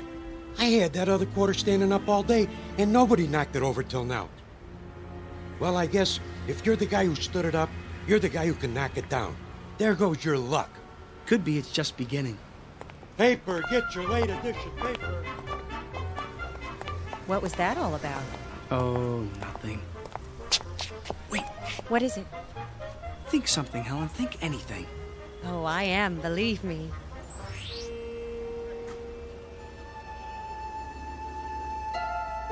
Did you get that? No, I didn't. I didn't hear anything at all. It's gone. Isn't that wonderful? If you say so, dear. Toss a coin, any coin, and one time in a million it will land on its edge. But all it takes to knock it over is a slight vibration, a light blow, or even a vagrant dream. Mr. Hector B. Poole, a human coin on edge for a brief time in the Twilight Zone.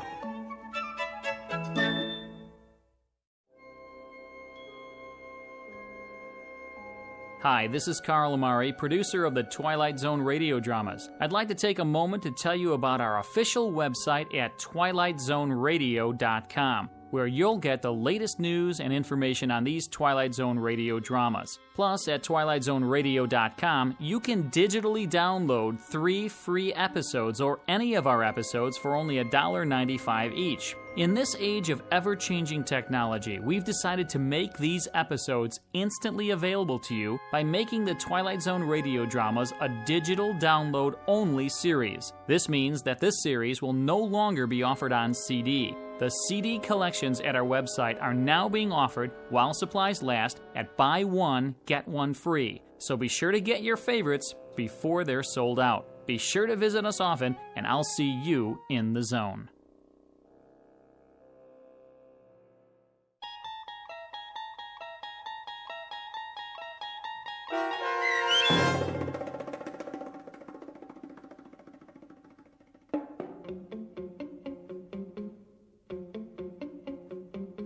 A Penny for Your Thoughts, starring David Eigenberg with Stacy Keach as your narrator, was adapted for radio by Dennis Etchison and written for The Twilight Zone by George Clayton Johnson. Heard in the cast were Michelle Graff, Doug James, Jamie Barron, Jeff Lupetin, Kurt Nabig, Joby Cerny, Frenette Lebo, Peggy Roeder, Alex Sopner, Carl Amari, Karen Olson, Tracy Hernandez, Christina Verba, and Vince Amari. This copyrighted radio series is produced and directed by Carl Amari for Falcon Picture Group. Sound design and custom Foley effects for The Twilight Zone by Cerny American creatives Bob Benson, Craig Lee, Michael Slaybach, and Matt Sorrow. To learn more about the Twilight Zone radio dramas and to contact us, visit our official website at twilightzoneradio.com. Doug James speaking.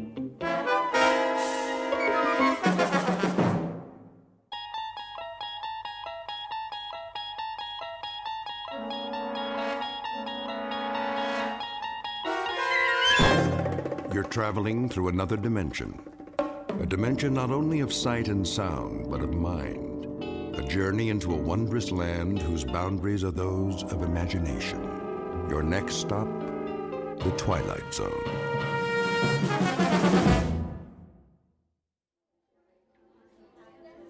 Attention, Grocery King shoppers. Today's special is Bubbling Brook Pure Spring Water, on sale in the beverage department. Why not pick up some for your family? Available in the gallon and half-gallon sizes. That's Bubbling Brook Pure Spring Water, on sale now. Grace! Oh, hey, Martha. I thought that was you. Just doing a little last-minute shopping. For Bill's party? But I told you we'd take care of everything. Oh, you know me. I have just about everything I need, but I'm gonna pick up some greens for the salad. Maybe an appetizer. Well, don't worry about a cake. We're bringing one. Oh, shoot. So are the Hendersons. That's gonna be a lot of calories tonight. Maybe we can freeze some of it. How many candles? Girl, if I tell you the truth, we might start a fire at the dinner table. Please, Bill's not that old. I can't believe this is the big 4-0. No. He does wear it well now, doesn't he? What's his secret? Good genes, I guess.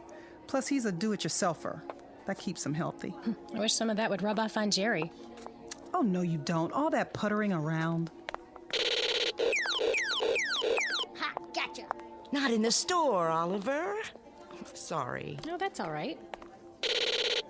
Put that away right now, young man. Yeah, but they're coming. Who's coming? The invaders. I don't know what's gotten into him. Oh, he's just being a boy. I know a lot about that. You do?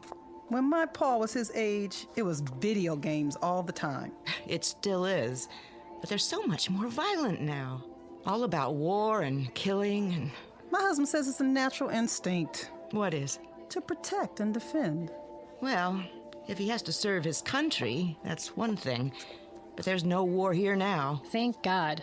They do grow up fast. Too fast, if you ask me. I know.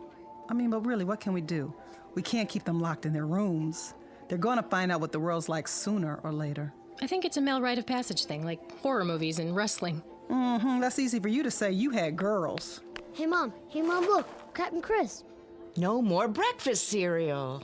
There's vitamins in everything. It's nothing but sugar. Oh, Mom. Oliver, stay with me. Oliver! Ooh, she has her hands full. Reminds me so much of my pa. Too much sugar. Oh, Bill says that's a myth. Food coloring, then. I doubt it. It's the way the world is now. All the war news on television. I wish we could just turn it off for a while and let him grow up. Amen to that. Oh, shoot, what time is it? Almost 3. Oh, girl, I gotta get out of here. I gotta go get my hair done. I gotta stop at the cleaners. When do you want us at the house? Well, Bill won't be there before 7. You know, he has patients till 6. He doesn't know, does he?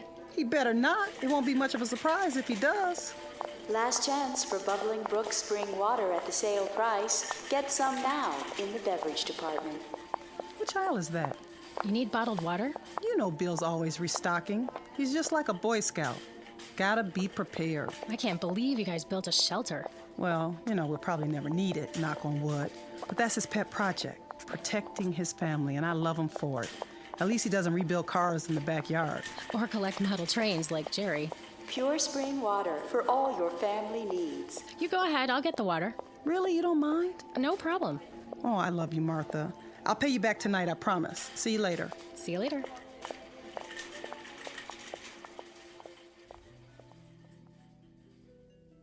Welcome to Friday afternoon in suburbia. Time for last-minute errands before the weekend begins. In this case, a surprise birthday party. Only there's a twist. What's in store for this particular evening is nothing less than a nightmare. Your attention is directed to the following fable. Once upon a time, families built bomb shelters in their basements in anticipation of a war they prayed would never come. The world lived on the brink of annihilation as men hoped for the best and prepared for the worst.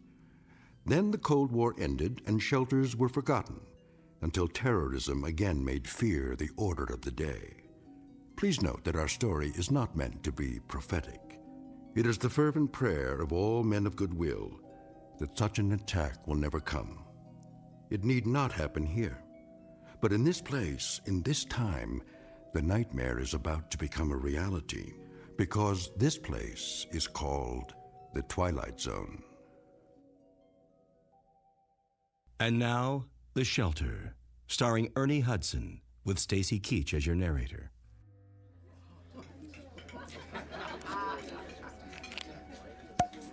There. Who wants champagne? Maybe just a little. Give me your glasses, everybody.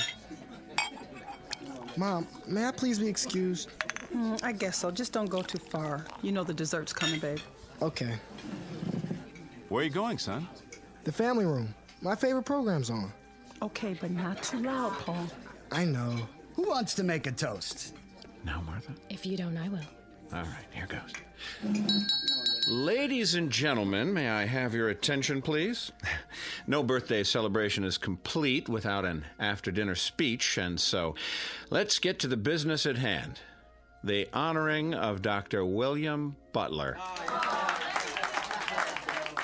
who tonight is 1 year older and finally admits to being over 21. Spare me. Easy, honey. I'll cut this short, Bill, in the interest of good taste and to save you excess embarrassment. We got this little surprise party together as a very small reminder to you that on this street in this town, you're a very beloved guy. Yeah, sure. His wife loves him. There isn't one of us in this living room who hasn't put in a frantic phone call to you at some hour in the middle of the night.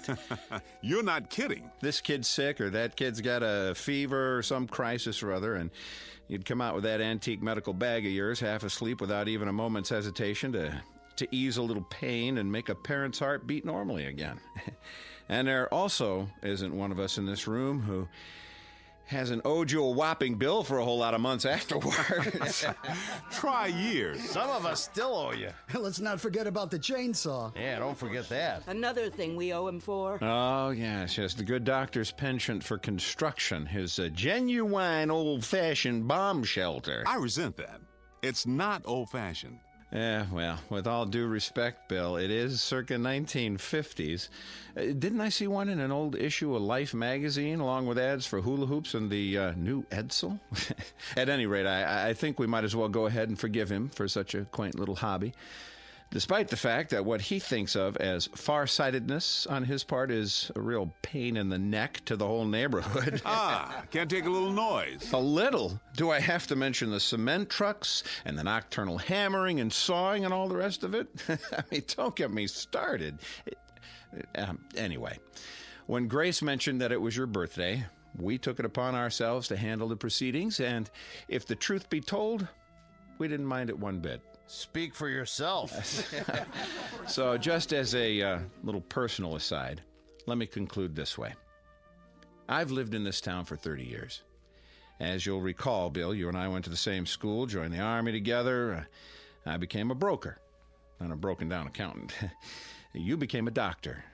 But we raised our kids on the same block, confided in each other about our personal problems, gave each other a few helping hands along the way, and I'm glad to say our wives became fast friends. Well, anyway, in this goofy world we live in today, where the human race still seems unable to function without nuclear bombs and biological warfare, and when it appears that this may be the legacy we're leaving our kids, well, it's a comforting thought that qualities like decency and kindness and friendship still hold sway. And these are the qualities that you have, Bill. In spades. Hear, hear! These are what you love for. You and Grace. So before I start honking into a handkerchief, let me wind it up this way. Happy birthday, Dr. William Butler, from the gang on the block. And may you have many, many more. Oh, thank you so much, Jerry and Martha, Marty and Ellie, and of course, Bob and Betty. We love you too. You are the best neighbors anyone could have. Bill, honey, don't you want to say something? You dirty dogs, you. First, a surprise party, which I abhor, and then a sloppy, sentimental speech. Boy, I thought it would go on forever. You want me to continue? No. You'll spoil everybody's digestion. All I can say is, bless you all. There's no gift that means as much as good friends. But I might add about civil defense. Here we go. I may not be as crazy as you think. Do I have to mention the 3 little pigs? One built his house of straw, the next one of twigs, but the third one, the third little pig, ran squealing all the way home. Did he just call us swine? All right. But you get my point. Believe me, I sincerely hope I'm wrong. I'm not much of a gambler, as you know. In this case, I'm betting that I'm right. But I'm hoping that you win. That's some bet, all right. Now, everybody relax. That's it for the speeches. Who wants some more champagne? Maybe just a wee bit. Hold on, everybody. There's one more surprise. Betty, I need you and Grace in the kitchen. You didn't get a cake. Hush now. I'm sure that son of yours will want some. Girl, watch out or he'll eat the whole thing. Come with me. Paulie, Yeah, Pop. help your mother clear the plates. Okay, but... But what? What is it? The television, it just went out. Gods, a crisis. Marty, you're an engineer. What do you know about TVs that go on the fritz? That there are times when such malfunctions are a boon to peace. What happened, Paul? Picture just went out? Yeah. You still getting sound? No, first the picture went off. Then there was some kind of announcement about an emergency. Here it comes, everybody. We couldn't get all the candles to stay lit. Hold it for a second. What did you say, Paul? The announcer said to turn on the emergency station or something on the radio. The emergency broadcast network? You must have heard it wrong, Paul. I didn't hear it wrong, Pop. That's what he said. Tune to the emergency frequency. Then everything went blank. He's right. It's a blank screen. There's a radio in the living room. Hey, what about the cake? Not now, Grace.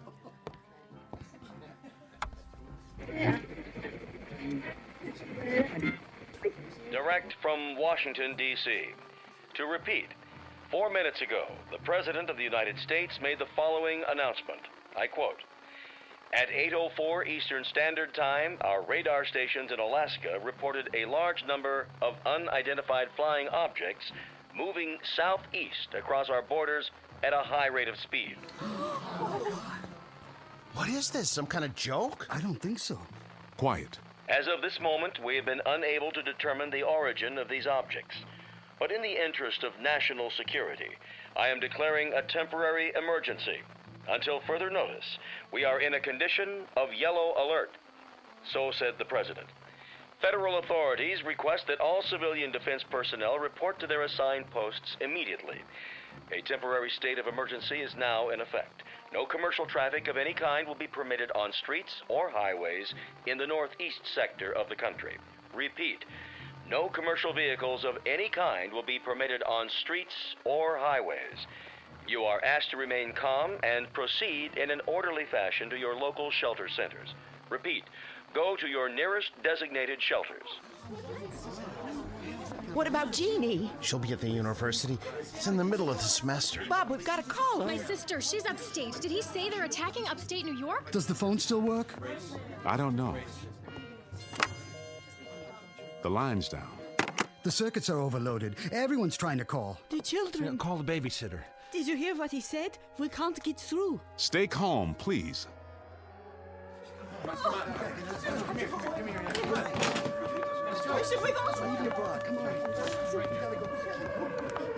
Careful. The power's still on. Check the next block. Is your telephone working? No. I'm loading up the car. We gotta get out. Stay where you are. The roads will be blocked. Where can we go, Bill? Tell me. There isn't anywhere to go. We've got to stay put for now. Are you coming, Jerry? Yes, I'm coming. Then what, Bill? What? You heard the radio. If it's bombers, they're probably headed for the industrial centers. They'll be trying to shoot them down now.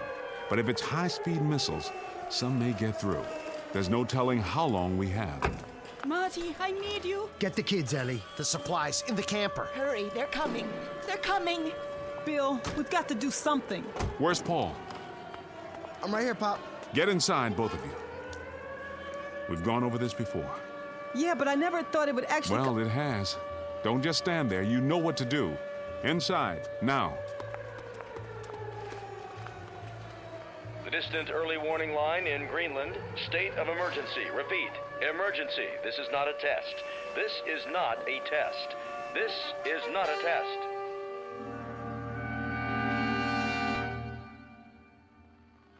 This is the Emergency Broadcast Network. Repeating, all citizens not engaged in civil defense work are to remain off the streets. Please stay tuned to this frequency for further announcements. Repeat, please stay tuned to this frequency for further announcements. I got the canned goods, Pop. Good. Carry them down to the basement. The shelter? Of course, the shelter. Hurry. I'm filling the water bottles, Bill. Do the best you can. Fill all the empties. I'm going to check the generator in case the power goes off. There's hardly any water coming through the tap now. It's the pressure. Everybody and his brother's doing the same thing we are. Keep it on full force until it stops completely. I'm trying. Easy, honey. Make believe it costs $100 an ounce. In an hour, it'll be worth more than that. Okay, what else, Pop? All the canned goods down? Everything I could find. How about the jars in the fruit cellar? I got those too. Get my bag from the bedroom. What about books and stuff? Your father told you to get his bag. I'm going. There's still time, Grace. Paul's right. We will need books and other things besides food and water. God knows how long we'll have to stay down there. Light bulbs. Where do we keep the light bulbs? Top shelf. Which cupboard? That one, there. Oh, but we don't have any. I ran out yesterday. I was going to buy some at the store. There was a sale on them, but I guess so. Grace? I'm sorry. I'm talking like an idiot now. Go ahead. Mouth all the idiocies you want. You can also dance a jig or go up and take a cold shower, just as long as you don't panic, Grace. That's the important thing now, not to panic. How much time do we have? Seems to me I remember reading somewhere that from the first alarm we might have, I think it was 15 minutes to a half hour. 15 minutes? I'm winging it, Grace. I don't know for sure. I don't think anyone does. The best we can do is to continue doing what we're doing. Keep pouring the water. I'll see to the boy. All right. Paul? Yeah? You got my bag? And some other stuff. Books and magazines, too. Let me give you a hand. Here. I'll be right back. Wait. Where are you going? Outside, but just for a minute. Are you out of your mind? Get down to the shelter as fast as you can. But my bike's out there. You won't need it. I said go down to the basement. Why? What? Why should we even bother? If they drop a bomb or something, it will burn everything up. I saw it on TV. If it's an atom bomb, there won't be anything left. Nothing. It'll just be... Don't even think that. Don't let yourself think it. But it's true, isn't it? We don't know. Nobody knows. We may be out of the danger zone. We might be 200 or 300 miles from where it hits. Out here, we may not even know when it happens. Dad, we're 40 miles from New York. We'll get it too. If we do, we do, that's all. But for the time being, our job is to stay alive. And you're not going to do that by running around in the night trying to find a bicycle. Now, give me some help here. And don't say anything like that in front of your mother. She's frightened enough as it is. Yes, sir. Bill, there's no more water. I think we've got enough. I filled every container we could find. Bring a full one with you. Paul and I'll get the rest in a minute. We're going down now? That's right. Down to the shelter.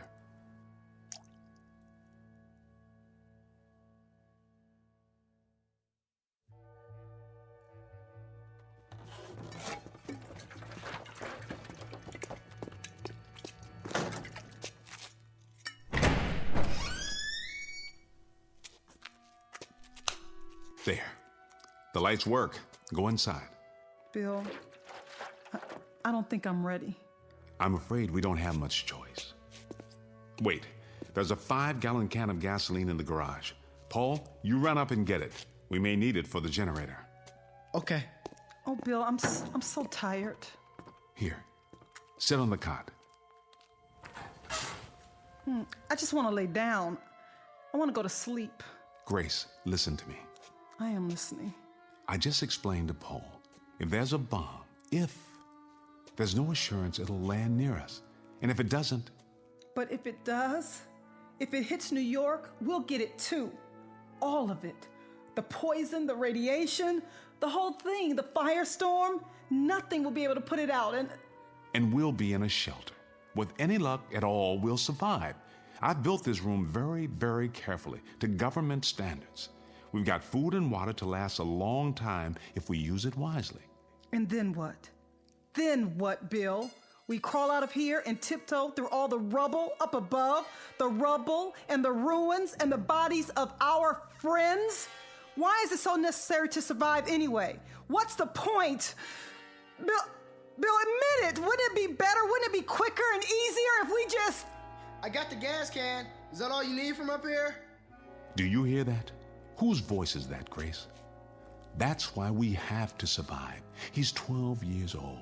It's too early, much too early to think about a boy dying when he's done so little living. For him, Grace. Paul? Yeah. Set it there, next to the generator. I'll go up and get the rest of the water.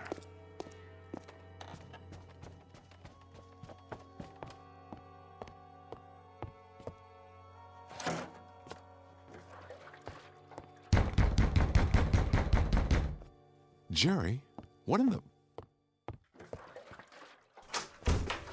What are you doing, Bill? Storing water, which is what you should be doing. Well, we got about 30 gallons, and then the water stopped. Did yours stop, too? That's right. You'd better get on home, Jerry, and into your basement. I'd board up the windows if I were you, and if you got any wood putty, I'd seal the corners to make them airtight. We don't have a cellar, Bill. The benefits of modern architecture. And wouldn't you know it, we got the one new house on the street. All the latest conveniences, everything at your beck and call. Every wonder of modern science except for the one they didn't take into account. The one that's headed straight for us right now. Jerry, I don't know what to tell you. Can I bring Martha and the kids over? Can I at least do that? Here?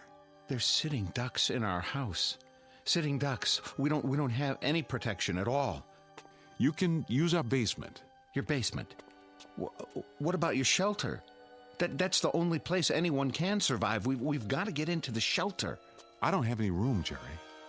I don't have near enough room or supplies. It's designed for 3 people. We'll bring our own water and food. We'll sleep standing up if necessary. Please, Bill, we've got to use your shelter. I have to keep my family alive. You understand that? We won't use any of your stuff. You have my word. What about air? It's a 10 by 10 room with an air filter to supply 3 people. Will you bring your own air? 24 hours, Bill, and then we'll get out, I swear, just so we can have a chance. No. When that door gets closed and locked, it stays closed and locked. I'm not breaking the seal. There'll be radiation and heaven knows what else. I'm sorry, Jerry. As God is my witness, I'm sorry, but I built it for my family. And what about my family? Don't they matter? Of course they do. I'll have to ask you to get out of my way. What do we do? Just rock on the front porch until we get burned to cinders? That's not my concern. At this given moment, it's my family I have to worry about. I am not going to sit by and watch my wife and children die in agony. I am not going to do that. Do you understand me? I am not going to... Let go of me.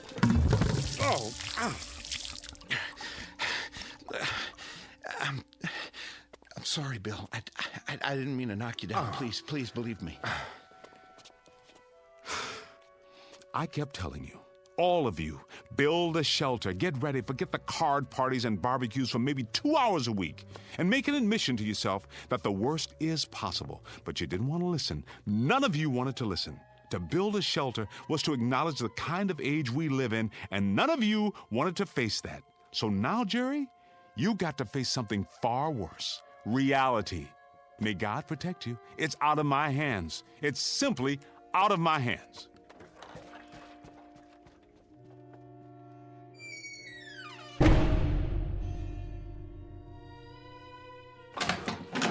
Where is he? Marty? Where? I've got to talk to him. We all do. There's no more time.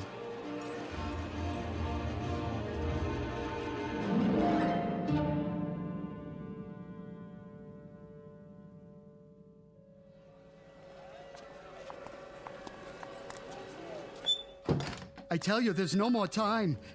Bill, I have to talk to you. I want to go home. Just a minute, honey. They're already down in the shelter. I told you they'd be there. They locked themselves in. Your wife's right, Marty. It's no use. He slammed the door in my face. He's got to let us in. We have windows in half our basement. I don't have anything to board them up with. At least you have a basement. Let's go, Marty. The baby's getting a chill. We'll have to do something. Go where? There's no place that's safe. Where's the shelter? Downstairs? No, I told you, he won't listen.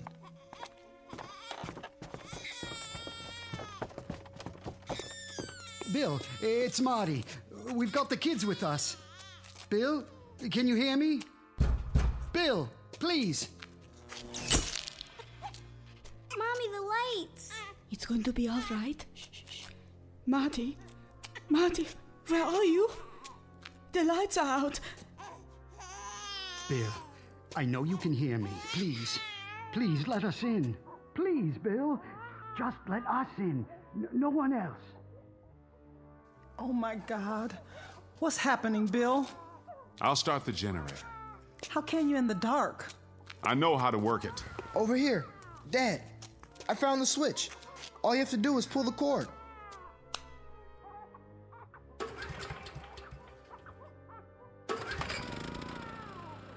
There's a ceiling light. At least we can see. Bill, we don't have any lights out here. My wife and son are scared to death, and my baby's crying. Just open the door.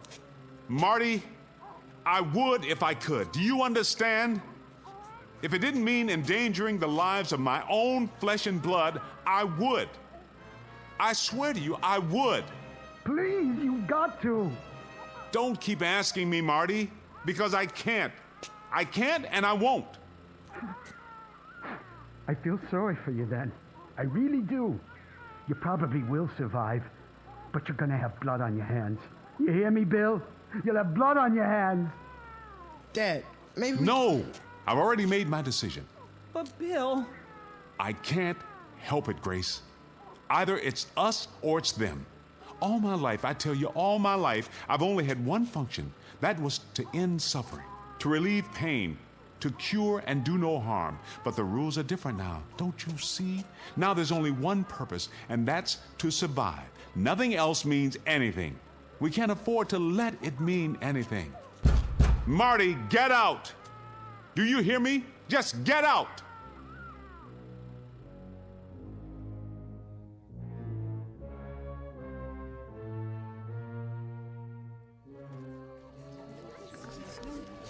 I brought a flashlight. Who's got a portable radio? Here.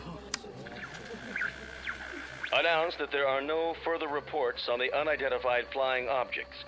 A statement from the Pentagon confirms that an enemy attack cannot be ruled out at this time.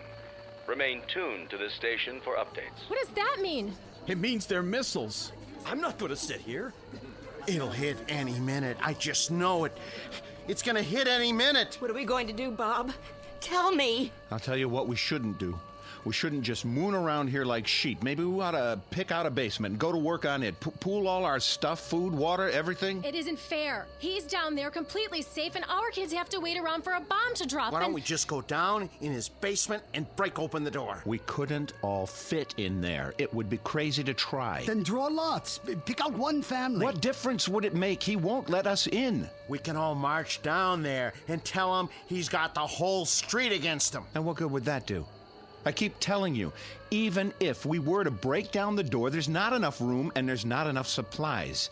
We'd just be killing everybody for no good reason. If it saves even one of these kids out here, I call that a reason. Jerry, you know him better than any of us. You're his best friend.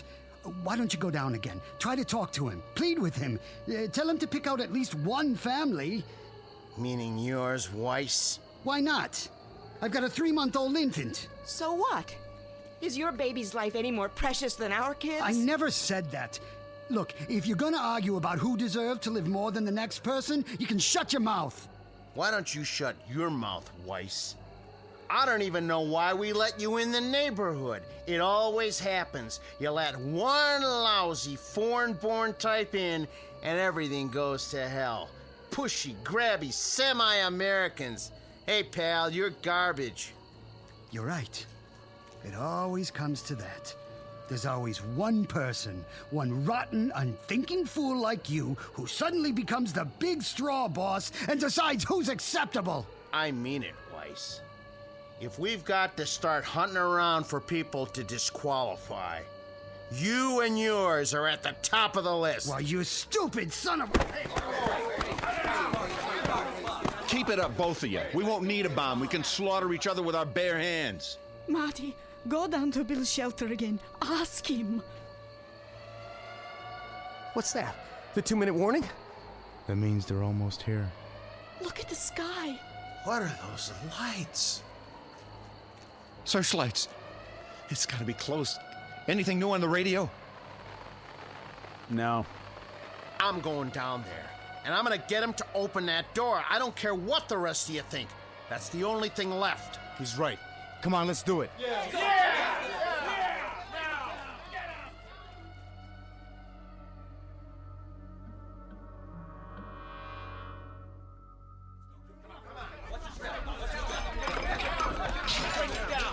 Where's the stairway? Over here.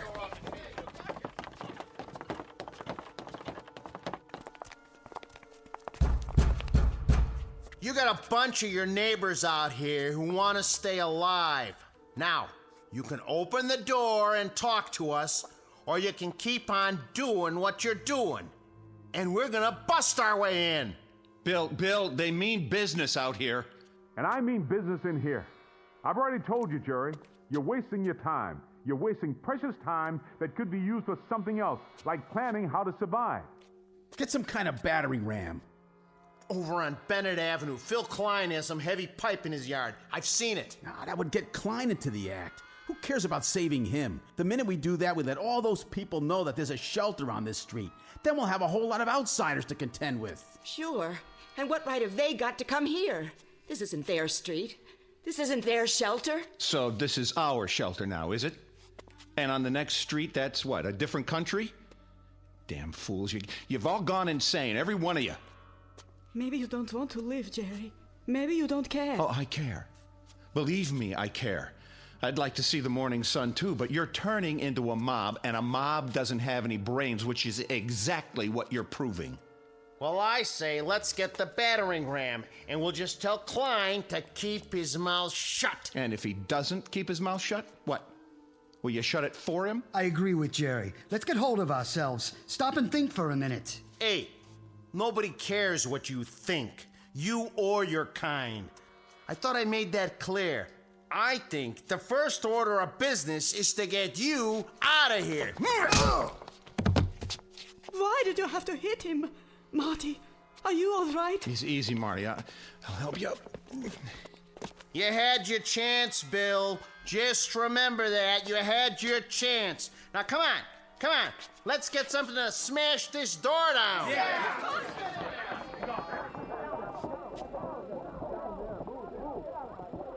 Bill, who were those people? Those people? Those are our neighbors, Grace. Our friends. The people we've lived next door to for 20 years. Come on, Paul. What do you want me to do, Pop? Help me brace the door. Stack everything we have against it.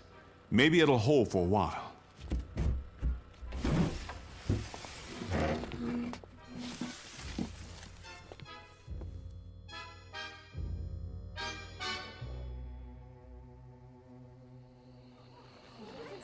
All citizens are reminded to stay off the streets. Authorized vehicles must have the right of way. Please remain calm and stay off the streets. You heard what he said. Let's get inside.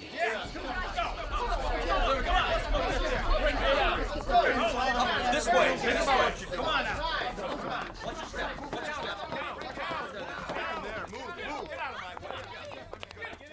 Try the battering ram. Yeah, let's see what it can do. Yeah, knock it down.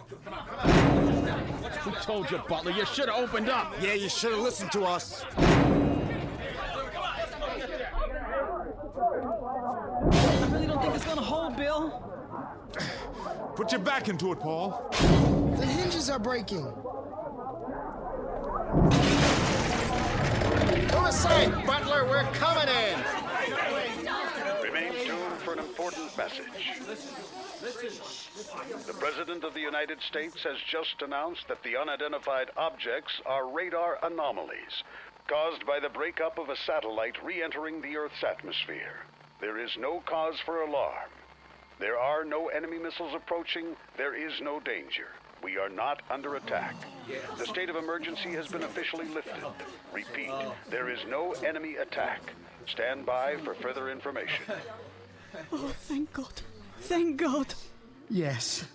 Oh. Hey, Marty, I guess I went off my rocker, huh?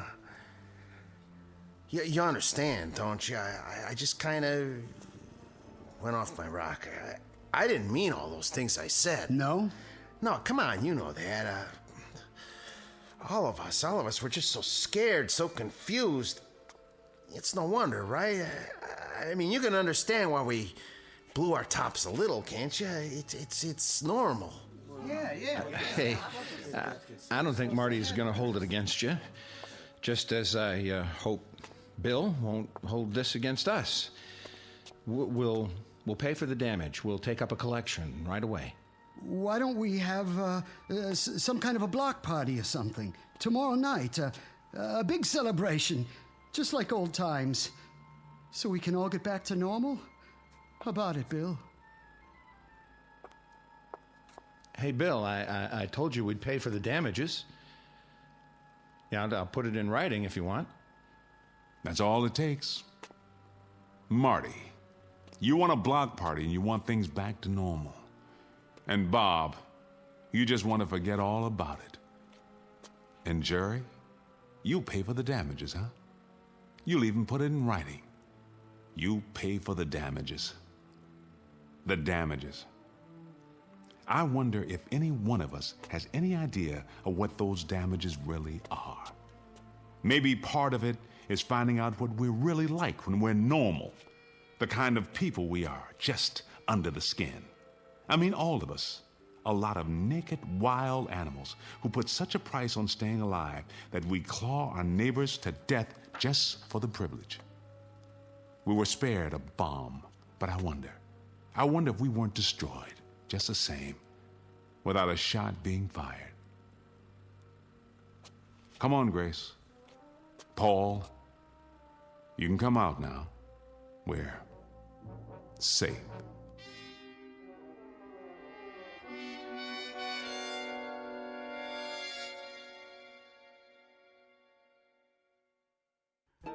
No moral, no message, no prophetic tract. Just a simple statement of fact. For civilization to survive, the human race has to remain civilized. One very small exercise in logic from the Twilight Zone.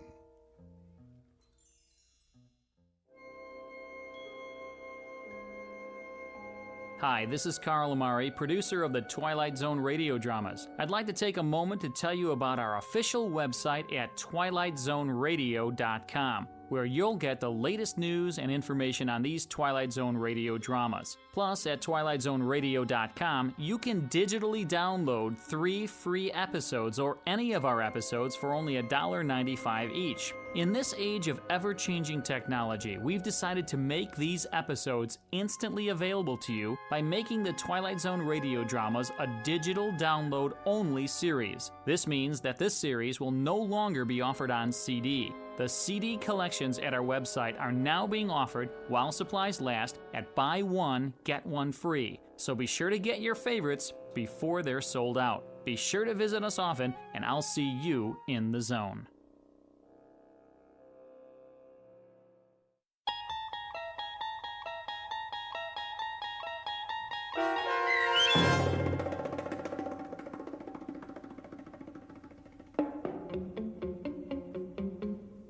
The Shelter, starring Ernie Hudson with Stacy Keach as your narrator, was adapted for radio by Dennis Etchison and written for The Twilight Zone by Rod Serling. Heard in the cast were April Williams, Damon Williams, Tom McElroy, Renee Domenz, Jamie Barron, Anna Sferza, Joby Cerny, Linda Ryder, C.J. Amari, Norm Woodell, Kurt Nabig, Doug James, Rick Vargas, and Jeff Lupetin. This copyrighted radio series is produced and directed by Carl Amari for Falcon Picture Group and Westwood One. Sound design and custom Foley effects for The Twilight Zone by Cerny American creatives Bob Benson, Craig Lee, Matt Sorrow, Tim Cerny, and Todd Beyer. To learn more about The Twilight Zone radio dramas and to contact us, visit our official website at twilightzoneradio.com. Doug James speaking.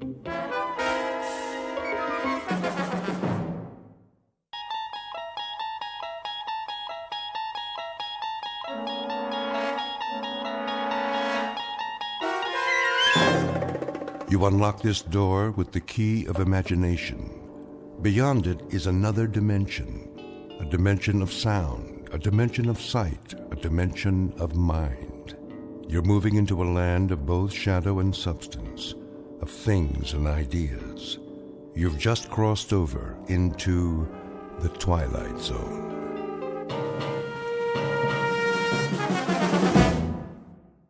Like another wet one, folks. Get your umbrellas and your booties if you're going out. Possible thunderstorms over Margaret? 2 hours. Cloudy tomorrow with a 50% chance. Margaret? Yes, Miss Alva? Come here, please. I'll be right there. Now, it's important. The dishes are all done. Do you need something? It's getting late. It's not that late, is it? We can play a game of cards if you like. A storm is coming. Is it? Well, that's what they said on the radio. A very serious one. The sky was clear this afternoon.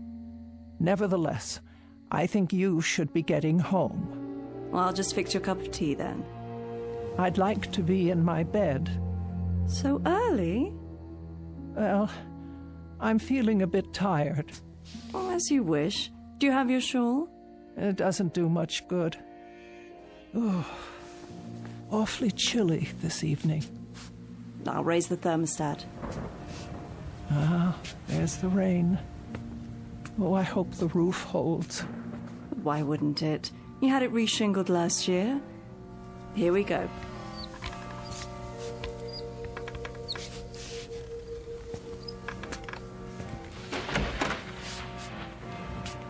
I'll turn the bed down for you. Now, take my hands up and out of your chair. Oh, thank you. Thank you, Margaret. I don't know what I'd do without you. Oh, you do just fine. You'll be walking again soon. Have you been doing your exercises like Dr. Mays told you? It's no use. These legs simply don't work anymore. Oh, Margaret, I'll never leave this house again. Now you stop that. There's a big, wide world out there. Places to go and people to see. The only way I'll see them is if they come here. And there's not much chance of that. Most everyone I know is passed on. Surely not. You have a phone right next to the bed. Call some friends. Keep in touch. It's been too long. I don't know if the numbers work anymore. Of course they do. If they don't, talk to Miss Finch at the telephone exchange. She'll look them up for you. Now, wait right here. I'll get your pills and a nice cup of hot tea. Hurry, Margaret, the rain. You'll never get home. Oh, don't you worry about me, Miss Selva. I'll be back with your tray. Oh, my. Such a terrible, terrible storm. Miss Elva Keene, who lives alone on the outskirts of Linden Fleet in Maine. Her world has shrunk to the size of the small house she owns and may never leave again. For some years, the pattern of Miss Keene's life has consisted of sitting in her wheelchair or lying in her feather bed, knitting, reading books, listening to the radio, eating modest portions of food, napping, taking her medication, and waiting. For exactly what? She's not sure. Perhaps for something different to happen. Something small but significant that will make all the difference. Miss Keene doesn't know it yet, but her time of waiting has just ended. For something different is about to happen, by way of an unexpected phone call in the middle of a stormy night. A telephone call routed directly through the Twilight Zone.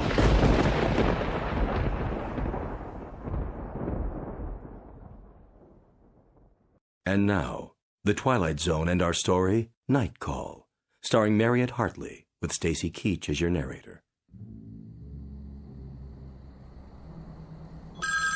Oh, someone calling? At this hour? Hello? I'm sorry, I didn't hear. The thunder. Hello? Hello? Who is on the line, please? Oh, no one, apparently. How odd. Perhaps I was dreaming.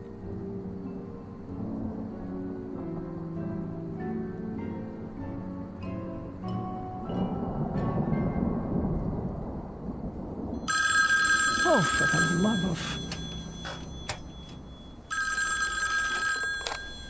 Hello? Hello? I can't hear you. If you wish to speak to me, please say something, or I'll hang up. Hello? Hello?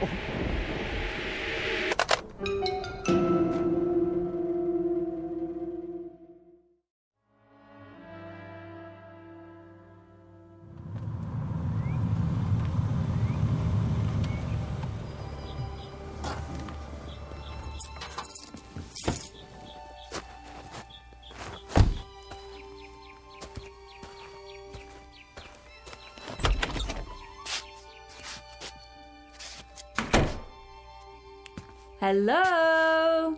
Just a moment, Margaret. You're up early this morning. Oh, what is the matter with this phone? I'm trying to make a call.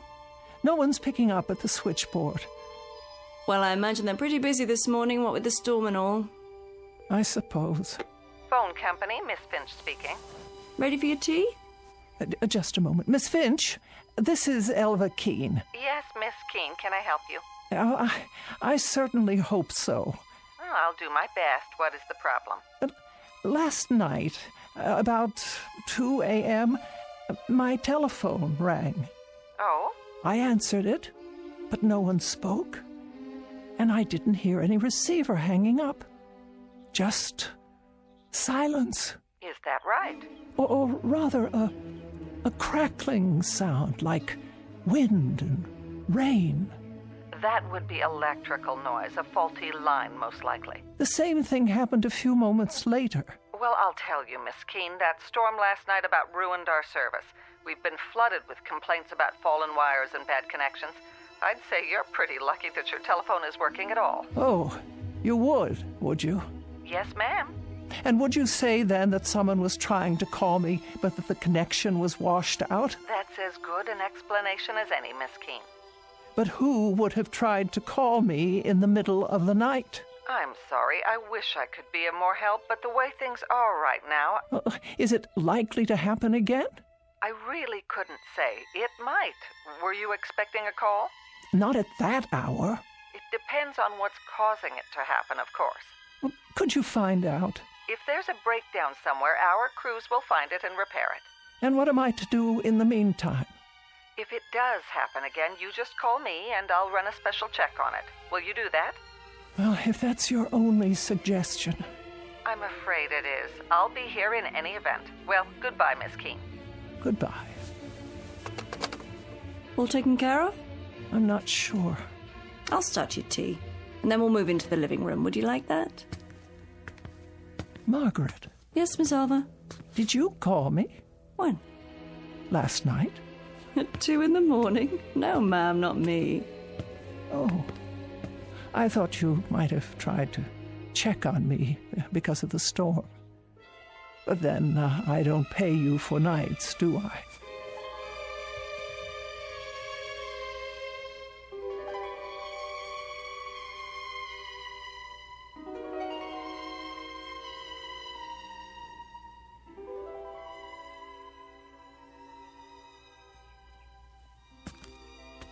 More tea? No, thank you. Have you taken your pill? Yes. Don't I always?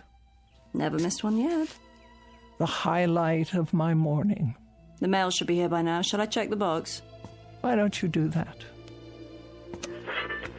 With multiple injuries in the 5-car pileup, so take caution while driving in these slick conditions. The storms are still very strong in the north and northeast, while the rest of the city, the severe storms seem to have passed over. Several areas were still without power last night due to fallen wires. Workmen restored electrical service shortly before dawn.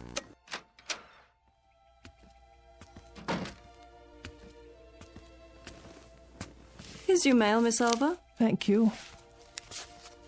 Anything interesting? Oh, an advertisement. Another advertisement. The light bill, the telephone bill, of course. No personal letters. You heard from your sister a few days ago, didn't you? Oh, that was weeks ago, Margaret. 3 weeks and 2 days, to be exact. Has it been that long? Yes, that long. Nobody cares whether I live or die. Oh, sure they do, Miss Elva. You don't understand. Don't I? You can't. You have no idea what it's like to be alone. But you're not alone. I come by during the day. Yes, you do. And for that I thank you. But it's been so long since I've had a real visitor. I mean, someone who came of their own accord. Oh, now don't talk like that. You're going to get yourself into a mood. I'm sure lots of people are thinking about you this very moment. Who? You'll hear from someone any time now. Just be patient a while longer. Wouldn't you like to work on your knitting? All right. Can I get you anything else? Not just now. Well, start thinking about what you want to eat tonight. I'll make a list and go to the store later. For now, I better get the dishes washed.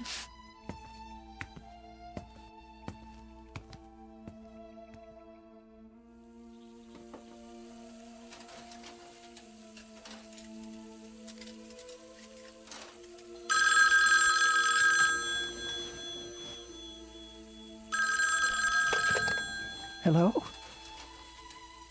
Hello? Margaret? Yes? Come here, quickly. Was that the phone? See, someone's calling you now. Take the receiver. What for? I want you to listen. If you like. Well? There's no one on the line, Miss Elva. Just listen. See if you can hear whether anyone's there. There's nothing. But you heard it ring, didn't you? Yes. Tell me if someone hangs up. Not a thing. The line's dead. Wait. What's the matter? Oh, well, it doesn't matter. I'll call Miss Finch and have them check on it. You really think that's necessary? Yes, I think it's necessary. Am I to suffer calls like that at all hours of the day and night? Calls like what? There was no call. Then why did it ring? It was a mistake, that's all. How could it be a mistake? Someone must have dialed my number. Not if it's a malfunction. Something's wrong with the equipment. I'm sure they'll... What are you doing? Reporting it. Phone company, Miss Finch speaking. Hello, Miss Finch. I thought you should know. I've received another one of those calls.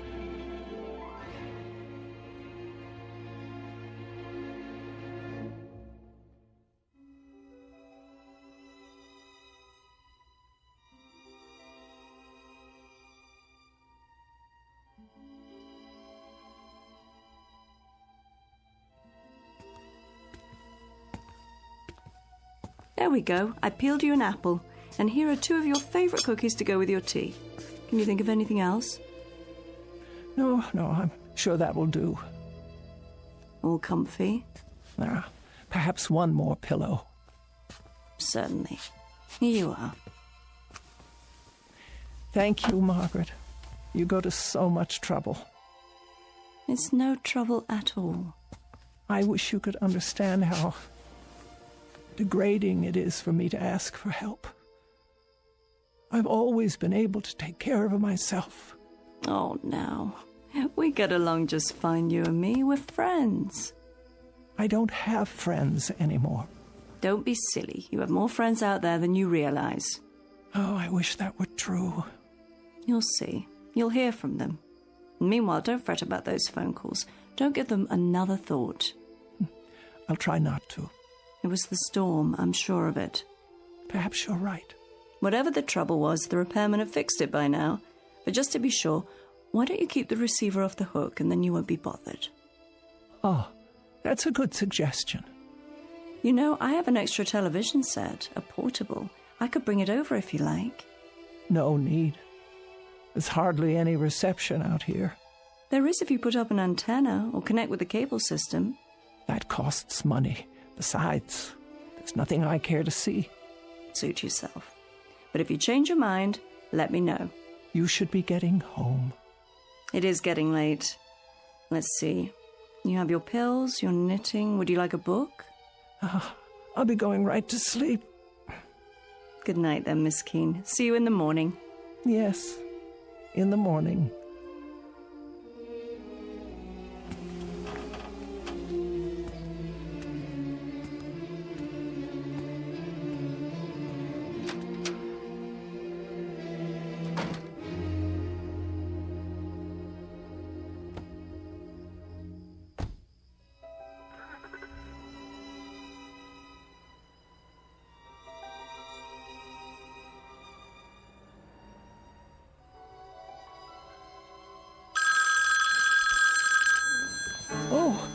Margaret, there it is again. What should I do?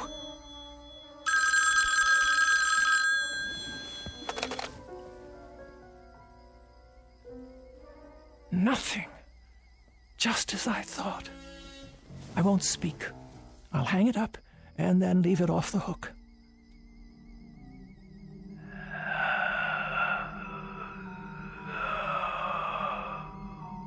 Yes? Who's there? Who is it?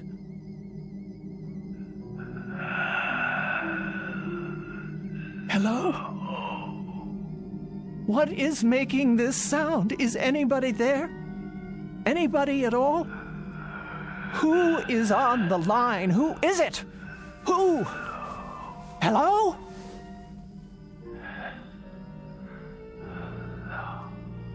What is that? Please, please leave me alone.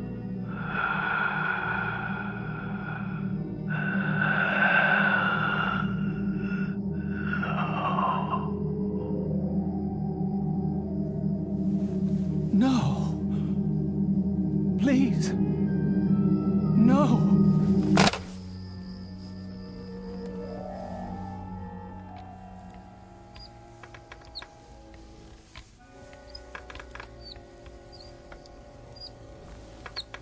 Here we are, your favorite spot in the living room. Not today, please.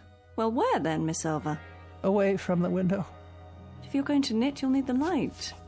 I don't care to knit just now. Very well. And close the curtains. Close them? I just opened them. That's the way I want it. But look what a lovely day it is. With the curtains drawn, there'll be hardly enough light for anything. Please do as I say, Margaret. I'm not feeling well. Why? What's wrong? My nerves. I hardly slept last night. You didn't? Not a wink. Why on earth? What happened? Do I have to tell you? No, not the telephone. Yes, at all hours, over and over again. You're sure? Indeed, I am. The sound is so loud in this house, it hurts my ears. Well, we can't have that. And this time, he spoke to me. He didn't. Margaret, I simply can't bear it. Shush, dear, don't you worry. We'll do something about that right now. Call Miss Finch and clear it up. She won't listen. Of course she will. She doesn't take me at all seriously. Well then, I'll have a word with her. We can't have you going without your sleep.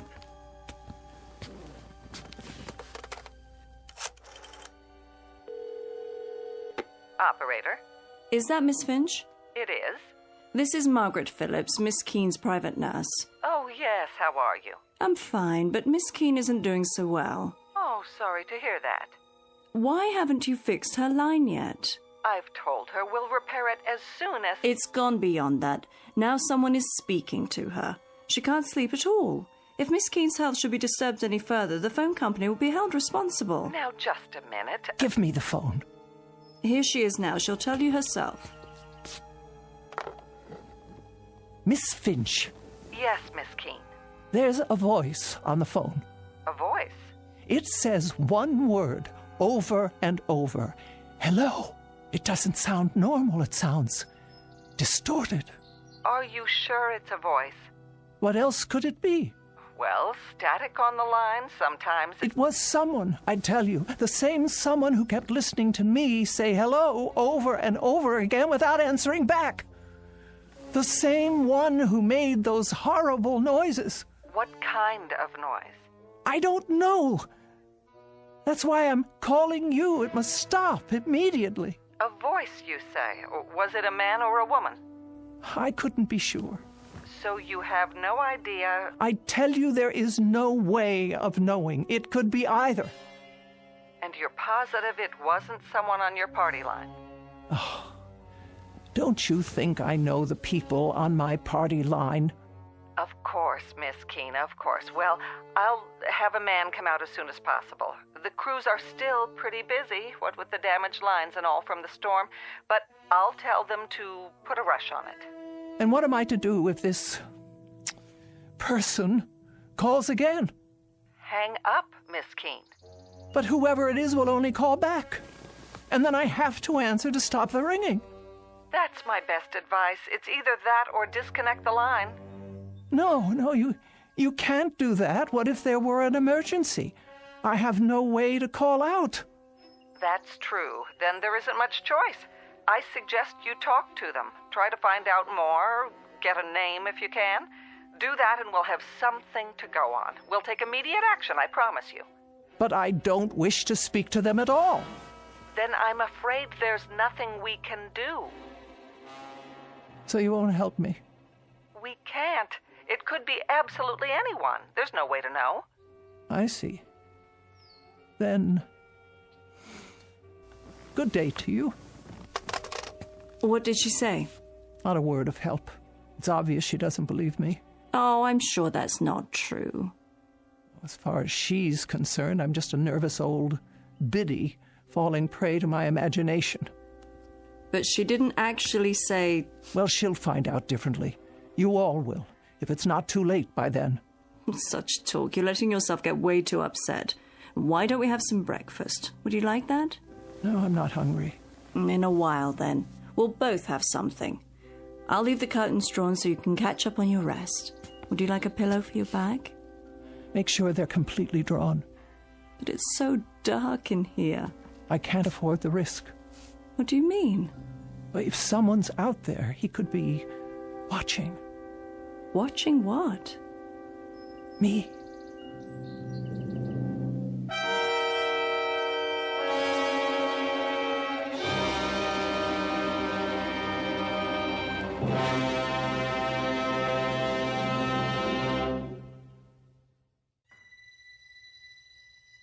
Oh, nothing tastes right today, not even tea. It's not your fault. I'm feeling so out of sorts. Margaret? Margaret? That's all right. Stay where you are. You're entitled to a nap, too.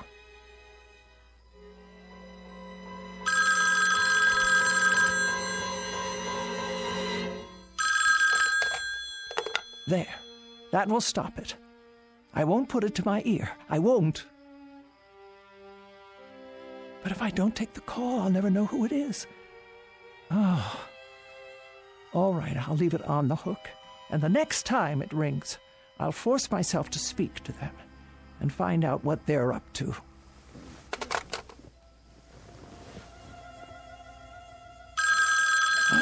Oh. Hello? Hello? Who is this? Who's calling, please? Hello? Who's calling? I've had quite enough. Stop this at once. Hello? Why do you keep saying that? Can't you hear me? Please. Hello. Hello. Margaret! Margaret! Margaret! Yes? Oh, Miss Alva. I was just resting my eyes. Is everything all right? No, it is not. Then what? The telephone. Oh. Did it ring? I thought I heard something. It's a man. I'm sure of it. How do you know? Because he just called again. I heard the tone of his voice. It was deep and hoarse. Like there was something wrong with him. What did he want? I don't know. Then how? He just keeps saying hello. Over and over. That's all he says. Hello. Hello. Hello. Now you've got to stop this, Miss Keene. I've got to stop. I'm not the one who... You're working yourself into a state over... Over nothing? I didn't say that. You didn't have to. You were going to say it. Now, Miss Keene, I was not. I think I'd better put you back in your bed so you can... I don't want to be put in my bed. I want to know who this terrible man is who keeps calling. What did Miss Finch tell you? She told you it was probably a bad connection, didn't she? The telephone wires are still wet from the rain. It was not the connection. It's a man. I'm not arguing, Miss Keene, but if he keeps on saying hello... That's all he says. Then obviously he can't hear you. And that would be because of a bad connection. Doesn't that make sense? No. He heard me. I know he heard me. He paused each time and waited for me to speak. I don't know what he wants. Then why don't you hang up on him, Miss Silver? You don't have to listen, just hang up. Is that so hard to do? No, I've tried that. But the voice... Hello, over and over. Hello, hello, hello. Then do this. Take it off the hook. There. Now he can't call you, right? Nobody can call me. Leave it that way just for the time being, until all this funny business is over. It will be the same on the extension. And then if you decide to make a call, all you have to do is hold down the arm for a second. Isn't that right, Miss Keene? Miss Keene? But why is he calling me? Why would he? Can you tell me that? Why? He wants something from me, but I can't imagine what it is.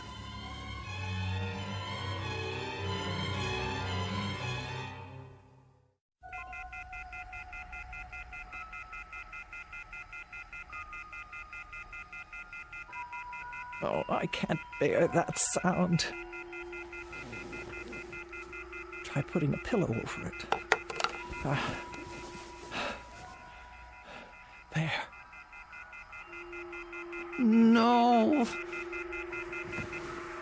Hello. Hello? Where are you? What? I want to talk to you. No. Where are you? I want to talk to you. Please. Where are you? I want to talk to you. No, I beg of you. Where are you? I want to talk to you. Leave me alone. Leave me alone.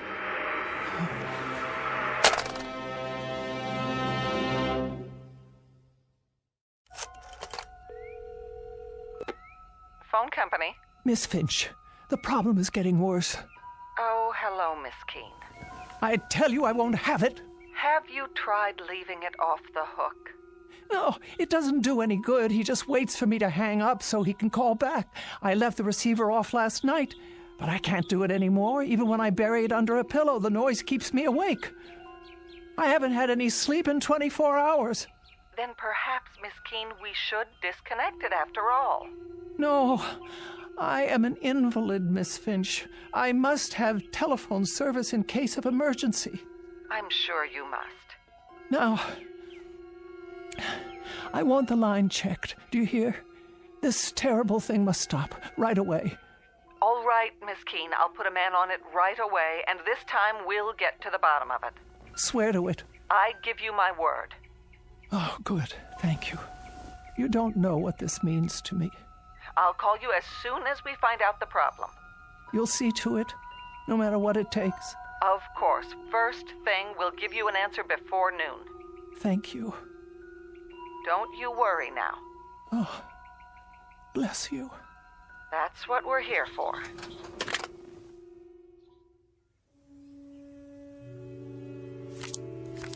Your play. What? Pick up your cards, Miss Elva. This is what we need, you'll see. A nice game of canasta. Oh. Yes. Now, it's your play. What is the matter with that girl? Hmm? She promised faithfully that a man would check on it today. The afternoon is almost over and no one's been by. Maybe he doesn't have to come by, Miss Elva. Why wouldn't he? If the problem is somewhere else, with one of the telephone poles, for example. Well, I suppose that could be true, but she promised she'd let me know. Look at your cards. Did you get a good hand this time? Oh. That'll be her, don't you think? Want me to answer it? Oh, yes, if you would. Hello? No, this is Margaret Phillips. Would you like to speak with her? Who is it? Just a moment. You see, it's Miss Finch. Now everything will be fine. Oh, yes? About those calls you say you've been receiving, Miss Keene.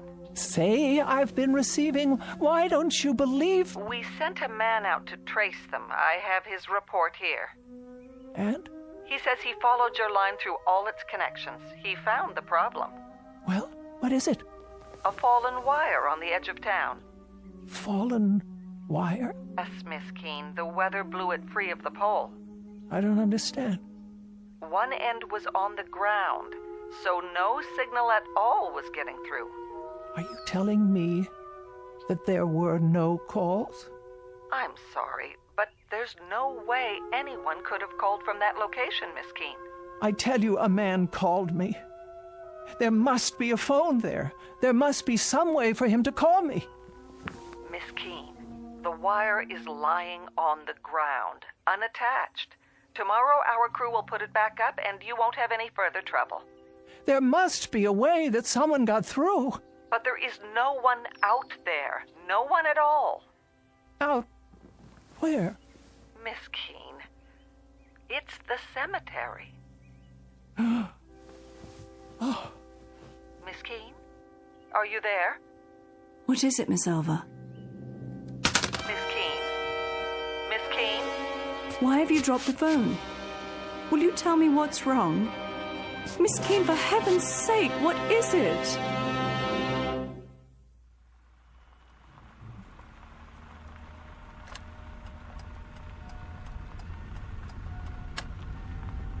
Here we are. Valley View Cemetery. Are you sure you want to get out of the car? Yes. I wish you'd tell me why you decided to come all this way. Miss Keene, this isn't good for you. If you hadn't made such a to-do about it, I'd never have taken you in the first place.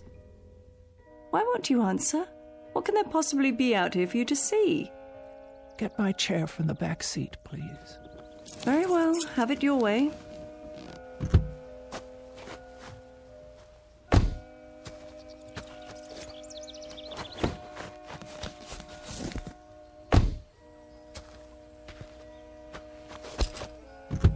Careful. Now. Up and out. Here's a blanket for your legs. Though I can't imagine why you'd want to. Miss Elva? What are you looking at? Over there.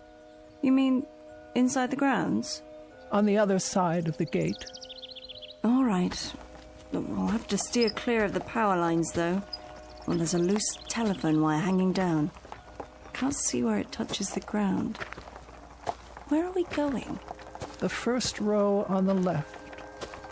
About halfway down, as I recall. That's where the wire ends. I knew it. Here? Here. And we better not go any closer. It's fallen directly onto a grave. Right by an old headstone. What's the name? Brian Douglas. And the date of birth and death, more than 50 years ago. Oh, the poor young man. Only 27. I knew it. Miss Elva. It's him. Who? It's him. Brian. Oh, Brian. You knew him? Brian, my fiancé. He died a week before we were to be married. Oh, Miss Elva, I didn't know. We were in a car together. I insisted on driving. I was always insisting on things, telling him what I wanted, dominating him in my way, and he always did what I said, always. I lost control of the car. steered it right into a tree. Brian went through the windshield. He was cut to pieces.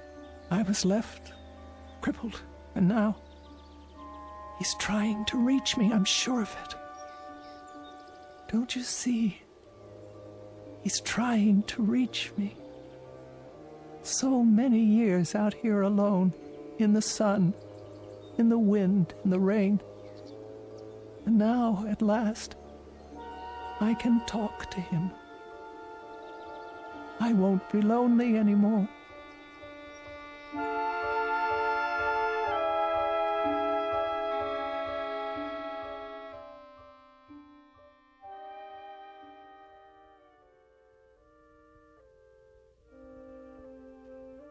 Would you like more covers on the bed?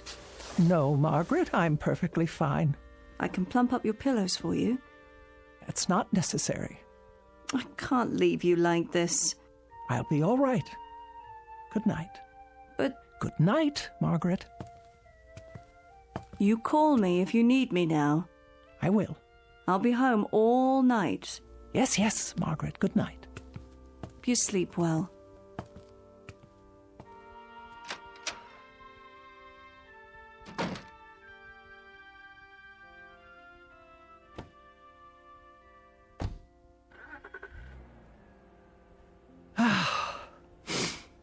Now then, you may call me any time at all. I'm waiting. Oh, this is ridiculous. Now that I want you to call. Brian? Brian? Are you there? Can you hear me? It's Elva. Elva! Oh, Brian. Brian, my dear. Brian, where are you? Where are you, Brian? Can't you hear me at all? Brian! Are you there, Brian? If you are, please speak. It's Elva. Elva! You can speak to me now.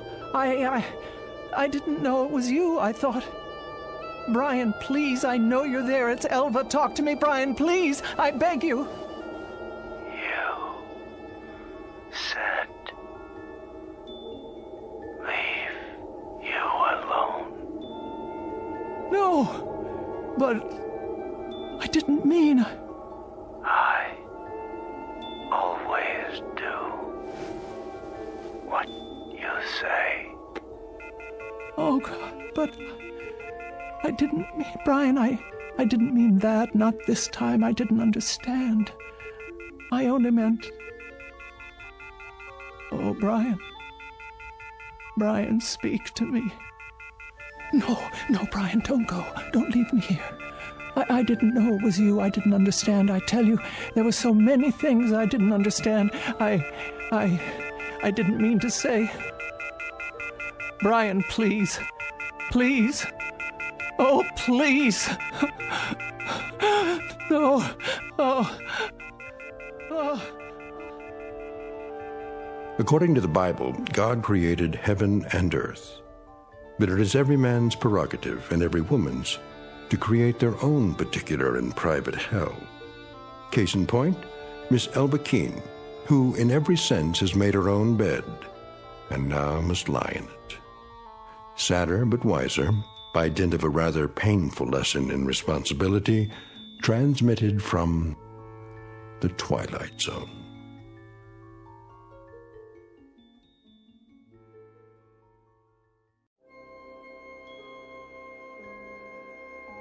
Hi, this is Carl Amari, producer of the Twilight Zone radio dramas. I'd like to take a moment to tell you about our official website at twilightzoneradio.com, where you'll get the latest news and information on these Twilight Zone radio dramas. Plus, at twilightzoneradio.com, you can digitally download 3 free episodes or any of our episodes for only $1.95 each. In this age of ever-changing technology, we've decided to make these episodes instantly available to you by making the Twilight Zone radio dramas a digital download-only series. This means that this series will no longer be offered on CD. The CD collections at our website are now being offered while supplies last at buy one, get one free. So be sure to get your favorites before they're sold out. Be sure to visit us often, and I'll see you in the zone.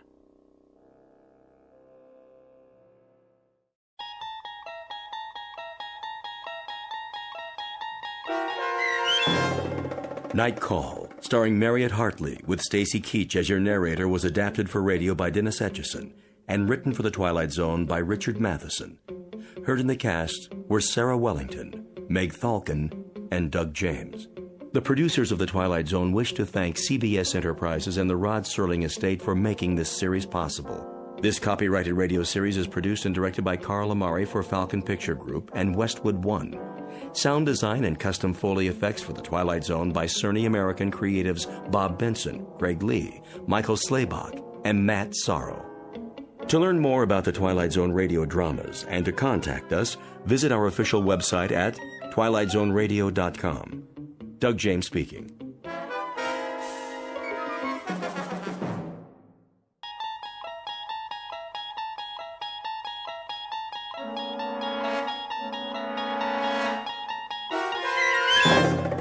You unlock this door with the key of imagination.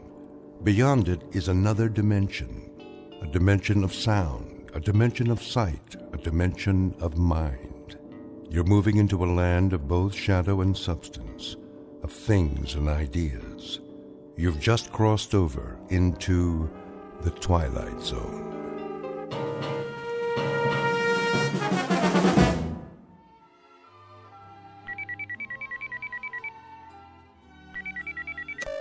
Yes? Hi, Marilyn. Oh, hi, Val. Guess what? What? I got a catalog this morning. That's nice. I'll hold it up so you can see. Didn't you hear me? I said I got What's so special about a catalog? You get a lot of them, don't you? Yes, but this one is from the Bureau. Oh. Well, isn't that simply the greatest? I suppose so. You suppose? Wait till you see it. It's beautiful. I know. You think you do, but you can't. Not until you've seen it for yourself. I got one, too. You did? Why didn't you call me? I was going to. Honest. Isn't it wonderful? Oh, I can hardly wait. How long does it take, do you think? I don't know. A few days. But the transformation prom's next week. They have to give us time to decide. I don't need time. I've already made up my mind. You have? Number 12. They're so beautiful, with perfect blonde hair and those little noses that turn up at the end. My mother's a number 12. I know, and she looks so fabulous. Don't you think she looks fabulous? My mother's a number 14, but I always thought your mother looks so much better.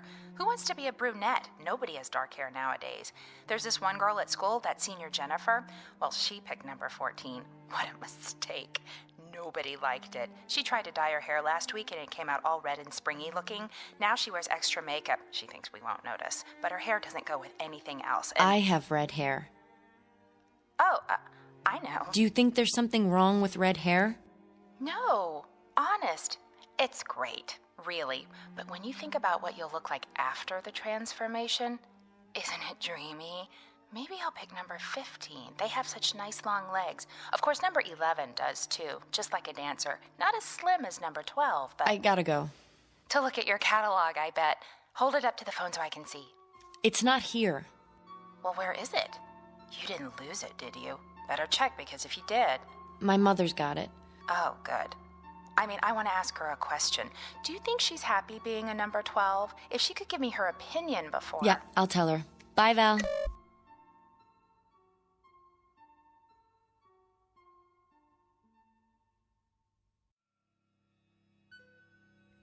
Portrait of an American girl caught in that transition known as the terrible teens. The place? A world very much like our own, with all the modern conveniences that make life healthy, happy, and safe. The time? Only a few years from now, when the passage into adulthood has been rendered as pleasant and painless as possible. The answer is technology. and the guarantee that beauty is available not only to the lucky few, but to all, equally and without prejudice. Call it the American dream. For what young girl would not want to be beautiful? Given the chance, what girl will not happily exchange a plain face for a pretty one, an overweight body for a slender one, a lonely adolescence for popularity? It's a dream that might happen tomorrow. But as we're about to see, it's already happening in the Twilight Zone. And now, The Twilight Zone and our story, Number 12 Looks Just Like You, starring Bonnie Somerville and Charles Shaughnessy, with Stacy Keach as your narrator. What are you doing, honey? I'm looking at the scrapbook. My old scrapbook? Oh, dear. How embarrassing. I think it's nice. You should be looking at your new catalog. Here, I brought it back. That's all right. They all look so pretty, don't they? I can't decide. The 17 reminds me of your father. His features, I mean. But I think the 12 might suit you better. Mm-hmm. What do you think? I don't know. I thought we should look at it together, all right? If you say so. Of course, you can't see the details clearly. The holograms are so small. Just the basic faces and figures and how they look wearing different outfits. But you get the idea. What's the matter? Nothing. Are you listening to me? I'm sorry, Mothers. Some of the pictures in this old album... Sometimes I don't understand you, darling. What do you mean? Most girls your age are thrilled to death when it's time to choose a pattern. Have you even looked at the catalog? Yes. I remember how excited I was before I made my choice. I couldn't sleep for 3 nights. The patterns were all so lovely, I couldn't make up my mind. My mother had to help me decide. I finally chose number 12. I guess that's everyone's favorite. Is it? Aren't you excited? Mm-hmm. What is it in that old album that's so fascinating? The way you were. Before. Oh, you can't be serious. This page, for instance. Not that one. It is you, isn't it? See? It says Lana Donnelly. Oh, I can't believe how plain I was. No wonder I didn't have any friends as a child. The sandy hair, all those freckles. Like mine? Well, that's what you inherited. But when I see that thick waist in the picture, those ugly, shapeless legs, I absolutely want to cringe. I wish your father hadn't given you this book. Hard to believe, I know, but I'm afraid the awful truth is it's me, before my transformation. I knew it. I was such a sight. I wouldn't say that. I think you were beautiful. I really do. Well, I certainly don't. I was unbearably homely. It was always hard on me at school until, well, thank goodness for the transformation. It's the most marvelous thing that could happen to a person, and it didn't come a moment too soon. Am I very homely now? Of course you aren't. Not to me. But afterwards, oh, think of it. You'll be beautiful. Mother. Yes, dear. May I ask you a question? Anything at all. Suppose I didn't want it. What? I wouldn't have to, would I? Darling, what are you talking about? At least I could wait a little while, couldn't I? Would that be all right? Oh, I don't think so. It has to be done at just the right time, a certain stage in your growth. Later, it's much harder. That's why the Bureau notified you. The time is now. But what if I'm not ready? You're just nervous, darling. There's nothing to worry about. Nothing at all. Say, I know what you need. You do? A glass of instant smile. I'll ring for Grace. I don't need anything. I think you do, if you could see yourself. But all of that will change. Just think. Turn it over in your mind and savor it. Very soon now, very, very soon, you can look like this. Or this. Who's that one? She's exactly your age. Isn't she beautiful? Her name is, let me see, Melanie Moore. There's no reason why this couldn't be you. Wouldn't that be wonderful? You rang, Mrs. Q-Barrel? Lana. Pardon me, Lana. A cup of instant smile for my daughter, Grace. Yes, ma'am. On second thought, make it 2. I could use a little pick-me-up myself. Right away. Teaching the help to use first names can be a problem these days. But we're all equal, aren't we? Yes, Mother. Remember that. After all, Grace is a number 12, too. Even if she is our maid. Oh, Mother. Why so glum, darling? I'm tired. I think I'll go to my room and lie down. That's a good idea. You're not yourself today. Oh? Who am I? You act as though there's something wrong with the transformation. I don't understand what possible objection anyone could have to being beautiful. After all, isn't everybody?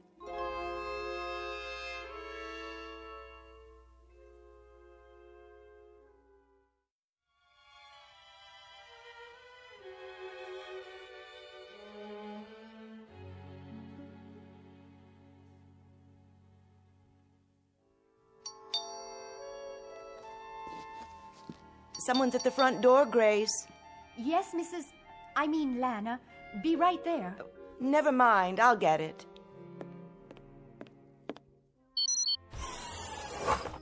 Hello, Lana. Oh, Rick. Thanks for coming by. How's Marilyn? The same. I almost couldn't believe what you said on the vidphone. I couldn't believe it myself. But it's true. She doesn't want the transformation. Can you imagine? Let me talk to her. I wish you would. Where is she now? In her room. I'll let her know you're here. Yes. Marilyn, are you awake? Why? Uncle Rick is here. He is? Be right there. That girl. You were her father's brother, Rick. What did he tell her? How do you mean? What could he possibly have said to give her these crazy ideas? It's an interesting question. Don't jump to conclusions. He was a good man. I know that. A little strange, perhaps, but a good man. I'll have a word with her. Might not have been his fault, you know. Then whose? Hard to say. They pick up so many peculiar notions from the Trivid and at school. Here she is now. Don't let on that I called you. I won't. Honey! Look who stopped by to see you. Hi, sweetheart. Uncle Rick! Oh, forget that uncle stuff, will you? You want me to start feeling old? Oh, you're not old. Can you stay? For a few minutes, I guess. I was just passing by and I... You two will excuse me. What's the matter, Mom? Nothing. I'm late for my culture class. Still taking that night course, huh? Well, I can't miss a chance to improve myself, can I? Make yourself comfortable, Rick. If you need anything, Grace is in the other room. Sure. Nice to see you, Lana. Nice to see you. Come back soon, will you? We'll all have dinner together. Sounds great. Bye now.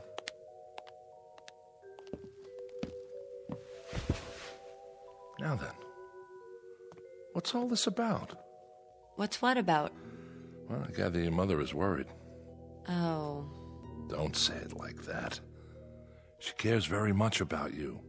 Because I don't want to be transformed? Something like that. Because I want to stay ugly. Stop it. You're many things, honey. Most of them delightful, but you're definitely not ugly. You're just... Just what? Not beautiful? Some people might say so. What would you say? You're different looking. Different good or different bad? Doesn't matter. The point is, people choose transformation when the opportunity comes along. I guess I'm not like other people. Your father chose it. I know. He was a number 17 just like you. Well, yes. 17 is the favorite for men these days. Has been for the past 20 years. My brother was a perfectionist. Wouldn't settle for anything less. Uncle Rick. Yes? Haven't you ever wanted to look like you? I do look like me. But you also look like a lot of other people. And all considered rather handsome, or so I'm told. Is that bad? Is it good to be like everybody? Isn't that the same as being nobody? I think it's time you tell me. Tell you what? Where you've been getting these radical ideas. My father used to say... Your father was a handsome man, wasn't he? Yes, but he read books. He thought about things. Sometimes we talk, just the two of us. Everybody talks. I mean about real things, not just electronic baseball or the super soccer team or where to buy a dress or fix your hair. Is there something wrong with sports, Marilyn, or buying new dresses? Think of all the businesses that would close down if nobody thought about them. But if you make that all there is in life... Sorry, sweetie, I have to be going. For now, I'd say you're out of sorts. It's not unusual at your age. You better have a glass of Instant Smile. Ask Grace to bring one in. I've had a glass of Instant Smile. I've had glass after glass after glass. And you know something? It doesn't do any good. Take it easy. I don't feel like smiling. I feel like frowning. In fact, I want to cry. I'm unhappy, and I don't know why. Do you understand? I'm just not happy. I'll tell you what you are.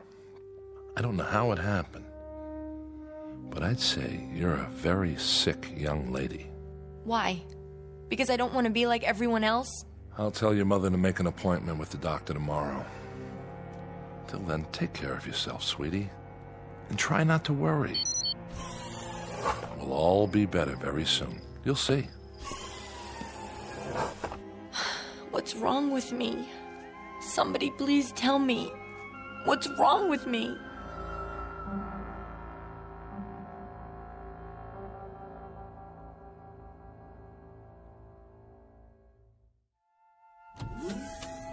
So glad you could come. Thanks, Mrs. Q-Barrel. Lana, please. Oh, sure. Lana.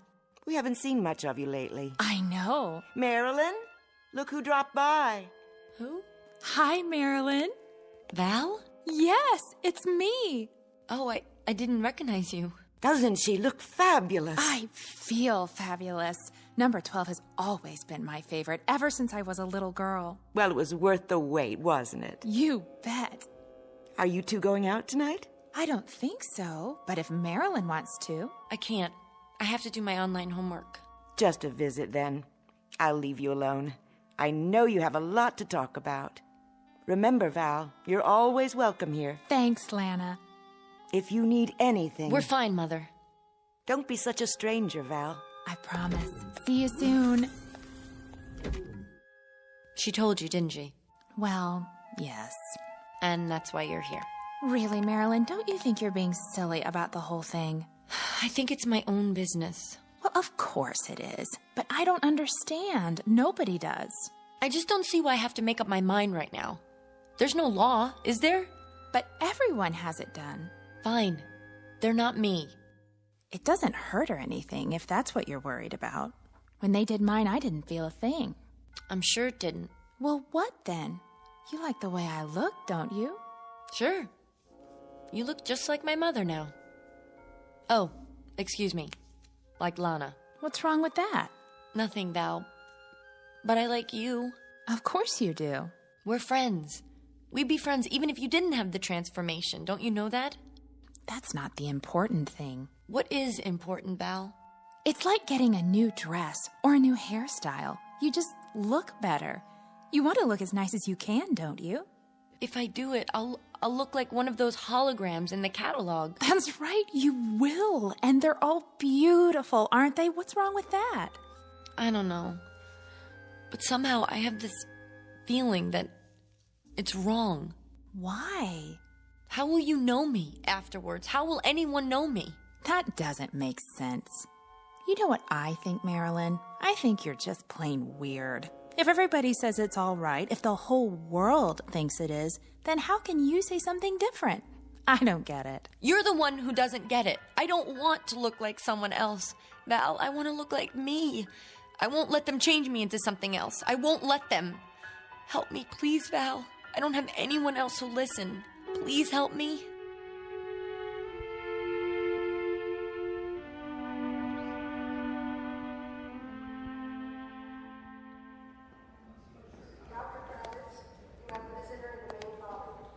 Marilyn? Mother? No, I'm Miss Simmons. Oh, you must be a number 12, too. Why, thank you, dear. As a matter of fact, I am. Doctor will see you now. Where's my mother? She's already in the office. Would you like to come with me? All right.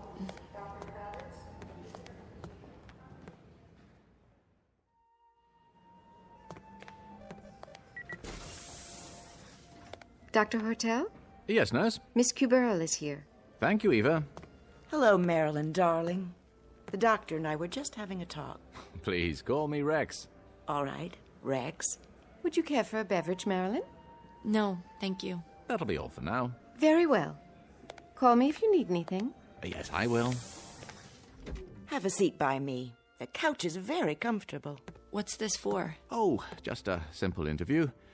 Your mother, Lana, wanted us to get acquainted. Why? Rex will answer any questions you have. I'll do my level best. And I appreciate it. We both do. I'm sorry to have bothered you. It's such a small thing, really. No, not at all. That's my job. Marilyn, please, sit. Now then, you're 18? Yes. Well, it must be about time to... Ah, yes, I see that you've already received your notice. Went out last week. That's why we're here. No, you mustn't worry. I try not to. Marilyn's like so many young people nowadays. She is? Mm-hmm. And it's our fault. How so? Well, because we haven't made things clear to her. It's a matter of communication. But when you deal with a bureaucracy, well, there's bound to be an information lag. I read everything from the Bureau. But it didn't give you any definite explanation of why you've had to wait this long. I'm sure it's been difficult. Marilyn looks at you, Lana, at the women all around her in pictures on the Trivid, and then she looks into a mirror. It has a negative effect on her self-image, not to mention her spirit. There's nothing wrong with my spirit. Marilyn, please. Well, from pure perfection of body, face, limbs, pigmentation, carriage, stance, she sees herself and is horrified. Isn't that so? Well, Well, of course it is. The child asks herself, why must I be so hideous, off balance, oversized, awkward, when everyone around me is so perfect? In short, she's tired of being a monster. She's come close to giving up. Dr. Rex, that's all well and good, but you don't understand. He doesn't. I beg your pardon? She isn't just depressed or anxious, she's... Well, go on, say it. You're my patient now. Everything is in strictest confidence. Well, she's... I don't know quite how to put this. I've made up my mind. You have? I don't want to have the transformation. You what? I don't understand it either. She never said anything before, and now, suddenly... Is this true? Yes. Oh, perhaps you'd like to talk about it. Not particularly. She won't give any reasons. She just... Suppose you tell me, Marilyn. In your own words. There's nothing to tell. I just don't want to change. You do understand that transformation is a normal part of growing up. It has been for years now. In a way, it's a milestone. A sign of maturity. It means you're ready to take your place in the adult world. How? By being like everybody else? Well, I wouldn't say that. No, there are a great many styles in the catalogue. You're absolutely free to choose any one you like. There's no pressure on you at all. No coercion. Isn't there? No, that would be against regulations. But I have to choose one, even if I don't want to. That's the way it's set up. If I don't, well, I don't even know what would happen to me. You make it sound like you're being forced. No, that would be contrary to free will. And if there's one thing this country guarantees... But what would happen if I don't? If I stay the way I want to be? Why do people care so much? I thought this was supposed to be a democracy where we respect everybody. Marilyn. Even if they want to be different. Even if they want to live their lives the way You they... mustn't talk like that. Why not? You've been given every advantage, every privilege. We're talking about a chance to develop your full potential. Would you mind if I conduct a test? What kind of test? A personality profile. For my records. I don't see why not. Do you, Marilyn? Come over here, please. What's that machine? Oh, it simply scans your mental activity, then prints it out on a strip of paper. The whole process takes a few seconds. It's quite painless, I assure you. All you need to do is sit in this chair. It's all right, darling. I promise. What are you putting on my head? A cranial recorder. I'm sure you've had this done before. You did. When you first started school, remember? Right, close your eyes, please, and sit quietly. Now, you must understand, the transformation is desirable not only from an aesthetic point of view. It plays an important role in one's psychological adjustment. According to scientific research, it's absolutely vital. There, that's all there is to it. What does it say? Lana, was there anything specific that triggered your daughter's feelings? An emotional incident of some sort? Nothing that I'm aware of. She's never shown much interest in her appearance, but I honestly can't imagine anything that Your husband died in the Ganymede incident, I see. 5 years ago. Did you ever discuss this matter with him? Yes. I recall that he had some misgivings at first, but he finally chose number 17. Your number. Huh, I see. You remind me so much of him. Your eyes and the way you walk. Well, that's hardly surprising. It's an outstanding design. He's not Daddy, Mother, or Uncle Rick. Now, you can go back to the couch now, Marilyn. We're all finished. Just lift the helmet off. You were very fond of your father, I take it. Yes. And you respected his opinions, didn't you? He was very, very intelligent. Oh, I'm sure he was. Did he ever tell you that the transformation was bad? Not exactly. I'm sure he didn't. What did he tell you? He said he thought it was tragic. Jack had some ideas that were rather nonconformist, Doctor. But it was just talk. He had the highest physical and psychological rating with the rocket service. Well, this is a very unusual case. I'll require some additional time to look into the matter. Suppose I get in touch with you, say, in a few days. That will be fine. I appreciate your seeing us. Did you find out? What's that? The machine.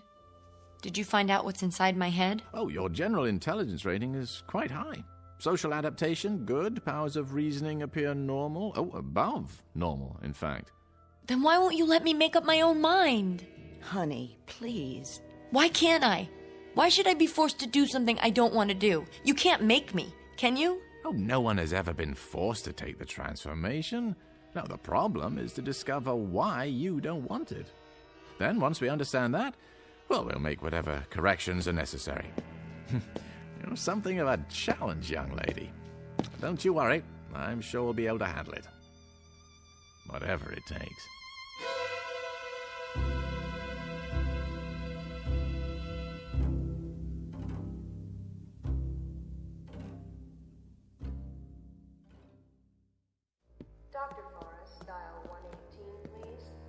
Where are we going? This way, please. It's just at the end of the hall. What part of the hospital is this? They have the private offices down here. I thought Dr. Hortel was going to meet me. You mean Dr. Rex? He'll be along later. Miss Marilyn Cubero. Come in, Marilyn. Sit down. It's too dark. I can't see anything. Walk toward the desk. Wait. See the chair? Yes, but I can't see you. Sorry, the lamp must be right in your eyes. Let me adjust it. Who are you? I am Professor Friend. Sigmund Friend. You must call me Sig. Dr. Rex has told me about you. I'm here to help. Sit, please. Help me? Help rid you of your fears of this necessary and important... No, that isn't true. It's not necessary. This very necessary, very important step in your life. But why? Why does everyone want to force me to do something I don't want to do? Why else but for your own good? That doesn't make sense. Why else would the state go to so much trouble and expense? Many, many years ago, wiser men than I decided to eliminate injustice and inequality from this world. They saw in physical unattractiveness one of the factors that make men hate. And so they charged the finest scientific minds with the task of eliminating, or at least minimizing, ugliness everywhere. But I'm not ugly. I'm not pretty, but I'm not ugly either. To others, you may be. Not to those who love me. There's more to it than that. As we learn to reshape the features, remold the body, we also learn to eliminate most causes of illness, and thereby prolong life. Before the transformation, you might have expected to live 70, 80, perhaps 90 years. Now you may live twice that long, even 3 times. These are good things, don't you agree? Genuine advances for humankind. Yes? Your mother. She's lovely, is she not? At one time, her face and body would already have begun to show the marks of age, of decay. You would not deny her youth and beauty, would you? But you could do that part without changing me, couldn't you? I wouldn't mind just that. Someday you might. And then it would be too late for the transformation. No, I'll never change my mind. I've thought about it, and I'm positive. Why? Did you ever read Shakespeare? Or Shelley? Or Keats? Those books were banned many years ago. Where did you find them? My father gave them to me. And dozens more. Aristotle, Socrates, Dostoevsky. Did you know Dostoevsky was an epileptic? Ugly, deformed, but he wrote about beauty. Real beauty. Marilyn, I warn you. This sort of subversive talk... Those men wrote about life, about the dignity of the human spirit, about love. I've heard enough. Interjecting smut into this interview is not going to help your case, not at all. Then may I go now? I've arranged a room for you. You'll be quite comfortable. But I don't want to stay here. I want to go home. It's only temporary. Your mother will be informed, and you'll be allowed visitors. Mother, did you hear what he said? They want I'm not your mother, dear, but I am a number 12. This way. No, you can't make me stay here. I'm afraid you must let me decide what is best for you. This way. No, please. We're not going to hurt you. We're going to help you. Let me go! Let me go!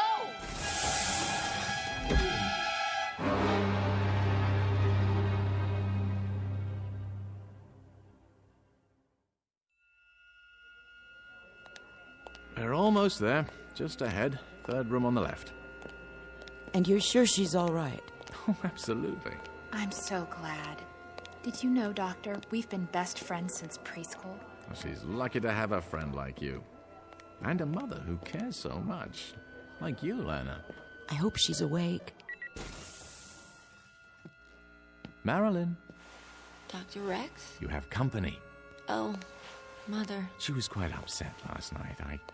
I gave her something to help her sleep. Hello, darling. You haven't done anything to her yet. Oh, a mild sedative, nothing more.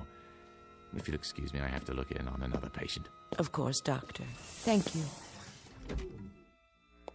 Hi, Marilyn. Hello, Val. Are you okay? I think so. We'd have been here sooner, only the doctor said you were sleeping. How do you feel? I don't know. What happened? Nothing. They just wouldn't let me go. Oh, Mother, they're gonna do it anyway. They're gonna make me do it. That's not true, Marilyn. Dr. Rex promised, remember? He was lying. Lying? Why should he? I don't know, but I know he has to say that to keep people from finding out. Finding out what?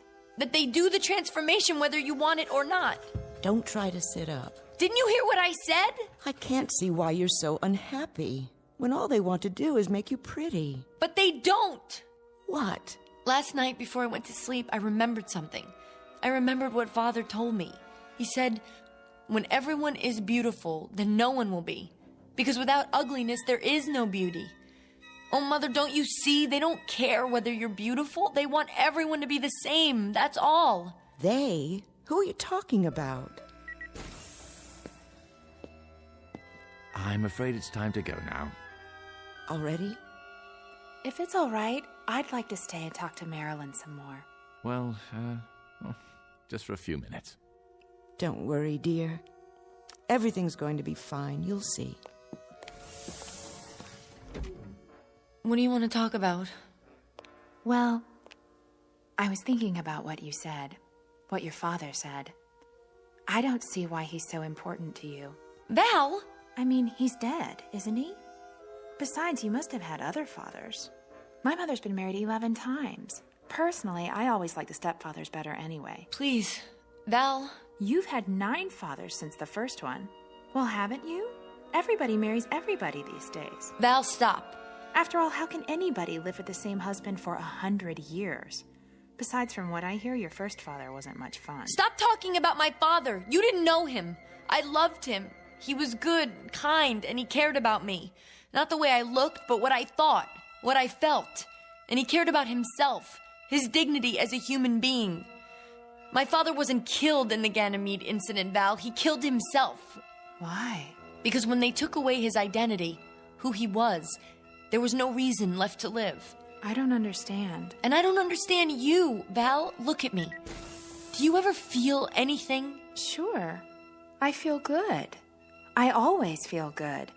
Like that poem we learned in school. Life is pretty, life is fun. I am all and all is one. You don't get it. Get what? What are you talking about? You really don't. You can't. You can't understand anything. I gotta go, Marilyn. Goodbye.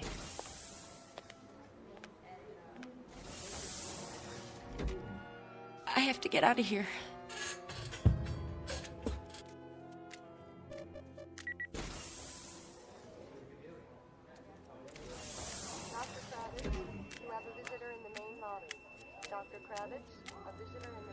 You're number 14, aren't you?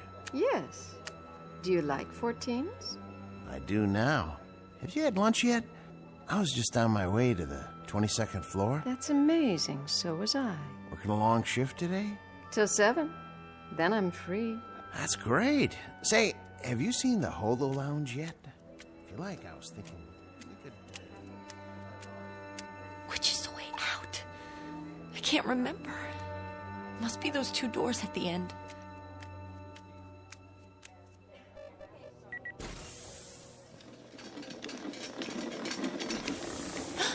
Mother? What's that? Is that my mother on the gurney? Is your mother pregnant? No. Then your mother must be at number 12. Are you all right? Yes, I'm fine. What are you doing in your hospital gown? I was just looking for the nurse. You better stay in your room. Push the button by the bed. The nurse will be along. Okay, I'll do that. Thank you.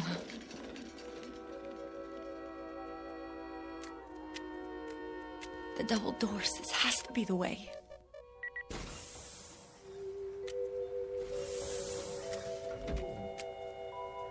Hello? What is this place? Somebody? Hello, my dear. We've been expecting you. Dr. Rex? Where am I? What? This is an operating room. No! No need to run.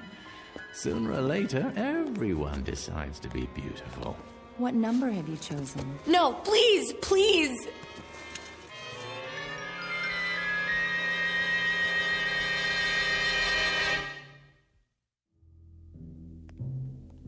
Ah, Mrs. Cubero. Val, just in time. Is it all over, Doctor? All over. Is she okay? She's fine. You'll see for yourself. I've been so worried the last few days. She seemed in such a state. It's as I told you. Occasionally, a young person has difficulty adjusting to the idea. It always works out fine in the end. It never fails. A complete self-contained procedure. Mother! Val! You see? What did I tell you? Look at me, Mother, look at me! Marilyn? Well, what do you think? You're beautiful. Simply beautiful. Wow, I love your long legs. And the nicest part of all, Val, now I look just like you and Mother. Turn around so I can see you. Do you like my makeup? They even gave me some high heels. Of course, I'll need a new dress to go with my new look. Yes, yes you will. Come along, Marilyn. We'll do some shopping on the way home. Then we'll have a party, and all your friends can come over. You're going to have so many new friends from now on. I know. Isn't it exciting?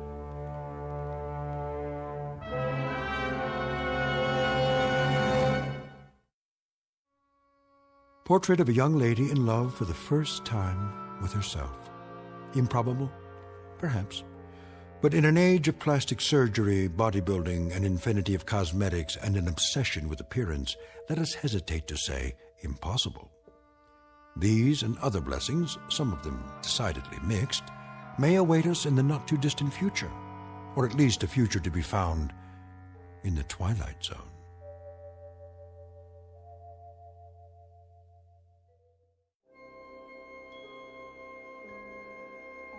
Hi, this is Carl Amari, producer of the Twilight Zone radio dramas. I'd like to take a moment to tell you about our official website at twilightzoneradio.com, where you'll get the latest news and information on these Twilight Zone radio dramas. Plus, at twilightzoneradio.com, you can digitally download 3 free episodes or any of our episodes for only $1.95 each. In this age of ever-changing technology, we've decided to make these episodes instantly available to you by making the Twilight Zone radio dramas a digital download-only series. This means that this series will no longer be offered on CD. The CD collections at our website are now being offered while supplies last at buy one, get one free. So be sure to get your favorites before they're sold out. Be sure to visit us often, and I'll see you in the zone.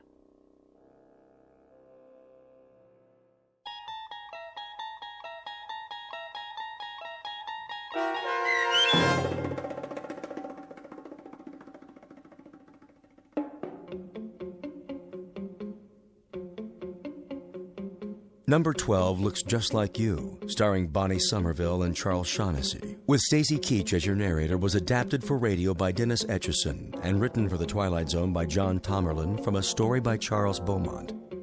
Heard in the cast were Mike Starr, Linda Reiter, Rebecca Spence, David Darlow, Nick Sandys, Nina Lascelles, Tom McElroy, Rick Arthur, Chobe Cerny, Frenette Lebo, and Terry Lopez.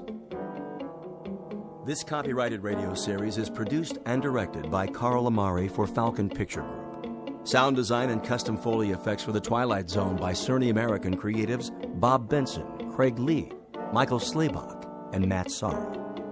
To learn more about the Twilight Zone radio dramas and to contact us, visit our official website at twilightzoneradio.com. Doug James speaking.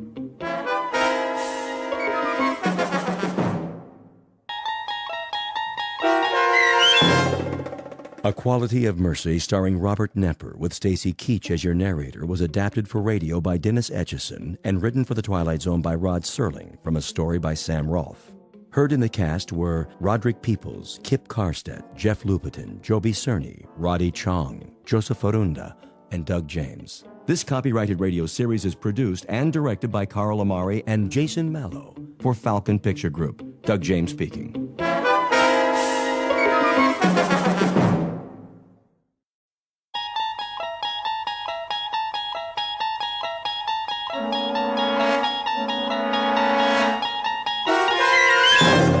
You're traveling through another dimension.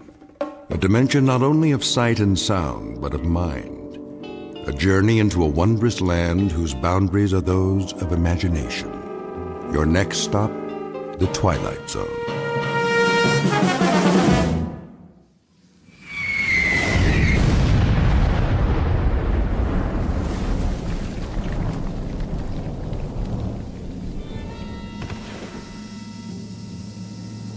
Man, oh man. They get it? Way off. What are they doing? Lobbing them in by hand? One more time.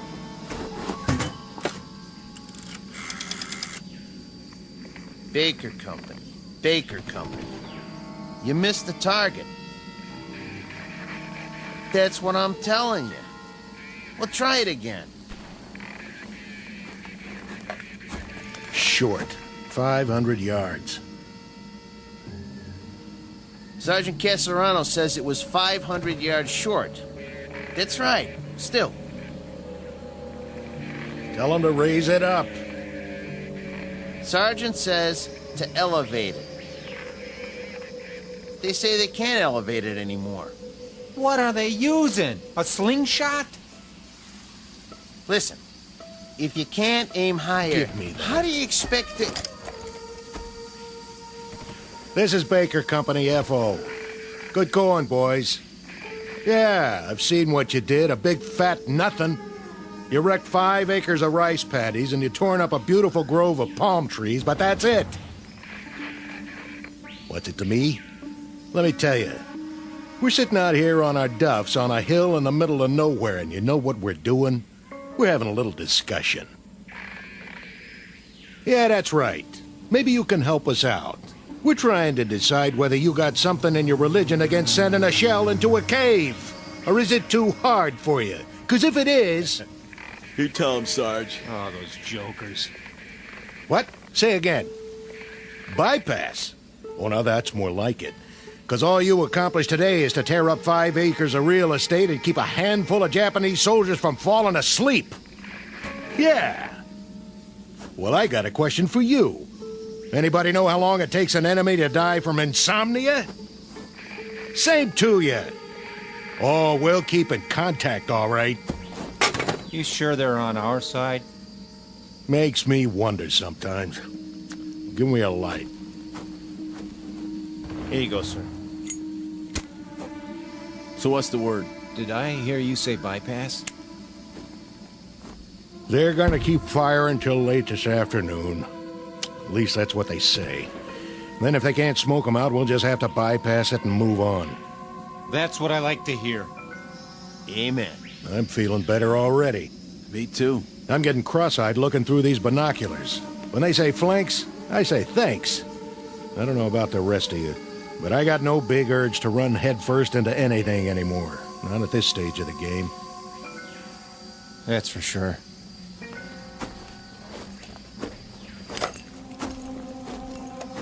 Still there. Nothing but a hole in the side of a mountain, looking right back at us. They can see us, but we can't see what's in the cave. And we're supposed to take that thing? Buddy boy, when 2 airstrikes and a whole afternoon of lobbing shells don't accomplish anything, then that means you better say your prayers and start counting your cartridges. But Sarge, I thought you said... Put it this way.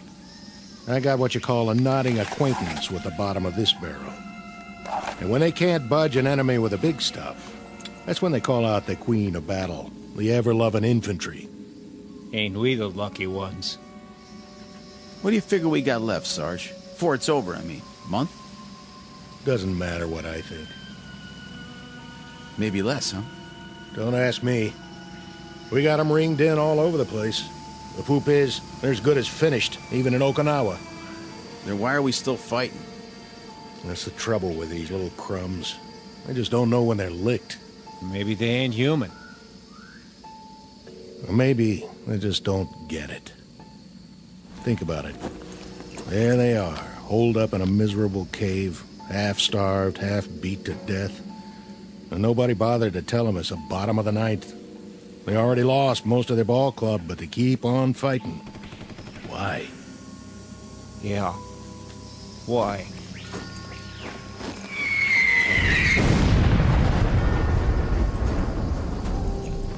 It's August 1945, the last grimy pages of a dirty, torn book of war. The place is the Philippine Islands. The men you've just met are what's left of a platoon of American infantry. Their dulled and tired eyes, set deep in dulled and tired faces, can now look forward to a miracle, the moment when the nightmare comes to an end. Or so it appears. For they've got one more battle to fight, a crazy, illogical standoff in the final days of a particular hell known as World War II.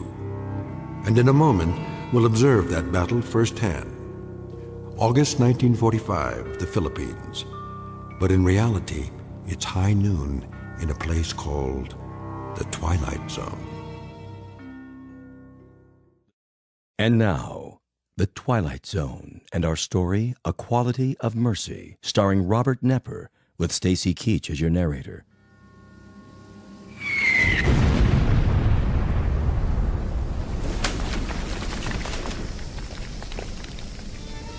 There we go again. Hit anything this time, Sarge? I tell you what, I'm not even gonna bother to look. You check it out for me, all right, Anachek? Beat sitting here. Where's the field glasses? Be my guest.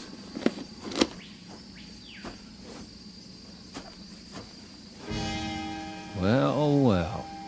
What do you know? You see something down there? Sure. I see a white flag. Yep. Now they're coming out of the cave. And guess what, boys? They got something for us. Looks like... oh, wait a minute. There's a pretty little geisha girl leading the pack. And she's carrying a tray full of rice. And a hot towel. Go on. Gotcha. Hey, hold on. There is something coming.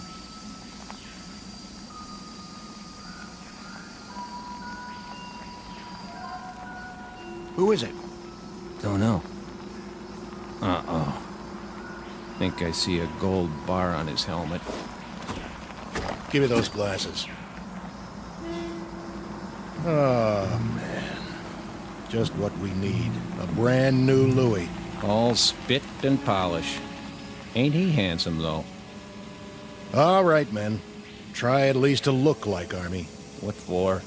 He won't last long.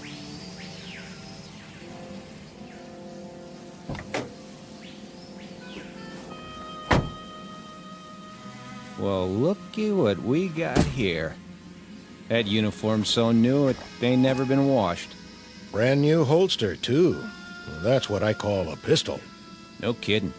Pearl handle and all. So it's a real tiger this time. $5 says it's never been fired.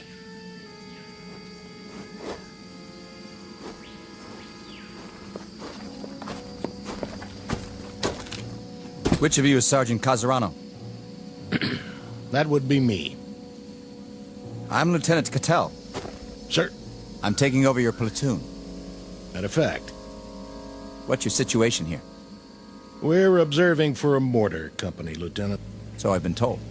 That cave down there, bunch of the enemies holed up. Been trying to get them out for 2 days. No luck? Nothing doing. Your binoculars, please, Sergeant. Here you go. Tough situation. I guess you know what that means. Sir? We have some mopping up to do.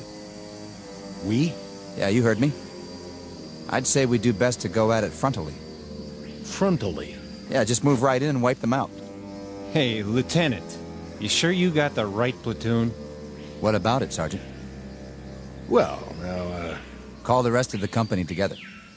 The rest of the company? On the double. Where are they? Back at the CP. This is it? All 6 of us. In that case, we'll have to go it alone. Say again? Something wrong with your ears? Go it alone? With a half-dozen men? No, I'm begging the lieutenant's pardon. You've just inherited a good group, but not that good. This is infantry, sir, not kamikaze. He doesn't have the wrong platoon. He's got the wrong army. Your name is what? Watkins, Lieutenant. Andrew J. Are you accustomed to talking to an officer on your back?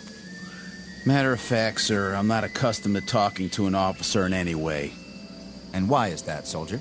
We've lost our last 3 platoon, Louis, and I guess you could say there's been a space of time in between. Well, you've got another one assigned now, and you're going to have to learn to live with that. Starting with this reminder. When you address an officer, I want to see you stand up on your feet like a man. We've been on the line 33 days, Lieutenant. Your point is? Not much sleep. You know what that's like?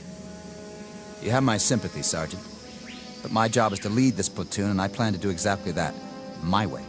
Then maybe you'd better tell us. Just what is your way? When I tell you boys to jump, you'll jump. When I tell you to stand up on your feet, you'll do so. And if I tell you to head toward that cave, guns port and bayonets fixed, that's exactly what you're going to do. Double time. Any more questions? Begging the lieutenant's pardon. Any more questions? No, sir. Good. What are your orders, Lieutenant? Since we don't have a clear line of sight into the cave, and since there's no cover between here and there, we don't have a choice. We'll have to move down into the open. Just go ahead and take it. Full frontal. What about it, Sergeant? You want my opinion? I'm willing to discuss it. In terms of military strategy. In military terms, Lieutenant, it goes like this. First off, you better muddy up that gold bar on your helmet so it doesn't shine too bright. Otherwise, you got yourself a target they can shoot at right in the middle of your head. Then you better take off the one on your collar and stick it in your pocket. I'm asking you for a chronology. And I'm giving it to you. The enemy happens to be half starved and half on its knees, but they're not dumb. They're tough, shrewd, and they got eyes. We lost 3 platoon officers already because they made a motion of command with one of their hands. That's what the Japs look for, a person in command. I'd intended to remove the insignia. But what about the cave? What do you know about it? Not much. We saw some of them run in, holding each other up. They're in bad shape. No telling how many were already in there. But they got a machine gun, and somebody's pretty good with it. But not good enough to stop a full-on attack. Well, maybe we'll have to do that, eventually. But as far as I'm concerned, the war don't have to end by dinner time. I'm aware of that, Sergeant. I say we sit on it for the rest of the day, and see what some 105s can do, before we make a final plan. You might be right, for someone who's used to taking his time. But it strikes me that we could move in there right now and wipe them out inside of an hour. Get close enough to lob grenades and pulverize them. If you want to get the job done instead of loafing, that seems to be the one thing this platoon is extremely good at. Lieutenant, how long have you been out here? What's that got to do with it? Oh, not a whole lot, I guess. But you make it sound like a football game. It ain't a football game, Lieutenant. It's one long gut ache with some torn up, mangled boys fresh off the farm, and it's going to take a long time to forget. You ain't been shot at yet, Lieutenant. Remember that. How would you know? And you ain't shot nobody either, have you? You beat me over here, Sergeant, I'll give you that. But when it comes to killing Japanese, I think you'll find him a highly trained and very efficient officer. Yes, sir. I'm sure you are. I was well schooled in tactics and equipment. I'd say you could all use a refresher course around here. Maybe so. You, soldier. Yes, sir. Let me see your rifle. Right here, sir. That's a filthy piece, soldier. Well, there's a lot of mud around here. That's no excuse. I want clean weapons in this platoon. That's #1 priority. The worst thing that can happen is for your weapon to jam. Now break them down and clean them, because we're here to kill Japs. Or did you forget? That's our job, and by God, we're gonna do it. This outfit better shape up fast, or I'm putting you all on report. Sounds pretty gung-ho. Yeah, real bloodthirsty. Think he wants us to scalp him, too? You have something to say? Me? No, sir. What is it with you, men? No sleep? Or no guts? You tired of killing Japs, is that it? Or don't you have the stomach for it? Listen, sir. Let it go. No, when I got something to say, I'm gonna say it. Go ahead. Let's hear it. We're 24 months up on you, Lieutenant. We've seen a lot of blood and heard a lot of screaming from both sides. You've got a big deal about doing some killing. We'll fall in on that order, don't you worry. But you can't order us to like it. We've seen enough dead men to last us for the rest of our lives. The rest of our lives and then some. We'll do some more killing for you, Lieutenant. All you want. Just don't ask us to cheer about it. We'll see about that. Radio operator. Here. Get me base camp. Sir? Tell them to hold mortar fire, on my order. For now, prepare to attack. We're going to take that cave head on, whether you farm boys like it or not.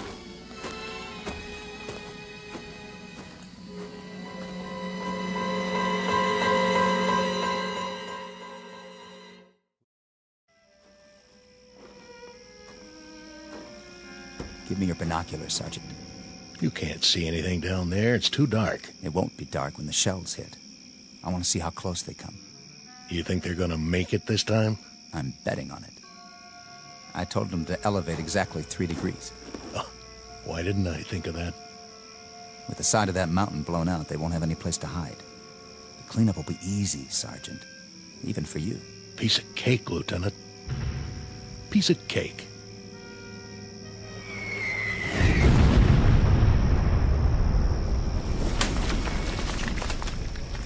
Still short. Yep, that's what it looks like. Casarano, those flamethrowers arrive? Yes, sir. Good. I figure we can move in behind the next barrage and get within 50 yards of the opening. Just like that.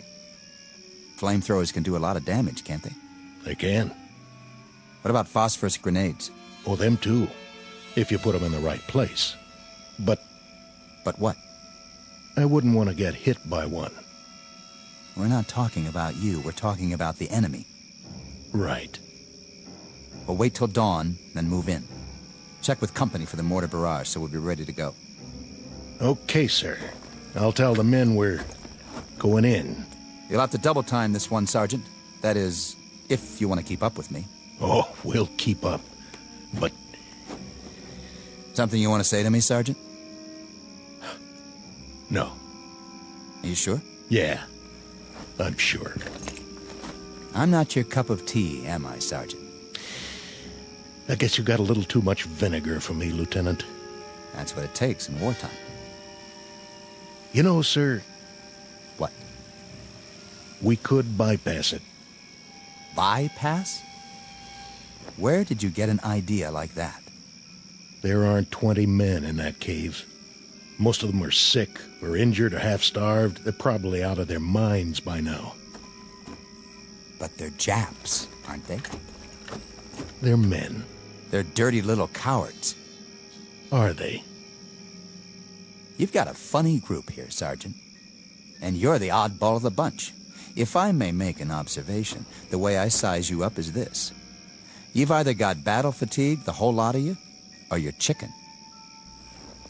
Maybe a little of both. Maybe neither. I don't rightly know. But the way I size you up, Lieutenant, is... Go ahead, say it. I'd like to hear this. Pea-green shave-tail right out of the panhandle. Scared to death he won't bag his limit. Or worse, all shook up because he's afraid somebody will peg him as a Johnny-come-lately instead of a rough, tough killer. I think that should do. You ask, you get told. You can't have it both ways. I said that should... You want to prove your manhood, Lieutenant? Okay. But it's too late to get your choice about how to do it. It's down to one lousy cave full of sick, pitiful, half-dead losers. And a handful of dirty, bone-tired men who've had their craw full of this war. You're a lousy soldier, Casarano, and that goes for the rest of these poor, sensitive, sad, sick boys you want to bottle feed. Did someone forget to tell you that when you fight a war, you fight a war? And that you kill until you're ordered to stop killing? I got the message, Lieutenant. Roger Wilco. I hope so. The message that there's always somebody like you who squeaks in just before they close the door. Somebody who has to grind his axe before he can give that final order, no matter what. You listen up, Sergeant. What's your pleasure, Lieutenant? How many more have to die before you get satisfaction? Offhand, I'd say all of them. I don't care where they are or who they are. If they're the enemy, that's it. First day of the war or last day of the war. They get it. Keep the binoculars. You're gonna need them. You've broken your field glasses, sir. What? I said, it appears that your binoculars are broken, Lieutenant. Give me those. Wait. Who are... Sir? I said, who are... What are you? Sergeant Yamazaki. But these men, they're all... Soldiers, sir. Your soldiers. What? We await your command, Lieutenant Yamori. Sir, where are you going? Not that way, sir. Not that way, toward the mountain. Look, he runs down the hill. To the cave. No, it's too dangerous. He must not. Watch out. Lieutenant, stay down. Did you get him, sir? I don't know, dirty little... Casarano! Hold your fire! It's me! There he is! Get him! Lousy Jap! Take a bite off this! Lieutenant, stay where you are! We will return fire! You got us trapped in here. We'll never get out of this cave. Oh, yeah? Watch this. Eat lead, creeps!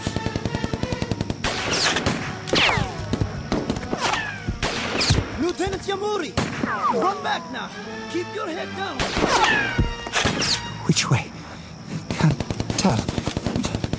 Which way to...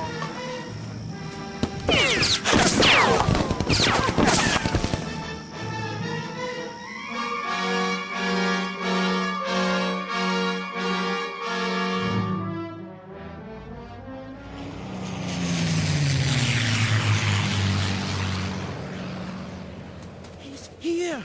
He made it back! All the way up the hill. Is he hurt? Lieutenant Yamuri? What? That was exceedingly brave, sir. To attack the Americans single-handedly. Americans?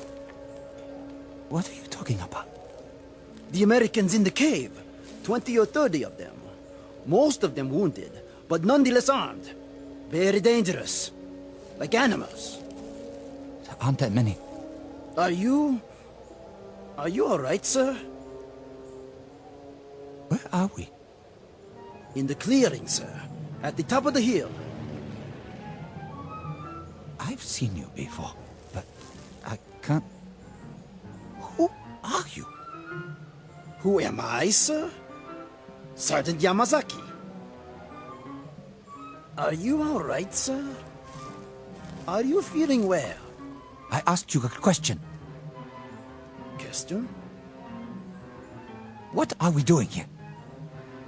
What is this place? Why Corregidor, sir? Corregidor? When? When, sir?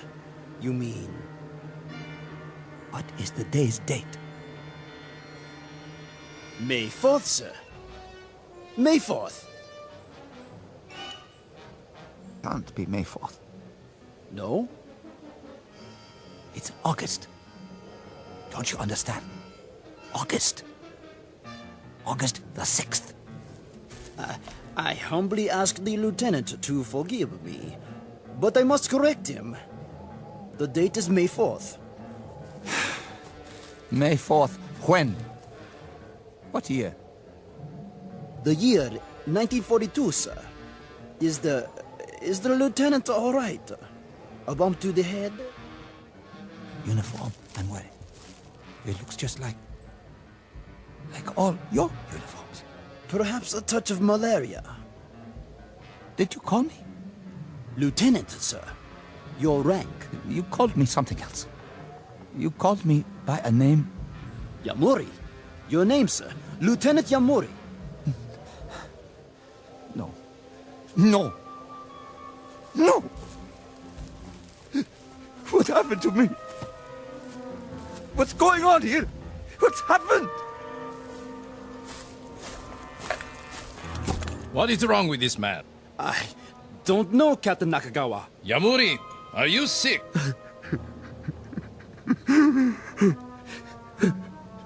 No. No. I require an answer, Lieutenant. I asked if you were sick. Is this it? I'm sick. We will be moving out soon. If you are too ill to move, you leave me no choice. We shall leave you here. Leave me? We have no transport for the wounded, as you well know. So, we will very shortly move forward, and you shall remain here. My name isn't... On your feet when an officer speaks to you. But my name isn't Yamuri. I swear to you. Something's happened. My name isn't Yamuri. My name is... Silence. Place this man under arrest. Yes, sir. Lieutenant, please, get up. I gave you an order, Sergeant Yamasaki. Men!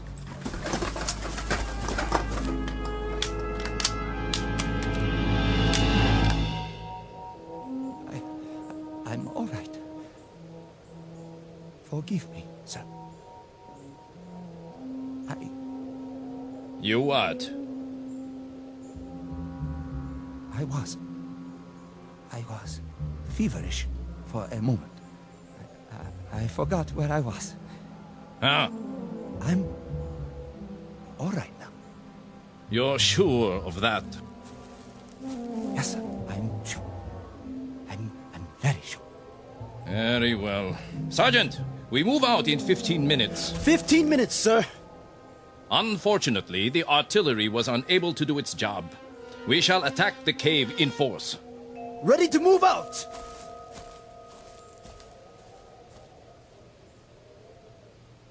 Sergeant. Yes? The cave he mentioned. Are you feeling better now? Yes, but the cave. He means the one where I was just... The cave with the enemy. Put a new clip in your rifle. Let me help you.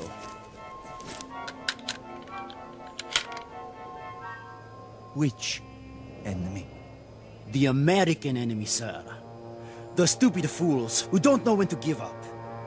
Here, fix your bayonet. The captain does not like to take prisoners.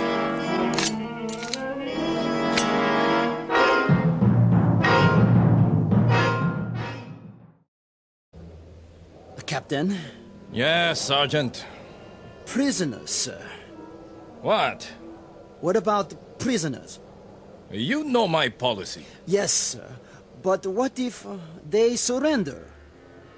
What about the wounded? I doubt that there will be any left to surrender when we are finished. Yamori! Sir? You will take the first section. Move forward as quickly as you can. Then drop down 50 yards in front of the opening. But, sir... Watch for my signal. We will cover you with automatic fire for 2 or 3 minutes before you make the frontal attack. Sections 2 and 3 will follow. Understood? Yes, sir. I didn't hear you. I understand, sir. Be very sure that you do. Now, go and prepare your men. Your section, sir. Which? Over there. The captain expects you to lead them into victory. Come with me for a moment. Where, sir? Away from the others. Look down there. The cave. Yes? You said something about there being wounded inside? I think so, Lieutenant. When they ran inside, they were carrying each other. I don't think there are more than 20 or 30 men.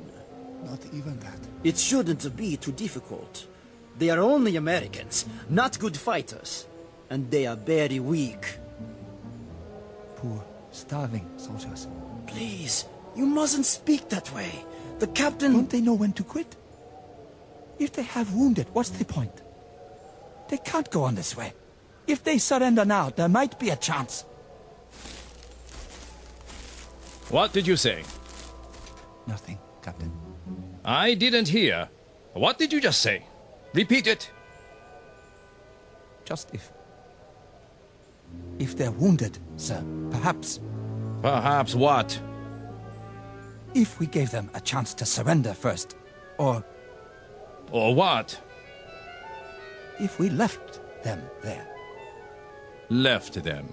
Bypassed the cave completely, and moved on. Bypassed them? Is that a tactical judgment? I think it is. Or is it some nugget of compassion for the enemy unearthed by your fever? They are wounded. They're running out of supplies. They can't do much harm. Neither can they sink a battleship from this position. But their forces can. That is why we must destroy them. But if they have no more strength to fight... A reminder, Lieutenant. The identity of the men in the cave. They are Americans.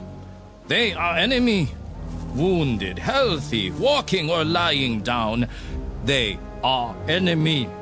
The Japanese army does not bypass. The Japanese army attacks. The Japanese army wipes out its opponents to bring an end to this war. They're wounded. They're beaten and they're wounded. Their forces have suffered heavy losses. The rules of war.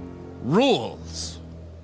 Lieutenant Yamuri, it is odd that you should require this reminder, but the comparative health and well-being of the enemy, his comfort or his discomfort, the degree of his anguish or his incapacities have no bearing on military action.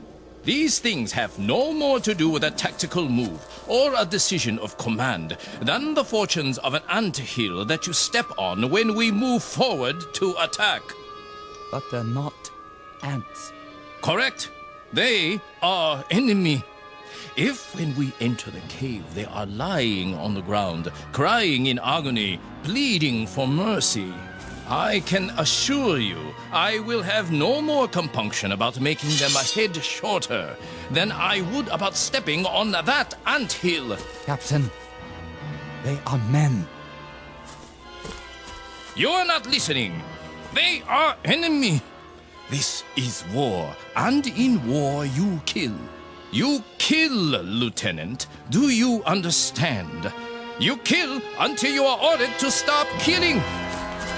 No! Now, pick up your broken field glasses and prepare to attack, or I will have you shot. Sir. Sections, assemble! Sergeant Yamazaki. Sir. You will handle the first section. Sergeant Hino. Hi. Take the second section. Lieutenant Ishimoto. Hi. Yours is the third section. Now, we move out. Lieutenant Yamori, let me help you to your feet. I will take care of him, Sergeant, when we return. Yes, sir. Captain, what you do to those men in the cave, will it shorten the war by a week? By a day? An hour? Enough. May I ask the captain, what is his pleasure? How many have to die before he receives satisfaction? Offhand, Lieutenant Yamuri, I would say all of them. I don't care who they are or where they are. If they are the enemy, they are to be destroyed. First day of the war or last day of the war, we destroy them. Rest now, Lieutenant. I will be back. Your field glasses are broken. I will take new ones from the Americans. My glasses. My binoculars. Yes, I broke them when I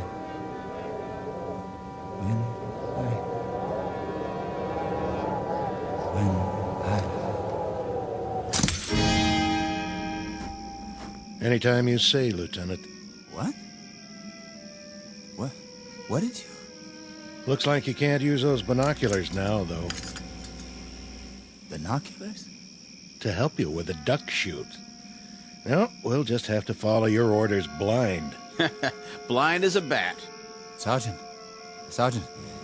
Kazurano? Of course, when we start firing, there'll be flashes. Wait a minute. Maybe that'll be enough for you to lead the charge, just like San Juan Hill, huh? Of course, we'll be going down, not up. Wait. Hold on. Maybe he wants to put it off. You want to hold the attack till later? No. Yes. I mean... What do you mean, sir? Kazurano, something happened. Yeah. You broke your glasses. Now you can't see down there. Tell you what, I'll get you a new pair of one of them Japanese, if we make it inside. No, you don't understand. Those men in the cave... Men now? Hey, boys, he called them men. And all this time I thought they were the enemy, to be destroyed, just like that. Yeah, like animals. And what do you do with animals when they get in your way? You kill them, right, Sergeant? Right. You slaughter them. You kill till they're all dead. Then you dig them up and kill them again. Ain't that right, Lieutenant? No. There's not going to be an attack. Those men are wounded, starved. There's no point in...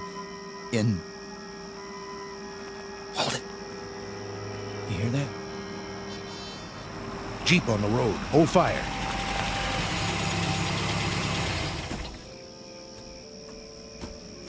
Lieutenant Cattell here? He's right here. I have your orders, Lieutenant. Orders? You're to pull off the hill, sir. Who says? Colonel Hagen, that's who. No, why would he say that? Considering he just sent a new lieutenant to lead the charge. Don't you guys know? Know what? Guess you haven't heard. Air Force dropped a bomb on Japan this morning. So? A big one. I mean, the granddaddy of every bomb ever made. I think they call it an atomic bomb. What about it? Well, they figure this is going to end the war inside of a few hours. The Emperor is ready to give up. Well, ain't that something? All units are to pull back to base camp and wait it out. See what happens. Some kind of announcement coming any time now. I'm gone. Is this it? All right, boys, you heard the man. Get your gear and move out. Oh, man. I'm gonna get me the biggest steak you ever saw. First thing I'll head for is a hot bath. How about it, Lieutenant? You with us? Or do you want to stay here and fight it out all by your lonesome? With? Something on your mind, Lieutenant? Yeah, something. I'll bet. But I wouldn't fret it if I was you. There'll be other wars sooner or later. Other caves. Other human beings you can knock off. I hope not. God help us. I hope not. The quality of mercy is not strained. It droppeth as the gentle rain from heaven on the place beneath. It is twice blessed. It blesseth him that gives and him that takes. Shakespeare, The Merchant of Venice. But applicable to any moment in time, to any group of soldiery, to any nation on the face of the earth, or, as in this case, to the Twilight Zone. We'll return to the Twilight Zone in just a moment. You are about to enter another dimension, a dimension not only of sight and sound, but of mind, a journey into a wondrous land of imagination. Next stop, the Twilight Zone. Hi, this is Stacy Keach. I'd like to take a moment to tell you about our Twilight Zone website at twilightzoneradio.com. At twilightzoneradio.com, you'll find the latest information on these Twilight Zone radio dramas, including behind-the-scenes photographs, plus the newest product releases, trivia contests, ways to contact us, other Twilight Zone-related info and merchandise, plus links to other fascinating websites. So make your next stop twilightzoneradio.com. Visit twilightzoneradio.com to purchase these Twilight Zone radio dramas on cassette and CD, or call toll-free 1-866-989-ZONE. That's 1-866-989-9663.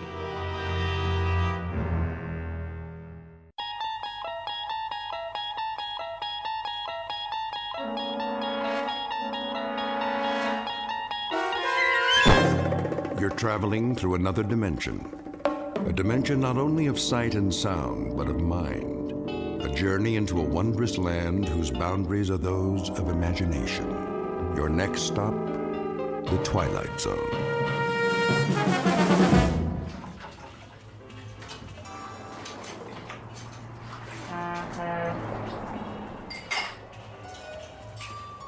All right. Everybody ready? For what? The evening rush. That's a laugh. What do you mean? It's that time of day. Truckers, moms, and dads, everybody gets hungry. They have to eat before they get to Vegas, don't they? Fix your hair and get your uniform on straight. Nobody's been in here for 2 hours. And that was for a donut and a cup of coffee.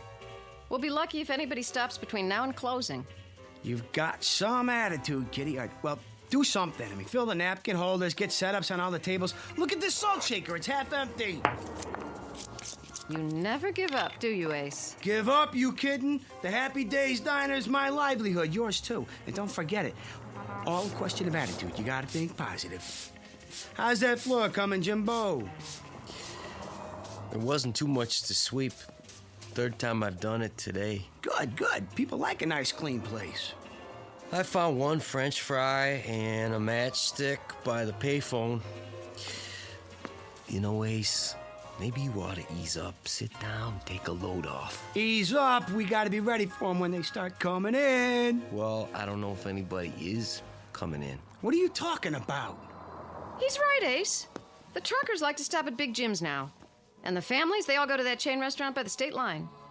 We'll get them back. You'll see. All we need's a new sign. Some specials on the window. You know how to write with a paintbrush, Jimbo? Big letters they can read from the highway? I guess so. Then you can start on it in the morning. Till then, keep your attitude up. That's what makes the difference. Positive thinking. Get a nice, clear picture in your mind. A big rig's on his way here now. He knows he can't make it without stopping. He sees us, pulls off. He's got a wad of cash big as a hole in his stomach.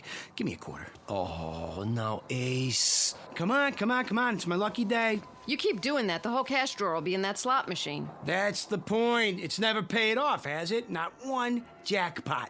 That means the odds are in my favor. Now, Kitty. Make this one count. Sure, sure. Now we're getting serious. Okay, listen to me, machine. This is your old buddy Ace talking to you. We've been together a long time, you and me, and I've been real good to you, haven't I? Dusting you off, keeping you all shiny, getting the customers to feed you their change. I gave you everything you wanted, right? Now it's time to show a little gratitude. You talk to that slot machine like it's got a brain. Oh, it does, a memory at least. And the time's come to pay off.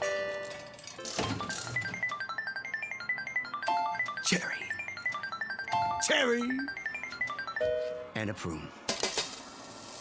Well, at least I doubled my money.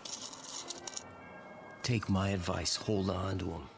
That's 100% profit. Nah, I'm just getting her warmed up.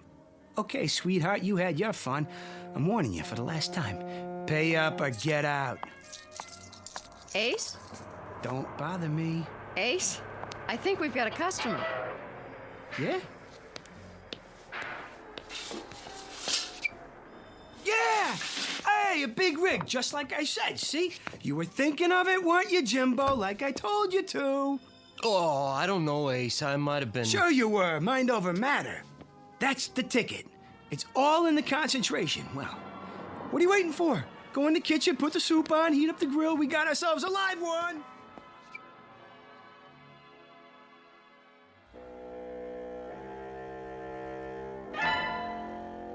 A study in the art of concentration. They say a picture is worth a great many words, especially a mental picture. Perhaps that's what just happened. Or perhaps it was a coincidence. One way or the other, our cast of characters will soon find out. Meet Mr. Ace Larson, owner of the Happy Days Diner on Route 15 on the way to Las Vegas, Nevada. He's a sawed-off runt of a man with equal measures of pugnacity and charm. His waitress, Kitty Cavanaugh, almost beautiful, but not quite, who's patient and loyal to a fault. And Jimbo Cobb, fry cook and right-hand man in the quest for the American dream. Whether that quest will become a reality depends on a bit more than luck, because this particular highway leads directly through the Twilight Zone. And now, The Twilight Zone and our story, The Prime Mover, starring David Eigenberg, with Stacy Keach as your narrator. That's better. Enjoy your meal? Yeah, it's great. Here's the check. Feel pretty good, huh? Well, I do now. So do I. Kitty, give me a quarter. Oh, Ace. Come on, come on. Are you gonna play that one-armed bandit? Oh, yeah. She's ready to pay off. I can feel it. That'll be the day.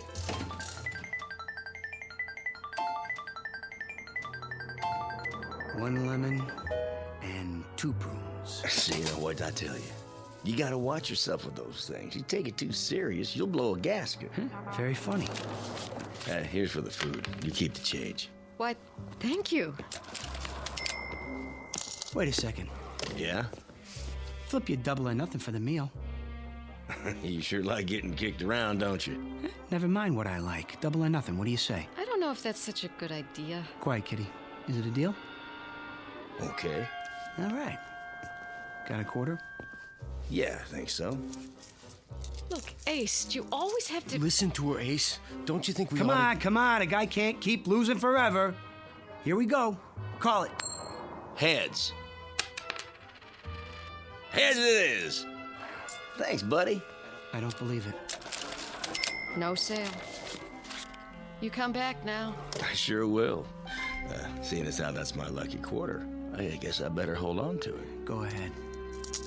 And while I'm at it, might as well give Lady Luck a whirl.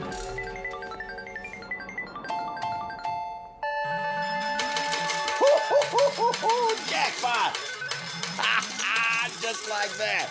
Oh, hand me a paper bag, will you, sweetie? I'll take him to go. Sure.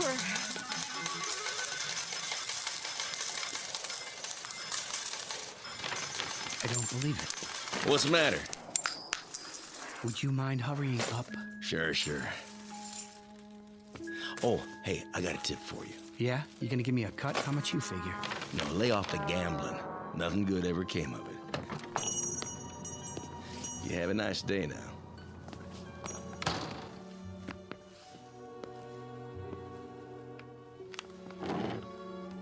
Easy, Ace.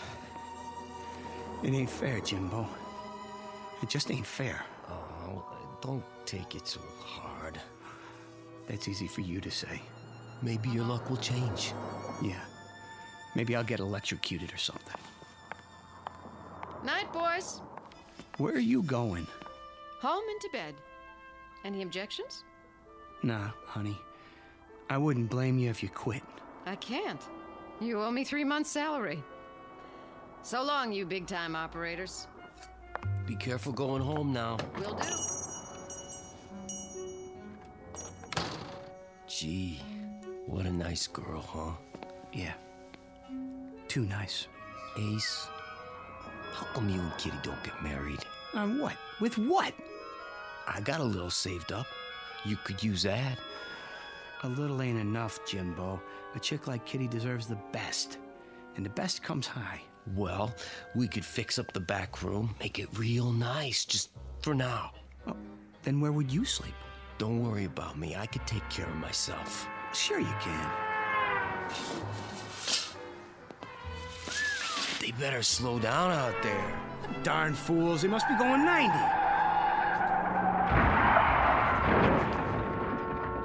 What in the... Jimbo, we gotta do something, quick!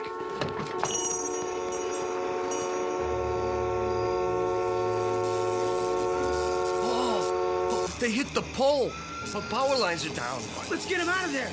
Can't. It's gonna catch fire. Stay back or we'll get burned up with them. Car's upside down, Jimbo. There's people in there. We just can't leave them. Quiet. Go inside. Call for help. No use. They knocked the telephone pole over. Well, don't just stand there. Think of something. That's what I'm trying to do. Quiet, please, Ace, if you don't mind. What's happening? Am I seeing things? It's turning over. How? Just a little farther. You're right side up now. Come on out. The door open. Just stay clear of those wires. Can you walk, honey? I think so. Come on. Take my hand. Hurry up. Get clear. They're gonna make it.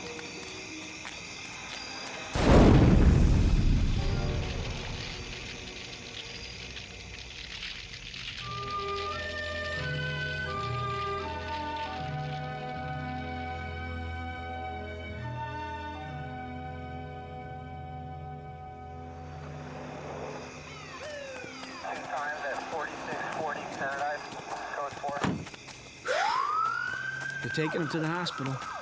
That's good.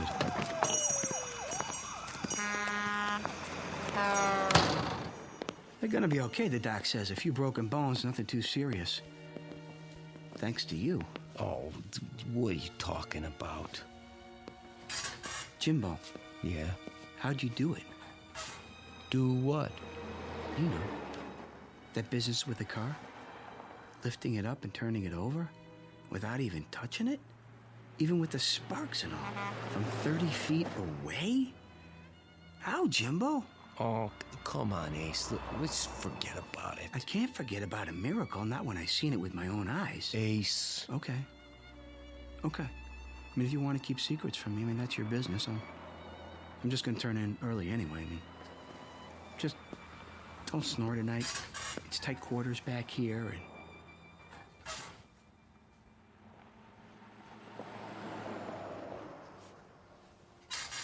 Ace. What? All right, I'll tell you. Yeah, it's up to you. I can't exactly explain it, Ace, but you see, I guess you might say it's a power I got. What kind of power? Well, it seems like I can move things around just by thinking. What? Oh, I know it sounds stupid, but it's true. I don't know how come. I can, that's all. Since when? Since always. You never told me about it. I never thought it was anything special. What? Nothing special? I thought everybody could do it. You know, like breathing. I guess I was wrong. Yeah, I guess you were. How come I never seen you do it before? Oh, I had to give it up. Why? Well, you know. No, I don't. Why don't you tell me? It got me in a lot of trouble at school. Besides, I started getting these real bad headaches after. Like now. Jimbo? Could you do it again? Sure, I suppose. Like right now? Yeah, but... Show me. Oh, Ace, I got a headache. I'll give you an aspirin. Come on. Come on, prove it. Do something to my bed, for instance. If you say so. Well, go on. Just a second.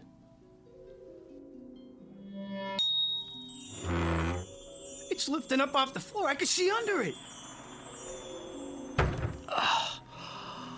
Oh, sorry, Ace. I'm pretty tired. Jimbo, listen. Could you move something small, like a quarter, maybe? Oh, that's easy. Give me one, then. Here you go. Make it come up heads. Okay. Heads! That's not hard. How about, say, a pair of dice? Smaller the easier. Here, let's give it a try. What did you get? A 4 and a 2. Now, make it a 7. You did! He did it! What's the joke? There's no joke. I just feel happy. What for? Oh, you big stupid jerk! See, 4 years working in this crummy joint, beating our brains out, and we could have been living like kings. We could? How? You'll see. Did they get the phone lines back up? Don't ask me. Who do you want to call? When I think of all the dough that we could have... Hello, kitty? Listen, baby. Hold on and listen, will you? Can you get packed and ready to go in 10 minutes? Never mind, I'll explain the whole thing later. Just pack your suitcase, you hear me? I'm bringing the car over. We're taking a little trip. You going somewhere, Ace? Come on, move. We ain't got all night. We? You bet we're going to Vegas!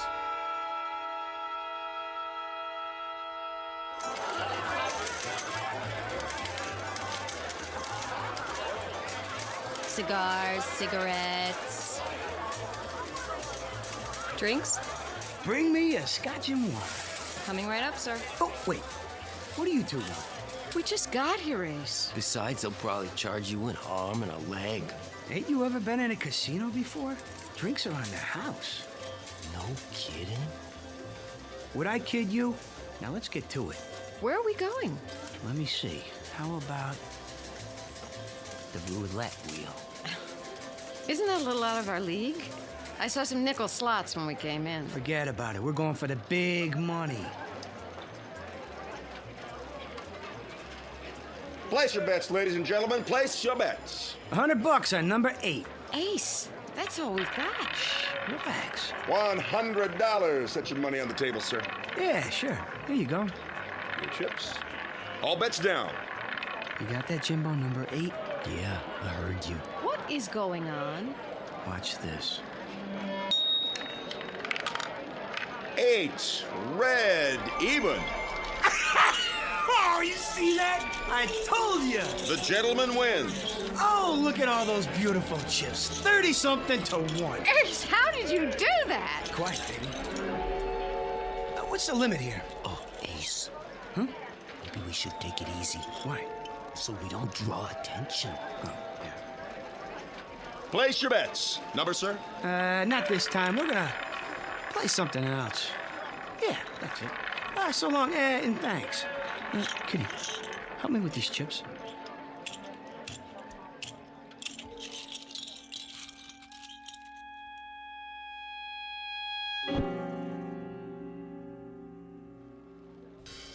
Seven craps, line away. Excuse me. Mind if we get in here?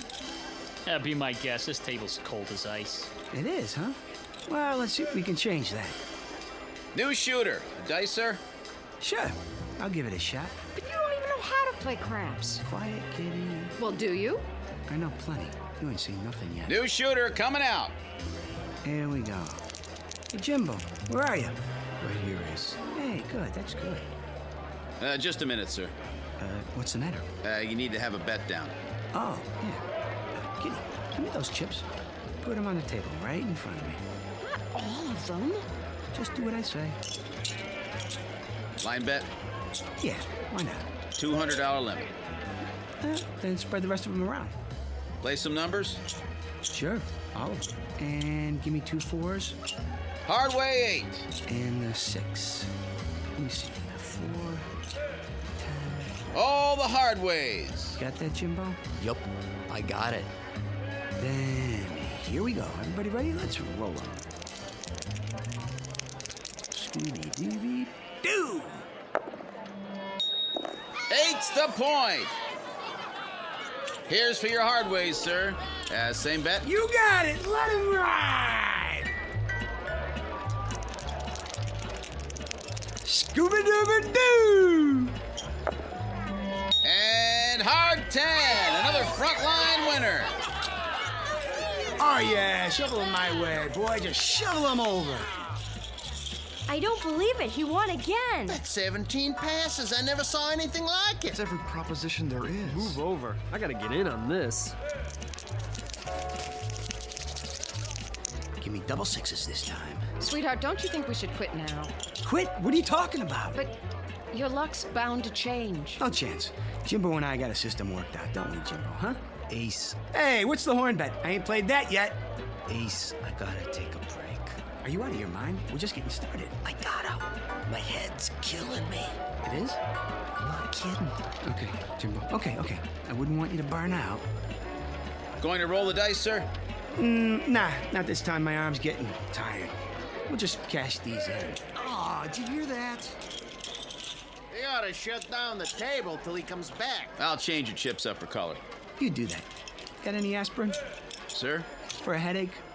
Try the gift shop. Hear that? Let's go. We'll cash in and then we'll get an aspirin and lie down till you feel better. Thanks, Ace. I appreciate it. Nice going, fella. Hey, don't leave yet. Hey, I made a bundle on you. Hey, when you coming back? In a little while. Wait up for me.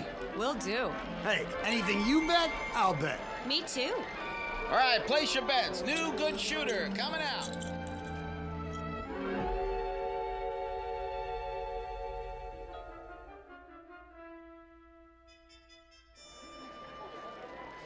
$17,600, $7,000, $8,000, $9,000, $220,000.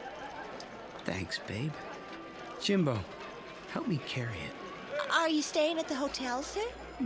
Maybe, maybe not. What's it to you? I was just going to suggest they have a safe in the office if you're a guest. Don't worry about it. I like to keep a little petty cash on me. You know what I mean? Of course, sir. Yeah, see you, Toots.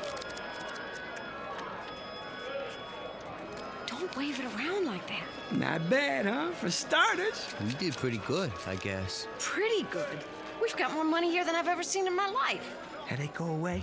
Not yet. Then we better do something about that. Cigars, cigarettes, chewing gum. Got any aspirin? Let me see. Bromo, candy bars. Here, aspirin in the 2-pack. Great.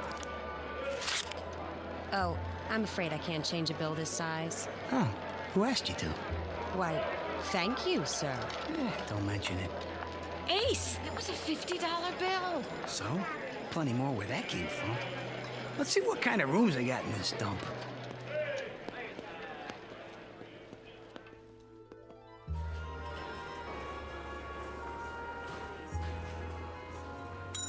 Hey, Jack, shake it up over here. We ain't got all night.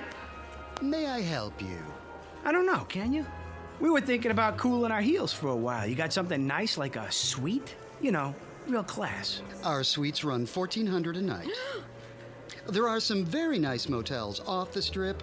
They might be more to your liking. We'll take the suite. I beg your pardon? The biggest one you got. That will be cash in advance? Sure. This enough? Yes, sir. Your name? Benjamin Franklin. All three of us. Yes, Mr. Franklin. Right away. Bellboy.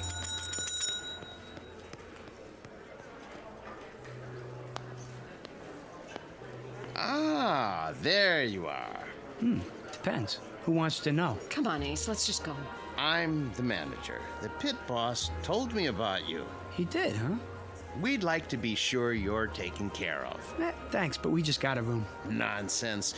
Those are for the regular customers. May I offer you our penthouse on the top floor, courtesy of the house? Now you're talking. As long as there's room for my friends here. Oh, plenty, I assure you. 3 king-size beds, plus a sauna and dining area. I can put a car and driver at your disposal as well. Already have a car. Maybe you could have somebody move it, though. It's the Chevy out front, parked in the loading zone. As you wish. I'll send up a fruit basket right away. Anything else you need, just call the concierge. Oh, Ace, should we? Don't think twice, baby. You deserve the best. Where's the elevator? I saw one in the hall. Then let's get moving. A little downtime, Jimbo, and you're gonna feel like $1 million. We all will. Guaranteed.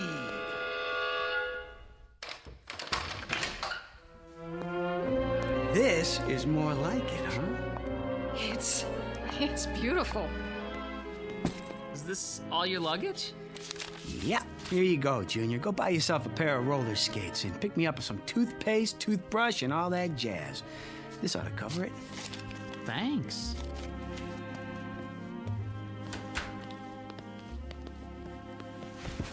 Yeah, not bad at all.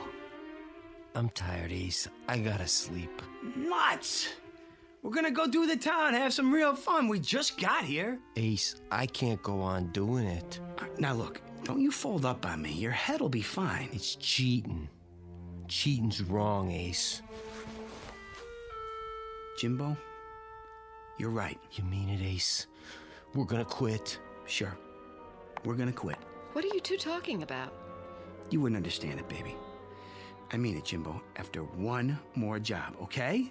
Well, then it's all over. No more headaches. Huh? For me, just one more? Okay. One more time. Swell. You rest now. Tomorrow we'll fracture them. Come on, kitty. We're gonna tear this town apart. Ace, please. Let's go home. What, home? What are you thinking? This is our big chance. I don't want to take it. Ace, you've been lucky. You've won enough money to last the rest of our lives. Can't you leave well enough alone? It ain't well enough for me. Don't you get it? By tomorrow, I'll have enough to buy this state. Understand? Aceville, USA. You're sick. Honey, I've never been healthier in my life. In 24 hours, I'll be able to get you anything. Hey, where you going? Home. On the bus. Look me up when you're through playing Little Caesar. What's the matter with her? You've been ignoring her all night. Ain't very polite, Ace. Well, I was busy. A man should never be that busy. Why don't you go after her? Kitty's worth all the money in the world. Isn't she? Yeah. Yes, she is. Then go. Kitty!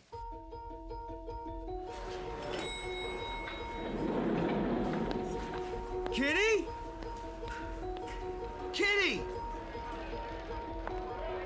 Cigars, cigarettes. Oh, hi. Something wrong? No, nothing at all. It's. What's your name? Sheila.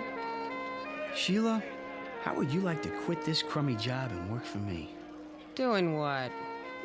Spending money. Well?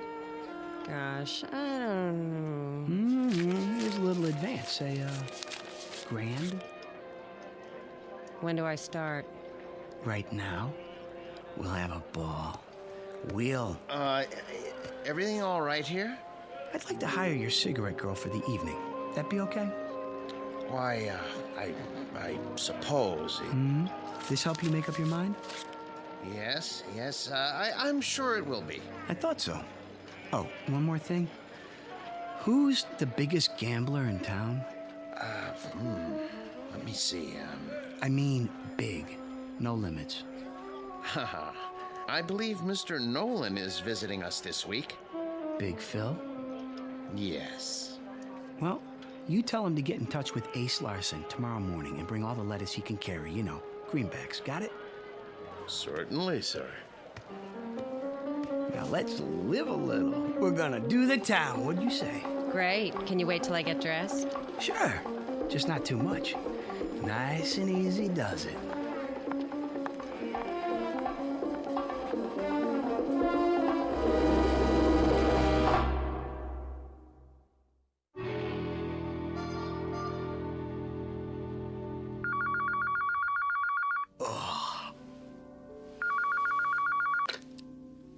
Hello?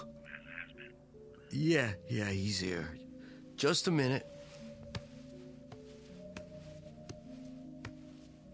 Ace, you're wanted by the... Who's calling? Mr. Nolan? I'll tell him. Ace? Let me alone. Phone call, Ace. Mr. Nolan. Oh, yeah. No, I'll take it in here.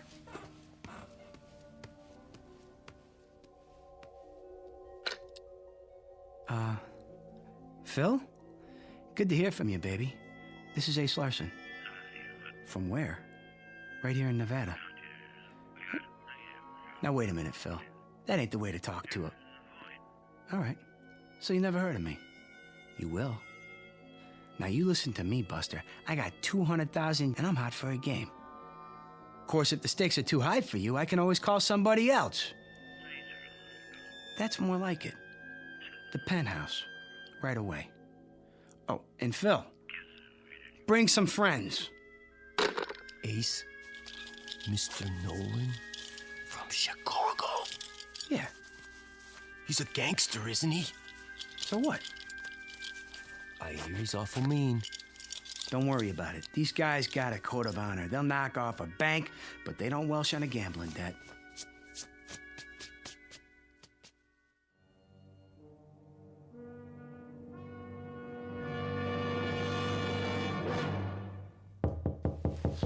Get the door, Jimbo. Don't keep the gentleman waiting. You Larson? No, sir. My name's Cobb. Come on in, Phil. I'm Ace. Who are your friends? Let's see the stuff. Jimbo. Sure, Ace. I put it in the suitcase.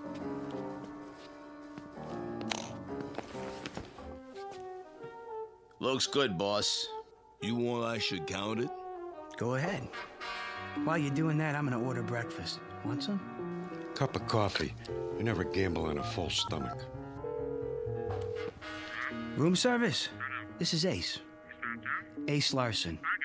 I want Larsen. Send up a big breakfast, the works, and some coffee. How about you boys? You want anything? They don't eat. That's it. And make it fast, or you're out of a job. All here, boss. Suppose we start off with, 10 big ones. 10 grand? What's the matter, too high for you? No, 10's fine. Yeah. First, let's take a look at your stuff. I don't play for peanut shrimp. But then, you ain't gonna see none of it. Okay, I'll take your word for it. We can set up the table over here. I got some dice and everything. How about we use my dice? Be my guest. Jimbo, smooth out the tablecloth. Sure, Ace.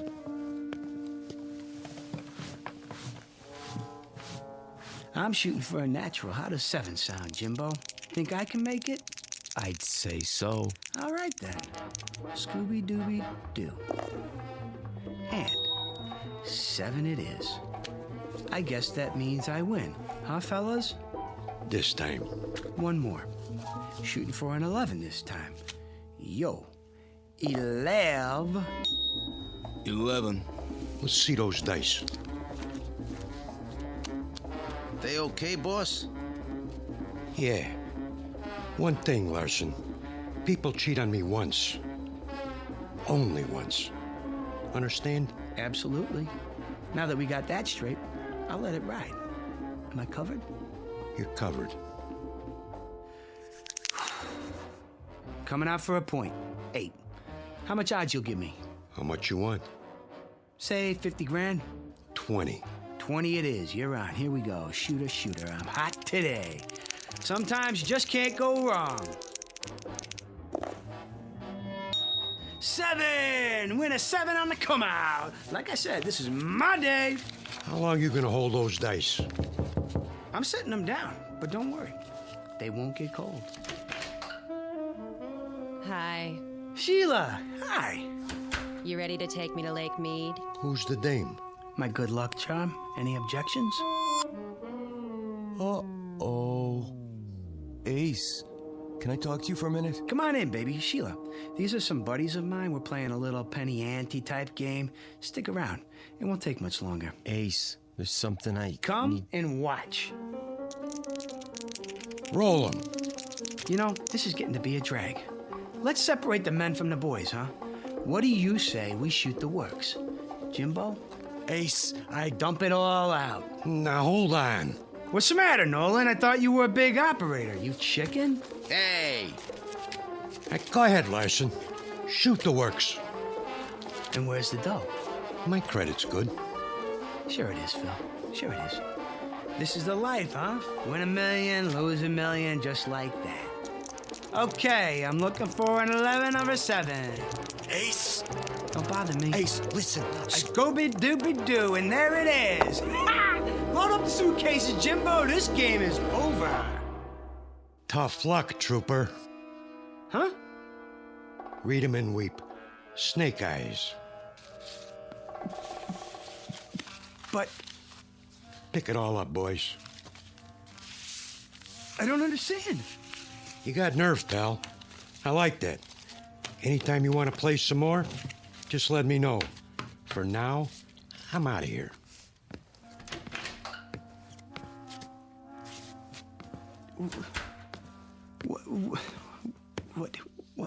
What happened? Sorry, Ace, but I was trying to tell you. I lost it. The power. I can't do it no more. Maybe I blew a fuse or something. You ain't mad at me, are you, Ace? I mean, I couldn't help it.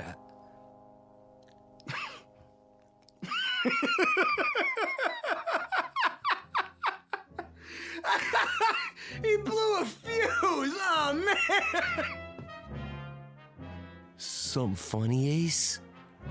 Does this mean we're not going to Lake Mead?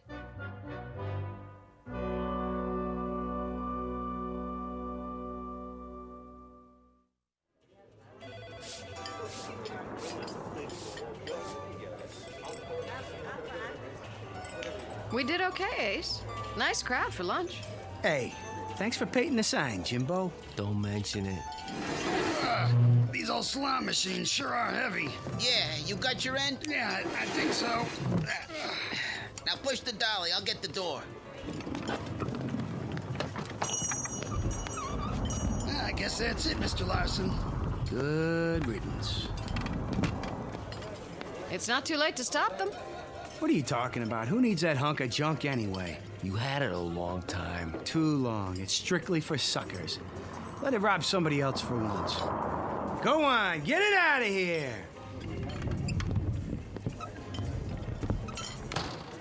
I can't say I'm sorry. Hey, Kitty, with that thing gone, I bet we could pull in enough every month to... To what? I mean, you know, I ain't any good at this, but you know, you want to get married? Well, I don't know. Jimbo, you have a quarter? Right here. Go ahead. Call it. Heads.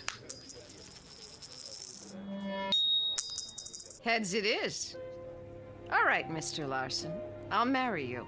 Oh, baby. You won't be sorry. What are you standing there for, Jimbo? Get back to work. Sure thing, Ace. Sure thing.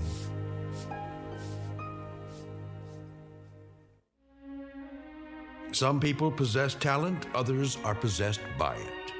When that happens, the talent becomes a curse. Jimbo Cobb knew right from the beginning. But before his friend Ace learned that simple truth, he had to take a short trip through the Twilight Zone.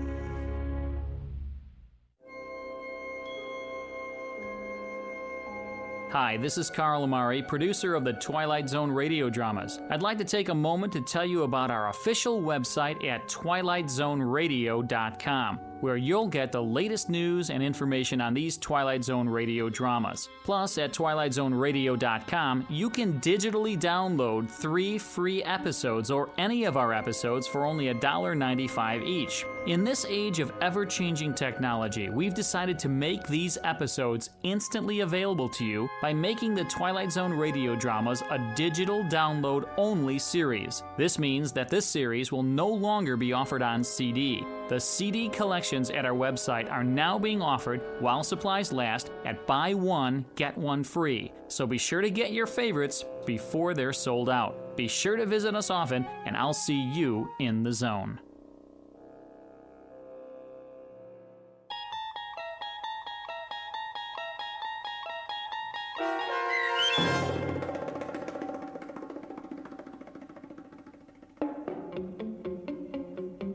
The Prime Mover, starring David Eigenberg with Stacy Keach as your narrator, was adapted for radio by Dennis Etchison and written for The Twilight Zone by Charles Beaumont, based on a story by George Clayton Johnson.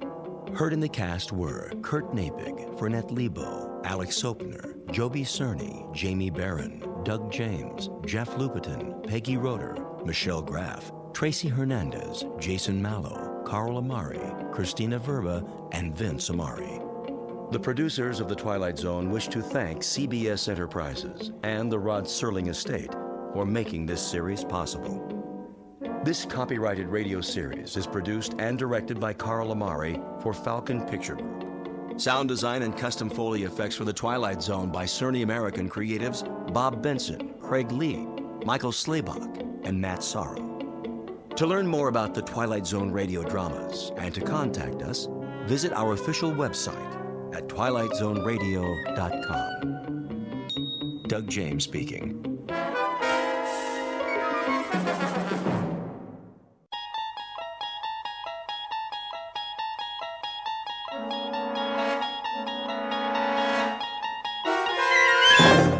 You're traveling through another dimension.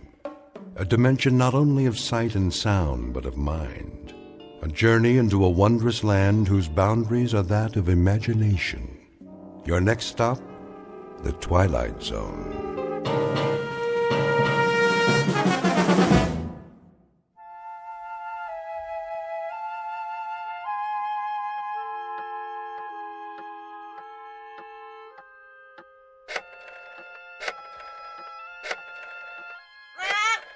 Yes, yes, Pete, here's a nut for you. Now, don't bother me, if you please. I have work to do.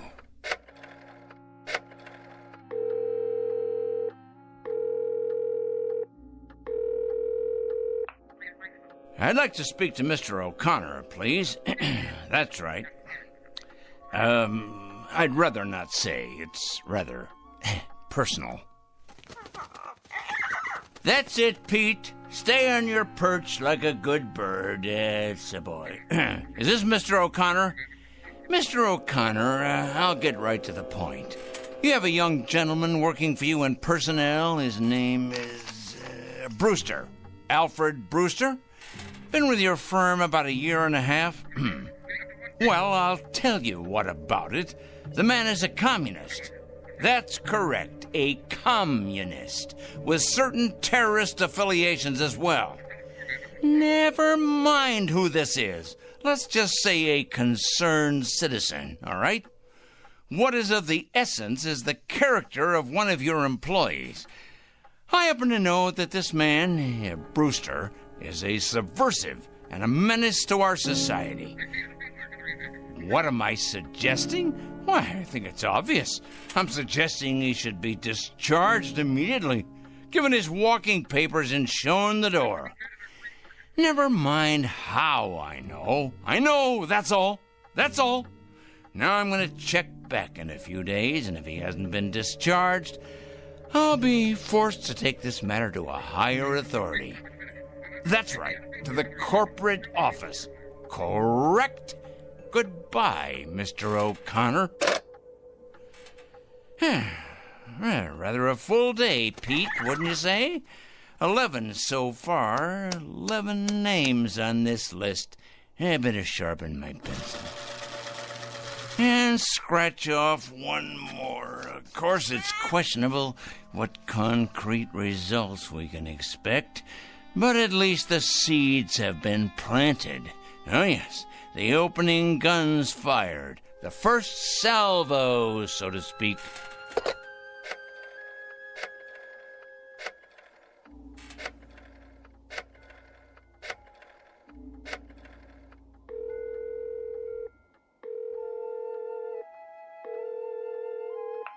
Hello, Board of Education? Well, please connect me.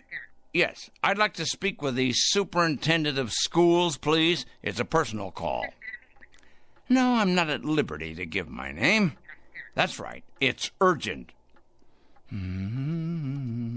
Is this the superintendent? This is a concerned citizen. I'm calling about a teacher and your employee. That's correct. His name is Farwell. William J. Farwell. He teaches at your North End High School. That is correct. The man is morally objectionable. He's a drinker, a carouser, and I have it on good authority that his relationships with students are questionable at best. The man should be investigated immediately. Oh, yes. Never mind who this is. I happen to be giving you facts, and that is what is at issue here. Well, you best check on him. You most certainly should, and without delay. Quite right. Here you are, Pete. There you go. That's a good bird. You know, I'm rather tired. It's been quite a full day. You don't realize just how tired you can get during a campaign. But a dedicated man isn't concerned with physical discomfort or fatigue or anything else for that matter. No, a truly dedicated person is interested only in victory, in the conquest of morality over the forces of immorality.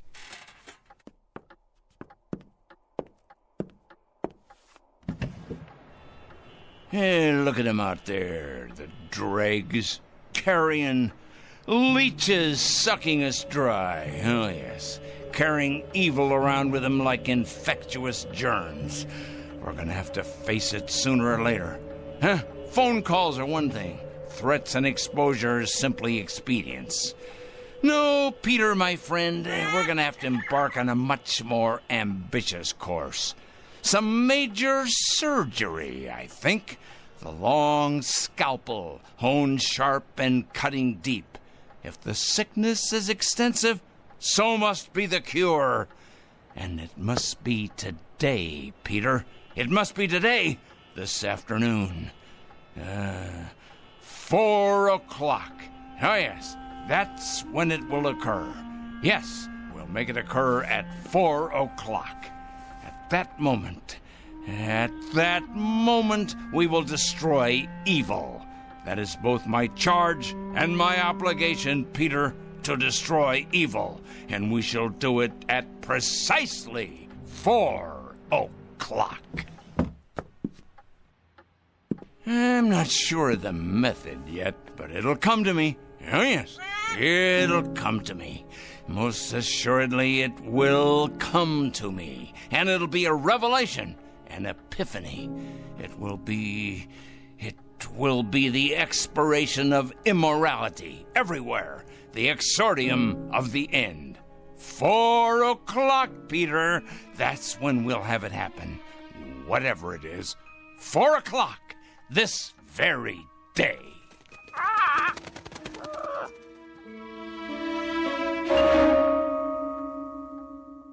This is Mr. Oliver Krangle, a dealer in petulance and poison, a self-appointed, self-designated, self-ordained vigilante whose jaundiced eyes peer out at an unholy world and find it undeserving of anything but judgment and punishment. And Mr. Oliver Krangle is both the judge and the executioner. He has rather arbitrarily chosen 4 p.m. as his personal Gotterdammerung. We are about to watch the metamorphosis of a twisted little fanatic poisoned by the gangrene of prejudice to the status of an avenging angel, upright and omniscient, dedicated and fearsome. Whatever your clocks say, it's almost 4 o'clock. And wherever you may think you are, at this moment you happen to be in the Twilight Zone. And now, The Twilight Zone and our story, 4 o'clock, starring Stan Freberg with Stacy Keach as your narrator.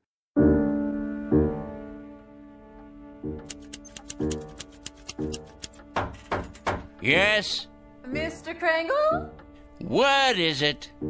Well, there's a special delivery for you. Just a minute.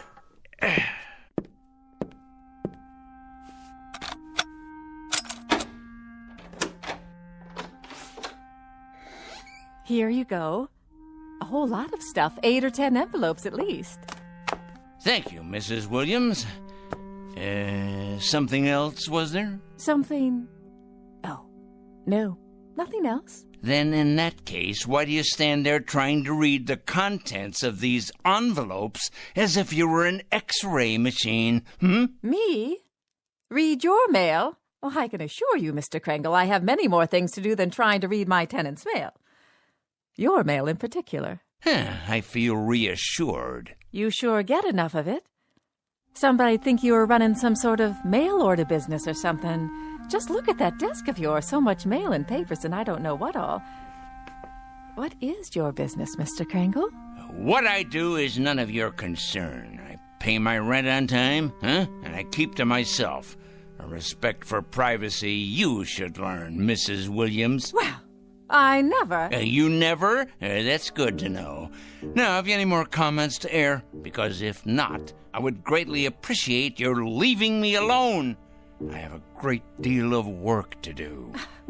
I believe that. The question is, what kind of work? You should believe it. You may thank me one day, Mrs. Williams. Oh, yeah, you and everyone else. Assuming you're still around, and assuming you retain the capacity to feel appreciation. What's that supposed to mean?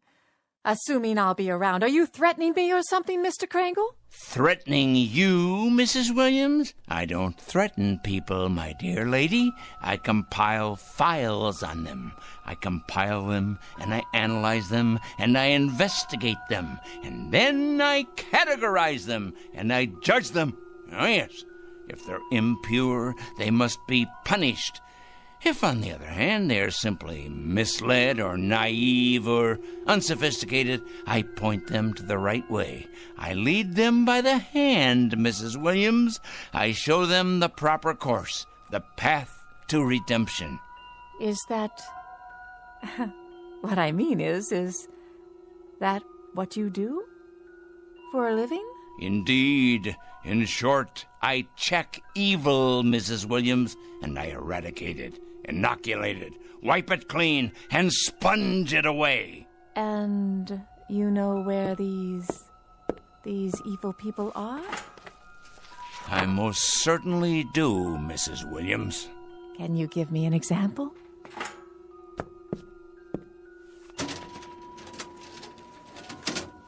How about this one? Mrs. Claire Williams, age 54, widow, formerly married to John Alistair Williams. Political affiliation, none. Husband's political affiliation, none. Evidence of subversion, none. Negative personality traits, curiosity, and ignorance. Of course, that's just a preliminary report, Mrs. Williams. The in-depth research is in the master file cabinet right over there. Well, aren't you the strange one? You ain't nothing if you're not a strange one. I'll be going now, Mr. Kringle. Had your nap, Pete? All rested up, are we? Well, that's a good young parrot. It's going to be an exciting afternoon, Pete. Big things are going to happen at 4 o'clock. Yes, they are indeed. 4 o'clock? What's going to happen at 4 o'clock? Interesting question, Mrs. Williams. A very interesting question. Very much to the point. What's going to happen indeed? At 4 o'clock, we're going to expose evil, strip it bare, push it out into the light, dissect it, pinpoint it, and eliminate it. You are? Exorcise it, denude it, confute it, destroy it. Oh, now careful, Mr. Kringle. You're gone and broken your lamp. What? Oh, the lamp. I see. Sorry. Well, no matter. Would you like me to clean that up for you? No, I'm quite capable of cleaning up after myself, madam. That's one thing I'm very good at, cleaning. Something else, was there, Mrs. Williams? No, I don't believe so. If it's all the same to you, I'll be on my way.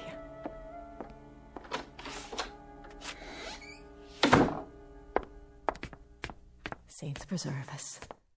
Excuse me. Oh, yes. I'm looking for a Mr. Kringle. I can't imagine why. I was told he lives in this building. Oh, he lives here, all right.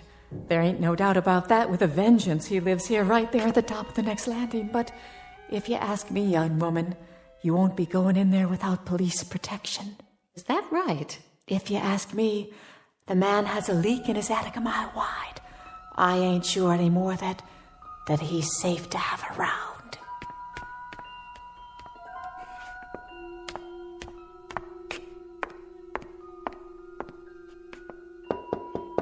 Mr. Kringle? Mr. Kringle? Well? My name's... Who else is with you? Why, no one. Are you sure? Yes, quite sure. My name is Lucas. I wonder if I could speak with you for a moment. Lucas. Ah, yes, Lucas. Kurt J., age 27, intern, East Side Hospital. That's my husband. Is he indeed? Well now. Your husband, you say. Come in, please. Come.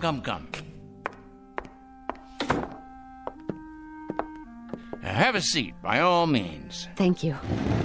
Now, what about your husband? Why, Mr. Kringle? Why what? Why are you trying to hurt him? Hurt? My dear lady. What has he ever done to you? To me? Why, nothing to me. That is, nothing personally. I don't know your husband, Mrs. Lucas. That is to say, I know of him. Oh, yes, I know of his background, but we've never met. He's a stranger to you then, isn't he? He's a perfect stranger. A stranger, yes, but not a perfect stranger, Mrs. Lucas. By no means. Your husband happens to be most imperfect. And when you perceive, quite correctly, that he's done nothing to me, at least not directly, I hasten to enlighten you. He nonetheless happens to have done a great deal against society. In what way? Ho ho, don't play dumb with me. Don't give me any of that naive stuff.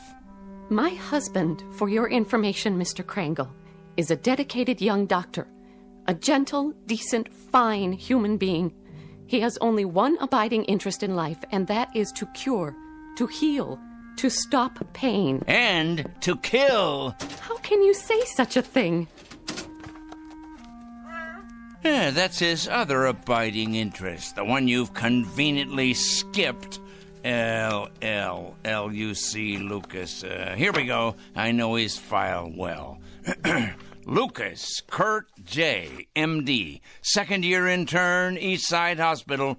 This year, on the night of March 12th, while serving in the emergency ward, he permitted the death of one Mrs. Angela Rienti by failing to relieve pressure accumulated as a result of a brain injury sustained in a traffic accident. It wasn't his fault.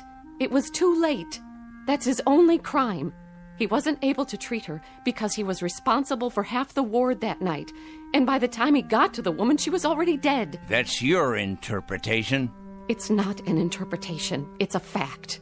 It's exactly the way it happened. By the time he got to her, by the time she was put into his care, she'd already died. He should have gotten to her earlier. How could he? Do you know how many lives he saved that night? How many people he saves every day, every week? He did nothing to her. That's about the size of it, Mrs. Lucas. Miserable dereliction of duty, resulting in the untimely death of a woman who by rights should be alive today. These facts came to my attention, and I simply called them to the attention of the hospital supervisor, an institution, by the way, which I help to support through taxes. By what right? I must ask you, Mr. Krangle, excuse me, but by what right do you presume to pass judgment on my husband? You're not even a medical man. Why, you weren't even there that night. You don't know anything about it. And yet you write your letters to the hospital, dozens of nasty letters accusing my husband of being a murderer. Why, you wretched, small-minded... Enough, Mrs. Lucas. That will be quite enough. I've suffered your presence here, but I'm not required to tolerate your abusiveness, although I don't wonder you're the type of woman you are. Oh, and what type is that? You're obviously greatly attracted to your husband, and there's no secret that birds of a feather, well, you know the rest. I think I catch your implication, Mr. Krangle, and you're over the line. Way over the line. You're as cracked as that lamp of yours. Tell me, has the hospital discharged your husband yet? Discharged? That's right. Let him go. Cashiered him out. Eradicated him from the payroll. Given him the sack. I've been expecting it momentarily. They have not, Mr. Krangle. They have done no such thing. It'd take more than a letter-writing campaign from a crank like you to make that happen. Your husband is an evil man. He is no such thing. And I will not put up with evil in any form. And I will not stand by and allow an injustice like this. Of all the presumptuous, wrong-headed... I'm sorry, Mrs. Lucas. I haven't any more time. Why, look at the hour. It's 3 o'clock already. I got things to do. Many more important things to do, thank you. Today's mail, for instance. You'd probably be interested in these. They're cases not unlike your husband's. Communists, subversives, thieves, harlots, but all made out of the same metal. Evil, Mrs. Lucas. All of them evil. And I will not countenance evil. I am absolutely incapable of countenancing it. You're probably unaware of it, Mr. Krangle, but my husband is a very sensitive man. Oh, please, spare me. Your letters have had an effect on him, if on no one else so far. The people at the hospital tell him to ignore the letters, forget about them, but they're tearing him up inside. They're killing him, his confidence in himself, his ability to concentrate and work. You see, he's like a lot of doctors, Mr. Krangle. He cares. He cares very deeply. So, you see, you really have been quite successful after all. I imagine you've been equally successful with other people, too. Mm-hmm. There's too much sanity still left out there for you to have succeeded in having them all fired. Mm-hmm. But you must be hurting them, those men and women, hurting them desperately, as you've hurt my husband. So you've really accomplished a great deal. Yep.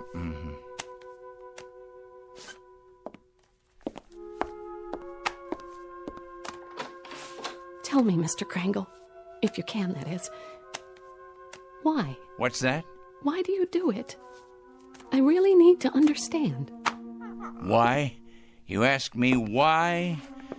Why? Because they're evil. That's it precisely. Nothing too complicated about that, is there? They're evil, plain and simple. Here, take a look out the window. All those little bugs down there, you see? Bacteria. That's what they are. That's what your husband is. All those little... That's it. That's precisely it. What is? That's what I'll do. I've finally gotten the clue. I said little, you understand? That's what I'll do. I'll turn all the evil people into little ones, understand? I'll make all the evil people, let's see, 3 feet. No, 2 feet. 2 feet tall. That's it. At 4 o'clock this afternoon, at precisely 4 o'clock, every evil man and woman will become a mere 2 feet tall. A revelation, an absolute revelation. Peter, my lad, did you hear what I come up with? Did you? That's it. Do you see the beauty of it, Pete? That's it. It's brilliant, absolutely brilliant. 2 feet tall, Pete. 2 feet tall.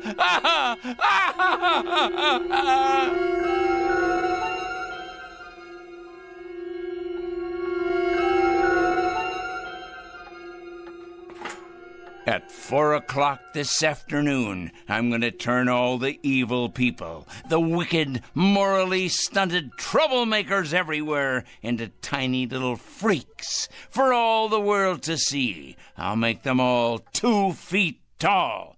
2 feet tall, I say. Yes, it'll be better than if they wore badges on their clothing. Impossible for them to hide the purest form of poetic justice.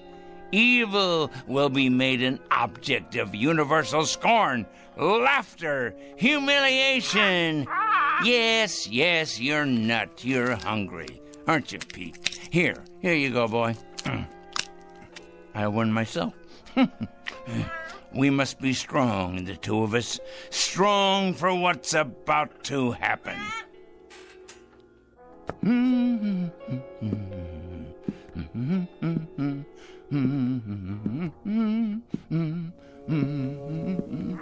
That's right, Petey. 10 minutes past 3. It won't be long now. Yes, a peanut. Here you are. That's a good, strong boy. I'll bet you could crack open just about anything with that great big beak of yours, couldn't you? Yes, you could. I'm sure you could.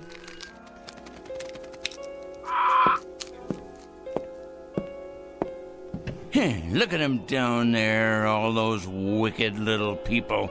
They don't know just how little yet. No, of course not. But they will.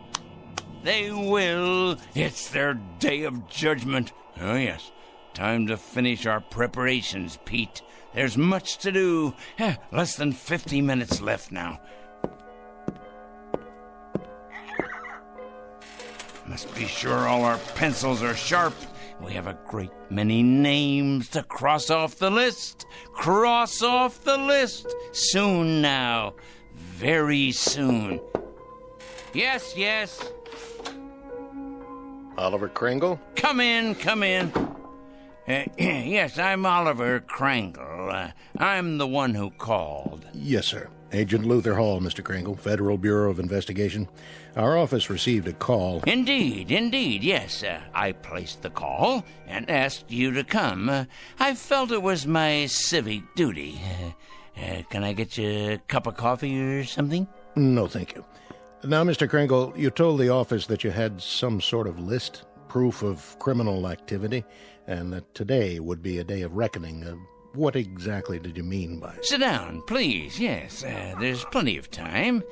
We have more than 45 minutes before it happens. Before what happens, Mr. Kringle? That's the point. That's the whole point. That's why I called you here. And why is that? I felt the FBI should know. I also called the police and the fire department. I even got a call into Washington. Oh, yes. Although the latter message probably won't go all the way to the top. It's my understanding that the Reds are in complete control in Washington now. I imagine they've taken over the switchboards, too. The Reds, Mr. Kringle. Oh, yes, indeed, the Reds. It's a complete conspiracy, you know, Mr. Hall. All the evil people are banding together now, all the subversives, the commies, the terrorists, the thieves of the American dream. It's a total, absolute, worldwide conspiracy. You said on the phone that you had a plan of some sort. Oh, my, yes. It all takes place at 4 o'clock. I thought you people ought to know because, well, you'll have your hands full. Our hands? Picking up all the guilty parties. Oh, yes. You see, Agent Hall, I've spent a good many years doing this kind of work. Just look at all those file cabinets there. Years of dedication to the cause. I've made a study of evil. Oh, yes, indeed. A complete study of it. I cut out newspaper clippings. I listen to the radio and watch television. I follow every major court case that's going on. I compile a completely airtight list of charges against all of them, the evil people. What do you do with them, Mr. Kringle? Do with them? I follow through, of course. I follow them through to their conclusion. I write letters to employers. I make phone calls late at night. Oh, they hate that. Oh, yes. It's one of the most effective methods, as you probably know. Calling those terrible people late at night. The later, the better.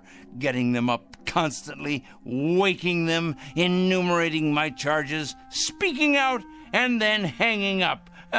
They hate it. Very frustrating for them. I'll bet. Oh, yes, indeed. They go out of their minds with fury. They don't like to be awakened late at night, I can assure you. Who does? Yeah, but with these people, it's absolutely necessary. The evil people, you understand. The destabilizers. The enemies of order. But to get to the point, Mr. Hall, the point... And what is the point? The clock on the shelf there tells the story. The entire and complete story. It's 3:20 now. In exactly 40 minutes, all the evil people in the world will be reduced to half. No, a third of their present size. Oh, it'll be glorious. All the unpunished murderers and the tyrants, the proud and the sinful, the schoolyard bullies, the cruel teachers and faithless friends, the wrongdoers, blackmailers, and the nicotine fiends, too, and the thieves, and the harlots, and the transgressors, all of them, every one. How does that sound, Mr. Hall? How do you propose to go about doing this? I mean, shrinking people. I merely will it, that's all. I will it. I've been giving it a great deal of thought. Now, in the past, various other plans have crossed my mind. Other plans? Well, for example, I didn't approve of our entering any of the wars, you see, and I had it in mind I might take the stiffness out of airplane propellers. Do you understand? I'm not sure I do. Well, when the crews came out in the morning, bundled up like children against the cold, and then went into their planes, they'd find the props hanging limp like great empty banana skins. Then the war ended and, it seemed like a waste of effort at that point. After that, jets became the order of the day, and so I thought, what would jam up the intakes on those jet engines, huh? What better than a flock of birds? Oh, not you, Petey. Not the beautiful, brave, loyal parrots of the world. Oh, no. Just your low-class country cousins. You read about it from time to time. Seagulls that get sucked into jets, cause them to fail. So, naturally, I thought, chickens. Chickens. Ignorant. Can't speak. An army of them bred to sacrifice themselves for the greater good.